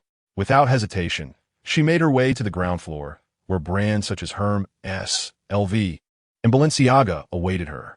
Dong Shirshir wasted no time and headed straight for Hermes, while Yizhe, ever the indulgent companion, relished her spirited demeanor. Chapter 58. Out of stock upon entering the Hermes store, Yizhe was momentarily taken aback. Truly, it was Hermes. The sales associate within was exceptionally striking. Uniquely, she exuded an aura of cool elegance. Her features were exquisitely refined, and her elongated eyes, devoid of the typical affability of salespeople, instead conveyed a sense of aloofness and indifference. Her figure was notably slender, with a gaunt visage that appeared even leaner than that of Zhang Rower. Yizhe immediately glanced at her information panel. Name: Xiao Qingying. Age: 25. Beauty score: 9.2. Purity: 100. Indeed, she not only met the criteria but exceeded the 9. Zero threshold. The ethereal quality she possessed was unforgettable, and her purity was an immaculate 100.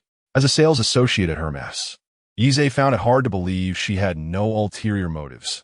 Given her pristine reputation thus far, it was likely she was aiming for something substantial. Yet, he pondered how insatiable her appetite might be.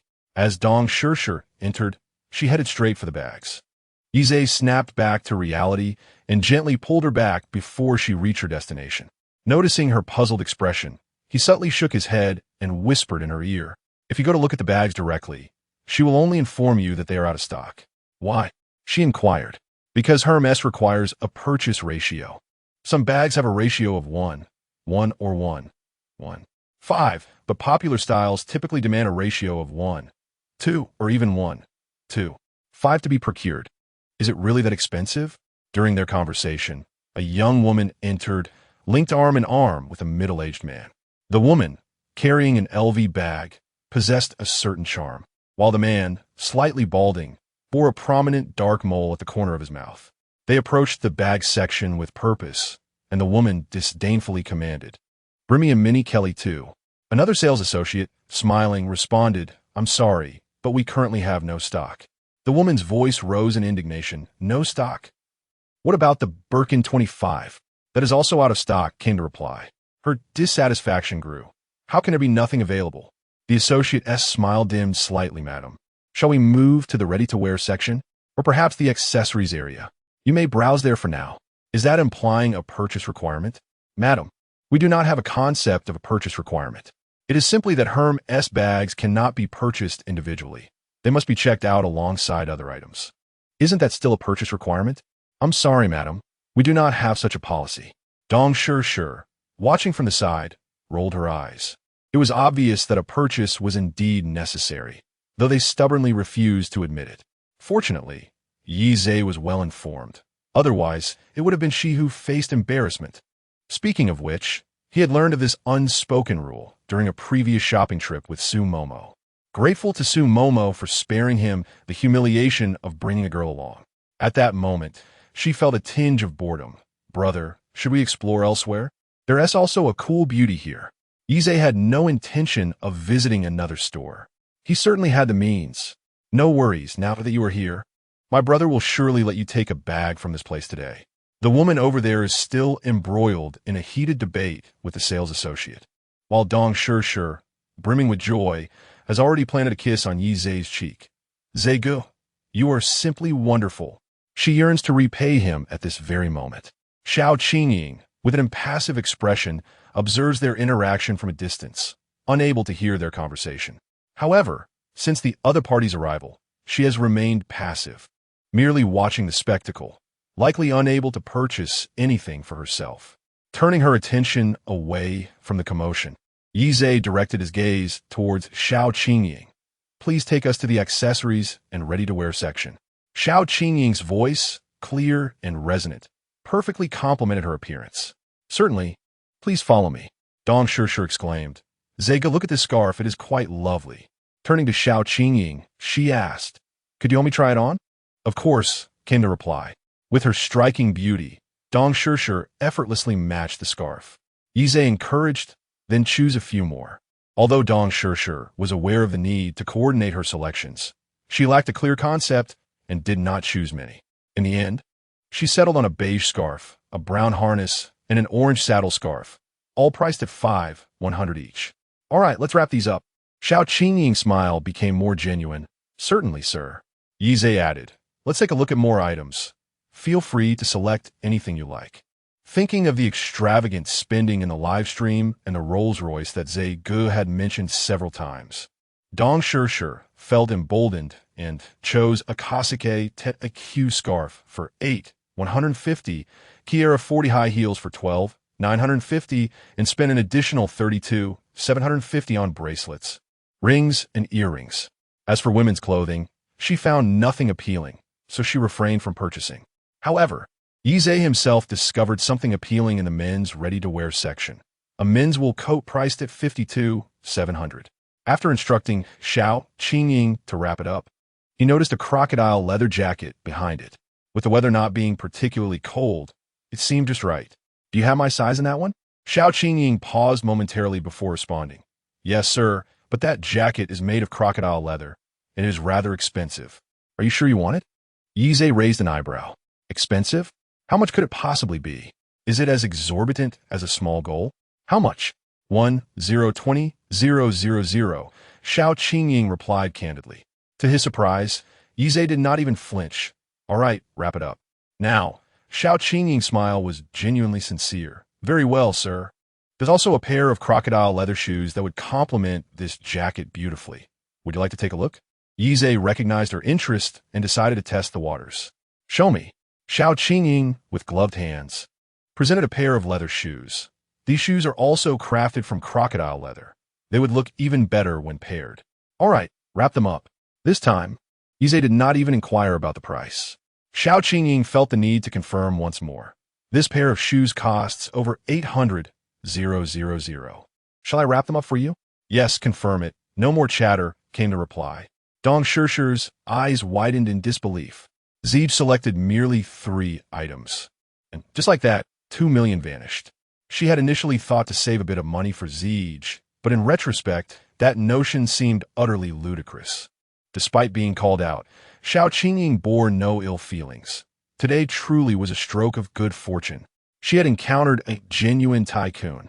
The couple who had just departed ended up purchasing nothing, leaving in a huff. The sales associate who attended to them was left exasperated, for they despised serving novices at Hermes. Was there truly anyone unaware of the necessity for matching items when shopping at Hermes? Why must they insist on seeking discomfort? With a sigh of resignation, she turned her gaze towards Xiao Qingying's section. She recalled that the 3 individuals she had assisted earlier seemed to be just as indecisive, likely first-time shoppers as well. As she approached, she overheard the words, "Wrap it up," and upon glancing at the item to be wrapped, her spirits soared. Goodness, what extravagance! The pair of crocodile leather shoes worth over 800,000 had indeed been sold. Xiao Qingying had stumbled upon incredible luck, as fate had placed her in this position. How infuriating! Chapter 59. The transformation of a beauty. Even the typically composed Xiao Qingying began to exhibit a striking change, displaying an exuberant enthusiasm as she invited the recently arrived young ladies to prepare coffee. Sir, may I inquire your esteemed surname? Ye. Very well, Mr. Yi. After such a lengthy stroll, you 3 must certainly sample our coffee, made from exquisite Italian beans. Yize watched with amusement as the enchanting beauty performed her captivating transformation. Yet, beside him, Dong Shishir felt a surge of anxiety. This young woman appeared exceptionally attractive, embodying a style distinct from her own. Honestly, why must a salesperson be so stunning? She thought, irritation bubbling within her as she observed the charming smile directed at Zege. It's infuriating. A handsome and wealthy man is truly in high demand. As the coffee was served, Yize found little to distinguish its taste. Whether it was delightful or not mattered little. As long as it was drinkable, he maintained an air of calm, shifting his focus toward the furniture section nearby, contemplating the recent video shoots Mo had been undertaking, and pondering a change in her decorative style. Dong Shishir affectionately linked her arm with his, inquiring, Zege, are you looking to purchase more furniture? Just browsing, he replied. Xiao Qingying eagerly interjected, may I ask what style your home embodies? I could provide you with some recommendations. The specific style mattered not. His intent was solely to refresh Mo's aesthetic. I'll just browse myself, maintaining a bit of mystery, he mused, deciding to keep her guessing. Having seen many affluent patrons in her line of work, he aimed for her to become the one reaching out to him. He selected a cabriolet armchair, a compact, multifunctional table, and a cellular armchair. How much for these? Mr. Yi, the total for these 3 items is 415,000. Very well. I'll take the folding desk as well. Certainly, the grand total comes to 877,500 yuan. That will suffice. Behind him, Tianfeng maintained an air of indifference, while Dong Shishir was left in disbelief. Wait, for that ordinary furniture, it seems excessive. Over 800,000 for 4 pieces? Hermes could easily fleece you. Yet here you are, purchasing just 4 items. Xiao Qingying enlisted the help of her colleagues to package the selected items, smiling as she addressed Yi Zhe and Dong Shirshir. Please hold for a moment. Upon her return, she held in her hands a Birkin 25 and a Kelly 25, turning to Dong Shirshir, Madam. Do you find favor in these two bags? The Birkin and Kelly are among our flagship products. Dong Shirshir was taken aback. It dawned on her that the couple who had inquired earlier about stock were not genuinely out of stock. Rather, they lacked the purchasing power. Her admiration and gratitude for Yi Zhe swelled.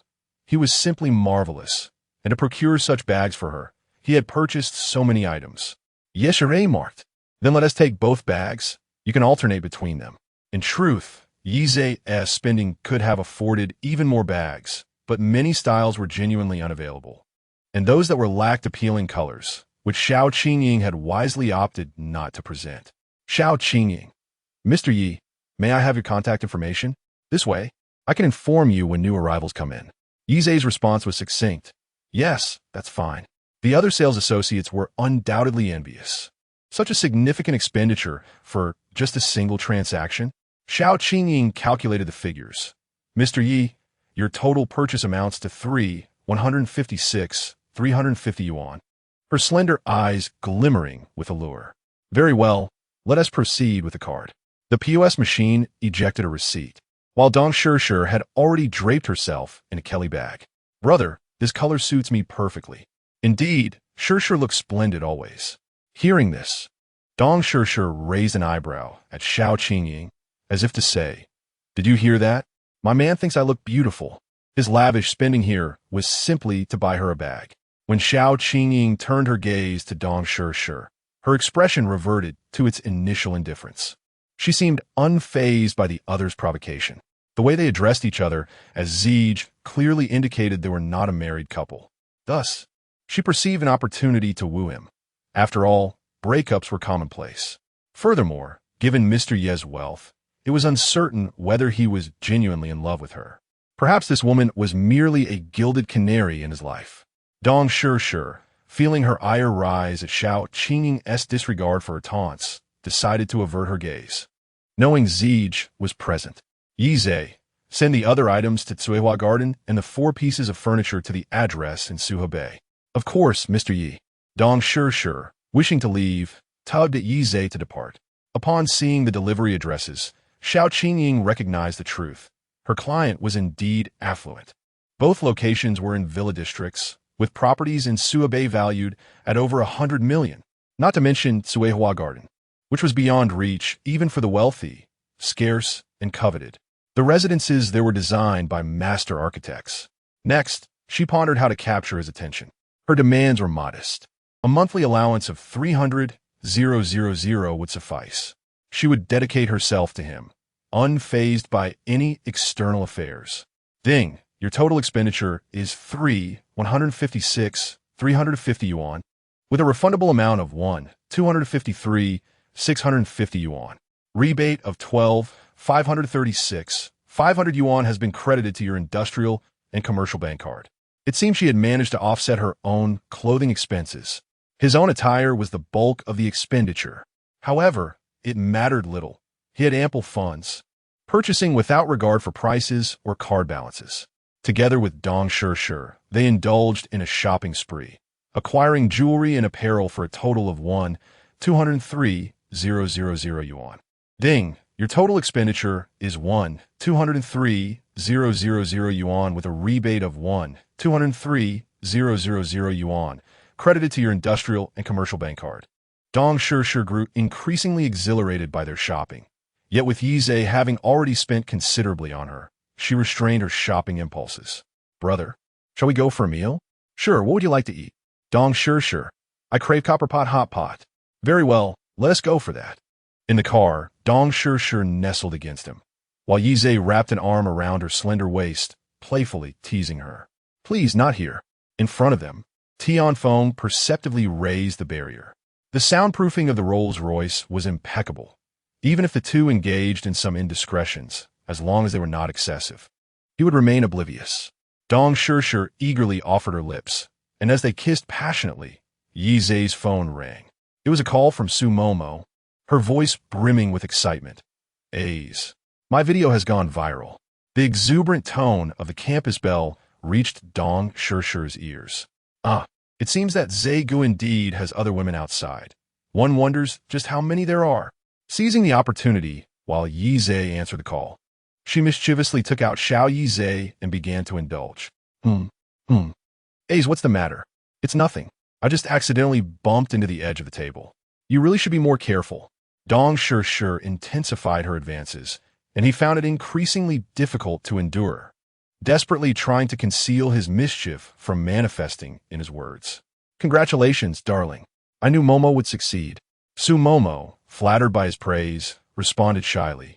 It's thanks to Shiryu's great filming, and I didn't cut out the part where you surprised me, even though you didn't appear. Netizens are showering us with compliments about our celestial love. Completely unaware, Su Momo basked in the joy of her flourishing love and career. Is that so? I must take a good look at the video you sent once I finish my work. I'm alright.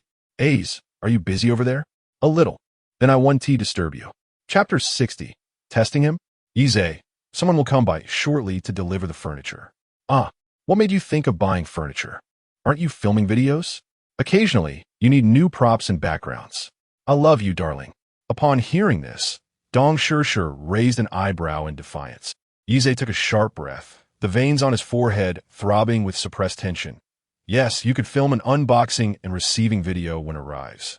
Thank you, dear husband, for providing me with new material. You go ahead and be busy. I shall not disturb you. All right, once I finish my work in the next 2 days, I will accompany you. After hanging up the phone, Ize tossed his device aside, gazing at the alluring Dong Shirshir, whose eyes sparkled with flirtation. Any man would find it hard to resist this. Is this truly a test for him? Feeling defiant, he began to spar with her. 30 minutes later, Dong Shirshir touched the corner of her injured lip, casting him a reproachful glance. Ize offered her a bottle of water for rinsing. Yet she pulled out her own mouthwash from her bag. I brought mouthwash. So you came prepared? Dong Shirshir leaned against him. So, how are you feeling, Gu? Comfortable, of course. She smiled brightly, as long as Gu is happy. After saying this, she began to rinse her mouth. Dong Shirshir chose not to mention the phone call. She understood that a wise woman would refrain from questioning at such a moment. Ize took her to the most renowned copper pot hot pot restaurant in City A. Currently, Tian Feng was by his side, except during sleep, and Ize invited him to join their meal. However, Tian Feng believed it inappropriate to dine alongside his boss without the presence of bodyguards, insisting he would wait at the entrance. The other party was satisfied with this attitude, yet he could not justify eating while making the other stand outside. Understanding that Tian Feng would not agree to be a third wheel, he shifted his approach. If you stand at the entrance, what if I encounter someone inappropriate inside? Have you forgotten what happened the day we went to the bar and encountered that situation at the restroom entrance? Tian Feng choked on his words. He wanted to point out that the last time, it was about that female companion at the table. However, voicing this would only serve to embarrass his boss publicly. All right, just listen to what I say. I do not require your assistance in this regard. I dislike disobedient bodyguards. Tian Feng immediately grew anxious. No, boss, I will do my best. Ize smiled with satisfaction. Good. It should have been like this from the start. He instructed the waiter to set up a table beside him, after which Tian Feng finally relented and took a seat. Dong Shirshir's eyes sparkled with joy. Gu, are you always this kind to those around you? Ize gazed at her with a teasing smile. What? Do you wish to be one of mine? She playfully tapped his chest. How rude. Shirshir has long regarded herself as Ji's person. Oh, when did I ever acknowledge that? Dong Shishi, Shiha, please stop jesting with me. At last, Ize chuckled. All right, I shall cease my teasing. After dinner, Ize took her straight home. By evening, Tian Feng and the aunts had returned to the small detached house in the courtyard. As soon as they entered, Dong Shirshir eagerly clung to Ize. Her garments trailed from the doorway to his room, raising the temperature within. Just as Ize was about to embrace her fully, Dong Shirshir slightly turned her head to block his advance. Gu, we haven't showered yet. Ize playfully hoisted her onto his shoulder and headed towards the bathroom. Then let us shower together now. The shower lasted a full hour and a half. By the time they emerged, Dong Shirshir's legs felt weak. Wow, Is the heavens particularly fond of Zhe Ge? How can someone possess such endurance, and for such a duration? Back in bed, Yize felt quite satisfied as he indulged in the moment. The system truly produced remarkable items. Just 2 task points exchanged for stamina candies had such potent effects. The duration had increased by a full 20 minutes. Tomorrow, he would exercise and see how his endurance fared in other aspects. If there were significant improvements, he could hardly imagine how effective the health candies, costing 10 task points, would be. Dong Shirshir had already fallen asleep in his arms. It was getting late, and Yize soon followed her into a deep slumber. Meanwhile, Su Xian, who was live streaming, glanced at the time on her computer. Typically, at this hour, the user known as Yuan Shan Jian Shui would have already entered the live room. It was quite late now. It seemed he would not be coming tonight. Did that wealthy guy not come today? Who is the wealthy guy? That user ID called Yuan Shan Jian Shui. Every time he comes, he either sends a big rocket or a carnival gift. Indeed, he even gifted Su Xian a pavilion last time. It's so late now. He probably won to show up. He might have already fallen asleep. Su Xian observed the comments, feeling a twinge of disappointment. No, Su Xin. He has only been here for 2 days. Why feel disheartened? Is it because he didn't come, and thus I earned less? Yes, that must be it. She could only comfort herself with that thought. At the same time, Yuzi was also unable to sleep, thinking about Shui Ge, who had been so busy these past few days. It had been several days since he last came to the live room. Ah, indeed, men change when they acquire wealth. Before Shui Ge made his investments, he might have sent fewer gifts, but he was here every day. Never mind, I should try to sleep early. Yet, she tossed and turned, unable to find rest until her roommate impatiently remarked, "Could you stop moving around?" Yuzi lay still, but ultimately couldn't resist sending a message to Shui Ge. Shui Ge, are you asleep? After waiting for a while, without any notification on her phone, she finally drifted off, feeling drowsy at that moment. Yize, the object of both women's thoughts, was lost in sweet dreams the following day. Dong Shirshir woke up early. Gazing at the handsome man beside her, her heart felt as sweet as honey. She traced his features with her fingers. Recalling the fervor of the previous night, her cheeks flushed with shyness. Oh no, I haven't tidied up my clothes. Dong Shirshir tiptoed out of bed, casually draping herself in a garment belonging to Yize, and hurried downstairs. Upon noticing that the housekeepers had yet to arrive, she felt a sense of relief as she retrieved the clothes they had worn the previous day. With Yize still in slumber, boredom began to creep in, and an idea sparked her mind. She would employ her signature skill to rouse Zhe Ge from his sleep. She nestled beneath the covers. In the midst of a deep and pleasant dream, Yize felt an unexpected sensation of comfort, momentarily believing he was still lost in reverie. Yet, as the touch grew increasingly tangible, he reluctantly opened his eyes. It was only upon seeing the blanket rise that he comprehended the situation. With a swift motion, he threw off the covers and met the gaze of the woman, a playful grin spreading across his face as he quipped, "Were you not sufficiently fed yesterday? Such a glutton." Dong Shirshir released her hold on her captive and replied, "Indeed, I was." Yize rolled over toward her, declaring, "That is certainly my oversight. Allow me to prepare you a meal." Chapter 61. The first time as a sea king, still unskilled when the two descended. The breakfast prepared by the ant had already grown cold. After waiting a few minutes, I heated it up. Yize, fine. As the ant warmed the meal, Yize glanced at his phone and noticed that Yuzi had sent him a message the previous night. It seemed he hadn't visited Yuzi's live stream room in several days. He had been too occupied during the day to watch the streams, and in the evenings, Yuzi was often unavailable, resulting in a perpetual mismatch in their schedules. Yuzi must have missed him, and he felt somewhat guilty about it. After all, it was his first attempt at being a Sea King, and he was still clumsy in the role. "It's been a bit hectic these days. Our streaming times don't align well," he messaged. Yuzi replied almost instantly, "It's fine. I just couldn't sleep last night and wanted to talk to you, Shui Ge. Perhaps you should rent a place off campus. That way, you could stream at night. It would be closer to school, and you wouldn't have to commute back and forth to the company." Yuzi felt a surge of joy. This could indeed resolve the issue. However, her happiness quickly waned as she remembered that her salary from the live streaming this month had yet to be dispersed. She lacked the funds to rent a place outside. The money she had was barely enough for a month's rent, yet houses near the school typically required a 6-month lease. All right, I'll look for a place in the next few days and secure one as soon as my salary arrives. She followed up with a determined little cat emoji.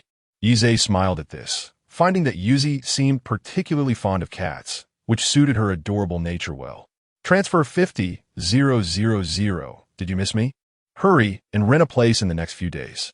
Yuzi's heart tightened, and she hurried to clarify. I didn't mean it like that. Guh. I'm not asking you for money. Yes, I understand. Just accept it. After some reluctance, Yuzi finally acquiesced as Yize's patience began to wear thin. Dong sure, noticing his smiling replies to messages, immediately presumed they were from another woman. TSK, quite the catch, aren't you? She remarked, seeking to assert her presence. She leaned closer to him. Yize, unperturbed, had nothing to hide. He was not a sycophant, and his kindness towards women stemmed merely from the benevolence he inherited from his father towards his mother. Since Dong Sure was now part of his life, he was willing to pave the way for them, but he would not tolerate interference in his affairs. Seeing his unguarded demeanor, Dong Sure understood his stance, feeling a mix of love and resentment. Clearly, he was giving her a choice. If she could not endure, she should leave. If she could continue to relish everything he provided. She sighed inwardly. Had he been an ordinary top-tier supporter, she was confident in her ability to secure his heart. However, Yize was different. Despite their brief encounters, his wealth exceeded her expectations. For someone of his stature to even pay attention to small streamers like her was a significant concession. He could easily attract any type of woman he desired, including celebrities. Hence, she dared not be boastful. It was wiser to remain obedient while Yize was still interested in her. After indulging in some affectionate banter with Yize, their brunch was finally ready. Dong Sure suddenly rose and went to the kitchen, whispering something to the aunt. Yize inquired, but received only a smile in return. Thus, he refrained from asking further, knowing he would eventually learn the truth. The aunt's culinary skills were exquisite, and Dong Sure relished her meal, reveling in the joys that wealth could bring. The luxury of having a skilled cook at home was indeed a blessing. After finishing her meal, she pondered what to do next. However, the amusements of the affluent were unfamiliar to her. Yet, she mused. Perhaps the simple pleasures of ordinary folk were equally uncharted territory for Zege. If Yize were privy to her thoughts, he would likely find them amusing. For he had only recently ascended to affluence himself. Previously, he had merely been an average person, and, as a self-proclaimed bookworm, he had little experience in leisure pursuits. When Dong Sure suggested watching a movie together, he readily agreed. Would they venture out or stay in? Her eyes sparkled with curiosity. Has Zege installed a home theater? Yize nodded affirmatively. Indeed, I have a study, a billiard room, a gym, and a cinema. Dong Sure's excitement was palpable. I went to bed too early yesterday, and didn't he have a chance to explore? Yize led her on a tour of his home, and she inquired, Can Zege play billiards? Not particularly well, he admitted, having only played once. But I can teach you after the movie. A radiant smile illuminated Dong Sure's face. All right. Upon arriving at the home theater, she gasped in awe. This home theater is enormous. It's almost as large as a VIP hall at a cinema. Just as they entered, the aunt knocked on the door. Come in, Yize called. The aunt entered, pushing a cart laden with snacks. The top tier held brewed tea and sliced fruits. The lower tiers were filled with various snacks from around the world, and the bottom tier offered an assortment of beverages, ensuring they could switch flavors if they grew weary of tea.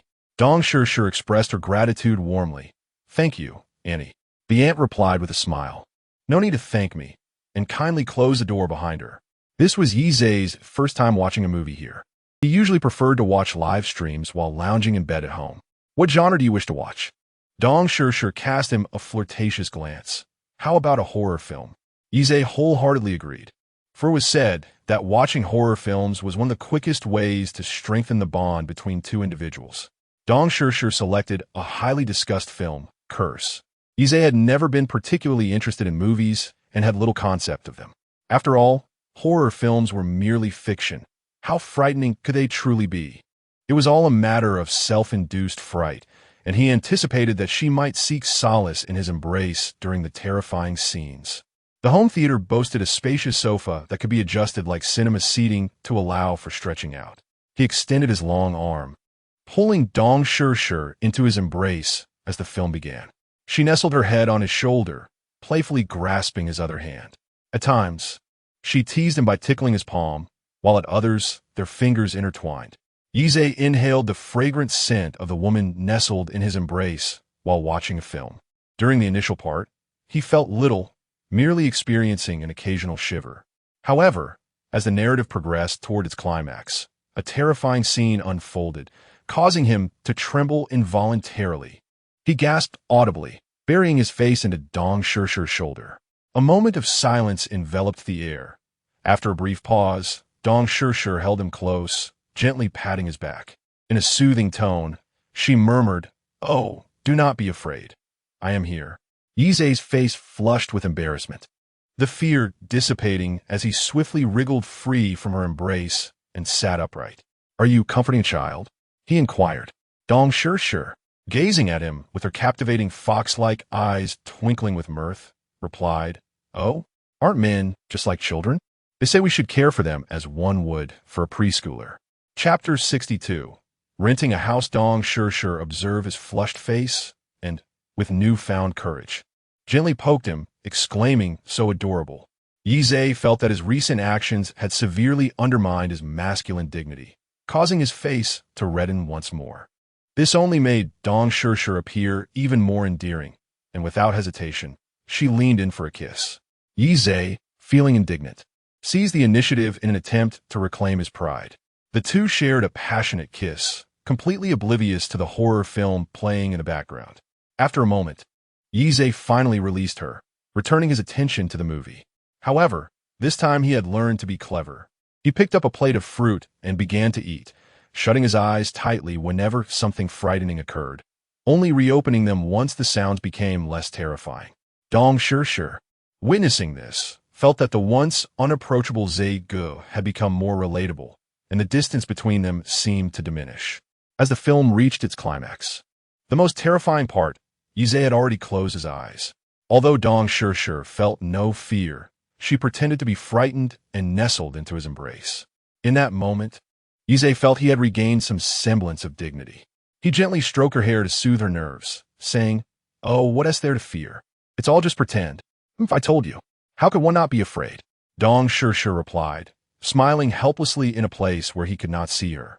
Linyu had no classes today and did not engage in any live streaming. She accepted the money from Brother Shui and planned to rent a house, as it would indeed be more convenient to purchase equipment and stream directly from her own place. While dining with her best friend, she mentioned her intention to rent a place. "You should have moved out long ago. It would save you from any unpleasantness with your roommate." Linyu shrugged helplessly.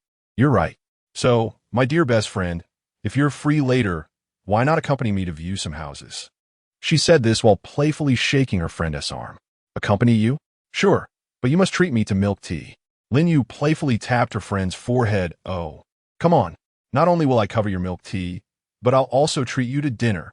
Wow, our Yuzi is simply too generous. The two chatted as they made their way to the milk tea shop outside the campus. Halfway there, her friend Ruan Chung suddenly exclaimed, "Wait, almost got tricked by you. It's not payday yet. What do you expect to get money for renting a house?" Linyu's face flushed. "Brother Shui gave it to me." "Brother Shui? The one who is your top supporter? What's the deal?" Ruan Chung pressed for details. Linyu recounted Brother Shui's words, and Ruan Chung fell silent for a moment. If I may say, and I emphasize if, please don't get upset. Brother Shui has gifted you so much in your streaming sessions, and now is even paying for your rent. What will happen when you two meet? Aren't you worried he might be a greasy older man? Linyu pondered for a moment. "I don't think he is old. He has spent quite some time in my streaming room, and it's evident he possesses youthful vigor, devoid of any elderly melancholy." Regarding your mention of meeting in person, I have indeed contemplated it. However, I am not in the same city as Shui Ge, and he has yet to express any desire for an offline meeting. There have not even been instances akin to other streamers being asked for photos by their benefactors, so it remains inconsequential for the time being. Lin Yu is aware that he has become affluent and would not confine himself solely to her streaming room. Rather than preemptively guarding against a future encounter with Shui Ge, it would be wiser to be vigilant against others who might seek to win him over. I wonder if other streamers have taken any measures, considering that Shui Ge is now quite the financial benefactor. She did not disclose the exact amount he has gifted her to her close friend, merely referring to him as her top benefactor, so it is entirely understandable for her friend to harbor such concerns. Knowing that she is looking out for herself warms Lin Yu's heart. Not far from a school is a nationwide chain of real estate agencies where many students find housing, and the reviews are quite favorable. Just as they were about to enter, Lin Yu was suddenly jostled from behind. Frowning, she turned to see a young man apologizing profusely. "I'm terribly sorry. I was in a rush. Can I have your contact information? I'd like to treat you to dinner tonight as an apology." The speaker appeared to be a fellow student, sporting glasses and a polite demeanor. Lin Yu, not one to be unreasonable, accepted the apology and decided not to dwell on it. "It's fine. I'm not hurt," she replied, pulling Ruan Chung along towards the agency. However, the young man insisted, No, it was indeed my fault. I must treat you both to dinner. Let us exchange contacts, and once you're free, call me. I'll buy whatever you wish." No matter how Lin Yu and Ruan Chung attempted to decline, the young man remained persistent, even showing them his student ID and identification card. Eventually, Ruan Chung whispered to Lin Yu, "Wow, I thought he looked familiar. He.S. apparently a top student from the neighboring class." Recognizing him as a fellow student diminished Lin Yu's resistance, and she reluctantly added him on WeChat. The young man then smiled. "Thank you for giving me this chance to make amends. I'll see you tonight. I have to get back to my tasks now." Lin Yu waved her hand in impatience, ushering Ruan Chung into the agency's entrance. Around the corner, the young man who had just apologized smiled at the WeChat contact of the girl on his phone. Upon their entry, an attendant approached them. "Hello, young ladies. Are you looking to rent a house?" Lin Yu nodded. "Yes, we wish to rent a place near the school." "Certainly. Students from a nearby school usually rent from us. What kind of accommodation are you looking for? A one-bedroom or two-bedroom? An elevator building or a walk-up?" The walk-up buildings are older and closer to the school, with a nearby street filled with snacks. However, the property management and security are almost non-existent, making it rather chaotic. The elevator buildings, while farther from the school than walk-ups, offer better property management. Brother Shui provided a generous sum of 100,000 yuan, more than sufficient to cover an entire year's rent. It would be prudent to select a residence with a more pleasant environment, perhaps an apartment in a building with an elevator, ideally featuring 2 bedrooms. "Very well. Please follow me. I will first show you some photographs of several properties on my computer. You may select those that pique your interest, and I shall accompany you to view them in person shortly." Lin Yu and her close friend began to peruse the images. Ultimately, they selected 2 properties that they found particularly appealing, one of which was a loft-style apartment. "You have an exquisite eye," exclaimed the agent. Both of these apartments have been meticulously renovated by the landlords. However, they have remained unrented due to their higher prices. Lin Yu raised an eyebrow, intrigued. "Oh, what are the prices for these 2 apartments?" The loft is priced at 3,000 yuan per month, while the other apartment is 2,500 yuan per month. Both properties require a minimum 6-month lease. Ruan Chung gasped in astonishment. "Isn't that rather expensive?" "Indeed, the prices are somewhat elevated. However, the furnishings are complete, allowing for immediate move-in. Should the cost be unsatisfactory, we can certainly explore other options, which may offer better value." This had become their typical approach. After all, when young women encounter something desirable, it tends to linger in their thoughts. Once they develop a fondness for a particular property, it becomes increasingly challenging to appreciate others. Lin Yu replied, "No worries. Let us visit these 2 first and see if they meet my expectations." Chapter 63, What's the matter? I've been accommodating you, yet you're still upset? After watching the movie, Yizhe and Dong Shishir ventured into a nearby billiard room. Dong Shishir raised an eyebrow at Yizhe, saying, "Zhige, let me teach you first, and once you've grasped it, we can have a friendly match." "Oh, are you picking on a novice?" "Not at all. I've said we'll have a match once you've learned the ropes, and there's a prize for our competition. This piqued Yi's interest. Oh, what's the prize? That's not urgent. We'll discuss it after the lesson. All right. Dong Shir then demonstrated the stance, placing her left leg forward and her right leg back, bending slightly at the waist. The room was comfortably warm, and today she wore a crop top that revealed her midriff, accompanied by a very short leather skirt. Her black stockings clung tightly to her legs. Once she struck the pose, it seemed as though the short skirt could hardly contain her peach-like form, leaving Yi entranced. The weight on your feet should align with the cue ball, while the other foot should be shoulder-width apart. Dong Shir continued to explain the key points. But after a while, she noticed he wasn't responding. Turning around, she found him staring at her alluring figure. A blush crept on her cheeks as she playfully tapped Yi. You're not paying attention. That deserves a penalty. A penalty for what? You'll have no say in the evening. Yi burst into laughter. This silly girl, he thought. He wouldn't even need to lift a finger. It was a stroke of luck for him.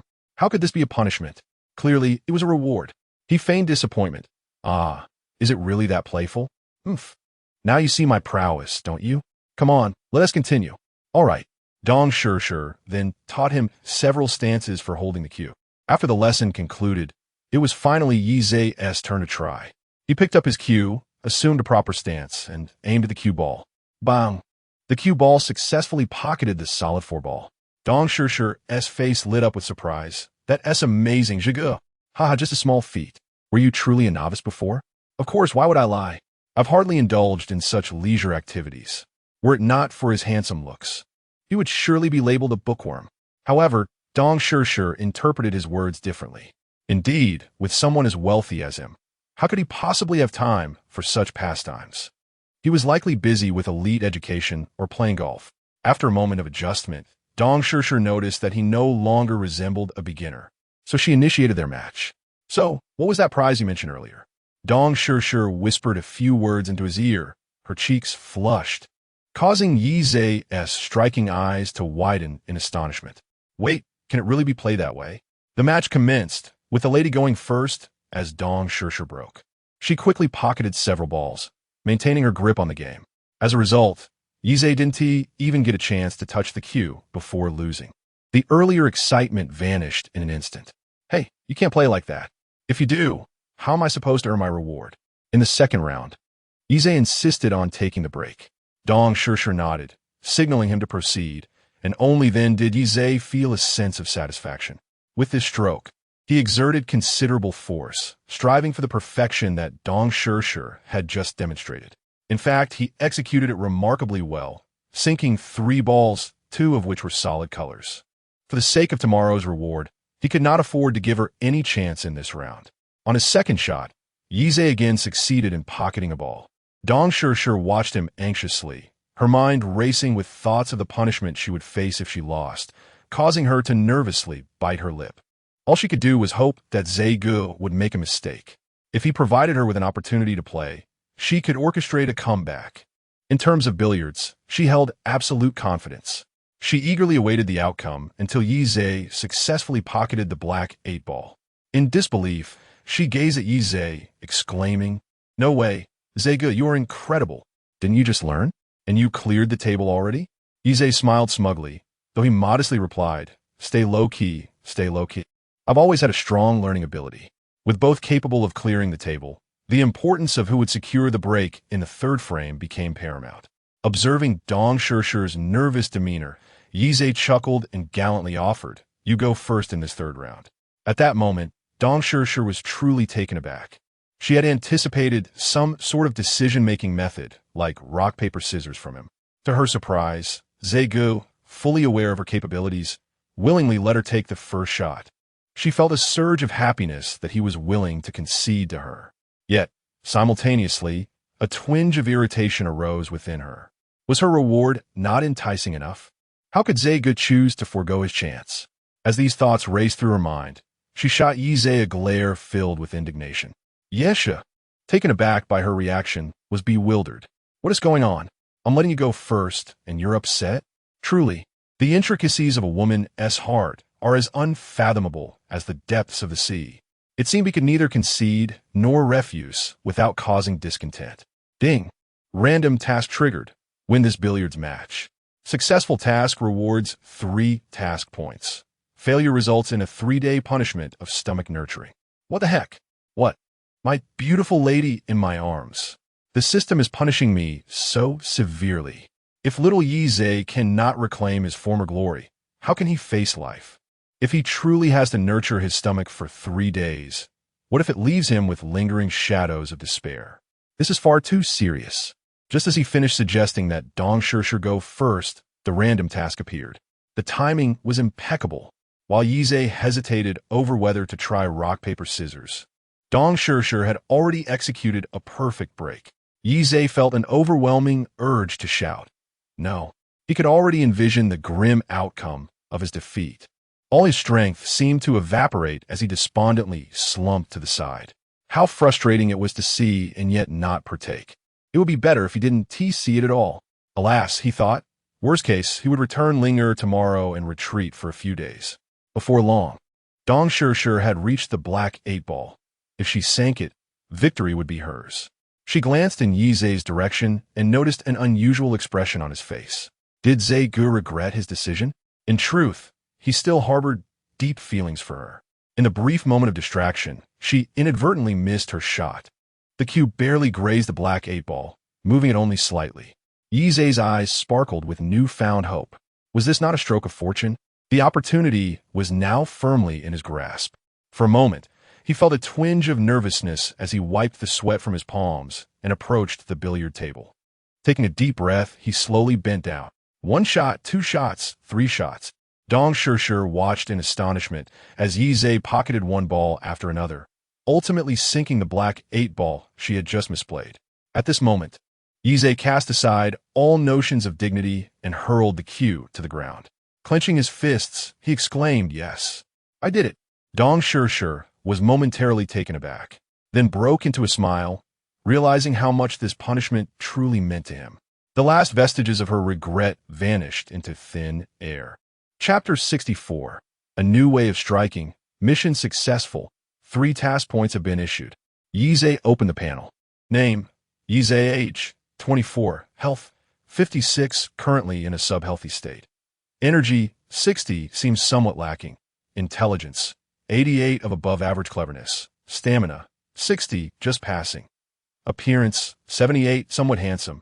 Task points: 8. Upon seeing the 8 task points at the bottom, Yi Zhe felt an overwhelming sense of joy. With just 2 more task points, he could purchase health candies from the shop. Noticing Yi Zhe's good mood, Dong Shishir felt uplifted as well. "Zhe Gu, come here. I still have other techniques to teach you." At her words, Yi Zhe approached and playfully pinched her cheek. Hiding secrets? Dong Shishir reveled in such intimacy, feeling as though they were an ordinary couple. "No, I'll teach you right now." As she spoke, Dong Shishir teasingly gazed at him, her cue stick deftly unfastening the top button of Yi Zhe's casual shirt. Yi Zhe fixed his gaze on her, curious to see what new tricks she had in store. Before he could react, Dong Shishir had pushed him onto the pool table. "Shikha, I will teach you a new striking technique." She leaned over, her body hovering above his. "First, we need to find a pivot point." She pointed to Yi Zhe's chest. For example, here. Feeling her warmth against him, Yi Zhe instinctively wrapped his arms around her waist, only to have her brush them away. Keep the pivot steady. Above them, the sound of the cue ball colliding with others echoed, followed by the satisfying noise of a ball sinking into a pocket. Dong Shishir lowered her head and placed a kiss on his lips. "A reward for your support." Just as she lifted her head, the world spun, and suddenly, Yi Zhe found himself on the table. Regaining control, Yi Zhe deepened the kiss. "Thank you for the demonstration, master. Now it's time for your apprentice to give it a try." Using the peak of the mountains as his pivot, he aimed at the ball. Dong Shishir gazed at him alluringly, listening to the sound of the ball sinking into a pocket above them. The mountain was also playfully squeezed by her. Indeed, having a pivot makes striking much smoother. With that, she embraced him and carried him to the bedroom. Lin Yu and her friend had just finished viewing a property. The photos had appeared quite appealing, but upon seeing the loft in person, it fell slightly short of expectations. The other apartment not only boasted decor more aligned with youthful aesthetics, but also did not require climbing around within one's own home. with 2 bedrooms. She could convert one into a streaming studio. Ruan Chung also believed this apartment was superior to the loft, with more affordable rent. Returning to the real estate agency, Lin Yu signed a contract and secured the 2-bedroom apartment. With the keys in hand, a sense of stability washed over her. She sent the recently taken photos to Shui Go, and the two prepared to purchase some streaming equipment. After paying the rent and the agency fee, Brother Shui still had a considerable sum left, just enough to cover the expenses for purchasing equipment. Since these were tools for her own livelihood, Lin Yu opted for high-quality items. She acquired a computer, fill lights, speakers, and a sound card, ultimately deciding to leave the delivery address for convenience. The two sisters then ventured to a nearby supermarket to procure some essentials before returning to tidy up their living space. Initially, Lin Yu intended to hire a cleaning service, but was dissuaded by Ruan Chung, who argued that the money saved could suffice for a lavish meal for both of them. Ruan Chung diligently wiped the floors, wiping the sweat from her brow. Had I known it would be this tiring, I would have preferred to hire a cleaner. Tonight, I must indulge in an entire cow to reward myself. Lin Yu, mopping beside her, chuckled. All right, soon you can feast to your heart's content. Just as she finished speaking, the delivery and installation personnel from the digital city arrived. Lin Yu welcomed the professionals into the streaming room, and in less than an hour, they efficiently set everything up. They even adjusted the lighting according to the room's ambience, allowing Lin Yu to directly test the live streaming software, thus enabling her to go live instantly. The results of the adjustments left Lin Yu immensely satisfied. She had not anticipated such a stark contrast between the pre- and post-adjustment states. Before the adjustments, the overall lighting appeared rather dim, necessitating an increase in the beauty filter parameters to compensate for the lack of light. However, Lin Yu was already quite attractive, and overly enhancing the beauty settings rendered her somewhat artificial. Now, such issues were entirely resolved, and she was thoroughly pleased. After bidding farewell to the installation team, all that remained was to purchase some decorations for the streaming room, such as plush toys and furniture, the following day. Ruan Chung grasped her hand. Hurry, it's finally done. Let's go eat. I feel as if I'm about to faint from hunger. All right, let's go now. What do you want to eat? I want to try the newly opened seafood buffet in the city. No problem. Let us set off. In the elevator, Lin Yu's WeChat chimed. Taking out her phone, she discovered a message from the boy who had bumped into her earlier that afternoon. I've finished my tasks here. How about you? My friend just gave me a few vouchers for the newly opened Xiao Lu Seafood City. If you have no dietary restrictions, can we go there? Lin Yu furrowed her brow upon reading the message. What a coincidence. Ruan Chung had just mentioned that very restaurant. Noticing Lin Yu's expression, Ruan Chung leaned in. What's wrong? Who is it?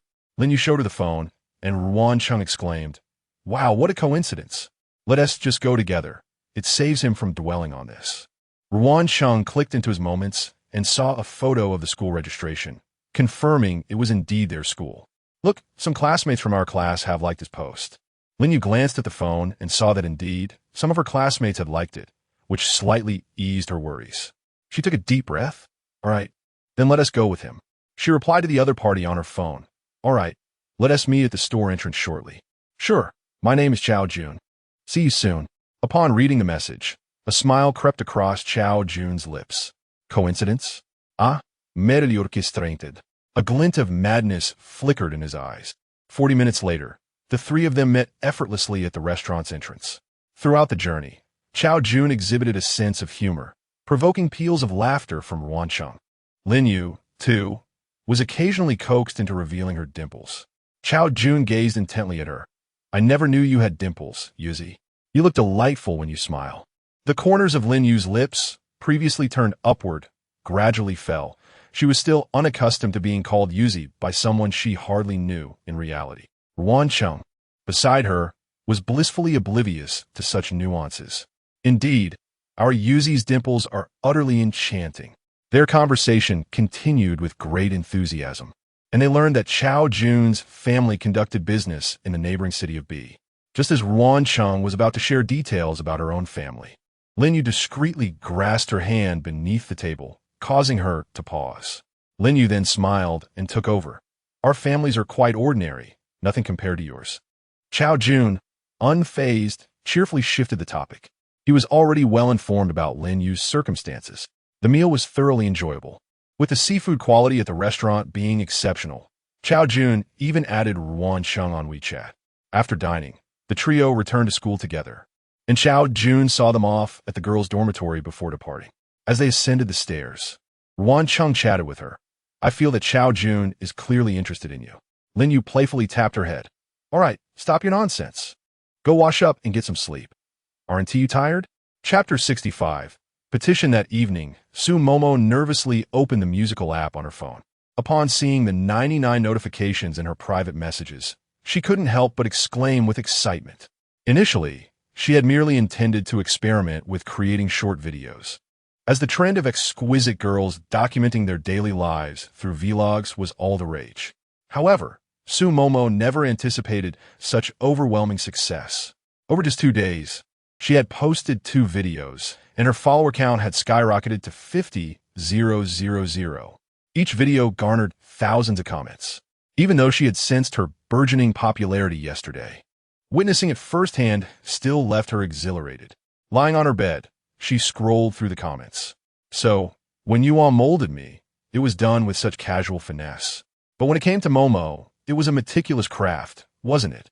While Momo was undoubtedly beautiful, did they not notice how lovely her home was? Indeed, it appears to be a villa, and the decor is so warm and inviting. Wow, not only does this woman reside in a villa, but her unboxing video features Hermes furniture. What? Are you saying the furniture inside is Hermes? Ah, no wonder my roommate always rolls his eyes at me. I was oblivious to the luxury brands he flaunted. Seeing such comments made Su Momo smile involuntarily. Of course, there were also many expressions of jealousy and skepticism. But state photography? Who knows if she's just another influencer renting a villa for videos? That face is obviously altered.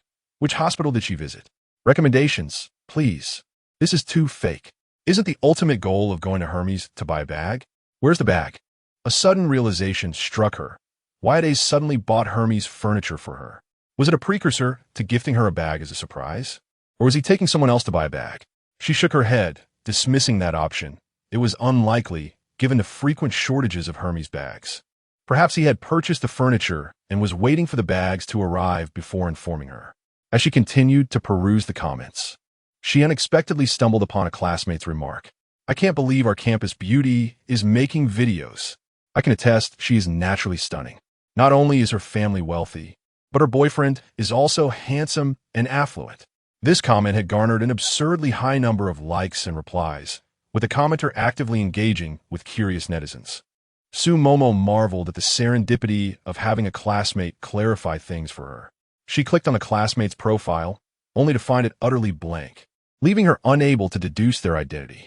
Nonetheless, she sent a private message to express her gratitude. After reading through the comments, her emotions swung like a pendulum. Positive feedback brought her joy, while negative remarks left her feeling despondent. Ultimately, she reassured herself that such experiences were part of the journey. Even renowned celebrities faced criticism from detractors. For someone merely creating short videos, receiving disparaging comments was entirely normal. With that thought, her spirits lifted considerably. Still, she took screenshots of a few comments and sent them to A's. Accompanying this was a poignant expression of a little girl, shedding tears in distress. As Yize and Dong Shirshir stepped out of the room, night had already fallen. Yize observed the woman gracefully descending the stairs ahead, pressing his hand to his waist. Fortunately, her stay was limited to 3 days. Otherwise, he would surely be drained of his energy. Upon reaching the dining table, he was greeted by a lavish spread of food and the sight of the woman beside him, smiling with a hint of mischief. Yize's vision darkened. No wonder she had been whispering with the aunt earlier that morning without informing him. It was all a plot to await his arrival. The table was laden with an array of nourishing dishes, soft-shelled turtle, oysters, leeks, sea cucumbers, and even a hot pot. Goodness, if he were to consume everything, he would surely be in for a night of discomfort. Seated at the table, Dong Shirshir thoughtfully served him food. Oh, no need for that. You enjoy your meal. I can manage on my own, he replied with a hint of reluctance. Oh dear, Zego, are you being distant with me? In the end, Yize merely sampled a few oysters and some lamb, sending the rest to Tian Foam, leaving him restless through the night, nearly igniting sparks from his thumbs. After the meal, Yize promptly suggested that Dong Shir choose a room of her own. He adamantly refused to share a room with her again that night. She would undoubtedly seize the opportunity. What? Ze has grown weary of Shir. You want me to take another room? Yize swiftly pressed his finger to her lips, silencing her. Enough. No need for that. Off to bed with you. After returning from a refreshing shower, he discovered a plethora of unread messages on his phone. He felt akin to an emperor, with each concubine possessing her unique charm, and he would select based on his whims each day. Each lady employed various tactics to garner his attention. Upon seeing Su Momo's message, a pang of sympathy struck him, although he was aware that this was a necessary phase they must endure. Su Momo was still awake, and Yize decided to call her to offer comfort. As for why he did not send a video, it was due to his previous explanation of being on a business trip in another city. A video call would reveal his familiar bedroom background, thus exposing the truth. Su Momo was already feeling better. Her screenshots were merely a playful gesture. However, upon hearing his gentle voice soothing her, warmth surged through her heart. Ah, Ze really is so tender-hearted. After conversing with Su Momo for a full hour, listening to her yawns, Yize finally coaxed her to rest. He still had documents to review. Unexpectedly, Yuzu had demonstrated considerable initiative. Not only had she secured a residence, but she had also already arranged the live streaming studio. Yize gazed at the professional equipment and suddenly recalled that Lin Yuzu had sought a media company for live streaming due to inconvenient circumstances at school. Yuzu, was your contract with the company a long-term one? Not all. I was merely a part-timer. The guild I joined is quite lenient with newcomers. They evaluate contracts based on performance after a month of streaming. However, since you arrived, my commission has increased from 40 to 45. The supervisor wishes to sign a contract with me, but I haven't had the chance to finalize it yet. Yize clicked his tongue in discontent. Even with a 45 cut, the company still siphoned off 5 of the profits. As far as he knew, the guild had not provided her with any substantial support thus far. Regarding the commission being adjusted to 45, it was certain that all high-earning streamers affiliated with the guild were subject to this rate. Some streamers received even greater compensation from their companies, with some even benefiting from rebates from top-tier sponsors. However, the opposing company had yet to mention any rebate arrangements or sign any contracts. Given that they now possessed a platform for live streaming, there was no longer any need to allow the other party to take that 5 profit without justification. If you have some time in the next couple of days, please discuss the possibility of terminating the contract with the guild. Let me know when you're available, and I will arrange for a lawyer to meet you and accompany you. Although Lin Yu did not fully comprehend the situation, she trusted that Brother Shui would not lead her astray. Moreover, her primary source of income was indeed Brother Shui's generous gifts. The donations from others combined barely equated to a fraction of what Brother Shui contributed. Consequently, she obediently complied. Chapter 66. The New Bodyguard. The following day, Yize awoke to a soft weight in his arms, momentarily believing he was still ensconced in a dream. Gently pinching the figure beside him, he was met with a surprisingly tangible sensation and opened his eyes to discover it was indeed Dong Shir. He had no idea when she had stealthily entered his room in the dead of night. However, after a night of recuperation, Yize felt markedly better than the previous day. Not wishing to disturb Shir, who was sleeping soundly, he slipped out to the guest room to take a shower before heading downstairs. Yize summoned Tian Feng to join him in the gym. Ever since indulging in endurance candies, he had primarily been exercising through his encounters with Dong Shir. This was his first visit to the gym for a workout, an opportune moment to assess his athletic progress. He opted for the bench press, selecting the same weight as before. As long as he found the exercise less strenuous than last time and could manage more repetitions, it would signify improvement. Previously, he had struggled to complete 30 reps, nearly exhausting himself. This time, he reached 30 reps and only then began to feel fatigued. Incredible. The effects of those candies were astounding. He now found himself eagerly anticipating the arrival of random tasks each day. After 45 minutes of exercise, Yi Zhe was drenched in sweat. He finally understood why so many people relished physical activity. The exhilarating release of sweat was indeed quite pleasurable. Tian Feng, equally perspiring, was not fatigued from a workout itself, but rather from the constant vigilance required to protect his employer. Today's regimen consisted solely of anaerobic exercises, and any lapse in his protective duties could have dire consequences. Wiping his brow with a towel draped around his neck, Tian Feng took a moment to rest. Zhang Rower had already been discharged from the hospital, and a caregiver had been arranged without requiring his attention. Nevertheless, he felt it prudent to assign her a bodyguard as well. All the women in his life deserved equal treatment. Yes, inquired. Does your company have any capable female bodyguards available? Tian Feng stiffened, recognizing that his employer was considering providing a bodyguard for another woman. Indeed, we have several skilled individuals, all of whom have military backgrounds. During our free time, we do not indulge in leisure, but rather engage in continuous training and sparring. Nodding in agreement, Yi Zhe recalled how satisfied Su Momo was with Shiryu. Even if she did not venture out, he proactively assisted her with numerous tasks. The recent viral success of her short video was closely tied to Shiryu's filming efforts. Yi Zhe was equally pleased with Tian Feng, who performed his duties diligently and refrained from prying into his personal affairs. He possessed a commendable sense of professionalism as a bodyguard. Very well. Please have your boss send another female bodyguard here for an interview, Yi Zhe instructed. Tian Feng replied enthusiastically, of course. By the way, could you also inquire if there are any female bodyguards willing to travel for assignments? If so, have them come as well. Not a problem.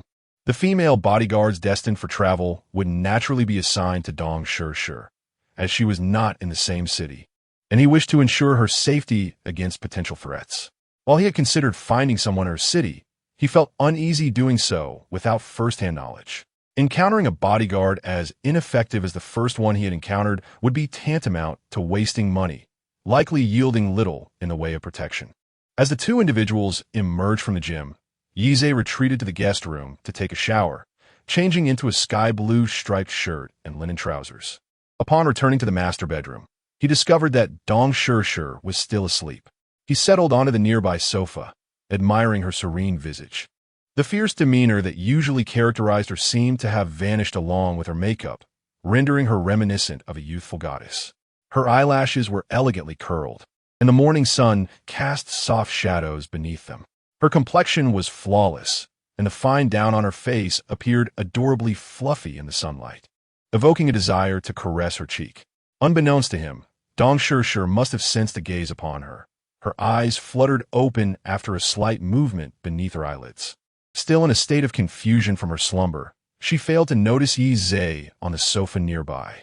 Feeling the coldness of the bed beside her, she abruptly sat up, but the sudden motion caused her to momentarily lose her balance and lurch forward. Thankfully, Yi Zhe swiftly rushed over to catch her, averting potential embarrassment.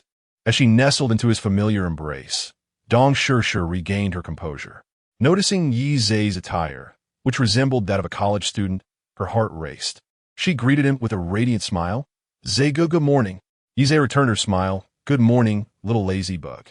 He gently tidied her disheveled hair. Hurry and freshen up. Breakfast will be ready soon. All right, she replied. They had just finished their meal when Tian Feng entered the villa, accompanied by two female bodyguards. The efficiency of those who have served in the military is truly commendable, Dong Shi thought, observing the two women who radiated an aura of righteousness. And thus she refrained from speculating further. Both female bodyguards appeared to be of similar height, likely around 172 centimeters, with their backs straight and poised. Good day, Mr. Yi. They greeted. Hello, ladies. Who among you is available for long-term assignments out of town? One of the short-haired women stepped forward. I am. Single? Yes, she inquired. Yes, I am single and a staunch advocate of remaining unmarried. I have no intentions of seeking a partner in the future. Very well. For the first month, your salaries will be equivalent. However, I will reimburse your housing costs while you are away. Simply send me a copy of the rental agreement. Understood, they replied in unison. Yi Zhe gestured towards Dong Shi. You will accompany her and ensure her safety. It was then that Dong Shirshir realized that this cool-looking short-haired sister was the bodyguard Yize had arranged for her. "Brother, should I be concerned about my safety?" she asked. The short-haired bodyguard felt a twinge of anxiety at her words, fearing she might not be needed after all. Yize responded, "Are you not at risk? Have you forgotten what time you finish work each day?" "Oh, right," she acknowledged, recalling that she often ended her work quite late, nearing 1 a.m. after meetings. If she encountered many senior colleagues during individual competitions, her finishing time would be even later. "But I live in the dormitory." "Then move out. It would be better if you rented a larger place. You two can live together, and I'll cover the expenses." As Yize contemplated further, the idea began to seem increasingly feasible. Transferring the rental responsibility to Dong Shirshir could indeed yield some financial benefits from the system. The reimbursements for the bodyguard's expenses were, after all, drawn from his own substantial funds. Although he currently possessed an ample fortune, it would be imprudent to squander it. Who in this world would ever complain about having too little money? Thus, the decision was made. "Oh, by the way, can you cook?" he inquired. The short-haired bodyguard nodded affirmatively. "Yes, I can." Yize felt a surge of satisfaction. Perfect. You could prepare meals for her, sparing her from the daily struggle after work. Given that the workload had increased, he decided to augment the salary by an additional 20,000. With responsibilities encompassing personal protection as well as cooking, the role was approaching that of a domestic caretaker. An extra 20,000 seemed hardly excessive. Dong Shirshir was genuinely taken aback. She had previously assumed. She was aware that Zhe Gu had other women, and she believed herself to be unremarkable. This was why she had been putting in so much effort lately, merely hoping to be remembered a bit more fondly by Zhe Gu and to attract his attention to her live broadcasts. Little did she realize that he was genuinely concerned for her well-being, considering her personal safety and dietary health. After work each day, she typically resorted to snacking, and on occasions when the hour grew too late, she would forego dinner altogether after her evening routine, leading to a decline in her stomach's health. Overcome with emotion, she embraced Yize's arm and exclaimed, "Darling, you are truly wonderful." Chapter 67. The Internet Beggar? Yize pinched her cheek. "Well, as long as you understand." He turned his gaze back to the short-haired girl. "You have today to pack your belongings. You can also terminate your lease. Tomorrow, you shall accompany her without hesitation. Is one day sufficient?" The short-hair bodyguard had no relatives here, and her friends were merely colleagues for the bodyguard company. Engrossed in her training daily, she owned very few possessions, making it entirely feasible to pack and vacate within a day. "Yes, absolutely." Yize expressed his satisfaction further. "Once you are done, return here to find Tian Feng. Tonight, you will stay at his place. Aunt Gong, please prepare a room for her this evening." Aunt Gong replied affirmatively. Another girl with a high ponytail observed that everything had been arranged without any mention of herself, perhaps indicating her dismissal. Nevertheless, she did not feel disheartened. It hadn't been long before Yize required a third bodyguard. Perhaps this time she had been overlooked, but in a few days, Yize might once again be in need of a bodyguard. Yize took out his phone to call Zhang Ruru. The other party answered promptly. "How kind of you to remember your little sister." Upon hearing this familiar tone reminiscent of Dayu, Yize shook his head helplessly. Beside him, Dong Shirshir's instincts were piqued. The voice on the other end was not very loud, but she sensed that it was not the same as the one Yize had used to purchase furniture. This indicated that Yize had two other women besides himself. Dong Shirshir clenched her fists tightly, reflecting on the frequency of her previous communications with Yize. "No, this won't do. I must contact Yize more frequently from now on. Where are you? You start work tomorrow. Are you at home with Grandma? Is there something on your mind?" "Yes. I hired a bodyguard for you. I will pass your number to her so she can reach out." The high ponytailed bodyguard exchanged a glance with the short-haired bodyguard, their hearts filled with joy. She too had been hired. Long live Yize! Zhang Ruru did not hesitate, accepting her brother's arrangement with gratitude. "Then I shall thank you for your kindness, brother." "Yes. When will you return?" "I miss you. I will be back tomorrow. I must get back to my tasks now." After hanging up, he instructed the bodyguard to save Zhang Ruru's number. "All right, go find her. Today is merely for an introduction, and tomorrow we commence officially." "Understood, Yize."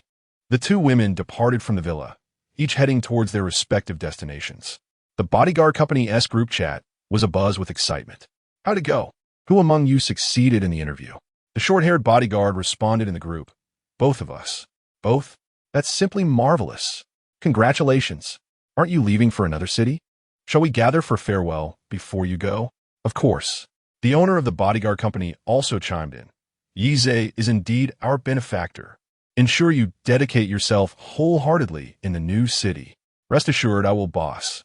Today marked Dong Shirshi's final day here, and Yize wished to take her out to explore. A city had quite a number of attractions to offer. It is rather unreasonable for the tour guide to permit no leisure activities beyond the initial day's shopping at Guomao. However, Dong Shirshir was unyielding. As far as she was concerned, sightseeing was merely a matter of viewing images online. She yearned to remain at home, indulging in affectionate moments with Yize. Darling, why not let the ants take a half-day off? She suggested. What is the matter? Dong Shirshir's cheeks flushed slightly. I can cook. I'll prepare both lunch and dinner for you. Recalling the reward he had received for winning at billiards the previous day, a smile flickered in Yize's eyes. Aunt Gong, Aunt Jun, why don't you both take half a day off to spend time with your families? Their immediate reaction was one of refusal, wondering if they had somehow fallen short of the boss's expectations. Oh, it's fine, boss. Yize, sensing their apprehension, reassured them. We can manage lunch and dinner ourselves. And Tian Feng is in the courtyard, so there's no need for concern. You want to be dismissed. Upon receiving this assurance, Aunt Gong and Aunt Jun gratefully tidied up the accommodations for the evening bodyguard before departing. Tian Feng, aware that the boss desired some private time with Miss Dong, discreetly returned to his quarters. Su Momo's vlog had been gaining remarkable popularity. It was easy for residents of the same city to stumble upon her videos. One of the ladies who frequently played mahjong with Su's mother became aware of this development. Coincidentally, while playing mahjong today and continuously losing to Su's mother, she casually mentioned it. One must admit, Mrs. Su is indeed fortunate. Sensing the tone, Su's mother realized the lady was not holding back any gossip and chose to ignore her. However, the woman was not ready to let her off the hook. Your daughter is becoming increasingly beautiful, and she has gained a modest following online. Isn't it clear? I knew Mrs. Su was fortunate. Her husband is impressive, and her daughter is equally remarkable. Su's mother, bewildered, inquired, What do you mean by gaining a modest following online? Mrs. Liu, covering her mouth in feigned astonishment, exclaimed, Oh my, you mean to say Mrs. Su is unaware that your daughter is a vlogger making short videos online? That mansion of hers is quite impressive. What, short videos? To her, this seemed no different from being an online beggar. Wasn't her daughter's boyfriend a wealthy man? He had been exceedingly generous, gifting her a house and a car early in their relationship. How could he allow her to expose herself so publicly? Su's mother paused her card playing. She recalled her daughter mentioning that her boyfriend was involved in investments, a realm where high returns often accompanied significant risks. Could it be that he had lost everything? Was her daughter now expected to earn money online? The more she pondered, the more plausible it seemed. The boyfriend must have had this intention from the beginning. Otherwise, why would he have been so lavish right off the bat? Feeling as though she had unraveled the truth, Su's mother found herself in a state of discomfort, the money she had just won from the game losing its appeal. Yet, she knew she couldn't leave just yet. If she did, those cunning ladies would likely concoct all sorts of stories about her. She offered a slight smile, saying, Indeed. My daughter has always been curious about trying new things. Initially, my husband and I were against it, but since the child has shown such promise in whatever she undertakes, we decided to let her pursue it. This time, she probably wants to explore the internet, and it appears she is doing quite well. However, the residences in Suha Bay are indeed quite magnificent. Just recently, my daughter has entered into a romantic relationship, and I find myself untroubled by it. Merely a few days into their courtship, her partner gifted her this exquisite villa, and the property deed bears her name. The ladies who play mahjong with Mrs. Su are not in dissimilar circumstances. Upon learning of the remarkable standing of the man Miss Su Momo is seeing, the other two ladies immediately adopted a tone laced with flattery. This child, Momo, has always been evident as one blessed with fortune. This certainly vexed Mrs. Liu. Her intention was to provoke, yet it inadvertently allowed her to display a facade of superiority. While Mrs. Sue was internally anxious, she maintained a facade of joviality with the others. Finally, once the mahjong game concluded, Mrs. Sue promptly entered her vehicle and called Sue Momo. Momo, you must return home immediately. I have heard you are out there living as a digital beggar. Chapter 68. Don't contact me unless necessary. Sue Momo remained speechless as the call abruptly ended on the other end. She placed her phone down with a sigh, feeling utterly suffocated by her family. At times, she pondered whether it would be better to have been born into a less affluent household, where, despite the lack of wealth, one could still bask in the love of one's parents. However, contemplating such matters now could not alter the stark reality she faced. Sure you, let us return home, she suggested. Sure you nodded affirmatively.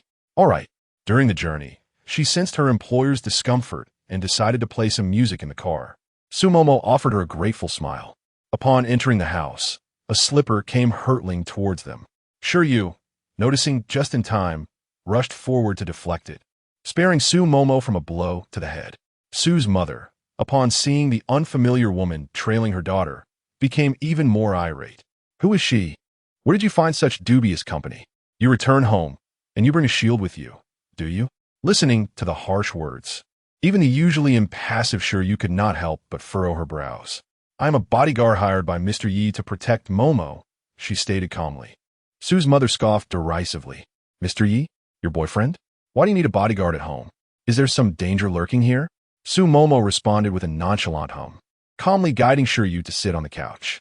She gazed into her mother's wild eyes and addressed her directly. Ah, it seems you are unaware, mother. The greatest danger in this household comes from my parents. What? We raised you, and this is how you repay us? Sue Momo, disinclined to engage in this argument, pressed on. What exactly did you summon me here for? Her mother, incensed, hesitated to act against her daughter with the bodyguard present.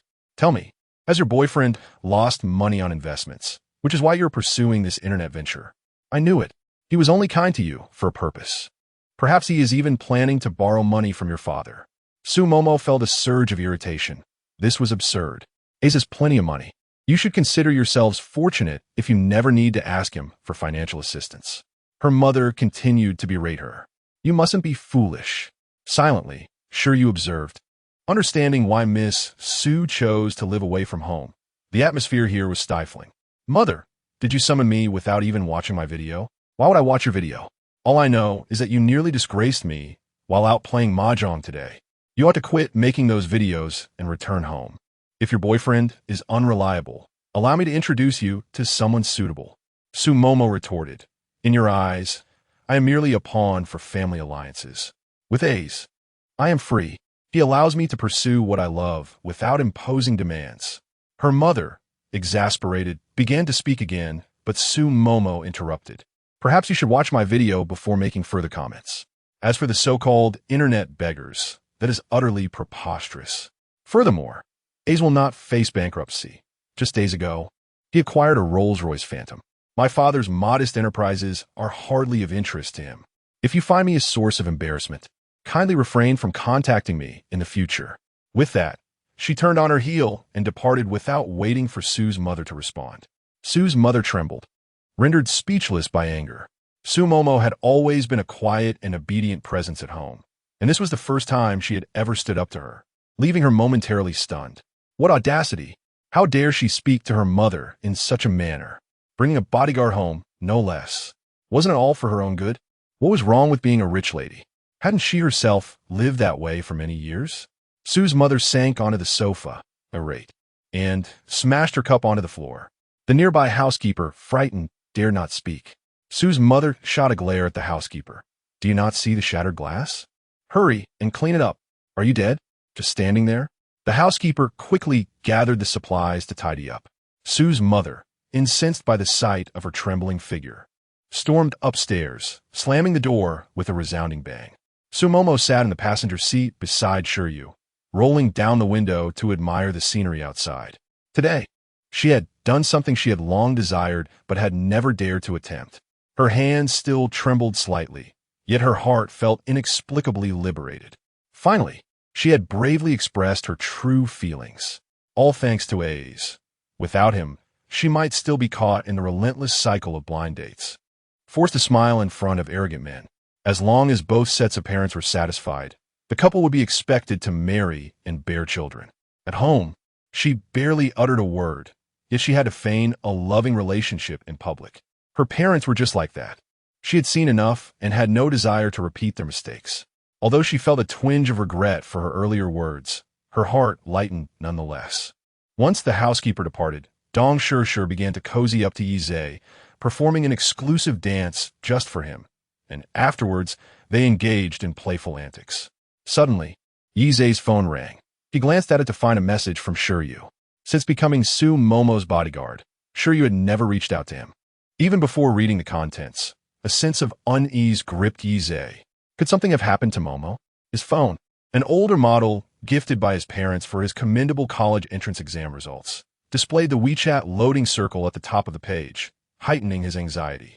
He promptly called Tian Feng, instructing him to wait outside while he changed clothes.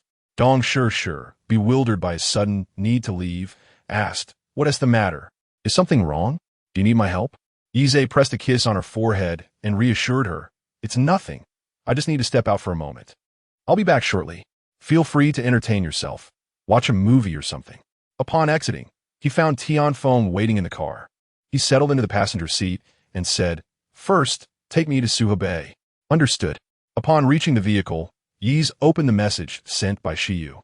After reading it, the frown that had creased his brow gradually relaxed. It seemed that Su's mother had learned of her discontent with her short video endeavors and was making her feel troubled about perceived investment failures. Thankfully, it was not a matter of injury or something more serious. Given that she had quarreled with her family and was in a foul mood, he decided to purchase a gift for her. A thoughtful present often brings a smile to a girl's face. Thus, they would head to the nearby shopping mall. Tian Feng, all right. The vehicle turned and made its way toward the shopping center. Yi intended to buy a diamond necklace for her. He recalled a well-known advertisement. A diamond lasts forever. A single gem transcends time. What girl does not adore diamonds? Upon arriving at the mall, Yi proceeded directly to the jewelry store. The sales associate, noticing Yi adorned in designer brands and sporting a prestigious green Submariner watch, not to mention the imposing figure of Tian Feng behind him, immediately approached with a bright smile. This man clearly exuded an air of affluence. The store was counting on him to be their first sale of the day. Chapter 69. Your mind is clouded. Mine is not. Yi gazed at the necklaces displayed before him, feeling a sense of dissatisfaction. They appeared rather diminutive, with diamonds of such modest size. The necklace took center stage, while the diamonds became mere embellishments. Are there any larger diamonds available? Perhaps a pink diamond? The sales associate beamed with a smile. Sir, please hold on. I shall fetch them for you. Yi settled onto a high stool, awaiting his selection. At that moment, a couple entered the store. The man was clad in designer attire, while the woman wore scant fabric that barely concealed her figure, revealing much with the slightest bend. Another sales associate approached them, inquiring, "What kind of jewelry would you like to see? Necklaces, rings, or something else?" The woman did not immediately respond, but turned to her partner, asking, "Darling, can I choose freely today?" The man removed his sunglasses and tucked them into his collar, exclaiming, "Of course. Buy whatever you desire. Today, I shall make you happy." Overjoyed, the woman embraced him passionately, oblivious to their surroundings. After a moment, she began to browse the jewelry, yet her enthusiasm waned as she found nothing to her liking. Prompting a slight pout, the sales associate attending to Yi emerged with a tray, covered by a red cloth. "Thank you for your patience," he said, unveiling the tray to reveal diamonds that sparkled brilliantly under the light. "Sir, this is our 10-carat all-natural diamond ring, a perfect blend of luxury and fashion. This necklace is the only pink diamond piece in the store, featuring a stunning 12-carat heart-shaped stone, retaining its natural beauty as designed by the artist. Additionally, we have this full-circle diamond bracelet and a unique diamond bracelet." The associate continued to expound on the exquisite pieces. Yi found himself quite pleased with the offerings, envisioning each of the three individuals present selecting one. Just as he was about to request the items be wrapped, an excited female voice interrupted. "Wow, The jewelry on the tray is absolutely beautiful. Darling, I want that. The man beside her interjected. Which one caught your eye? Just buy it. It's your birthday after all. Do whatever makes you happy. Then I shall have that pink diamond necklace, she proclaimed. Yize raised an eyebrow, realizing that she intended to claim the very piece he desired.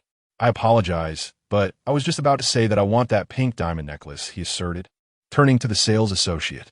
Please wrap up 2 diamond bracelets as well. The associate, taken aback, stuttered. You mean to say you wish to purchase all 3 pieces? Yize nodded affirmatively. Indeed. Please wrap them up. I am pressed for time. The associate hurriedly complied, nodding vigorously. However, the man beside him was displeased. How pretentious. Can you even afford all that? My girlfriend wants that necklace too. The sales associate found himself in a predicament. After all, it was indeed Yize who first expressed interest. Perhaps you two could consider this ring instead? He suggested. I shall take the ring as well, Yize replied, unfazed by the man's earlier comments. Since he has said so, it would be rather inappropriate not to fulfill this request. Are you deliberately seeking discomfort here? My girlfriend expressed a desire for that necklace. Did you not hear her? Yize cleared his ears. I did hear, but I arrived first, and the item was brought out for my consideration. The item is now presented, and having set my sights upon it, I see no issue in purchasing it. The man's expression darkened as he scrutinized Yize. Do not presume that wearing a few designer labels grants you the right to show off here. You did not even inquire about the price, yet you expect to take everything? Do you think this is a market for cabbages? Yize met his gaze with indifference. The reason I did not inquire about the price is that I possess the means to purchase it all. How about this? Since we both desire it, let's engage in a bidding war. Highest bidder wins. What do you say? Yize scoffed. Are you out of your mind? I have a capacity to buy this at the original price. Why would I bid against you? Do you think this is an auction? The man's fury flared at Yize's disdainful demeanor. You. In an instant, the towering figure of Tian Feng stepped forward, arms crossed over his chest, fixing a glare upon the man. The man's tirade ceased as he compared his stature to that of the imposing figure before him, swallowing hard. Wait, are you two together? Do you bring bodyguards when you go out? Yize chose to ignore him. After all, Dong Shishir was only visiting for 3 days and would depart tomorrow. After seeing Momo, he needed to hurry back. Wrap it up, he instructed. The sales assistant, as if awakening from a dream, nodded. Certainly, sir. The man, deterred from confrontation, followed behind Yize, loudly mocking. If you can afford these jewels today, I shall crawl around the store. He was convinced that Yize could not possibly have the funds for such an extravagant purchase. Yize glanced back at him. Very well, if you wish to crawl, I shall indulge your whim. But first, you must manage to afford it. A woman quietly inquired of the sales assistant. How much was that pink diamond necklace? Although the assistant regretted that it was not her client making the purchase, she smiled and replied, Pink diamonds are inherently rare. This particular one is of the fancy light pink grade. Thus, it is priced at merely 6 million. What? 6 million? Merely? Indeed, if the color grade were higher, the price would also escalate. The man who had just argued with Yize swallowed hard. 6 million? He could not afford that. He had only a little over $1 million in his account. How could a pink diamond be so exorbitantly priced? Thankfully, it was purchased by that arrogant man. Otherwise, his girlfriend would have been embarrassed if she had to buy it herself. Wait, could this person truly afford it? Hello, sir, your total expenditure amounts to 32 million. I'll pay by card. It was not until he witnessed the POS machine slowly dispensing the receipt that the man began to believe that Yize truly possessed such wealth. Sir, may I have your surname? Your current expenditure qualifies you for our store's VIP status. In the future, you will receive a satisfactory discount upon your return. My surname is Yi. Very well, Mr. Yi, please hold on. Upon hearing this, the man pondered the surname Yi. A wealthy individual from City A with the surname Yi. Could it possibly be the most illustrious Yi family? At this thought, he couldn't help but break into a cold sweat. So, had he just provoked someone from the Yi family? After completing the transaction, Yize smiled and raised the small receipt in his hand. Commence your performance.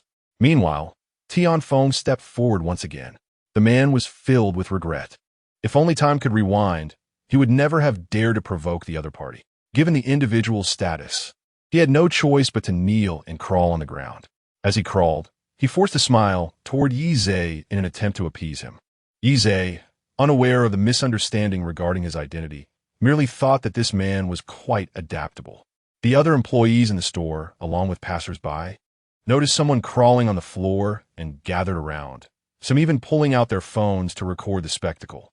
His girlfriend, oblivious to the significance of the Yi family, was mortified to see her boyfriend genuinely crawling on the ground, and upon hearing the comments of others, felt utterly humiliated. Unable to bear it any longer, she covered her face and dashed outside. The man yearned to chase after her, but with the other party's gaze fixed upon him, he dared not pursue. Yizhe, disinterested in holding a grudge, found that wealth had significantly broadened his tolerance. "Aren't you going to follow her?" The man, filled with gratitude, thanked him and hurriedly ran outside. As he dashed out, he felt a sense of relief.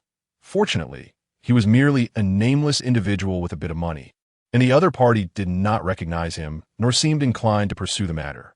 Otherwise, he might have been crushed like an ant. As for the embarrassment, it was inconsequential, as long as he could avoid further trouble in the future. Chapter 70.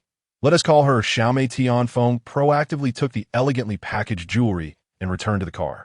Ding! This transaction of 32 million has yielded a rebate of 3,200 million, which has been credited to your industrial and commercial bank card. After the two embarked on their romantic journey, Yizhe had heard from Mo about the circumstances of her home life. Indeed, it was suffocating.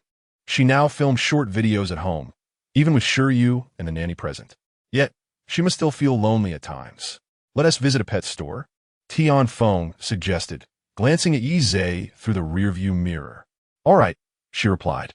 The owner of the pet store was truly a gentle soul. Although there were a few more women around, he treated them with genuine kindness.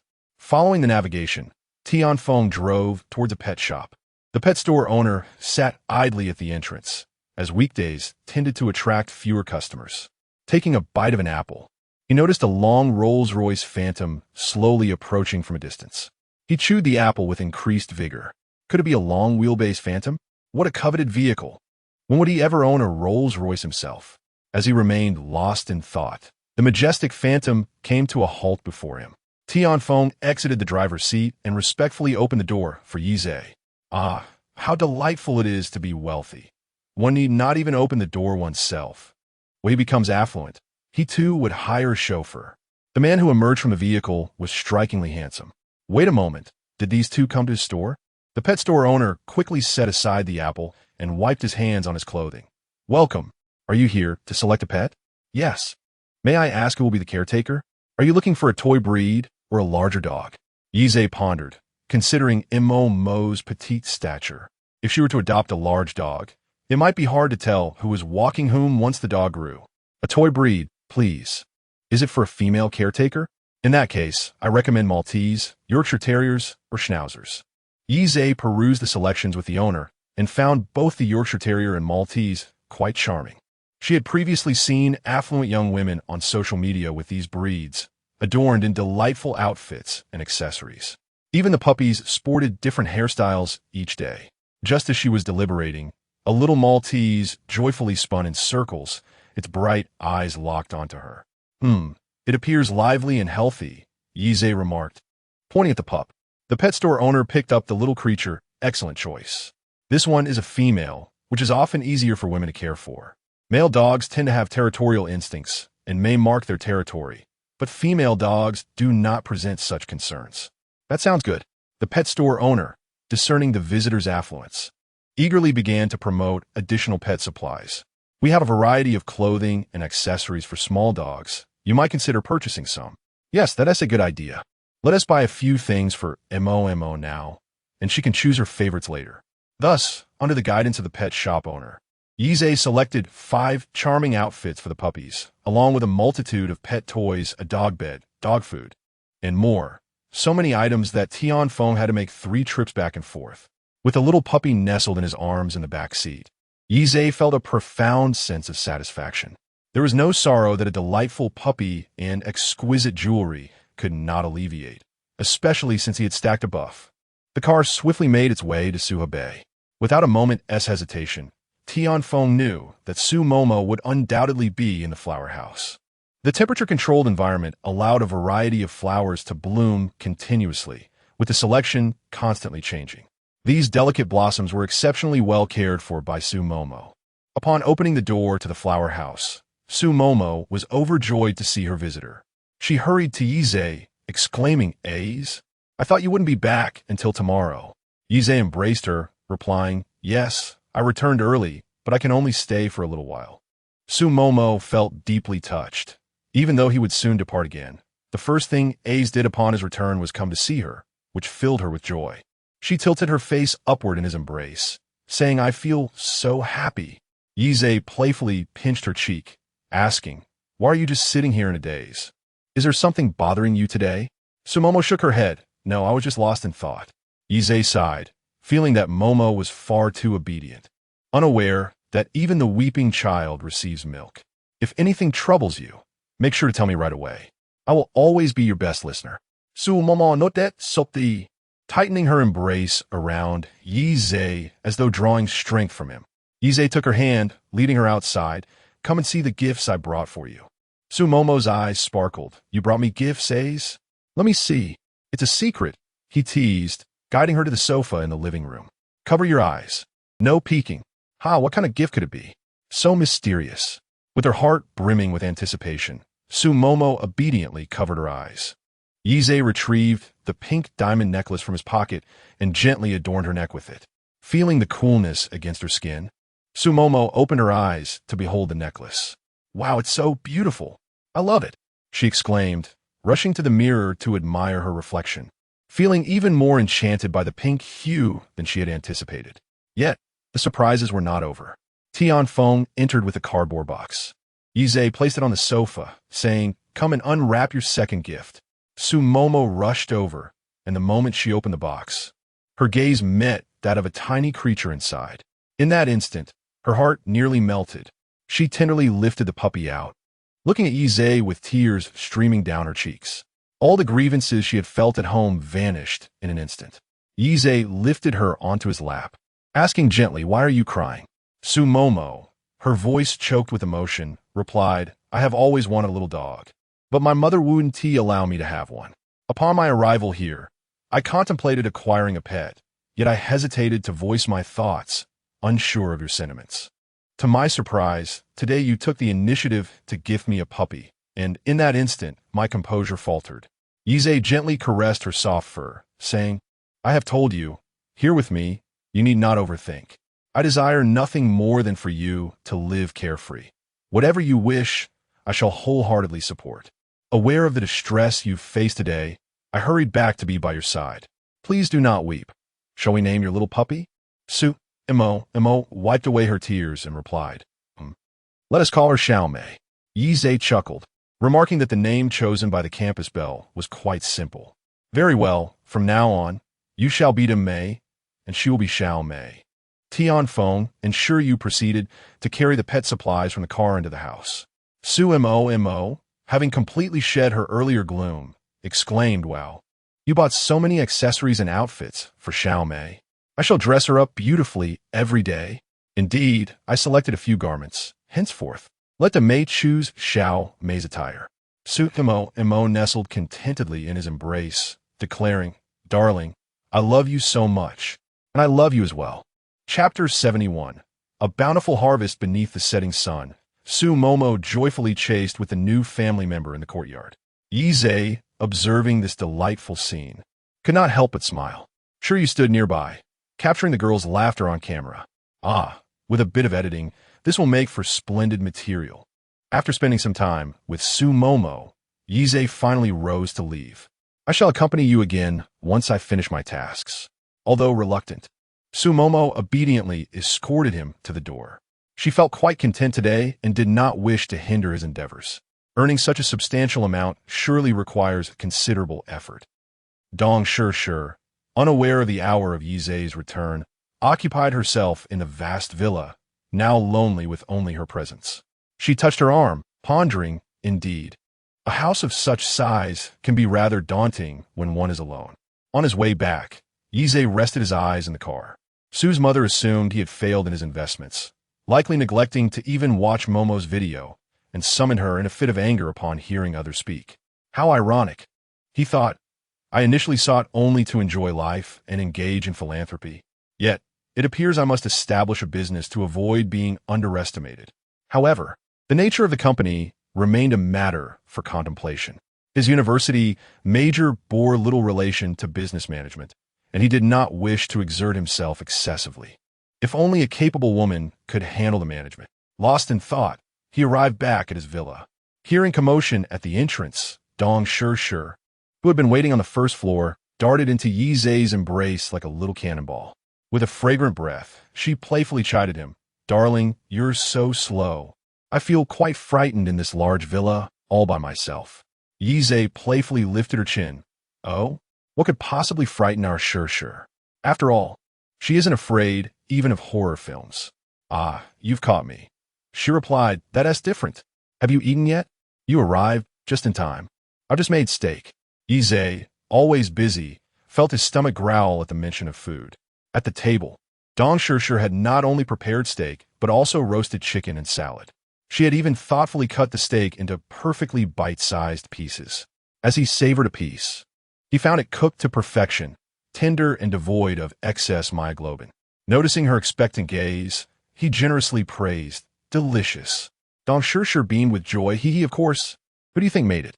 After their meal, Yi Zhe presented her with a brocade box.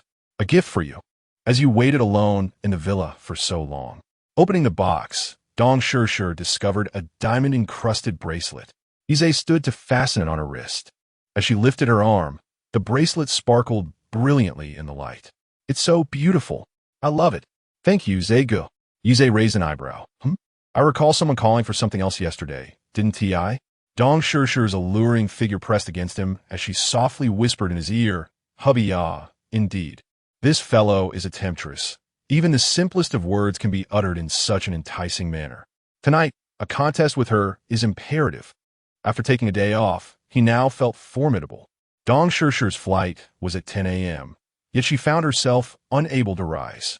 The slightest movement caused her back to ache unbearably, as if she had been run over by a vehicle. She had truly exhausted herself yesterday. Initially, she felt quite adept, but soon she could no longer withstand the intensity.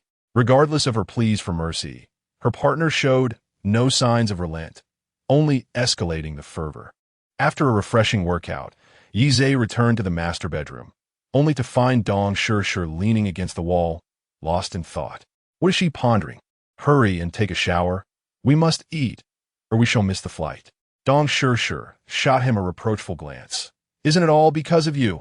Yi Zhe rubbed his nose, clearing his throat. He was indeed the main instigator. He scooped her up and carried her to the bathroom, saying very well, As punishment, shall I wash you? Dong Shishir dared not accept his assistance, fearing he might be unable to resist another round, and hastily pushed him out. No need. No need. I'll be ready shortly. Please wait for me in the dining room. All right, fair enough. Dong Shishir's bodyguard had already packed her luggage. A simple suitcase would suffice. However, a single suitcase was insufficient for her needs, as Yi Zhe had gifted her an abundance of items. What began as a small leather case had now transformed into a larger suitcase to accommodate everything. She boarded the plane in high spirits, as this trip to City A had proven to be exceptionally fruitful. Zhang Ruer's leave of absence was over, and she was set to return to the company for a live broadcast. Unlike before, she was not alone. Trailing behind her was a tall bodyguard with a high ponytail. In contrast to her own 172-centimeter stature and defined musculature, the female bodyguard was named Lulu. Upon Zhang Ruer's return, her colleagues immediately surrounded her. How is it? Is Grandma all right? Yes, she is fine. The surgery was quite successful. I thought you wouldn't be able to return to work and would have to care for her at home. Zhang Ruer smiled. No need to worry. I have already arranged for a caregiver. Her teammates nodded in agreement. It was a relief, for Zhang Ruer was the most beautiful in the team. The success of this makeup-free group was largely due to her presence. Had she not returned, their live broadcasts would surely have lost their previous allure. After inquiring about her grandmother, they shifted their attention to the woman accompanying Zhang Ruer. The first thing Zhang Ruer did upon arriving at the company was to speak with her supervisor, informing them that she would be accompanied by a bodyguard in the future. The leader, taken aback, smiled knowingly upon learning that it was Brother Shui's arrangement. He then patted Zhang Ruer on the shoulder, saying, "Well done. Keep a firm hold on Brother Shui." Zhang Ruer smiled in response, indeed. However, when faced with her teammates' inquiries, she merely smiled and explained that the woman was a distant relative who would accompany her to and from work. Unable to extract any further information, her teammates reluctantly ceased their questioning. Yet, deep within, there was an air of disdain. So what if she has an older brother? What is there to boast about? It was uncertain whether she could truly hold her ground. During the days she was absent from work, that water brother had not graced a single live stream. Perhaps he had forgotten all about her. After a few days away, the company had introduced new choreography. Zhang Rower had intentionally arrived early to learn the dance, so she wouldn't be caught off guard during the live stream when the MC played a song she couldn't perform to. After bidding farewell to Dong, sure, Yize found himself in a contemplative state. He had been drained far too many times. This morning, Zhang Rower had mentioned that it was her first day back at work, and naturally, he intended to show his support. He hadn't visited Su Xin's livestream in several days either. Perhaps he would drop by after Rower finished her broadcast. With some free time on his hands, he called a law firm in City C, requesting that a lawyer accompany Yuzi to terminate her contract the following day. If the other party was compliant and released her, that would be splendid. If not, the lawyer would ensure they understood the consequences of their actions. As for the livestream, he and Yuzi shared the same sentiment. They would address it after the contract was successfully dissolved. Chapter 72. The Woman Who Inspires Both Love and Hate. In the afternoon, Yizume indulged in a refreshing nap. Upon awakening and having a meal, she ventured into the musical app. Remarkably, she had yet to view the videos shared by Su Momo. After searching for Momo's ID, she clicked on the first video, which opened with a glimpse of her beloved rising from slumber. Shortly thereafter, Momo was seen drawing back the curtains to bask in the sunlight, stretching languidly before heading off to freshen up. The meal, prepared in advance alongside her aunt after careful consideration of the menu, appeared utterly delectable in the video. During the day, the young lady tended to flowers in the greenhouse, and in the afternoon, she played the piano indoors. Captured within the greenhouse were scenes of him delivering flowers and cakes, though only her voice and partial silhouette were visible, her face not revealed. As the video unfolded, a serene sense of time stood still enveloped the viewer, showcasing the tenderness of youth. The filming, editing, and Su Momo's own demeanor were all nothing short of exquisite. Indeed, it seemed that Momo was particularly suited for creating such short videos. Yize continued to peruse several other videos, and in the latest one, Momo, adorned with the necklace he gifted her, radiated joy as she styled Xiaomei. Unconsciously, a smile crept upon his lips as he glanced through the comments, which were predominantly filled with envy and well wishes. Su Momo had released a total of 3 videos, amassing an impressive 180,000 followers, with commendable likes and comments. Yizemo quietly boosted the visibility of these 3 videos, wishing to propel her even further. Meanwhile, Linya received a phone call from an individual identifying themselves as a lawyer appointed by Mr. Yi, who would accompany her to the company for contract termination the following day. The two exchanged contact details and arranged a meeting time and place. This interaction felt both unfamiliar and reassuring. Apart from her mother and her current close friend, Shui Gu had become one of the kindest individuals in her life. In her heart, Yize had transcended the role of merely her top brother. Although they had yet to meet, he had already woven himself into the fabric of her life. The salary she was about to withdraw was a reward from Shui Gu, and the residence she occupied was funded by his rental assistance. Now, as they prepared to terminate the contract, Shui Gu had even arranged for a lawyer to assist her. Once the holiday arrived, she planned to visit Shui Gu. Alternatively, she pondered the possibility of inviting him to her place. After all, she had secured a rental, and his visit would eliminate the need for hotel accommodations. She was fully aware of what might transpire should Shui Gu come to stay, yet she willingly embraced the idea. However, there were troubling matters as well. Ever since she added Chao Jun's WeChat, she had noticed a significant increase in their encounters at school. Despite not sharing a class or major, They frequently crossed paths during elective courses at the library, in the supermarket, and even in the cafeteria. Each time they met, Chao Jun greeted her with enthusiasm. Yet inexplicably, she found the interactions oddly unsettling. Even Ruan Chung observed that their meetings had become rather excessive. She began to display a certain aloofness towards Chao Jun, but he seemed unfazed, continuing to greet her whenever they met. Tomorrow, she would terminate her contract with the company, and once she became occupied, she reassured herself their meetings would likely diminish.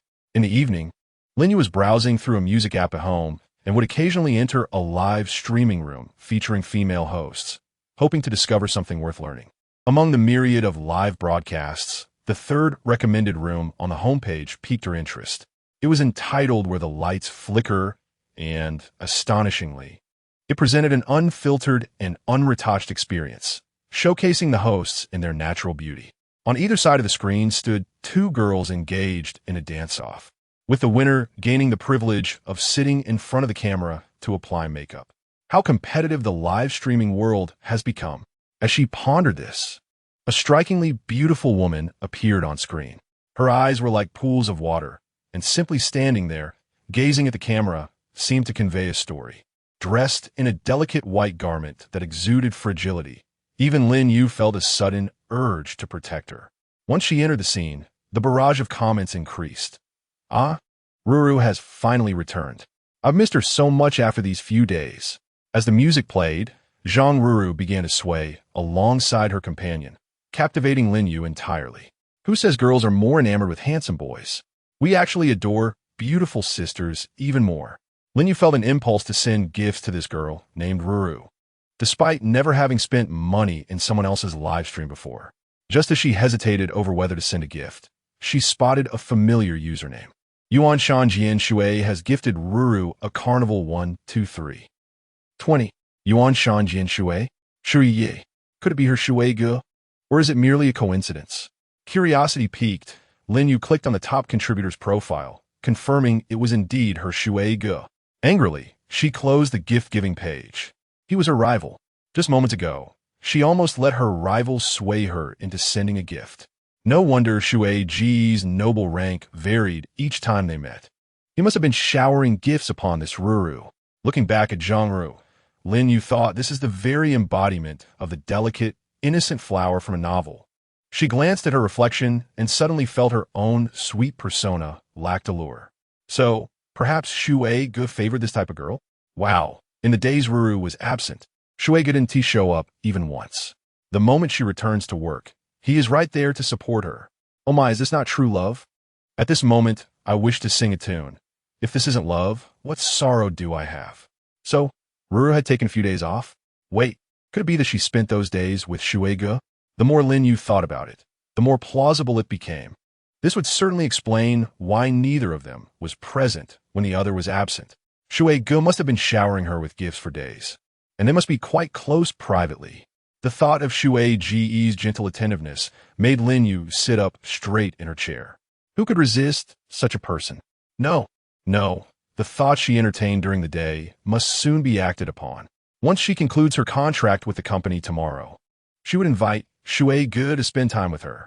With these thoughts, Lin Yu continued to watch, eager to discover the allure of this young woman and to see just how much money Shui Ge would bestow upon her. Was it not said that the amount a man spends on a woman reflects the depth of his affection for her? She could not help but feel compelled to compare herself to Ro Air. Unbeknownst to the enchanting Ro Air on stage, she had already captured someone's attention. After a minute and a half, she emerged victorious, stepping into the spotlight to apply her makeup. Today had been consumed with dance practice, and aside from a brief greeting to her brother upon waking, she had spoken little else. To her surprise, her brother remembered to support her in a live broadcast, filling Zhang Ro Air's heart with warmth. Such a gentle and considerate man was one she could not afford to let slip away. Once Zhang Ro Air took the stage, Yize ensured that her winning streak remained unbroken. Each round commenced with a flurry of 20 carnival tokens, swiftly diminishing her opponent's health bar to a mere whisper. Even if the rival's fans showered her with gifts, none exceeded the 20 tokens.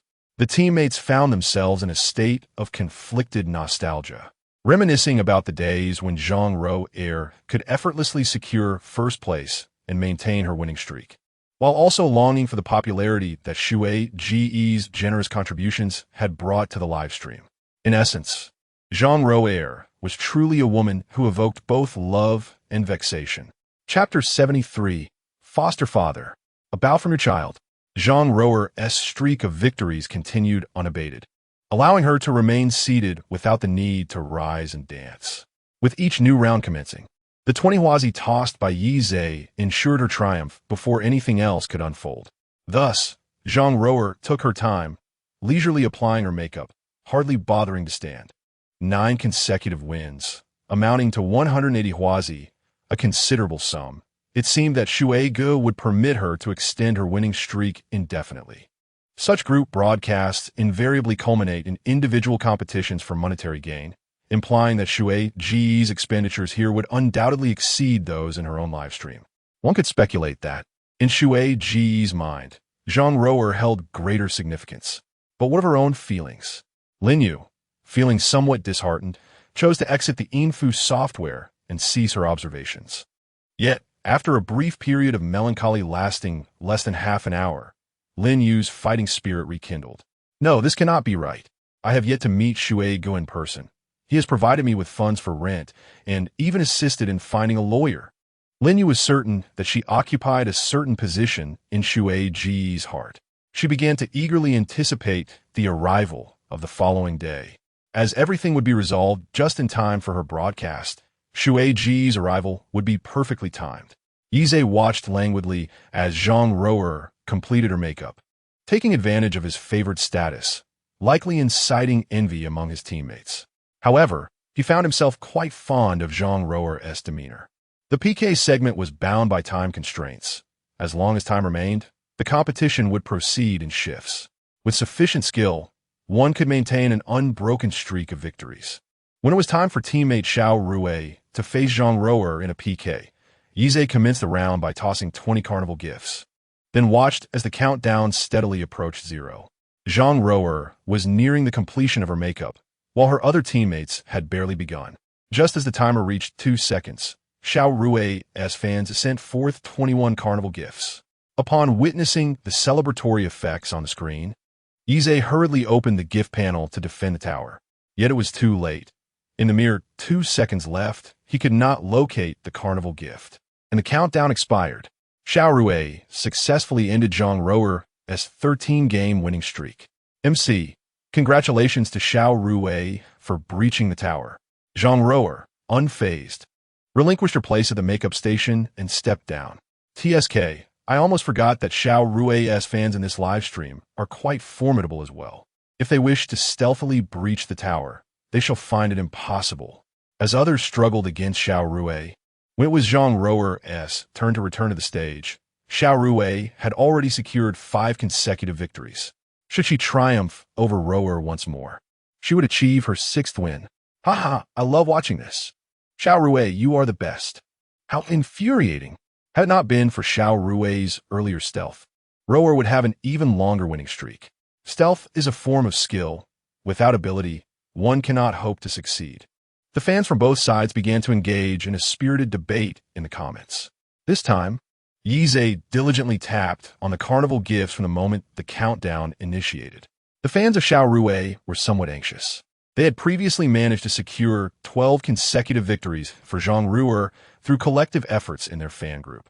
However, in a short span, they could not amass the 40-plus carnival events needed, and it seemed they were destined for defeat once more. An ID named Taiguo Run entered the live stream, accompanied by an impressive effect resembling a koan. Am I mistaken? ISNT, that effect behind him, the one unlocked with 80,000 diamonds? Yes, you are not mistaken. It is indeed the one worth 80,000 diamonds. Haha, this is going to be entertaining. Xiao Rue's fans immediately erupted with excitement. Oh, Brother Tai has arrived. Brother Tai, please save Xiao Rue. Taiguo, don't worry. At that moment, Yi Zhe's carnival streak had reached 38. Taiguo gifted Xiao Rue with a total of 40-star Cloud Dukes. This gift was equivalent in value to the carnival events. Just as he believed victory was within his grasp, he noticed the opposing health bar continuing to rise. A pang of surprise struck Taigua. Why was the PK match so fiercely contested? Shouldn't this be reserved for individual matches? Doesn't everyone have money? Taigua hurriedly matched the opponent's pace, continuously showering gifts. The numbers behind the two players surged, reaching 78 and 76, respectively. Due to his late arrival, Taigua's total remained 2 behind Yize. Yize raised an eyebrow.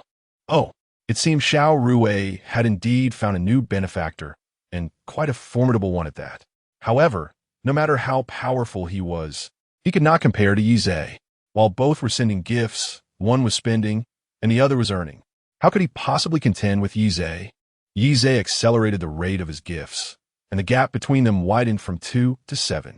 The MC grew tense as well. Only 10 seconds remain in the countdown. Who will ultimately claim victory? Will Xiao Rui achieve her 6th consecutive win, or will Ruer triumph? At this moment, the live stream had surged to the top of the hourly rankings, and the audience was rapidly increasing. Are there really this many people? I don't know, I just got squeezed in. I thought I was on a packed subway during rush hour. Am I mistaken? Is the PK match really this intense? I really like the girl on the right.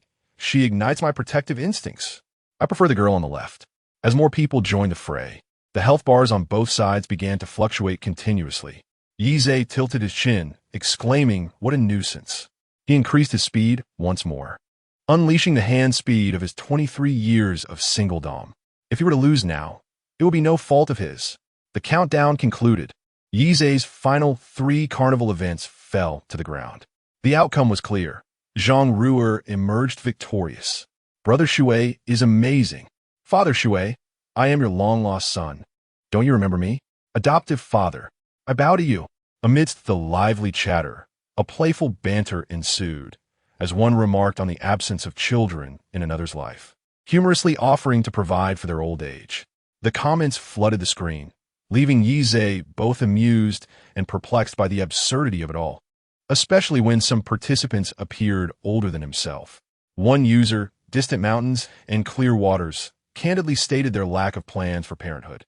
Another chimed in with mock despair, lamenting, "Father, do you not want me anymore?" The sentiment of a heart once wounded was poignantly likened to shards of broken glass, to which another user retorted, "You are the glass shards. My heart has shattered into dumpling filling." Yize found himself chuckling at the exchanges. A notification from the live stream announced that Distant Mountains and Clear Waters had released lucky bags, urging viewers to seize the chance. Yize contributed 3 bags containing 10,000 diamonds each, exclusively for members of the fan club, inadvertently boosting the stream's viewership. Distant Mountains and Clear Waters humorously advised, "Do not let your heart shatter. Claim your lucky bags and buy some tape to mend it." The host exclaimed in gratitude, acknowledging the generosity of Water Brother for the 3 grand lucky bags. Wishing him prosperity and good fortune, the audience celebrated, expressing their admiration for Water Brother's kindness and exclaiming their delight at securing rewards. The atmosphere was vibrant, yet Iron Pot seethed with irritation, feeling overshadowed by the attention garnered by another. Despite winning the PK, the favorable winds of fortune seemed to have shifted towards Yize, who had seized the opportunity to cultivate goodwill among casual viewers. With determination, Iron Pot resolved that when it was Xiao Rui's turn, victory would be hers. Chapter 74. The Guardian of Su Xian. Once again, the teammates took to the stage and swiftly exited until Xiao Rui faced off against Ro Air once more. This time, Taigu had learned from previous experiences, immediately showering gifts as soon as the countdown commenced. Yize remained remarkably composed. Perhaps as a gesture of gratitude for the recent fortune bag, the number of gift givers had doubled compared to the last 2-person showdown.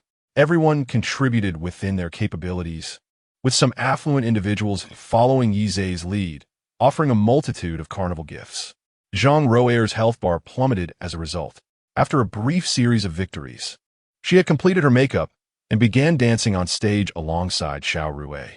With a unique style, she captivated many newcomers. Zhang Roer seemed to possess an enchanting allure, drawing attention despite Xiao Rui's youthful exuberance and vitality. Yet, People's gazes were irresistibly drawn to Zhang Roer. Wow, does Roer possess some kind of protagonist aura? Why am I so consistently attracted to her? Haha, my friend, you need to take a break from those romance novels. You've become utterly enchanted. Come on, that's just you. We are fans of Xiao Rui. In a live stream populated by over 10,000 viewers, a significant portion participated in the PK. Taigu grew increasingly frustrated. Hey, why is my speed increasing while my score continues to plummet? With so many people in the stream, have 3 fortune bags truly swayed you? With just 10 seconds remaining, Roer's score surpassed Xiao Rui's by over 300,000 points. Yet, there remained a chance of losing a tower. Upon Taigu's entry, Yize noted that the opponent's special effects were far more dazzling than his current dragon. Upon checking the shop, he discovered that each of the opponent's special effects cost a staggering 80,000 diamonds, 50,000 more than his dragon. In the next moment, a silver-haired handsome man appeared, gracefully spinning a red lotus in his hands, arriving on a giant koan from afar. The words Guardian God, Zhe, illuminated the dimly lit live stream. Yuan Shan Jian Shui gifted Roer with Guardian God. Zhe 123. 20. This was the first time Roer had encountered such a special effect, and she gasped in astonishment, covering her mouth. The MC exuberantly thanked Yi Zhe for his gifts. Thank you, Brother Shui, for the 20 Guardian Gods. Sure. What did the shop release new gifts? What new gifts? They've been available for quite a while. Then why haven't I seen anyone giving them? Because they are expensive. This gift costs 80,000 diamonds each. How much? Are you serious? That's insane. Before the special effects had even concluded, the countdown had ended, and Roer successfully achieved a winning streak. Taigu recognized the fervent admiration this individual had for Roer. The Guardian God. Zhe effect still radiated from his presence in a small live stream, and he had flaunted a 7-day outfit. This person had gifted 20 right off the bat? Goodness. This was beyond measure. Clearly, he could not contend with Yuan Shan Jianshui today. He was wealthy, but not foolish. It was wiser to lay low and seize an opportunity when the time was right. This was not cowardice. This was strategy. In the subsequent matches, each time Xiao Rui took the stage, the Iron Pot only bestowed 2 coins. Roer once again achieved a remarkable record of 18 consecutive victories. Water Brother is formidable, truly unbeatable. Indeed, his prowess is undeniable. Whenever I see him face off against others, I feel no fear. Certainly, it's likely that in the individual competition, Roer will also emerge victorious. There's no doubt about it. Zhang Roer's other 3 teammates were envious.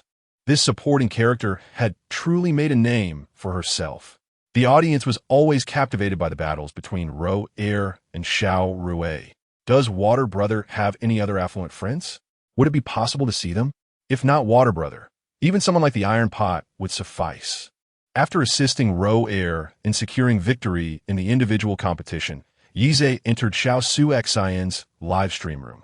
During his absence in the past few days, their communication had diminished. Xiao Su Xian, occupied with her daytime job, had also been busy, while Yize was engrossed in deepening his interactions with Dong Shi, leaving him little time for her. Now, with time on his hands, he ventured into Xiao Su Xian's realm. The distant mountains witnessed water sending forth guardians. She'ain Tveidri. 10, with an impressive 10 cons, instantly igniting the live stream with fervor. Goodness. I never anticipated that my first encounter with this effect would be in an ASMR live stream. It's ostensibly a sleep-inducing stream, yet here I am, fully energized. Upon spotting the familiar ID, Xiao Su Xian's heart leapt with joy.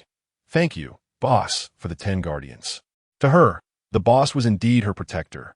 Her soft words of gratitude brushed against Yi Zhe's heart like feathers. How melodious this older sister's voice is. This deliberate lowering of her tone sounds enchanting. One can only imagine how delightful her voice must be in everyday life. Yi Zhe felt a flutter of excitement. Upon glancing at her profile, he discovered she was also from a city.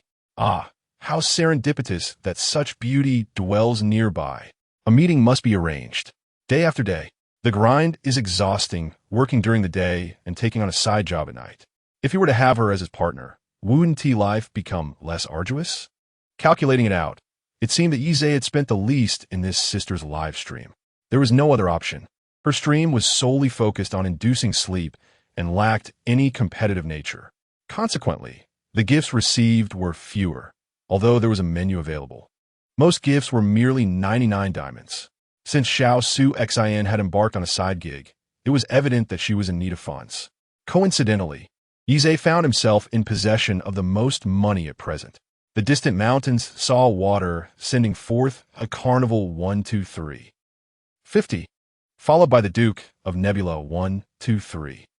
50, and the Dragon Rider 123. 50. Yizhe gifted a total of 50 units of several 30,000 diamond gifts to Xiao Su Xin. She was utterly taken aback, her water funnel depleted. Yet she did not redirect her attention. Xiao Su Xin had been a supervisor at a publicly listed company in a city, poised for a promotion when she unexpectedly became pregnant. A hospital check revealed that she had overexerted herself and needed to focus on her pregnancy. Consequently, the managerial position was handed to her arch-rival. After enduring the trials of childbirth and postpartum recovery, Xiao Suxin returned to work only to find herself beset by her most formidable rival, who continued to undermine her at every turn. To add to her misfortune, even her once loyal subordinate had defected to the opposing side.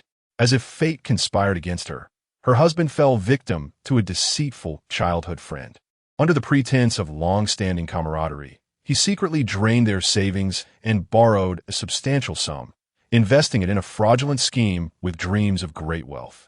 By the time he realized the money had vanished, the friend and his accomplices had already disappeared without a trace. Overwhelmed by despair, her husband chose to end his life, leaving Xiao Suxin to care for their 1-year-old daughter alone. From that moment on, Xiao Suxin bore the weight of the family on her shoulders. With her parents assisting in childcare, she hardly had time to grieve her husband's passing before plunging into her work, hoping for a promotion and raise. However, as time passed, she came to the sobering realization that a few years would not suffice.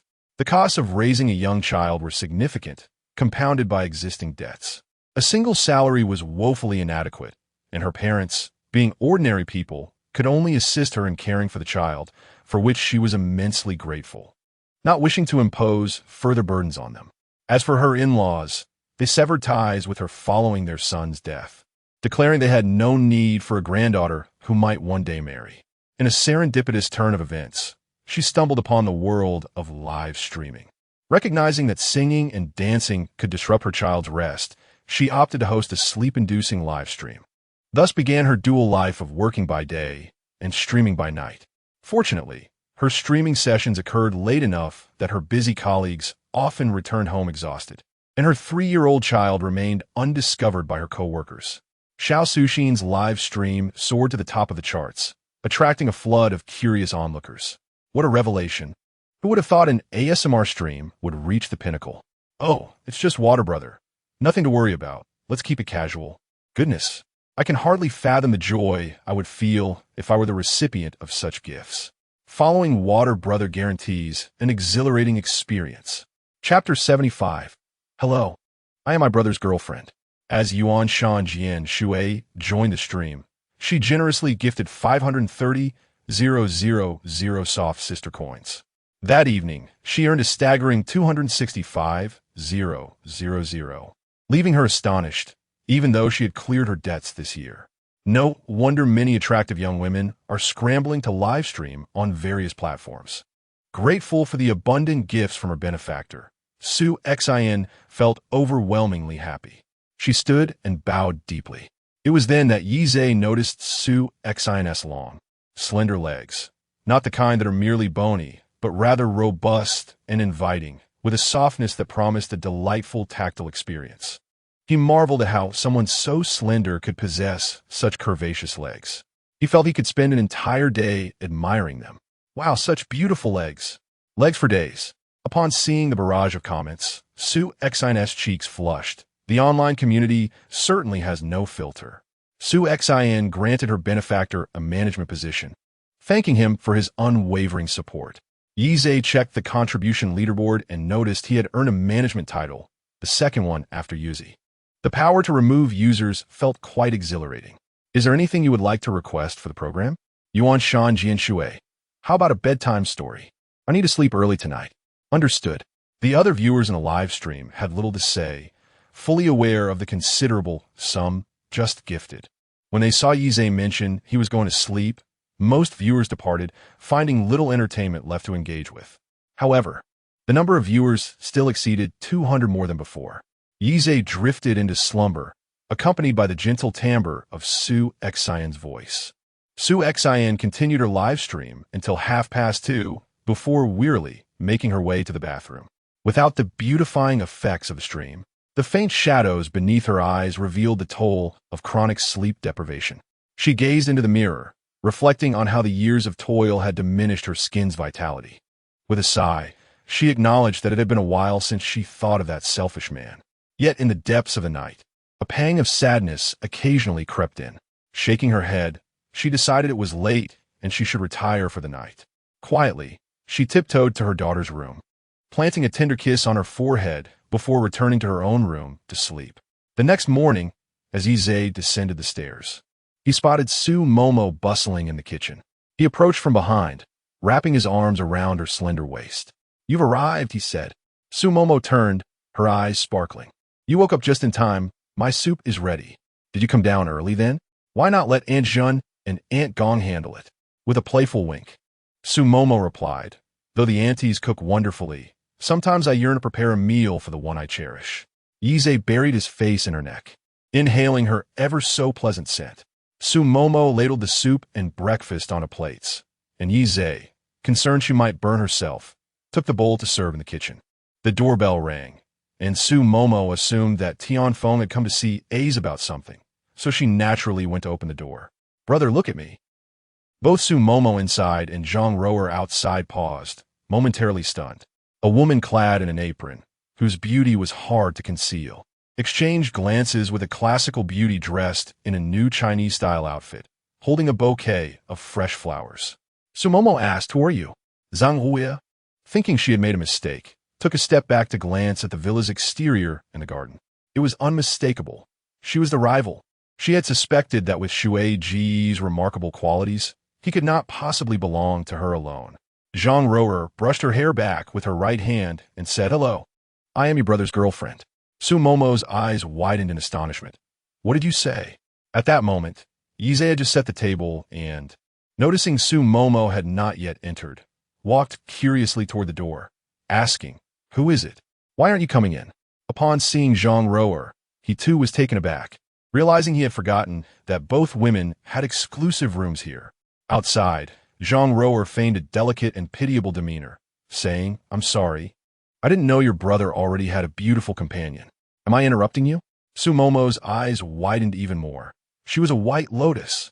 "A's," Su Momo said, as tears began to cascade down her cheeks. The innocent and charming young girl had her eyes reddened from grievance, and her tears fell like strings of pearls. Yize felt a sudden pang of confusion. Zhang Rower thought to herself that her initial bravado would compel the other woman to retreat, but to her surprise, Su Momo burst into tears. The sight of her weeping was even more heart-wrenching than her own. Yize immediately enveloped Su Momo in his arms and called out to Zhang Rower outside, "Come in. Have you eaten yet?" Zhang Rower smiled, "Not yet." "Did Aunt Gong prepare something delicious? I must go fetch my exclusive bowl and chopsticks." "Where did she get exclusive utensils?" Yize's family had a set of identical tableware. Zhang Rower was merely trying to provoke Su Momo. Indeed, the woman in his arms began to cry even more fiercely. With a resigned glance at Zhang Rower, Yize took Su Momo and casually led her to a room on the first floor. "Let me see. Why is my baby crying?" Su Momo sobbed. "A's, she said she's your girlfriend. What about me? What am I?" The situation had unfolded too suddenly for Yize to respond adequately. However, he quickly reassured himself that they would eventually meet. It was merely a matter of timing. "You are the baby I love," he replied. Su Momo, perceiving the implication in his words, noted that A's did not deny it, and that classical beauty had mentioned having her exclusive utensils here. The thought pained her. A's was hers. How could it be shared with someone else? Yize cupped her face, tenderly wiping away her tears. Don't cry.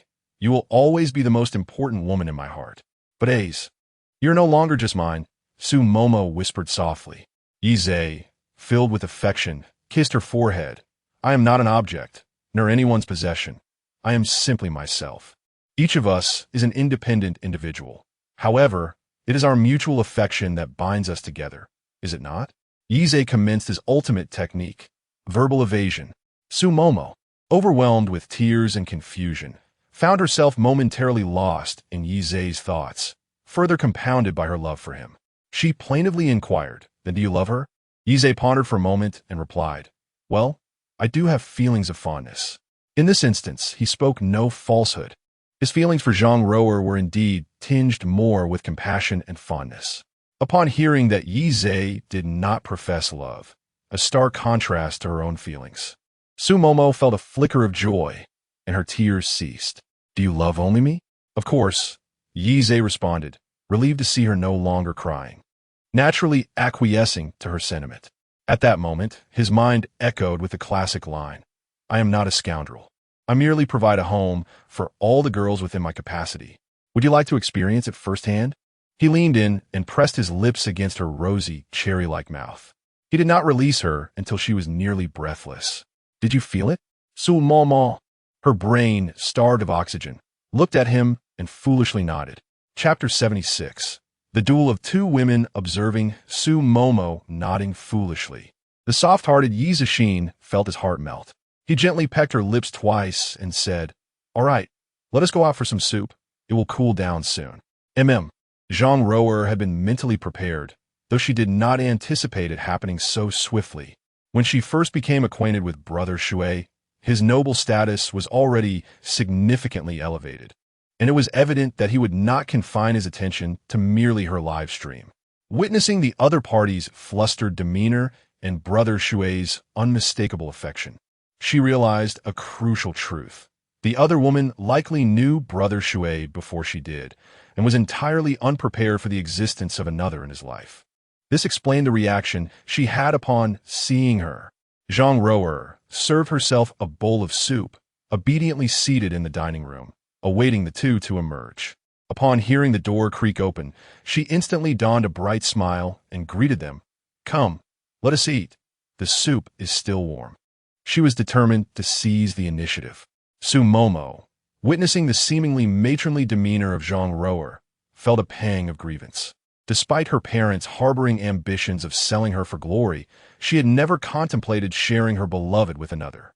Yet, every thought of A's flooded her mind with warmth and positivity. Had it not been for A's, she might still be stagnating in her predicament. She understood that she could not afford to lose A's. Su Momo was certain she was A's first love. If anyone were to claim the title of the lady of the house, it certainly would not be this classical beauty before her.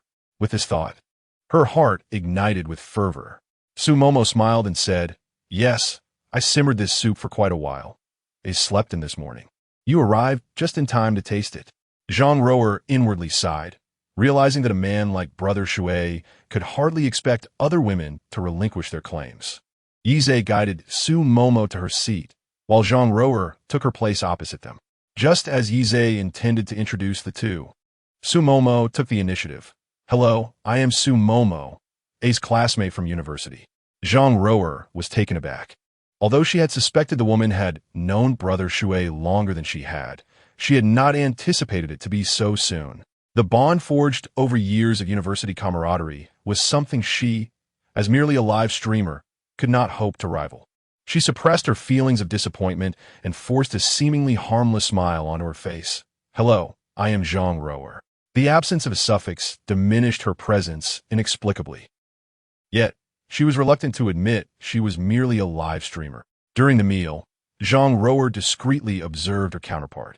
She noted the other woman's impeccable table manners, a clear indication of a well-to-do upbringing. This realization cast a shadow over Zhang Rower's heart. Her family. Her grandmother had only managed to overcome difficulties thanks to Brother Shui. Oblivious to the undercurrents of tension between the two women, Yize, with his carefree disposition, perceived their interaction as amicable. Sumomo encouraged, "Aze, you should try this." Zhang Rower chimed in, "Brother, this is delicious. You should eat some too." Yize glanced at the ever-growing pile of food in his bowl and coughed lightly. "Ahem, let us eat our own portions." The two individuals finally settled down. After dinner, Yize summoned Aunt Gong and Aunt Zhun to tidy up. Upon their return, the two aunts, undeterred by the presence of two exceptionally beautiful women, maintained their composure and proceeded to clear the dining table with poise. Yize observed this with great satisfaction. Had one of the aunts been overly chatty, she might have faced dismissal. After all, diligent and capable housekeepers who can cook well and maintain discretion are relatively easy to find, provided the remuneration is adequate. Zhang Rower handed a bouquet from the sofa to Yize, saying, "Thank you, brother, for your affection last night. This is a floral arrangement I composed myself. Do you like it?" She smirked, having researched that typically men are the ones who give flowers, while receiving them is a rare occurrence. Surely, she must be the first. Moreover, she deliberately obfuscated her wording about last night's affection, teasingly referencing his earlier comments about Brother Shui's laziness this morning. The bouquet featured daisies as the main element, with soft and harmonious colors, much like Zhang Rower herself. "Thank you, I truly adore it." Sumomo chimed in, "Sister, your arrangement is indeed exquisite. It differs from the color scheme I chose for AZ, yet it is equally beautiful. Have you been studying floral arrangement?" Zhang Rower paused, realizing she too had sent flowers. How infuriating. She felt overshadowed yet again. Where would she find the funds to study floral design? Merely surviving had already exhausted her resources. Sumomo subtly took the bouquet, asking, "AZ, shall I arrange it in a vase for you?" "Certainly. I appreciate your help, Momo." Indeed, the presence of fresh flowers enlivened the home. What should the three of them do next? They could not simply sit in silence. "Do you both have anything in mind?" Sumomo suggested. "Their SA photography exhibition by a photographer I admire in city. Hey, shall we go see it?" Yize nodded in agreement. "Sounds good. What about you, Ro? Would you like to join?" Since Zhang Rower had the day off, she was determined to accompany them. She would not allow anyone to monopolize her time with Zhe Ge for long. "Of course, let us go together." Sumomo felt a tinge of regret at not having the chance to spend time alone with AZ, but being by his side was sufficient. She had grown accustomed to his presence and had no desire to part from him, so she resigned herself to this situation. After purchasing tickets online, Yize instructed Tian Feng to drive, while he, along with Sumomo and Zhang Rower, settled into the back of his elongated Rolls-Royce. The rear was designed in a circular configuration, accommodating up to 9 passengers. With the partition raised, one could easily host a small private gathering.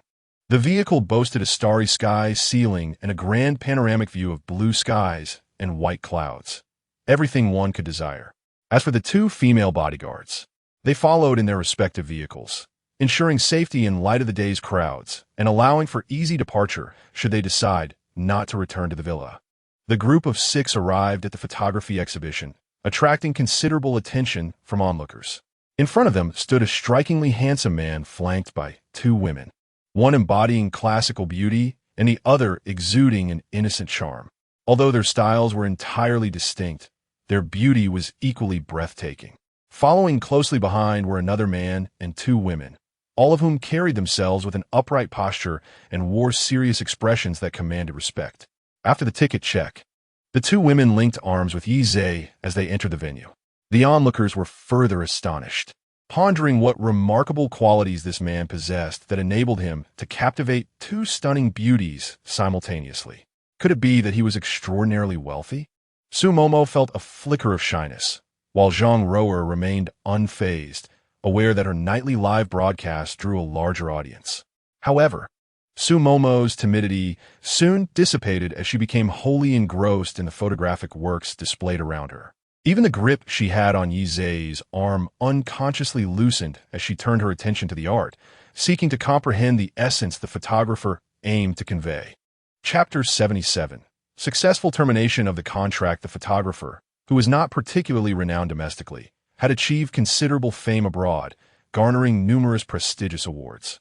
He epitomized the quintessential master of photography whose brilliance remained unrecognized by his own countrymen. Thus, His return to City A for an exhibition was a rare occasion. Even the uninitiated Yi Zhe and Zhang Roer found themselves captivated. Through mere photographs, they glimpsed a vibrant world beyond their own. Immersed in the photographic masterpieces, they soon lost track of time. In stark contrast to Yi Zhe and his companions, who attentively observed the exhibition, Tianfeng and his group remained vigilant, scanning their surroundings. Hours slipped by unnoticed until the rumbling of Yi Zhe's stomach reminded them that they had yet to have lunch. He led them to a French restaurant, and just as they arrived at the entrance, his mother called. She encouraged the two women to order freely, while Yi Zhe stepped aside to take the call. After a half-hour conversation, he returned to find the two women happily chatting, arm in arm. Yeshe shrugged. The saying that a woman's heart is as inscrutable as the depths of the ocean proved true. Just that morning, they had seemed ready to clash.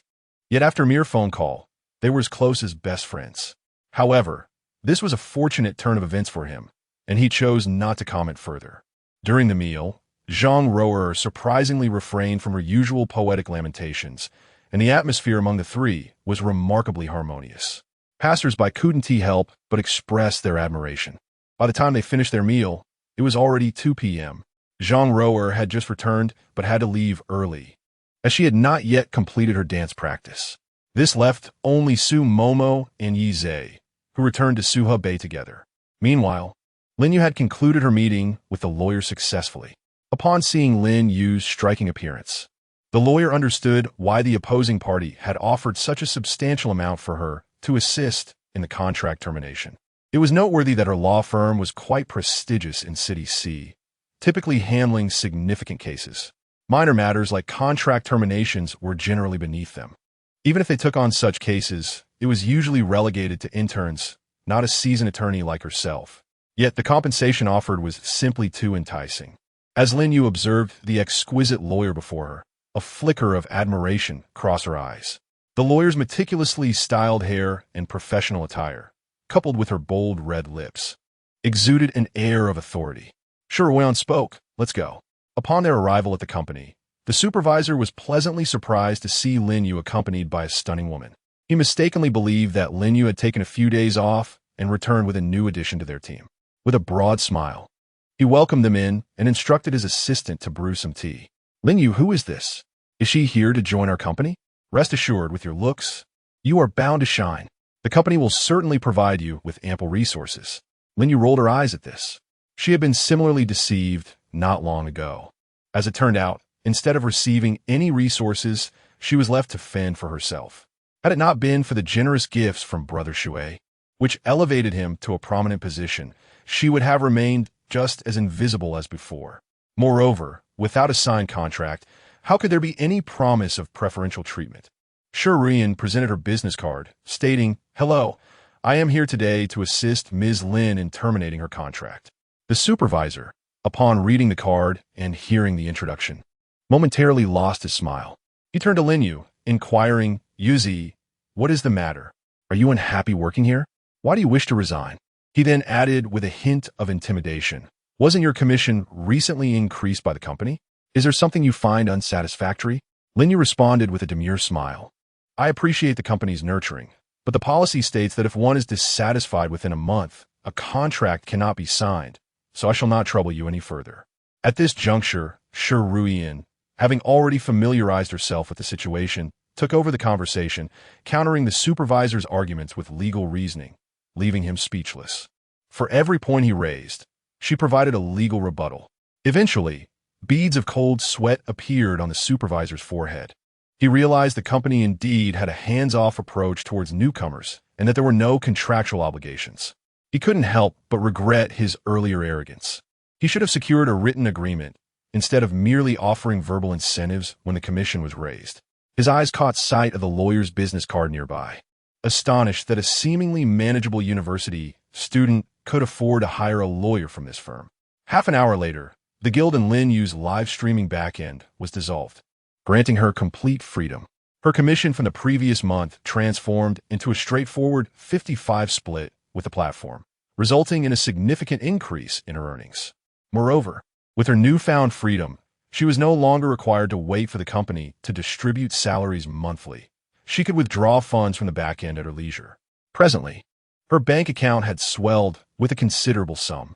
With matters resolved, Shurian intended to bid farewell, but before departing, she kindly advised Lin Yu. Though today's resolution was smooth, be cautious during your live streams.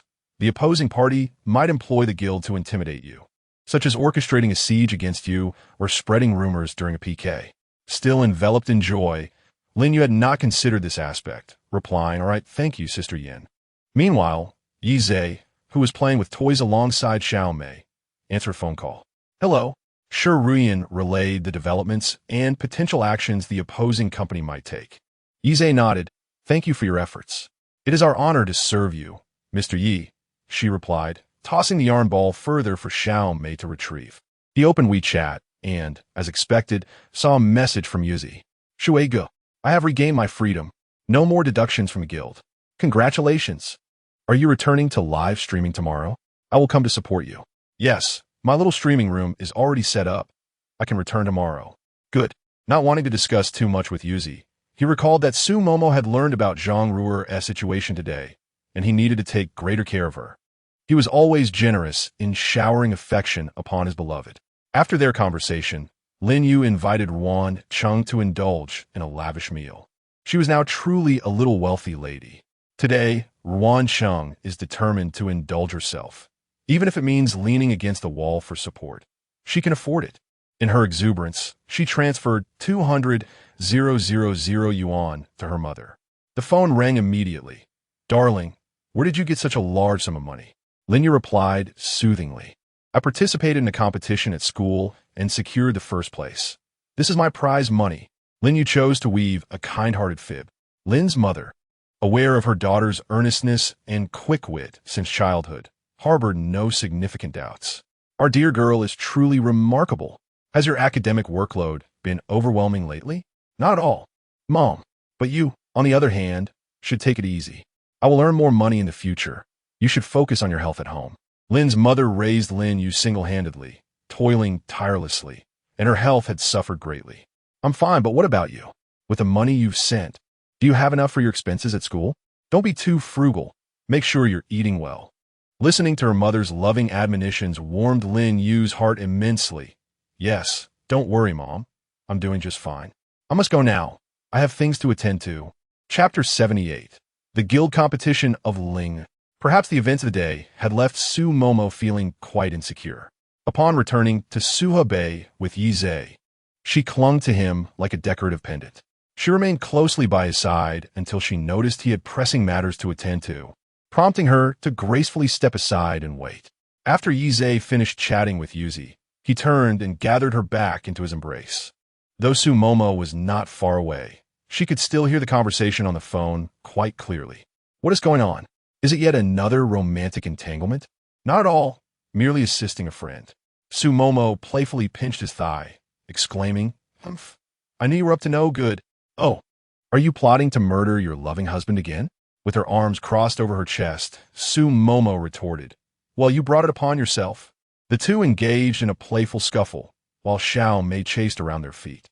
After Dong Shushu returned, her teammates flocked to her side. She had taken leave under the pretext of family matters, and since her teammates were close to her, they naturally inquired about her well-being. Once she finished chatting with them, her supervisor summoned her to the office. "How is the rapport with Shui Ge developing? Are you confident about securing first place in today's guild competition?" Dong Shushu smiled, revealing a determined expression. "I am confident." Her supervisor appeared quite pleased. "Good. However, the lady from the men's team is also quite formidable. You understand the power of love votes. We must not be complacent." Dong Shushu nodded. "I will remain vigilant." The rewards for this guild competition were quite enticing. The top 15 would receive a week of traffic priority. The top 7 would enjoy a half month of traffic benefits, while the top 3 would earn a full month of guild traffic. The first place would also receive a reward of 100,000 yuan and 3 exclusive highlight videos, while the second place would garner 70,000 yuan and 2 exclusive clips, and the third place would obtain 50,000 yuan and 1 exclusive highlight. Upon leaving her supervisor's office, Dong Shushu texted Yi Zhe, "Darling, Will you come to the live broadcast room to watch me tonight? At that moment, Ise was still filming a video with Sumomo. To keep their vlog engaging, they were currently playing a cooperative game. Sure, you had positioned the camera well, ensuring Ise's face was not visible while she appeared on screen. Both were academically inclined, their minds agile, and they breezed through the initial levels. It wasn't until the 7th level that they occasionally encountered mishaps. Ise was pleasantly surprised by the seamless coordination with Sumomo and was eager to see how far they could progress, thus continuing to play with her. Sumomo felt a delightful warmth inside. Women often tend to indulge in self-affirmation. In her heart, she believed that she and Aze were destined to be together. While Ise was thoroughly enjoying himself, Dong Shirshir noticed he hadn't responded to her message, but she remained unperturbed. This was a promise he had made to her, and she was confident he would fulfill it. Given Ise's busy schedule, it was likely he hadn't checked his phone. After all, there were still 2 hours until the guild competition commenced. 2 hours later, the guild competition officially began. Initially, the MC introduced each employee in turn, as the host stood in a neat line, greeting the audience in front of the camera. Now, let's welcome our little pepper, Linger. Dong Shirshir donned a striking red mermaid gown, her hair styled in elegant waves. At first, her alluring figure was evident, but when she turned to greet the audience, it became apparent that the dress held a delightful surprise. Her beautiful back was fully exposed, although her long hair concealed a significant portion of her radiance. The unintentional flash of her fair skin dazzled everyone. Wow, Linger looks stunning today. Indeed, she appears even more captivating than usual. That back, I'm simply enchanted. The crowd was immense. Even though everyone took turns striking a pose before departing, it still consumed a considerable amount of time. After 40 minutes, the first round of competition officially commenced. Each participant had 1.5 minutes to accumulate 30,000 points, with no upper limit. Failing to reach that threshold would result in elimination. Linger found herself in the middle of the lineup, with quite a while before her turn. Dong Shirshir suddenly felt relieved that Zeej was busy today. Otherwise, she would have felt embarrassed to ask him to remain in the live stream. After all, if he grew bored and wandered off, what if some other female host enticed him away? A female host from another team leaned closer and whispered, "I envy you. You have Brother Shui to dote on you. Ever since you started seeing him, your guild's overall ranking has risen to the top tier. You're aiming for a top 3 finish this time, right?" Dong Shirshir smiled faintly. It's not too special. He is busy and doesn't come every day. On average, it's just about the same. I can't compare myself to the top brother and sister. The other host displayed a somewhat gleeful expression, lowering her voice to share. Have you heard? Our guild's top brother went to play with a wealthy lady yesterday for this guild competition, and he didn't fare well. Dong Shirshir, having just returned, was unaware of this. Upon noticing her confusion, the other host smugly revealed, "They say the tool of choice yesterday was a steel wool ball." Really? Dong Shirshir was genuinely astonished. She had heard tales of wealthy ladies indulging in extravagant games, but she had thought it merely referred to playful activities. In comparison, Brother Shui truly was wonderful. Just thinking of how her teammates gushed over her Hermes handbag made her feel incredibly fortunate. He was not only handsome, attentive, and affluent, but he also had no peculiar habits at night. The other host's laughter was rather exaggerated. The top brother happened to sit directly across from her and shot her an irritable glare upon hearing her boisterous laughter, inadvertently directing his displeasure at Dong Shirshir as well. She shrugged. This was truly an unwarranted misfortune, as she had merely been an audience member. However, she was unperturbed, confident that today, as final scores would speak for themselves. With only 2 people left before it was Dong Shirshir's turn, Brother Shui had yet to respond to her message.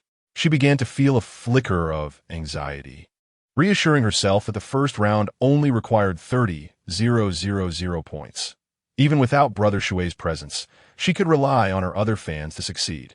Her heart gradually found a semblance of tranquility, as she fervently hoped that Brother Shui would arrive in time for the second round. Dong Shirshir set her phone aside and took a deep breath, making her way to the stage in anticipation. Soon it was her turn.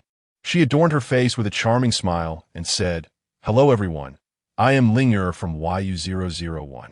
It is a great honor to participate in this guild competition. When I was still a newcomer, I could hear the exhilarating cheers from the competition live stream on the upper floor every time the event took place. Since then, I have eagerly anticipated my own participation in the guild competition. Standing here today, I want to express my heartfelt gratitude to all the wonderful fans of Linger. Without you, I would not be here. As she began her speech, several fan representatives showered her with gifts in a dazzling display. To make it visually appealing, they opted for a series of magnificent rocket gifts. The MC's exuberant voice resonated over Dong Shirshi's words. Thank you to Alice for the magnificent rocket gifts. Thank you to Little Panda for the magnificent rocket gifts. Thank you to Xia Jiujiao for the magnificent rocket gifts. After conveying her heartfelt message, Dong Shirshi joined the MC in expressing her gratitude. Thank you, my darlings. Thank you, thank you. Chapter 79, A Wager During This Brief Moment. The other fans incessantly rallied support for Linger in the comments. Flowers may wither, and people may linger. My love for Linger shall never say goodbye. Unparalleled rhythmic lines. Exceptional expression management. Extraordinary communication skills. Targeting YU001 Linger. Innate shaking bean sacred body. Enchanting beauty Linger. In the first round, Dong Shirshi ultimately achieved a score of 780,000, placing her in the upper middle tier. She descended the stage with satisfaction, knowing that not everyone could score perfectly in the first round. She was content with her result. Once Shui Gu arrived, the scores would surely improve. Dong Shirshi found herself positioned just ahead of the top 3 in the guild. As she stepped down, the top contender ascended, colliding forcefully with her shoulder in passing. Dong Shirshi, bewildered, thought to herself, "What's wrong with this person? Did I provoke you?" With the opponent now on stage, she could not express her irritation and had to endure it as she left the stage. Internally, she couldn't help but scoff. Serves him right to be toyed with by wealthy women. Oomph. His affluent sister is not just one. They've spent so much money on him this time, and who knows how he'll repay them. Wang Dan, the bodyguard accompanying Dong Shirshi, frowned upon witnessing this scene and made a mental note of the top contender's face. The requirement of 30,000 points in the first round was not particularly demanding, yet a small portion of participants were still eliminated. Only 36 remained. In the second round, the participants would take the stage in order of their scores, with those scoring lower going first and those scoring higher going last. Dong Shirshi was positioned at 28th, and as she waited for the 20th participant to finish, she still had not received a message from Shui Gu, which genuinely began to worry her. Could he have forgotten amidst his busyness? Anxiously, she fidgeted with her fingers, and the top contender across from her revealed a disdainful smile. Linger, where is your Shui Gu? Is it possible he took leave a few days ago and neglected his responsibilities? Dong Shirshi let out a cold laugh, crossing her legs while resting her chin on her hand, locking eyes with the top contender. Thank you for your concern. My relationship with the top contender is quite good. As she lifted her designer Hermes bag, she added, after all, even when I took leave from the live stream, I received an Hermes from the top contender. Unlike some, who nearly severed their lineage over a guild competition ranking, right? At her words, those nearby gasped. Linger indeed wielded a verbal prowess as formidable as her appearance. While many would whisper behind backs, she boldly confronted them directly. The top contender's expression darkened.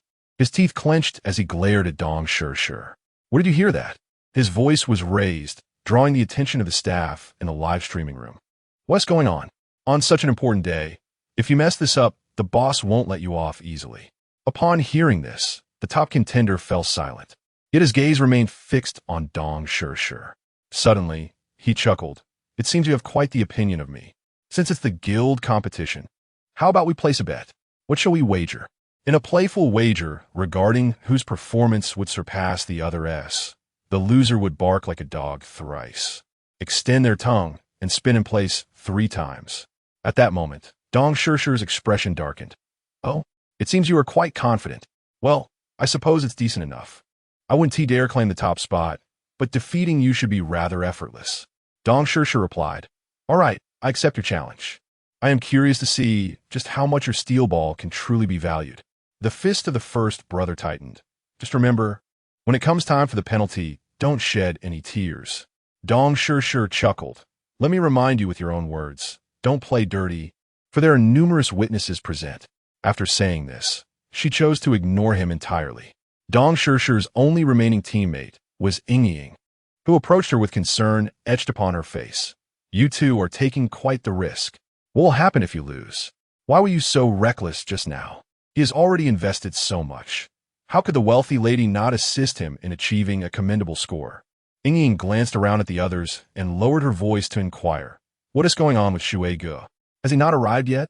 Dong Shur concealed her feelings. He is probably busy. Ying grasped her hand anxiously. Oh, you. What am I to say about you? Dong Shur gritted her teeth. It's fine. If I lose, I'll simply endure the punishment and move on. I can always stream by myself afterward. Another day, another chance. Enough with the bravado. Hurry and contact Shui Ge. Under the pressure of the situation, Dong Shur, despite her reluctance, felt compelled to reach out to him. Is my husband still occupied? The second round is about to commence. After sending the message, she clutched her phone tightly, eagerly awaiting any sign of a response from Shui Ge. Regrettably, even as she approached the stage, she had yet to receive a message from Yize. Taking a deep breath, she straightened her posture and ascended the stage, ready to present her best self to the fans. The second round was typically crucial, as the funds gathered from fans were limited, with most reserved for this round. By the third round, participants often lacked the stamina to perform at their best. This time, representatives from the second batch of fans began to inundate the screen with messages, their love manifesting in a fleet of cosmic airships soaring into the sky. As the 1.5-minute countdown concluded, the MC's voice had become hoarse from continuous expressions of gratitude. Congratulations to Linger for successfully surpassing with a score of 1.6 million. During guild competitions, the MC usually reported only whole numbers due to the scale of the funds involved. After stepping down from the stage, Ying gave Dong Shur a thumbs up from the audience. Linger, you're fantastic. Even without the big brother here, you've displayed such prowess. The first brother scoffed. Humph. Just wait. I'll soon show you what true strength looks like. Dong Shur, uninterested in banter, replied, Sure, I look forward to it. Noticing that he had failed to provoke her, the first brother turned and walked away with a huff. Ying rolled her eyes. I truly cannot fathom how such a petty individual caught the attention of a wealthy lady. A smile graced Dong Shur's face. It's because he is obedient. The two shared a glance and burst into laughter together. Nevertheless, the first brother indeed possessed skill, achieving an impressive score of 3 million in the second round. Dong Shur glanced at her phone, her heart sinking into despair. With a sigh, she thought to herself, it's nothing. Losing is merely a punishment. She, Dong Shur, can afford to lose.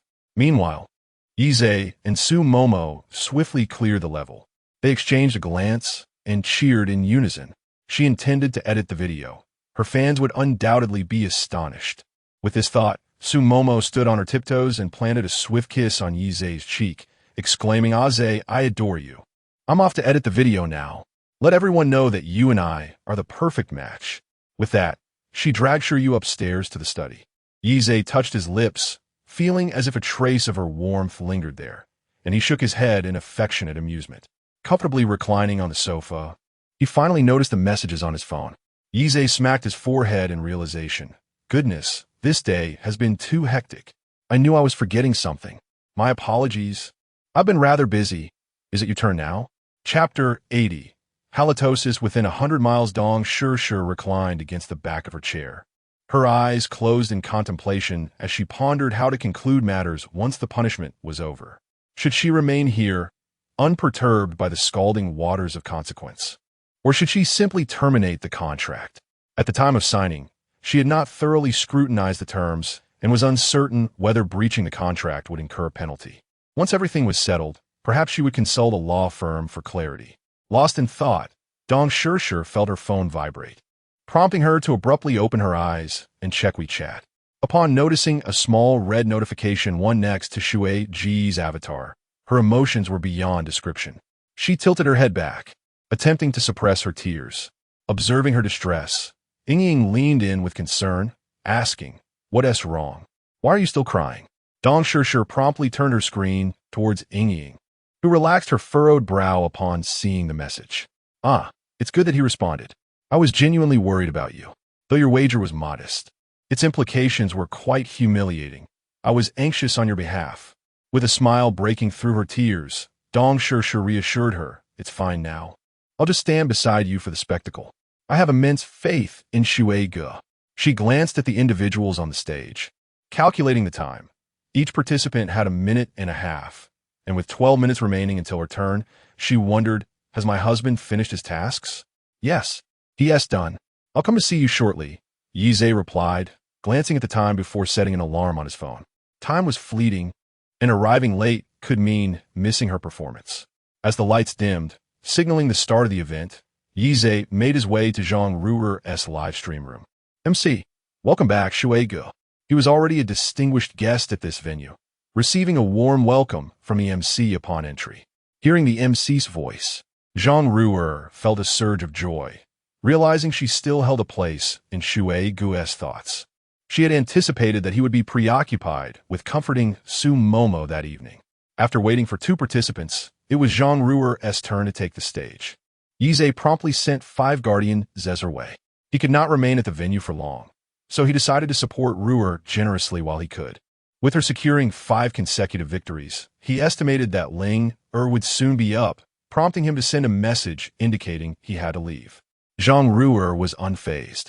Wealthy patrons had their own affairs to manage, and she cared not about the details, as long as he would shower her with affection in the end. As it neared Dong Shirshir's turn, she watched the large display screen, hoping to catch a glimpse of Shui Ge's comments. When the words "distant mountains meet water" appeared in the audience section, a radiant smile lit up her face. Yize, observing Dong Shirshir in her flowing red dress, felt a flicker of astonishment. How had I never noticed before how well she suits red? Though Yize had never participated in a guild competition, he understood there were multiple rounds, and in this first round, he intended to gauge the strength of the other contestants. Ding! Random task triggered. Assist Dong Shirshir in winning the guild competition. Success rewards: 4 task points. Failure penalties: halitosis within 100 miles for a week. He chuckled, intrigued by the challenge. He has discerned that the rewards for the current random tasks are increasingly abundant, while the penalties have become ever more severe.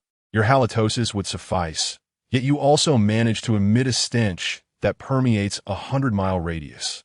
I reside in a villa district surrounded by individuals of considerable wealth. Should I truly fail this task, I would be utterly humiliated to continue living here. He certainly does not wish to find himself splashed across the headlines of a social news story. Nor does he desire an invitation to participate in a program for scientists to investigate the source of such an abhorrent odor. This championship is within his grasp. Meanwhile, the top contender in the audience was engaged in conversation with others. One young man jested, "You're quite audacious, placing such a daring bet. What if the stunning beauty loses?" The top contender scoffed, "Serve her right. Who told her to provoke me first?" The two exchanged whispers and then erupted into laughter at my expense. Yet, I overheard those nearby mention that this situation had nothing to do with Ling. It was instigated by the girl beside her. The top contender's expression grew even more disdainful. That's just it. The girl next to her is bound to be eliminated this round. To concern myself with her would be truly humiliating. I might as well target Linger, which could potentially spur my esteemed sisters to spend more. The onlookers chuckled and glanced at him. Aren't you afraid of backfiring on yourself? Linger ascended to the first tier in such a brief span, due to that Water Brother. With Water Brother in the mix this round, the outcome remains uncertain. What Water Brother? Let him witness the power of love votes this time. Indeed, you are the top contender of the guild. Who can rival your fans? Although the man spoke in flattery, he held contempt within. Those who pop champagne mid-game typically face unfavorable outcomes. He was quite eager to see the top contender's reaction. Finally, it was Dong Shirshir's turn to grasp the microphone. By the 3rd round, her gratitude had been sufficiently expressed. She was now collaborating with the MC to extend thanks for the gifts. A magnificent dragon soared into the sky, and all who had failed to deactivate the special effects felt its formidable presence. From afar, a mountain and river offered Ling the dragon, soaring through the heavens. Dong Shi screamed, "Thanks to Water Brother for the dragon soaring through the heavens." Linger Fens erupted in excitement. Oi, Water Brother has finally arrived. Water Brother, do you know how long we've waited for you? This is the prestige of Water Brother. Absolutely magnificent. The third wave of fan representatives followed suit, showering gifts upon Water Brother. However, the amount they collectively raised for this round had dwindled significantly, leaving only 600,000. They too contributed to the carnival. Yet Water Brother's multitude of dragons overshadowed their efforts, likely rendering their carnival invisible for quite some time. Upon receiving his random task, Yize's fingers flew across the screen. Victory was imperative. The MC announced, 30 dragons, 40 dragons. Water Brother's majestic dragons continue to soar. This is Water Brother, the foremost supporter of Linger. At that moment, the top contender, who had wagered against Dong Shi, remained utterly unconcerned. Just over 40 dragons. In the last round, I scored a staggering 3 million points. A gift of 30,000 diamonds, a grand spectacle of soaring dragons. Demands a staggering 110 points. When will he achieve 100 consecutive strikes with his colossal dragon to earn a modicum of respect? However, his amusement was short-lived, for with merely 20 seconds remaining, the consecutive strikes of the distant mountains meeting the waters had already reached 105. He furrowed his brow and sent a message to his elder sisters. "Sisters, we have a formidable opponent. I seek your protection." He accompanied this plea with a playful emoji, promptly copying and pasting it to 3 of his elder sisters. Indeed, this was the nature of his interactions with them. The so-called love tickets were simply a dynamic where a dominant sister encountered a compliant young man, bestowing upon him a semblance of affection. Essentially, it bore no difference from the fondness one might hold for a cherished pet. After dispatching his message, he fixed his gaze upon his phone. Fortunately, 2 of his sisters swiftly responded. "Rest assured, we will ensure your victory." A triumphant smile once again graced the face of the illustrious Xiaopeng. Chapter 81. Report to Water Brother. Progress exploration concluded in the final 20 seconds. Yize began a sprint. Astonishingly, he managed to release another 67 dragons. Yuan Shan witnessed as Water gifted Ling the dragon ascending to the 9 heavens. MC, hold on. Let us collectively anticipate where Water Brother's combo will conclude. A total of 172. Water Brother has delivered an impressive 172 great dragons. His prowess is truly remarkable. At this moment, Dong Shi could no longer hold back her tears. Throughout today's guild competition, her emotions had been akin to a roller coaster. At this instant, the uncertainty and anxiety from the previous rounds finally settled. The feeling of being protected is simply wonderful. She made a decision. If she could win this guild competition, as long as Water Brother did not abandon her, she would remain steadfast and loyal. She no longer wished to experience a life without Water Brother. MC, congratulations to Ling for surpassing the threshold with a score of 576,000. Let us invite the next participant. Just as Dong Shi stepped off the stage, Ying enveloped her in a warm embrace. "Oh my, Water Brother is simply too handsome. A 30,000 diamond great dragon, just like that, effortlessly gifted. Such generosity. I can only dare to dream about it." Dong Shi shot her a playful glance. "Spare me. Your elder brother possesses substantial strength. Do not think I am unaware." Ying chuckled. "That is quite different. My brother's financial resources are limited, whereas Water Brother's wealth is unfathomable. In ordinary case, my brother can hardly compete with Water Brother, let alone now." The 2 sisters conversed quietly at the side, while Xiaopeng's expression grew increasingly grim. Yize glanced at a few girls ranked near Ling noting their scores were merely 70 points. Without the enhancement of beauty filters, it was uncertain whether they could attract the elder brother's attention. He messaged Ling "When you approach the stage, please inform me in advance." "Sure. Everyone must arrive early to wait. I will message you before I go on stage." Okay. Exiting Ling livestream, Yize entered Ro Air's stream. It was quite a coincidence. upon his arrival. It was precisely Roair's turn to take the stage. "Haha, Water Brother, are you peeking from outside? How come you always arrive just in time for Roair's performance?" Yuan Shan sees water. No choice, just lucky. Everything is paving the way for me. Haha, then I must share in Water Brother's good fortune. Just as Ize secured a 3-game winning streak for Roair, comments from his own fans began to flood the chat. Water Brother, it's about to begin over there. Report to Water Brother. Progress exploration concluded. Only 2 participants remain. Ize was momentarily taken aback. Wait, do his fans know which live stream he frequents and have come to inform him in advance? His dedicated fans stirred up a commotion, leaving Roair's fans and those from the dimly lit corners of the chat utterly bewildered. What does that mean? What do you mean there are still 2 people? You fool, of course. It refers to the progress in another live stream. So all this time, when Water Brother mentioned having something to attend to, he was actually going to another live stream. As Roair stood on the stage, she caught sight of several comments flooding the screen, and a teasing expression immediately graced her face. It was as if, through the lens, she were exclaiming, "Brother, you truly are a busy man." Even Ize could vividly envision the expression and tone with which Roair uttered those words. Shui Gu, a magnificent, wealthy figure, can go wherever he pleases. Indeed, if I were Shui Gu, I would shower gifts in every streaming room. At that point, I'd be surrounded by a multitude of beauties. Sheer bliss, with tears of envy trickling down my cheeks. Roair's fans were momentarily taken aback, only to then realize that Shui Gu had entered the streaming room with an already high noble status. It was evident that Shui Gu had prior engagements in other rooms, so venturing elsewhere was perfectly reasonable. Apologies, Shui Gu. We momentarily lost our way. 55-55, Shui Gu, we misspoke. It was a slip of the tongue. Please do not lay the blame on Roair. Rest assured, this is also one of my regular rooms, replied Yuan Shan Jian Shui. Seeing that Ize was not upset, the fans who had spoken hastily were relieved. Shui Gu had declared this as one of his regular streaming rooms, and thus they stood a little taller, as if Shui Ge's generosity had been bestowed upon them. Shui Gu is truly remarkable. His temperament is unparalleled.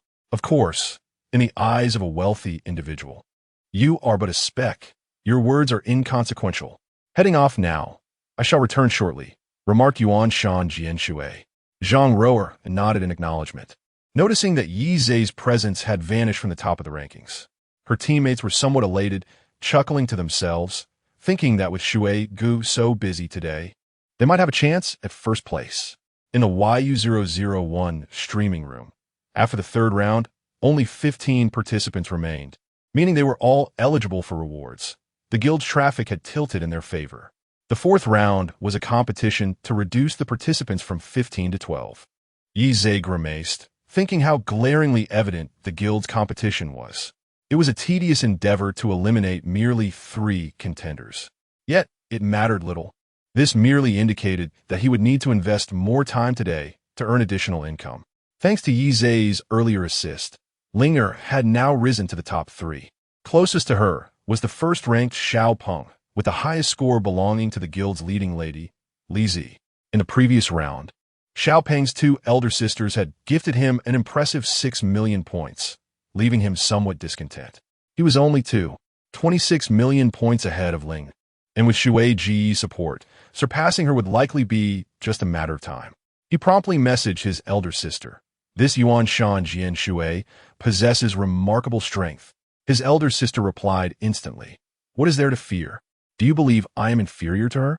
His second sister also responded swiftly, "No worries. Just remember your promise if you win against Linger." His face paled. Indeed, he had vowed that should he triumph over Linger, he would treat his second sister and her friend to a whole day of fun. The mere thought of his second sister's formidable tactics sent a shiver down his spine. As Linger took to the stage, Yi glanced at the overall rankings in the upper right corner of the screen. Linger now held the 3rd position. The distance from the 2nd place is 26 million, and from the 1st place, it is 1 million. It has only been 2 rounds. Yet the gap to the 1st place is so vast. Even if one were to send Dragon soaring 9 heavens, it would still require over 100 attempts. After achieving wealth, watching live streams has not afforded me much exercise. However, my fingers are on the verge of developing muscle. I decisively opted for an auto-clicker, entrusting this formidable task to it. With the setting adjusted for 3 clicks per second, I can send out 270 dragon soaring 9 heavens in a minute and a half, equating to 1 million. Well, that suffices. Yize's start button synchronized with Ling Air's countdown, and one by one, the grand dragons soared into the sky once more. MC. Once again, it is dragons soaring 9 heavens. Thanks to Brother Shui for the continuous clicks. Ling Air's 4th batch of fan representatives contributed merely 20 large rockets, totaling a score of 200,000. In truth, this is quite commendable, as most fans tend to feel fatigued by the 4th round. The ability to continue sending large rockets in succession is indeed impressive. What follows will truly be a display of the prowess of the prominent figures. Chapter 82. This child is likely a waste, yet fortune smiles upon them with the presence of Yize. Yize comfortably observed the clicker at work while delighting in a barrage of compliments. Who does not relish praise? Kind words are never excessive. A notification popped up on his phone, but Yize paid it no mind. Switching pages would interrupt his combo. Water brother, number 1 in notes. What is the composition? Who are these people? Such flattery. I'm merely speaking the truth. Other level 75 masters don't receive such accolades, do they? Are they laying the groundwork for an impending live stream? By the way, if Water Brother were to stream, would he be selling goods or relying on gifts and tips? Yize chuckled inwardly at their musings. They were quite amusing and imaginative. If he were to truly stream, perhaps it would be to fulfill others' wishes, engaging in acts of kindness. Nonetheless, one must be wary of scammers looking to deceive for money. Yize's reverie was interrupted by the exuberant voice of the MC. Congratulations to Ling Air for surpassing the mic with a score of 3 million. Remarkable. The time is up after a minute and a half. Please welcome our next contestant, the Guild's top player, Xiao Peng. Xiao Peng wore a somewhat strained smile. What was happening? Was this Water Brother truly that formidable? Just moments ago, he had tipped 16 million, followed by an additional 1 million, over 3 million vanished in an instant. All for a female streamer? Is money so easily earned nowadays? It seemed he had underestimated Ling Air. She was likely just another pawn before Water Brother. With this thought, a sense of psychological equilibrium washed over him. The special effects gifted by Yize had yet to fade, still dominating a large portion of his screen. Xiao Peng's 2 older sisters also began showering him with gifts. Heartfelt surprise sent to Xiao Peng. Carnival 123. Queen of Femininity gifted Xiao Peng. Duke of the Nebula 123. Xiao Peng's 2 sisters initiated a flurry of gifts. Xiao Peng truly deserves the title of Guild Master. Even his sisters possess such prowess. Indeed, and they have been supporting him since the very first round. We are now in the 4th round, and they still have reserves. It's quite impressive. Heartfelt surprise ceased after sending 120 tokens, while Queen of Femininity continued her generosity. Xiao Peng expressed his gratitude for the gifts from the 2 sisters, as well as the scattered contributions from other fans and passers-by. However, when the gifts from his sister paused, a pang of anxiety gripped him. What did this mean? Were they backing out? Hadn't they promised to help him win? What was the suffering he endured yesterday worth? Was he to be regarded as merely tolerant? His heart seethed with resentment. Yet his lips continued to sweetly thank his second sister for her generous offerings. Thank you, dear sister, for the rain of tokens. You are truly exceptional. Oh, heartfelt surprise has left. That's it. Xiao Peng is in trouble now. Dong Shi and Ying exchanged glances, their lips curving upward in a shared smile. Yize decided to remain, eager to observe the prowess of the second and first-place competitors to adjust the number of gifts for the next round. Xiao Peng was still fervently expressing his gratitude when the barrage of comments suddenly erupted with excitement. A level 55 noble account suddenly began to scroll incessantly across the screen. In the music software, one can spin diamonds to make comments glide across the center of the screen, catering to the whims of those seeking to flaunt their status. Don't wait any longer. She has already left the network. The money spent previously is merely a way to appease the beggars. You better behave. If I catch you contacting my wife again, consider the consequences. These two statements appeared in astonishing speed, leaving the MC unable to mute the individual in time. By the time he finished speaking, the moderator and MC were ready to silence and expel the person, only to discover that they had already departed. What has happened? Tonight's gossip is truly delightful. This is the husband showing his displeasure. What could have caused this? Surely something must have happened during their offline meeting. Agreed. If it were merely about tipping, such words would not be spoken. Xiao Peng's face alternated between crimson and pale, while the MC promptly attempted to smooth things over. As expected of our guild's top player, he has already gained some haters. Other female fans chimed in to defend him. I believe our gentle brother is not that kind of person. Exactly. Don't simply follow the crowd. If I told you to eat dirt, would you really do it? Being a streamer is wonderful, having a bunch of devoted fans protecting you. I should try it too. Just make sure to shave your beard, or you might scare people away. The barrage of comments erupted in laughter. Ling Er and Ing exchanged glances at the fans' comments, struggling to contain their amusement. To call him gentle was indeed an affront to the term. Xiao Peng was momentarily dazed, even failing to respond to the MC's attempts to rescue the situation. Yize shook his head. This child is likely finished. He panicked over such a trivial matter. As the 1.5-minute countdown concluded, Xiao Peng achieved a score of 1 million, falling short of Ling Er by 100,000. Yize no longer diverted his attention to him. In his eyes, this individual had lost any chance of claiming first place unless another prominent player would step in. The first place contestant, Lizzie, gracefully took the stage, and at her entrance, countless rockets soared into the sky. Lizzie's top two supporters were also female. The first supporter had a seemingly androgynous appearance, while the second boasted long, wavy hair. Yize nodded, acknowledging Lizzie's well-deserved first place. She indeed possessed formidable skills. Moreover, her supporters were remarkably balanced in strength. Ling Er had mentioned that Lizzie's two major supporters hailed from affluent families in T Province and G City. It was purely Lizzie's sincerity that had touched these two individuals. Now, anyone who gifts Lizzie, regardless of the amount, can participate in a lottery within her fan group. The prizes are funded by the two supporters themselves, who even invested in promotional efforts for Lizzie in the large shopping malls of T Province and G City. Yize thought to himself that the camaraderie among these young ladies was truly impressive. Lizzie was astute. Having both top supporters as friends did not hinder her from seeking a prominent male supporter. Furthermore, their friendship seemed more stable than relationships based on romantic affection.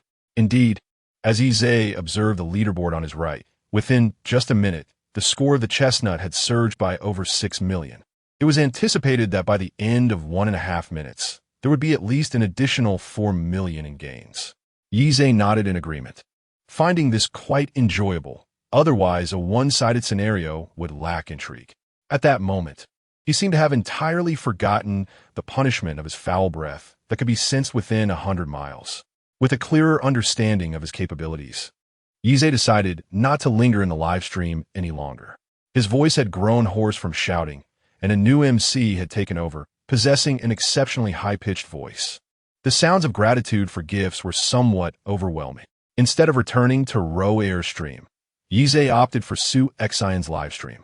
Indeed, the guild competition had been underway for several hours. Su Xian was wearing a comfortable home outfit today, its satin fabric reflecting a gentle light. Accompanied by the soothing sounds within the live stream, Yize felt the irritation brought on by the previous MC dissipate instantly, as if his soul had been cleansed. The distant mountains and flowing waters sent forth their guardian, Zay 123. 30, who immediately presented a grand gift. Although it was not Su Xian's first time receiving substantial gifts, her heart would still race. This experience was distinctly different from the bonuses she earned through exceptional performance at her company. The live stream did not demand much of her energy, nor were there numerous challenges awaiting her conquest. Thus, each time she received a significant gift, it always bore an air of unreality. Chapter 83. The Sound of Water in the Brain. Welcome home, boss. I am grateful for the guardian spirit. Zay, Thank you for your affection. Would the boss care to hear a story? Far mountains and water. Not today. I have other matters to attend to later. Su siguiente nariz. A strand of hair cascading down to her ear with emotion. Yize couldn't help but marvel at the allure of mature women. Every gesture resembled that of a ripe peach. This charm is something young girls cannot replicate. Far mountains and water sent guardian spirit, Zay 123. 30. Thank you for your continued protection, boss. Su Xin stood up, and Yize then noticed that her nightgown barely reached the top of her thighs. The satin softly brushed against her skin, and Yize suddenly wished to transform into the nightgown, to truly feel if her skin was as silky as the fabric. Today is the day to envy Su Xion's nightgown. Me too. I want to experience it as well. Upon seeing the comments take a different turn, Su Xion's face flushed a shade of red, and she quickly changed the subject. Let me share with you my newly purchased instrument. With that, Su Xion gently shook a fruit shell wind chime she had brought along. The sound, akin to flowing water, was indeed quite soothing. However, the comments had completely veered off course. Oh, it sounds like water in the brain. So beautiful. May I ask what instrument this is? Fruit shell wind chime. Despite being made of inexpensive materials, it costs 199 yuan each, hence it's called the water in the brain instrument. Ah, interesting. I never knew this instrument had such a name. Su Xion noticed the comments, her face reddening further.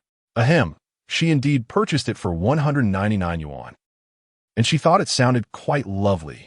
During the day, she hung it by the window, only bringing it out for the live stream at night. Her daughter also adored the sound. Did the bosses not enjoy it? Far mountains and water. I like it, it's very pleasant. Why do I suddenly feel like I've been struck? 1. Me too. Su Xion's heart began to race. Yet she had far mountains and waters we chat. Although the name sounded mature, he was actually a few years younger than her. Not to mention she had a daughter. Such an incongruity. How could it ever be possible? After shaking the wind chime for a while, Yize glanced at the time. Far mountains and water. I'm leaving for now, but I'll be back shortly. Su Xion watched as the ID disappeared from the live stream, feeling a tinge of melancholy. Within the YU001 live stream, Ling Er had changed into a form-fitting black leather jumpsuit, her hair styled into a high ponytail, and donned red-framed glasses without lenses. Quite striking. Indeed, Ling Er's figure was curvaceous, perfectly suited for such attire. Moreover, the leather added a seductive touch. This time, Ling Er did not express her gratitude again. Instead, she began to sing. I thank all my dear fans and brother Shui for your support and affection. And so, I would like to sing a song for you all in this round. Regardless of whether I can successfully enter the top 7, I wish to dedicate this song to you. Amidst the throng, a door stands ajar. In the haziness of my vision, the memory of our first encounter remains, reminiscent of a cerulean dawn. In a world teeming with countless souls, how fortunate I am to share a bond with you. The gentle melody contrasts starkly with her attire. It is then that everyone realizes the seemingly enchanting Ling Er possesses a heart that is tender and delicate. Such a beautiful voice. I'm in love. This is the first time I've heard Ling Er sing. Incredible. How can someone be so adept at both dancing and singing? Far mountain seas, water, lovely. Oh, Brother Shui has given his seal of approval. Far mountain seas, water bestows upon Ling Er the guardian deity. Indeed, in pursuit of the coveted first place, he exchanged a gift worth 30,000 diamonds for the guardian deity valued at 80,000 diamonds. This made it more convenient, sparing his fingers from fatigue. Brother Shui, do you have a treasure vault at home? I'm going all in with 999, since Brother Shui hits 6 times. Who has ever seen such a spectacle? While others grow weary and give less, Brother Shui defies the trend. 80,000 diamonds. This is truly a world I cannot comprehend. The gift is splendid. I adore this giant fish. Like it was purchased with money. Dong Shirshir's heart raced with excitement. Yet the song was not yet finished, so she merely formed a heart shape with her hands towards Yize. Brother Shui's guardian deity struck every Ling Er fan's heart like a potent tonic. Their collective resolve transformed. Well, if it comes to it, I'll forego takeout this month. I'll lavish more on Ling Er during the carnival. If necessary, I'll skip bubble tea and shower Linger with more luxury cars. I could even downgrade my cigarettes to afford a grand rocket for Ling. Gifts of all sizes cascaded across the screen once more. Dong Shir felt profoundly moved. This was the motivation that kept her going. It was they who illuminated her understanding that, regardless of her circumstances, there would always be those who love her. As the 1.5 minutes concluded, Linger had amassed an astonishing score of 14.66 million. Yize alone contributed 14.4 million points. After finishing her song, Dong Shir bowed deeply, then expressed gratitude for the gifts alongside the MC. This time, Xiao Peng was utterly left behind. Due to his poor performance in the previous round, he had taken the stage ahead of Linger, while the second sister had sent 8 million based on the prior results. Unexpectedly, Far Mountain Sea's Water was able to directly offer the guardian deity in this round, the largest gift available on the platform. The second sister, fierce among females, now found herself gritting her teeth. Having already spent so much, she felt it was a loss not to assist Xiao Peng in winning. Yet to aid him would mean incurring even greater losses. Alas, it seemed she must rally more friends to join in this endeavor. Otherwise, she could not swallow this indignity. Should the next round yield similar disparity, she might have to cut her losses. For this price, seeking a little darling is hardly a challenge. What wouldn't allow her to play at will?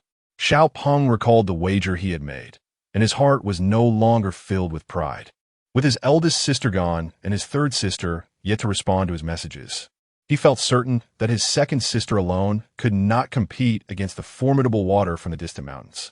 He had no desire to humiliate himself by barking like a dog in public. Thus, Xiao Peng retreated to a more secluded spot and dialed a voice call to his third sister. After an interminable wait, the call finally connected. Third sister, you must assist me. The pressure on Li Zi was palpable, as the gap between her and Ling Er had been swiftly bridged.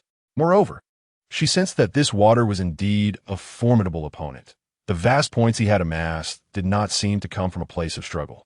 Prior to taking the stage, she had conferred with her fan group and agreed that if this water proved exceptionally strong, there would be no need to vie for first place against Ling Er. Her friendships with a few individuals were built on sincerity, not deceit. Even if the top two were affluent, she did not wish for them to expend their efforts solely for the benefit of others. Nonetheless, defeating Xiao Peng was still well within her capabilities. Consequently, the collective objective shifted to securing second place, leaving the first for Ling Er. After all, for Li Zi, the rewards for first and second place were of little distinction. She was already the unrivaled top performer within her team, amassing ample slices and rewards that surpassed mere monetary gain. Meanwhile, in a corner, Xiao Peng remained blissfully unaware, calling upon his third sister to see if she could spare a moment to assist him once she was finished with her tasks. Chapter 84. It is entirely natural for those accustomed to the plains to be captivated by the mountains. As anticipated, Li Zi's score remained in second place, while the first position had been claimed by Dong Shir. In the final round, the top 3 contenders emerged from the initial 7. Yize let out a sigh of relief. The duration of this guild competition had been extraordinarily lengthy. The streamer was fatigued, the audience was weary, yet the owner reaped the most profit. At times, Yize found himself genuinely admiring the female streamers. The male counterparts had it far easier donning leather shoes, whereas the women stood in high heels for hours on end. MC. Now, we arrive at the segment everyone has been eagerly anticipating, the competition for the championship, runner-up, and third place. Let us welcome our first contestant. With only a few participants remaining, Yize chose not to leave, opting instead to await Ling Er's turn. He checked the background of the live stream, glancing at the WeChat messages that had popped up during the gifting session. Xiaoran, sorry, I've been quite busy lately. How about dinner together tomorrow night? I also want to thank you for your assistance at the bar. Yize's lips curled into a smile, at last. The fish had taken a bait. With a girl like Xiaoran, if a man were to be overly proactive, she might perceive it as ulterior motives and distance herself. However, if she initiated contact, the dynamic shifted entirely. Sure, you choose the place and just send me the address. Xiaoran responded swiftly. Do you have any dietary restrictions? None at all. I'm open to anything. Okay, Among the unread messages on WeChat was a photo from his father in the family group chat, which included only his parents and himself. His father often shared pictures of the delectable dishes his mother prepared to tempt Yizhe. A deeper smile spread across his face. His father truly was a connoisseur of showcasing his wife's culinary talents. After responding with a drooling emoji and chatting with his parents for a while, he returned to the live stream. A minute and a half felt like an eternity for the contestants on stage. It was not merely about expensive gifts. Even receiving a single Panamera could significantly alter the rankings. Xiao Peng had changed into a casual suit, yet beneath it, he was bare. Yizhe shook his head upon seeing him. This individual lacked the physique to pull off such attire, resembling a child attempting to wear an adult's clothing. Once again, the dominant female figure continued to send gifts, albeit at a noticeably slower pace. Each consecutive gift seemed to linger precariously before the next was dispatched. However, a newcomer, a girl with the ID Xiao Yi, joined the gifting fray. This young man certainly possessed a remarkable quality. Just moments ago, he had appeared flustered and bewildered. Yet now he had summoned his support. Recently, Dong Shishir had informed him of a wager between them. Anyone who could articulate such a punishment in the presence of a beautiful woman displayed an astonishing lack of depth. Yizhe held a strong aversion toward this type of person. Such individuals needed to be crushed, made to realize that the chasm between them and oneself was insurmountable, thus preventing them from returning with their petty antics. Did he truly believe that the arrival of another could bridge the gap between them? Indeed, it is a grave underestimation of the extravagant system. Thanks to the influx of new participants, Xiao Peng has achieved an impressive score of 9.8 million in this round. However, this still falls short of expectations. Li Zi was the penultimate performer, enchanting everyone with a song that garnered a remarkable 11.34 million. That translates to a staggering 134 million diamonds, amounting to 113,400 yuan. With just a single performance, Li Zi has earned over 500,000. If Yizhe were not privy to the workings of the extravagant system, he would remain oblivious to the behaviors of the wealthy. Now, with a smirk, he mused, "The young master has arrived. Everyone step aside." At this thought, a chill ran down Yizhe's spine. How utterly juvenile. When Ling Er took the stage, she had astonishingly changed into a stunning silver evening gown, exquisitely designed, with a flowing skirt that seemed to blossom with every step. The strapless bodice accentuated her ample curves and showcased her flawless shoulder and necklines. Remarkably, during Dong Shishir's arrival, Yizhe had been so captivated by her curves that he failed to notice her exquisite collarbone. Alas, there is little to be done. It is only natural for one accustomed to flat plains to be enthralled by the mountainous beauty they encounter, is it not? Ling Er, Ling Er, Ling Er, Ling Er. Mommy, you look so beautiful. Truly, you are breathtaking. Hello, everyone. I am Ling Er. As soon as she uttered her name, Yizhe's gifts illuminated the grand screen. Far Mountain Meets Water presents Ling Er with the guardian god Zhe 123. Goodness, this is truly overwhelming. Water Brother, sending the guardian god, is as effortless as gifting little hearts. Indeed, how cumbersome. If only we could arrange a 13-14 combo for Water Brother. That makes sense. It would save Water Brother from clicking one by one. The assistant from the music app is utterly inadequate. The supervisor was sweating profusely and hastily made a call to the higher-ups. This was not the fault of the music app's staff. The extravagant players within this software were numerous. Typically, they would observe for a considerable time before initiating contact. However, it became apparent that this Water Brother possessed genuine capability. In just a few days, he had ascended from the bottom to the maximum level. Some individuals had spent 1 to 2 years merely to reach level 75. Upon reviewing the data from Far Mountain Meets Water, the higher-ups immediately decided to send an assistant to reach out to him. His transaction volume had met the necessary criteria, and granting his account a special exception would be a trivial matter, should his transactions surpass those of established magnates. They might even create a unique special effect just for him. Nevertheless, no precedent had yet been established for such a case within the music app.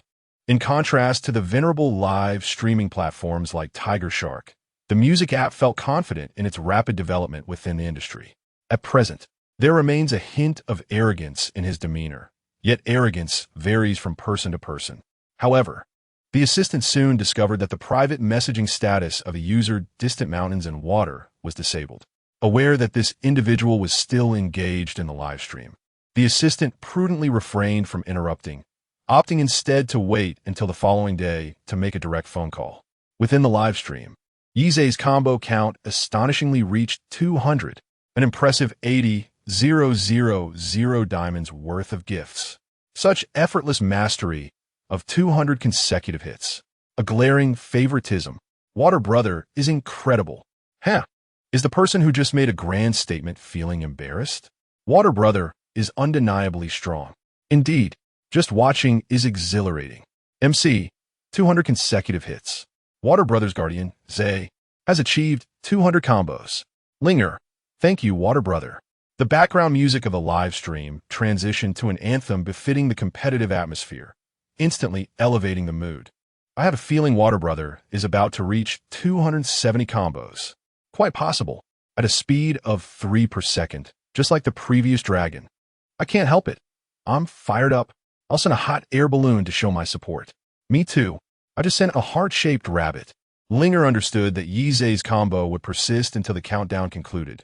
Thus, she redirected her focus toward the fans, sending small gifts.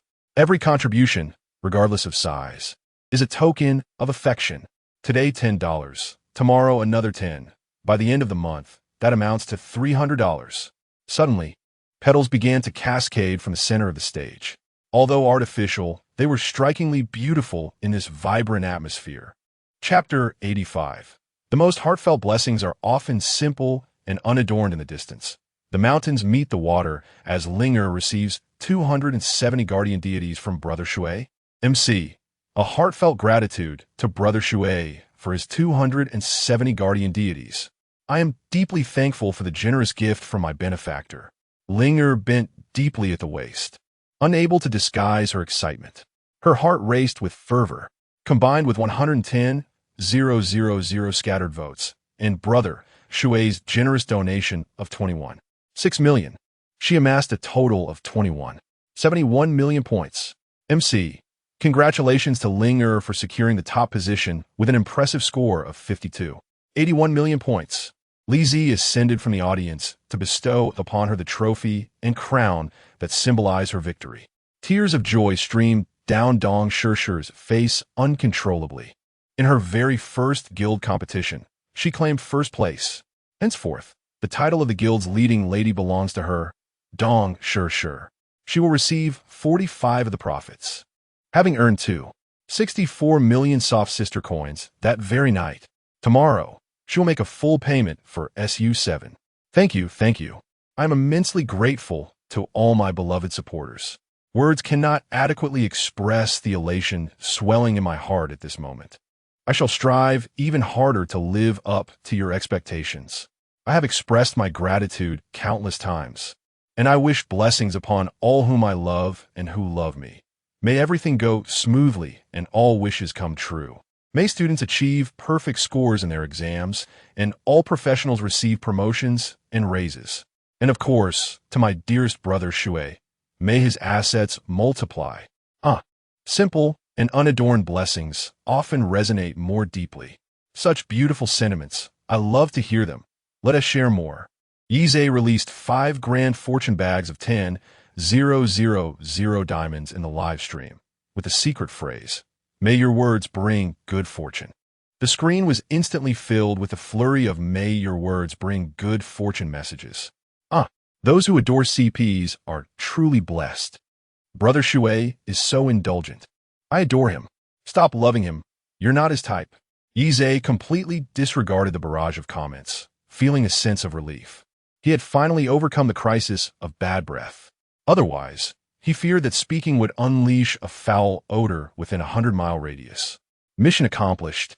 4 task points have been awarded. Yize excitedly opened his panel. Name, Yize age, 24, health, 57, currently in a sub-healthy state. Energetic, 61, though energy seems lacking. Intelligence, 88, categorized as clever. Physical strength, 61, just passing. Appearance, 78, somewhat handsome. Task points, 12. To his astonishment, he discovered that his health, energy, and physical strength had each increased by 1 point. During this period, he had not purchased any candies from the system store, which meant that these improvements were solely the result of his morning exercises. This revelation thrilled Yize even more than receiving the 4 task points. The grueling workouts with Tian Feng each morning were indeed effective. The system's prompt had not deceived him. This indicates that his body can recover more swiftly, allowing him to share candies with his parents even sooner. Recently, my mother has taken up yoga and dance, likely enhancing her physical well-being. Meanwhile, my father spends his days seated in his car for work, seemingly devoid of any exercise opportunities. Without hesitation, Yize exchanged for a health candy. Watching the task points on the panel diminish from 12 to a mere 2, he promptly tossed the candy into his mouth, eager to discover its remarkable qualities. Soon, he felt the familiar warmth enveloping him. Yet this time, it was more pronounced. A hint of thirst arose, prompting him to rise and drink a large glass of water, which eased his discomfort. Entering the bathroom, he discarded the obstructive clothing and scrutinized his reflection. No, there were no visible changes. Perhaps it was an illusion, but he sensed that his 5 senses had sharpened somewhat. Once the warmth subsided, Yize reopened his panel. Name, Yize age, 24, health, 67, currently in a sub-healthy state. Energetic, 64, seems somewhat lacking in vitality. Intelligence, 89, classified as intelligent. Physical strength, 65, just passing. Appearance, 79, somewhat handsome. Task points, Yize was utterly astonished. His health had surged by 10 points. Additionally, his energy increased by 3, intelligence by 1, physical strength by 4, and even appearance by 1. Splendid. I misjudged you. This expenditure of 10 task points was indeed worthwhile. Health value only increases significantly when in a sub-healthy state. The system elucidated in Yize's mind. However, he paid little heed to it. If he could consistently gain 10 points each time, it would be nothing short of miraculous. It appeared that the health candy could simultaneously enhance other attributes, while other candies would only augment their respective categories.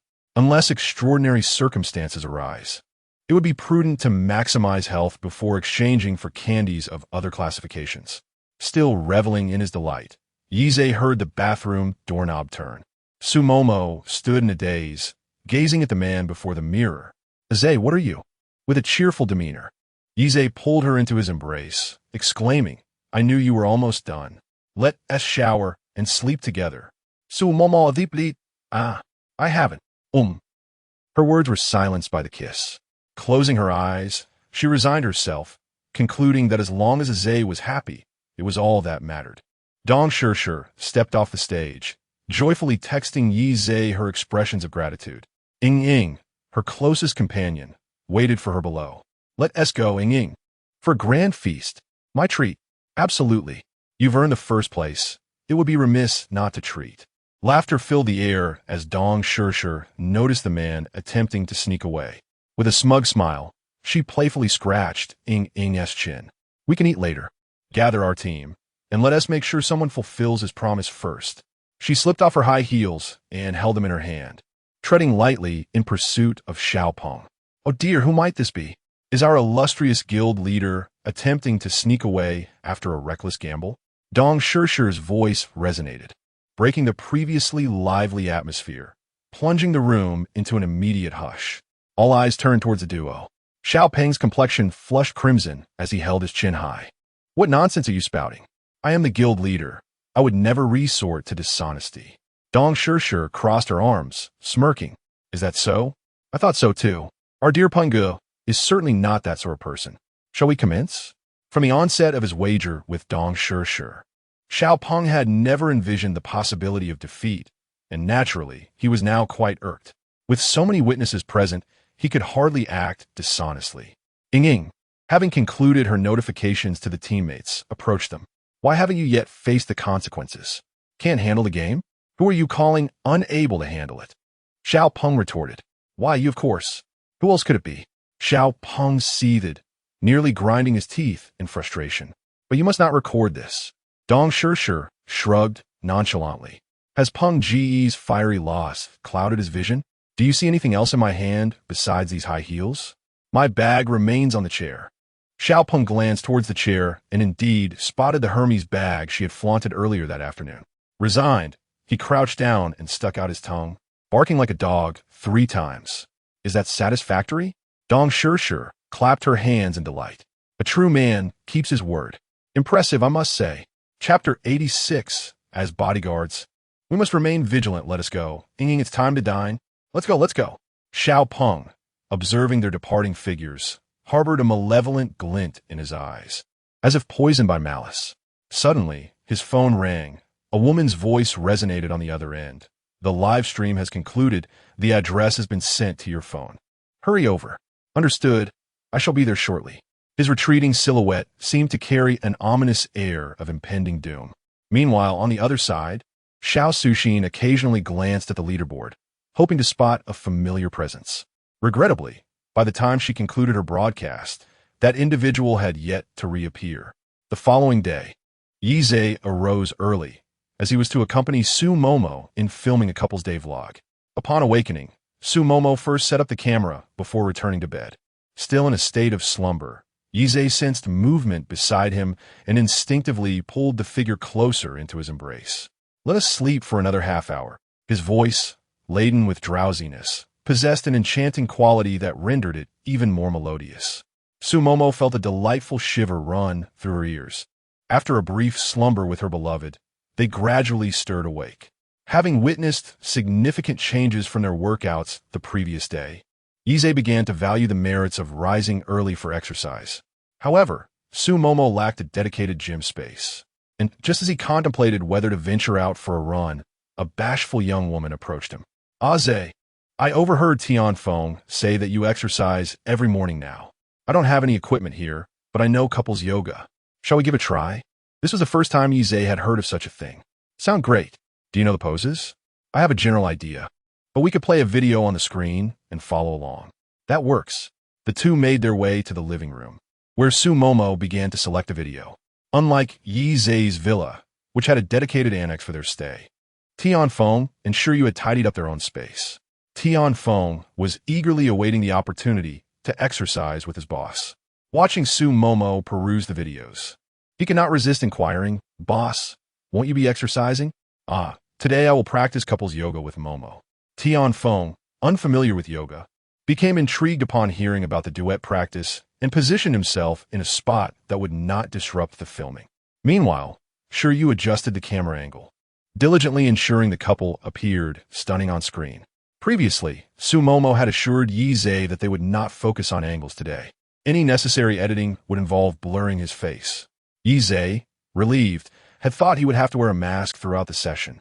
Once the video was selected, the two began seated back-to-back, legs crossed. Subsequently, Yizhe leaned forward to touch his toes, while Su Momo stretched her body atop his back for 30 seconds before they switched positions.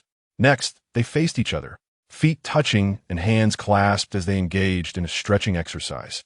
To their surprise, the stretching was quite pleasant. The intensity was low, yet the sensation of their bodies unfurling was delightful. Tianfeng, watching with eager anticipation, quietly approached Shiryu.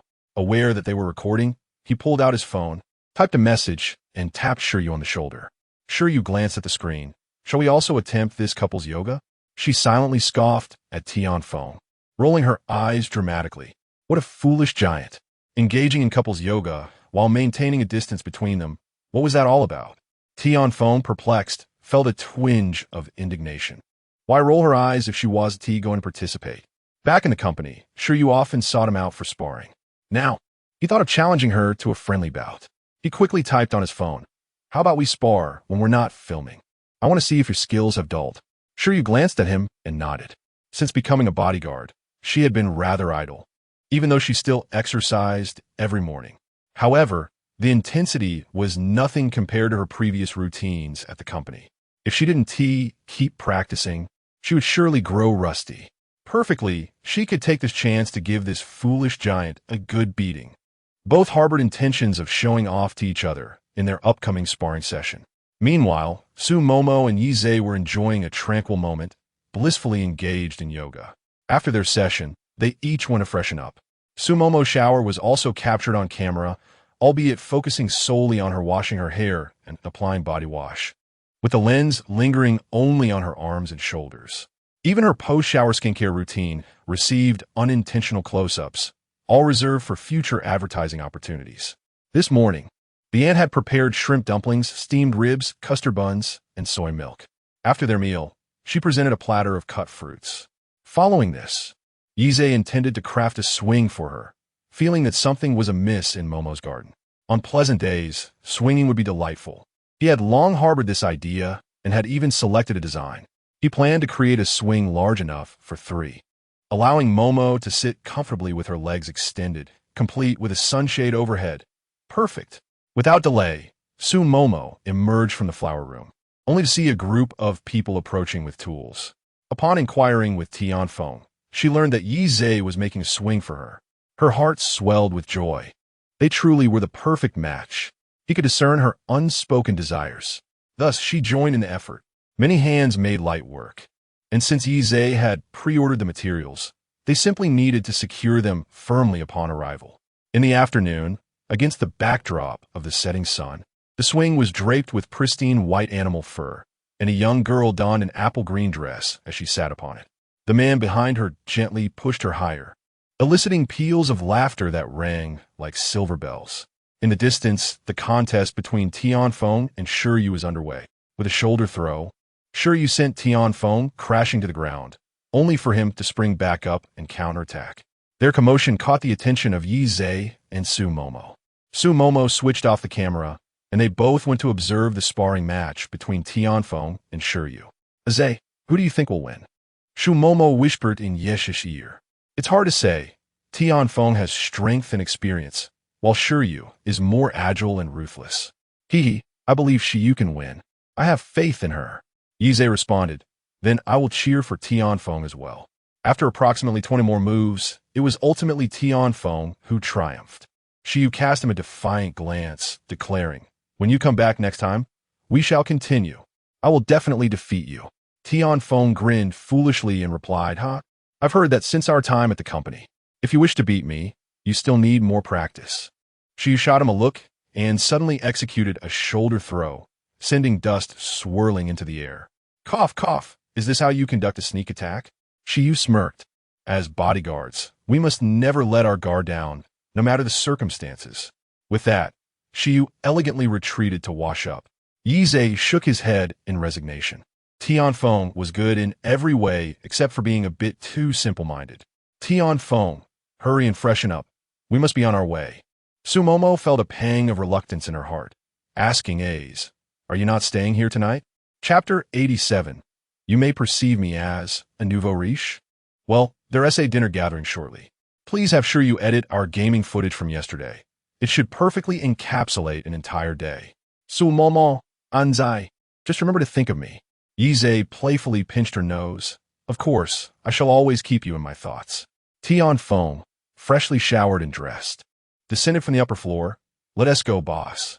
Yi Zhe conveyed the address to Tian Feng, and the two set off towards their destination. Xia Ran had arrived early, having been introduced to this private kitchen by a friend. Not only was the cuisine exquisite, but the ambience was also refined, offering picturesque scenes at every turn, albeit at a correspondingly high price.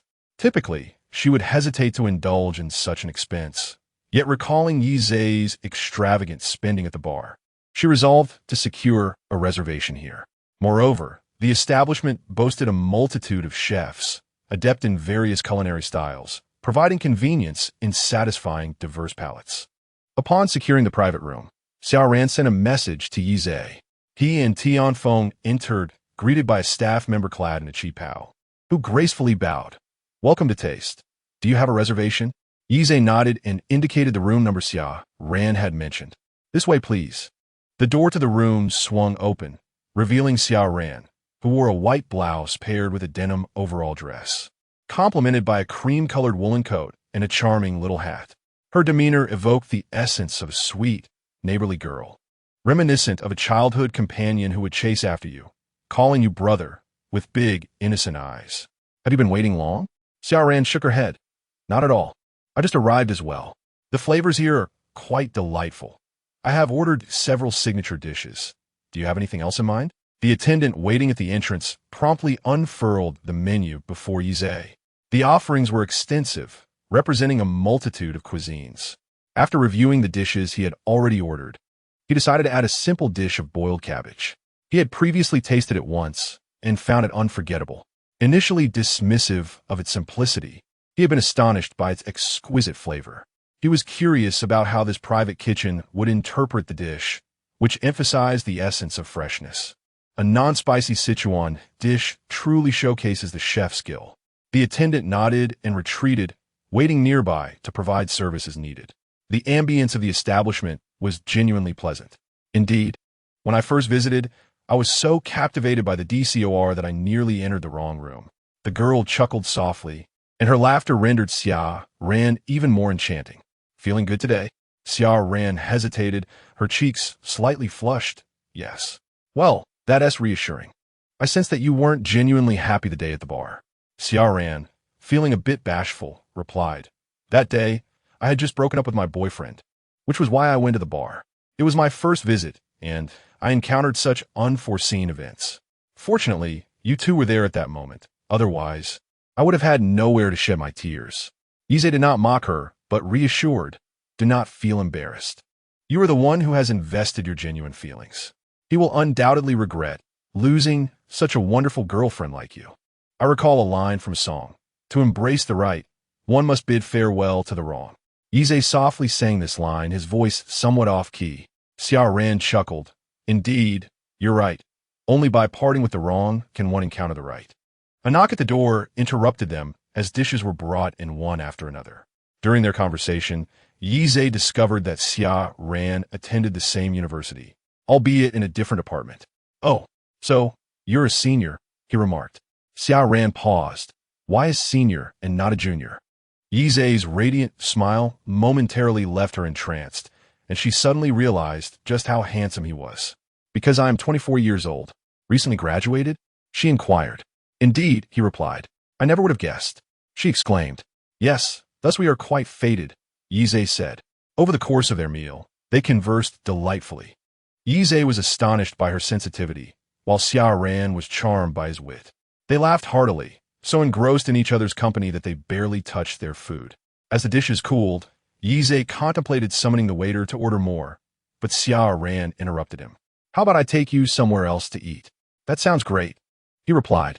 Had she known Yize was such an amiable person, she would have chosen a different venue.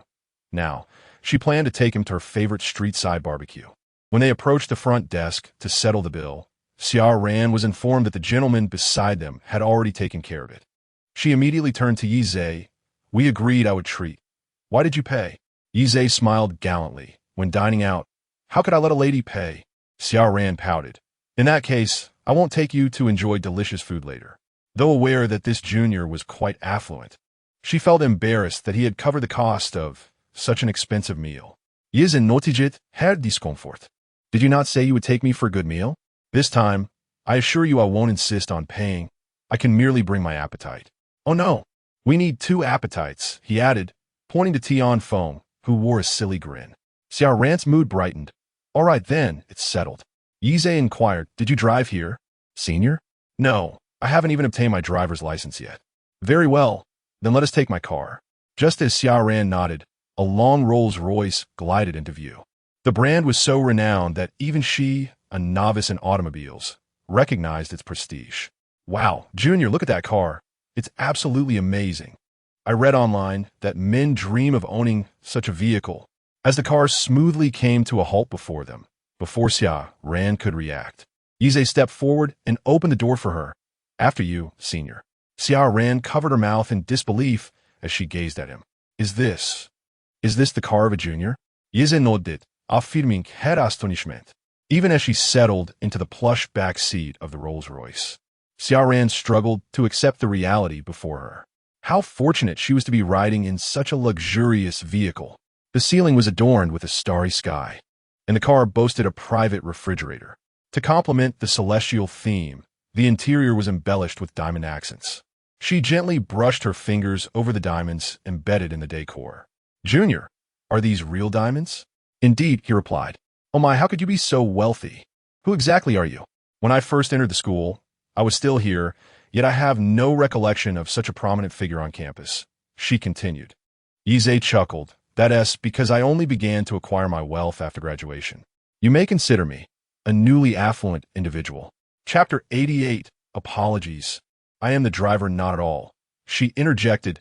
You possess remarkable talent. It is conceivable that others may never earn enough in a lifetime to acquire such a vehicle. Indeed, it might take 3 generations for some families to amass such wealth. Ha, senior, you are quite the flatterer, she retorted. By the way, where shall we dine? Xiao Ran lightly tapped her forehead, exclaiming, Oh dear, how could I forget to tell you where we are headed, completely dazzled by the luxury car. She proceeded to mention the address, and the vehicle gradually began to move. 2 attendants at the entrance of the private kitchen were quietly conversing. Such wealth is truly astonishing. Indeed, and he exudes such grace. He entered and immediately arranged for a substantial prepaid card for payment, even holding the door open for the lady. Listening to their conversation, I gathered that the senior and junior were enjoying a splendid meal. Youth is indeed a wonderful phase, full of vigor, wealth, and charm. I wish I could encounter someone like that. Sleep early tonight. In dreams, anything is possible. Xiao Ran brought Yize to a street-side barbecue stall nestled in a narrow alley. Yize's Rolls-Royce was parked nearby, causing quite a stir. Several men were captivated, circling the car, taking photographs, and fantasizing about the day they might drive one themselves. Meanwhile, a few ladies were staring intently at the duo who had just disembarked. It was evident that the woman had not naturally linked her arm with the man's, suggesting that their relationship had yet to transcend a certain threshold. In other words, the opportunity still lingered. Hence, one could hardly blame them for lingering nearby, biding their time. A few ladies had already positioned themselves in front of the car for photographs. The vicinity was dotted with small eateries, and Xiao Ran halted in front of a barbecue joint.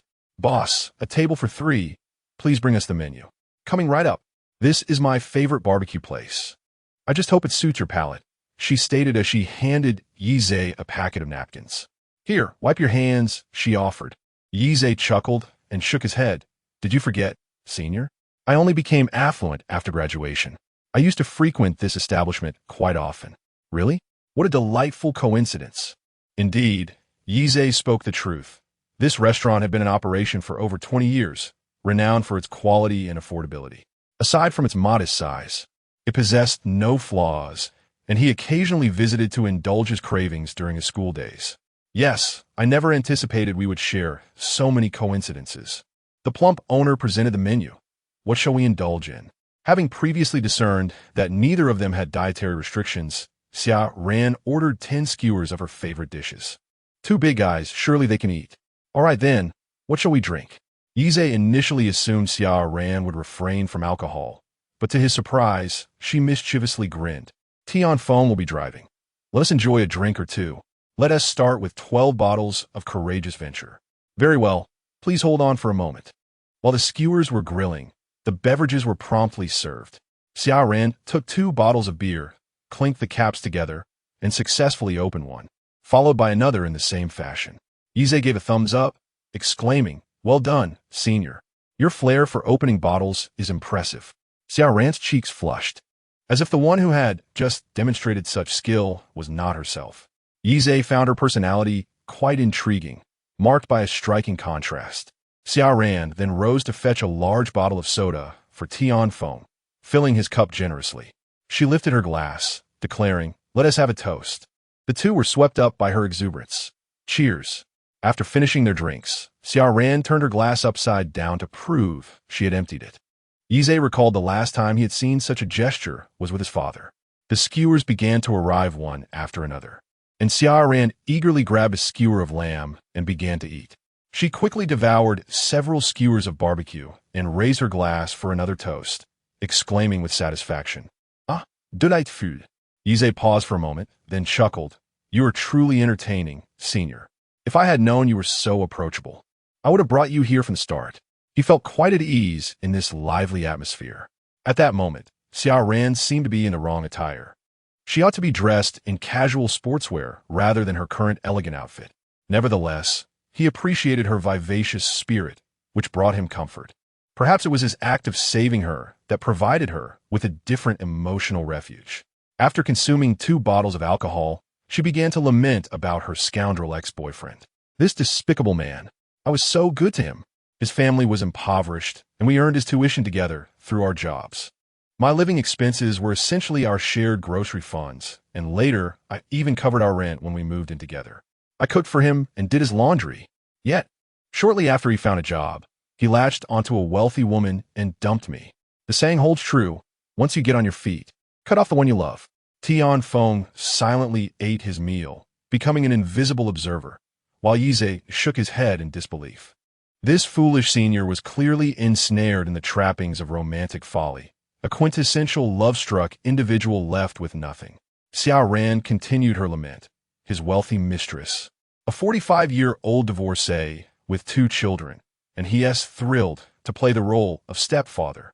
Yize interjected, rest assured, that wealthy woman is merely indulging. She wants to genuinely marry him. Is that true? She asked, sniffling. Yes, so senior. Don't be disheartened. Xiao Ran casually wiped her tears with her hand, but we were in a relationship for 5 years. He hurt me deeply, and it's all I think about before I sleep. Yize handed her a tissue, saying, they say the quickest way to forget a relationship is to dive into a new one. What do you think of me? With tear-filled eyes, Xiao Ran stammered, I'm sorry, I've had too much to drink. Yize leaned in with a smile. Look, we attend the same school. And since I've also risen from modest means, you needn't worry about any sense of distance between us. Moreover, I believe I possess a certain charm and financial stability. Would you, senior, consider it? Xiao Ran, no, do not jest with me. This is merely our second encounter. Indeed, it is the second time. Yet have you not revealed your truest self before me? Xiao Ran paused, contemplating the truth in his words. It was rather peculiar that even colleagues with whom she had shared 2 years of collaboration remained oblivious to her genuine character. How could she, having only met him twice, allow him such insight into her true nature? Yize, however, did not press her further. He merely smiled and suggested she take a few days to reflect upon it after returning home. Once she had made her decision, she could inform him. All right, I believe we have indulged enough. Let me escort you home. He proceeded to settle the bill and instructed Tian Feng to drive, a newly arrived woman. Noticing Tian Feng unlocking the car with a press of a button, approached him with a confident stride. She elegantly tousled her wavy hair and said, Hello, handsome. Is this your vehicle? Would you mind if we got acquainted? With that, she cast a flirtatious glance in his direction. Tian Feng, maintaining a stoic expression, glanced at her and replied, I apologize, but I am merely the driver. Chapter 89. Your entire family is a beetle. The woman smiled awkwardly. Oh, I see. Could you please provide me with the owner's phone number? I cannot. Now leave, he retorted. The woman, taken aback, wore a displeased expression. Just as she was about to scold him, she noticed 3 other women rushing forward. She glared at Tian Feng before sprinting toward Yize. Surrounded by a throng of women, Yize, supporting Xiao Ran, found himself in a whirlwind of chatter. Hello, handsome. May I get to know you? One woman pushed another aside. Step aside. He's mine. Hey, look at me. It's my first time. The woman who had been shoved retorted sarcastically, with a face like yours. It doesn't look like you've ever had a first time. What did you say? You're the one who hasn't. Your whole family is a beetle. At that moment, Xiao Ran, slightly inebriated, chuckled foolishly. Junior, you're quite the catch. Yize, overwhelmed by the chaos, called out, Tian Feng, come over and disperse them. Tian Feng rushed over, using his tall stature to push the women away and open the car door for the 2. Finally, Yize could catch his breath. What on earth? How could this happen? This car has been out for days, and today it encounters such madness? Is there really such a vast difference based on location?